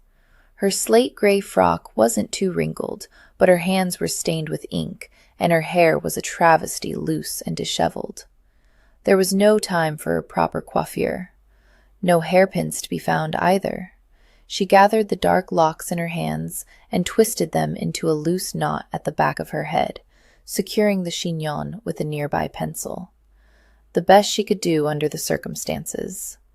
Whoever this unexpected, nameless, ever-so-big man was, he wasn't likely to be impressed with her. But then, men seldom were. She took her time descending the spiraling stairs, wondering who this visitor might be. Most likely a land agent from a neighboring estate. Lord Varley wasn't due until tomorrow, and Becky would have known his name. When Maddie finally reached the bottom, Aunt Thea joined her. Her aunt touched a hand to her turban with dramatic flair. "Oh, Madling, at last! Where is our mysterious caller? In the hall?" "The parlor." Her aunt took her arm, and together they moved down the corridor. "Now, my dear, you must be calm." "I am calm, or at least I was calm until you said that." She studied her aunt's face for clues. "What on earth is going on?" "There may be a shock, but don't you worry. Once it's over, I'll make a posset to set you straight." "A posset? Oh dear." Aunt Thea fancied herself something of an amateur apothecary. The trouble was, her cures were usually worse than the disease. "It's only a collar. I'm sure a posset won't be necessary." Maddie resolved to maintain squared shoulders and an air of good health when she greeted this big, nameless man. When they stepped into the parlor, her resolve was tested. This wasn't just a man. This was a man. A tall, commanding figure of a Scotsman, dressed in what appeared to be military uniform. A kilt of dark green and blue plaid, paired with the traditional red coat. His hair was overlong, mostly brown, with hints of ginger, and his squared jaw sported several days' growth of whiskers, mostly ginger, with hints of brown. Broad shoulders tapered to a trim torso. A simple black sporran was slung low around his waist, and a sheathed dirk rode his hip. Below the fall of his kilt, muscled, hairy legs disappeared into white hose and scuffed black boots. Maddie pleaded with herself not to stare. It was a losing campaign. Taken altogether, his appearance was a veritable assault of virility. "Good afternoon," she managed an awkward curtsy. He did not answer or bow. Wordlessly he approached her, and at the point where a well-mannered gentleman would stop, he drew closer still. She shifted her weight from one foot to the other, anxious. At least he'd solved her staring problem. She could scarcely bear to look at him now. He stopped close enough for Maddie to breathe in the scents of whiskey and wood smoke, and to glimpse a wide, devilish mouth slashing through his light growth of beard. After long seconds, she coaxed herself into meeting his gaze. His eyes were a breathtaking blue, and not in a good way. They were the sort of blue that gave one the feeling of being launched into the sky or plunged into icy water, flung into a void with no hope of return. It wasn't a pleasant sensation. "Miss Madeline Gracechurch?" Oh, his voice was the worst part of all. Deep, with that Highland burr that scraped and hollowed words out, forcing them to hold more meaning. She nodded. He said, "I'm come home to you." "Home? To me?" "I knew it," Aunt Thea said. "It's him." The strange man nodded. "It's me." "It's who?" Maddie blurted out. She didn't mean to be rude, but she'd never laid eyes on this man in her life. She was quite sure of it. His wasn't a face or figure she'd be likely to forget. He made quite an impression. More than an impression. She felt flattened by him. "Don't you know me, Mokri?" She shook her head. She'd had enough of this game, thank you. "Tell me your name." The corner of his mouth tipped in a small, roguish smile. "Captain Logan Mackenzie." No. The world became a violent swirl of colors, green and red and that stark, dangerous blue. "Did you?" Maddie faltered. "Surely you didn't say cap." That was as far as she got. Her tongue gave up, and then her knees gave out. She didn't swoon or crumple. She simply sat down, hard. Her backside hit the settee, and the air was forced from her lungs. "Oof!" The Scotsman stared down at her, looking faintly amused. "Are you well?" "No," she said honestly. "I'm seeing things. This can't be happening. This really, truly could not be happening. Captain Logan Mackenzie could not be alive. He could not be dead either. He didn't exist." To be sure, for nigh on a decade now, everyone had believed her to be first pining after, then mourning for, the man who was nothing but fiction. Maddie had spent countless afternoons writing him letters, missives that had actually just been pages of nonsense, or sketches of moths and snails. She'd declined to attend parties and balls, citing her devotion to the Highland hero of her dreams, but really because she preferred to stay home with a book. Her godfather, the Earl of Linforth, had even left her Lanier Castle in his will so that she might be nearer her beloved's home. Quite thoughtful of the old dear, and when the deceit began to weigh on her conscience, Maddie had given her Scottish officer a brave, honorable, and entirely fictional death. She'd worn black for a full year, then gray thereafter. Everyone believed her to be disconsolate, but black and gray suited her. They hid the smudges of ink and charcoal that came from her work. Thanks to Captain Mackenzie, she had a home, an income, work she enjoyed, and no pressure to move in London society. She'd never intended to deceive her family for so many years, but no one had been hurt. It all seemed to have worked for the best, until now. Now something had gone terribly wrong. Maddie turned her head by slow degrees, Miss Muffet fashion, forcing herself to look at the Highlander who'd sat down beside her. Her heart thumped in her chest. If her Captain Mackenzie didn't exist, who was this man? And what did he want from her? "You aren't real." She briefly closed her eyes and pinched herself, hoping to waken from this horrid dream. "You aren't real." Aunt Thea pressed a hand to her throat. With the other, she fanned herself vigorously. Surely it must be a miracle. "To think we were told you were dead?" The officer's gaze never left Maddie's. A hint of irony sharpened his voice. "I'm not dead. Touch and see for yourself." Touch? Oh no. Touching him was out of the question. There would not be any touching. But before Maddie knew what was happening, he'd caught her ungloved hand and drawn it inside his unbuttoned coat, pressing it to his chest. And they were touching, intimately. A stupid, instinctive thrill shot through her. She'd never held hands with any man, never felt a man's skin pressed against her own. Curiosity clamored louder than her objections. His hand was large and strong, roughened with calluses, marked with scars and powder burns. Those marks revealed his life to be one of battle and strife, just as surely as her pale, ink-stained fingers told hers to be a life of scribbling, and no adventure at all. He flattened her palm against the well-worn lawn of his shirt. Beneath it, he was impressively solid, warm, real. "I'm no ghost, Mocreith, just a man, flesh and bone." Mocreith. He kept using those words. She wasn't fluent in Gaelic, but over the years, she'd gathered a few bits here and there. She knew Mocreith meant my heart. The words were a lover's endearment, but there was no tenderness in his voice, only a low, simmering anger. He spoke the words like a man who'd cut out his own heart long ago and left it buried in the cold, dark ground. With their joined hands, he eased aside one lapel of his coat. The gesture revealed a corner of yellowed paper tucked inside his breast pocket. She recognized the handwriting on the envelope. It was her own. I received your letters, lass. Every last one. God help her. He knew. He knew she'd lied.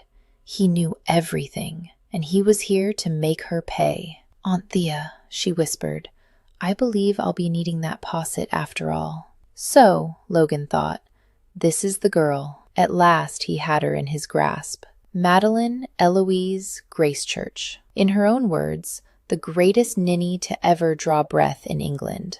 The lass wasn't in England now, and pale as she'd grown in the past few seconds, he suspected she might not be breathing either. He gave her hand a little squeeze, and she drew in a gasp. Color flooded her cheeks. There, that was better. To be truthful, Logan needed a moment to locate his own composure. She'd knocked the breath from him, too. He'd spent a great deal of time wondering how she looked. Too much time over the years.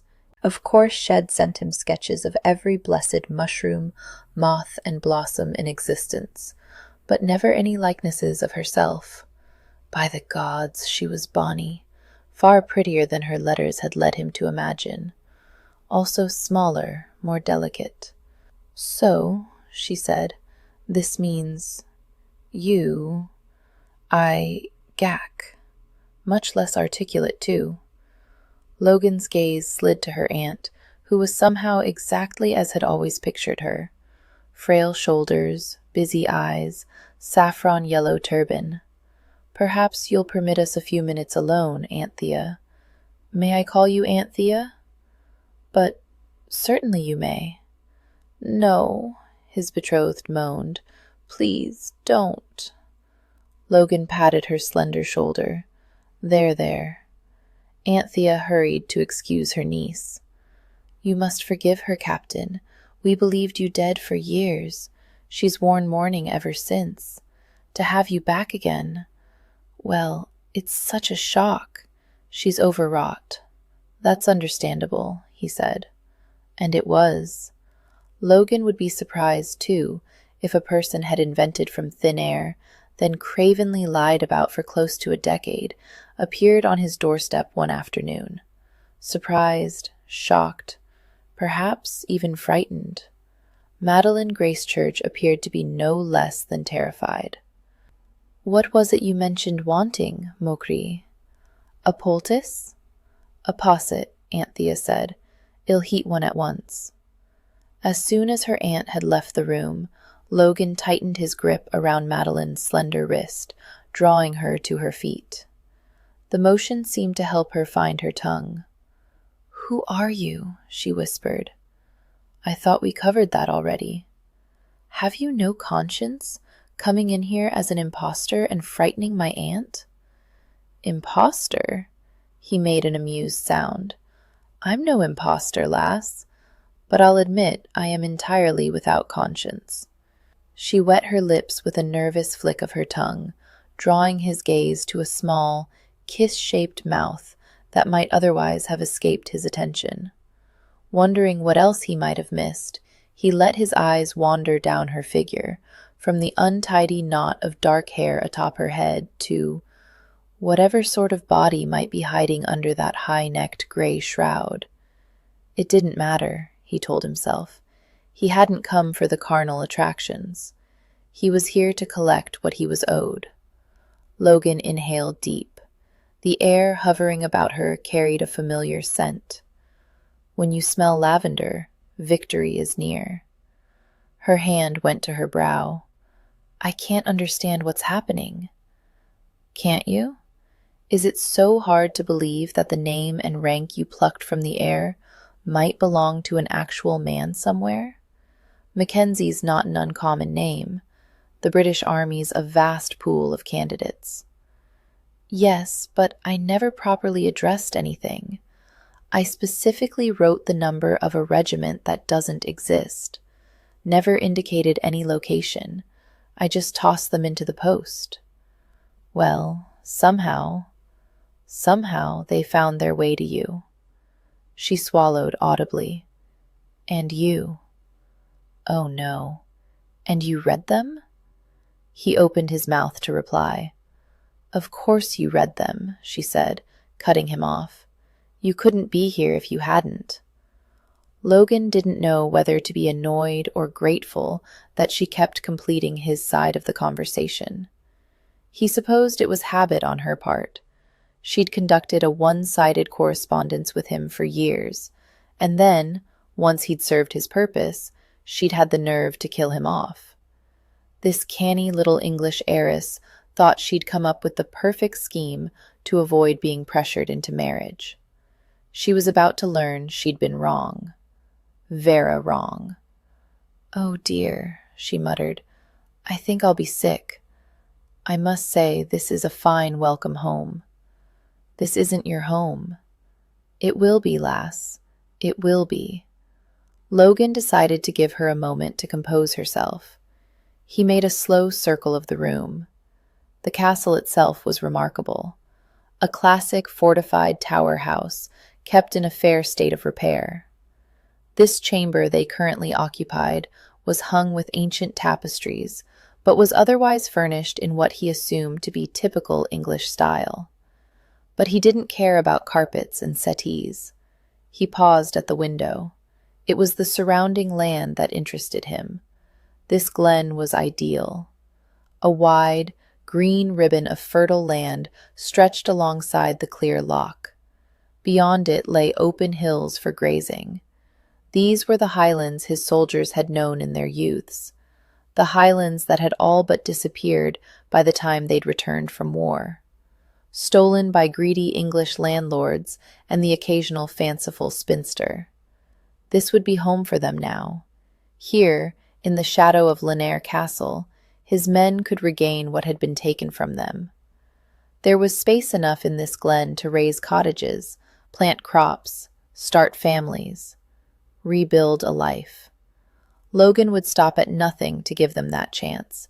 He owed his men that much. He owed them far more. "You," she announced, "have to leave."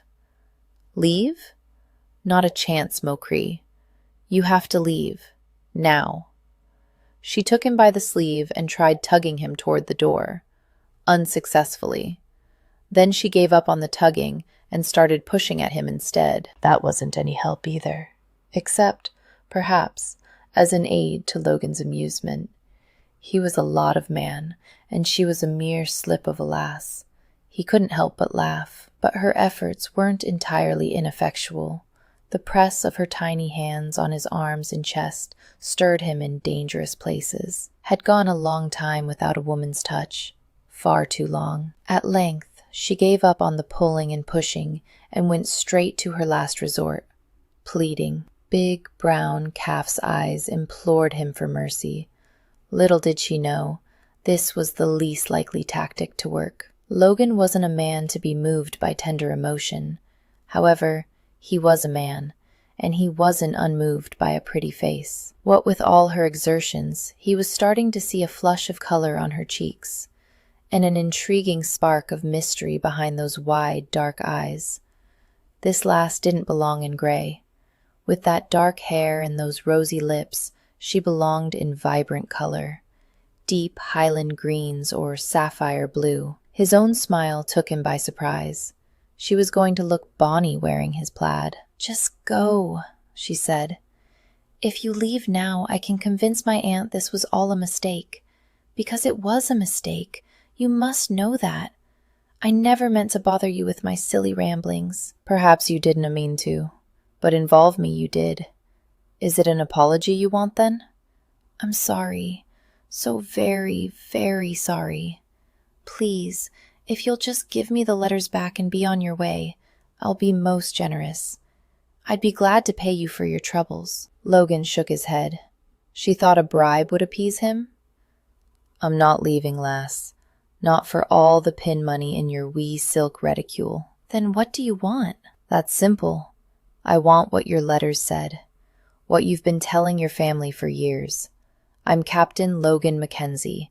I received every last one of your missives, and despite your best attempts to kill me, I am very much alive." He propped a finger under her chin, tilting her face to his, so she would be certain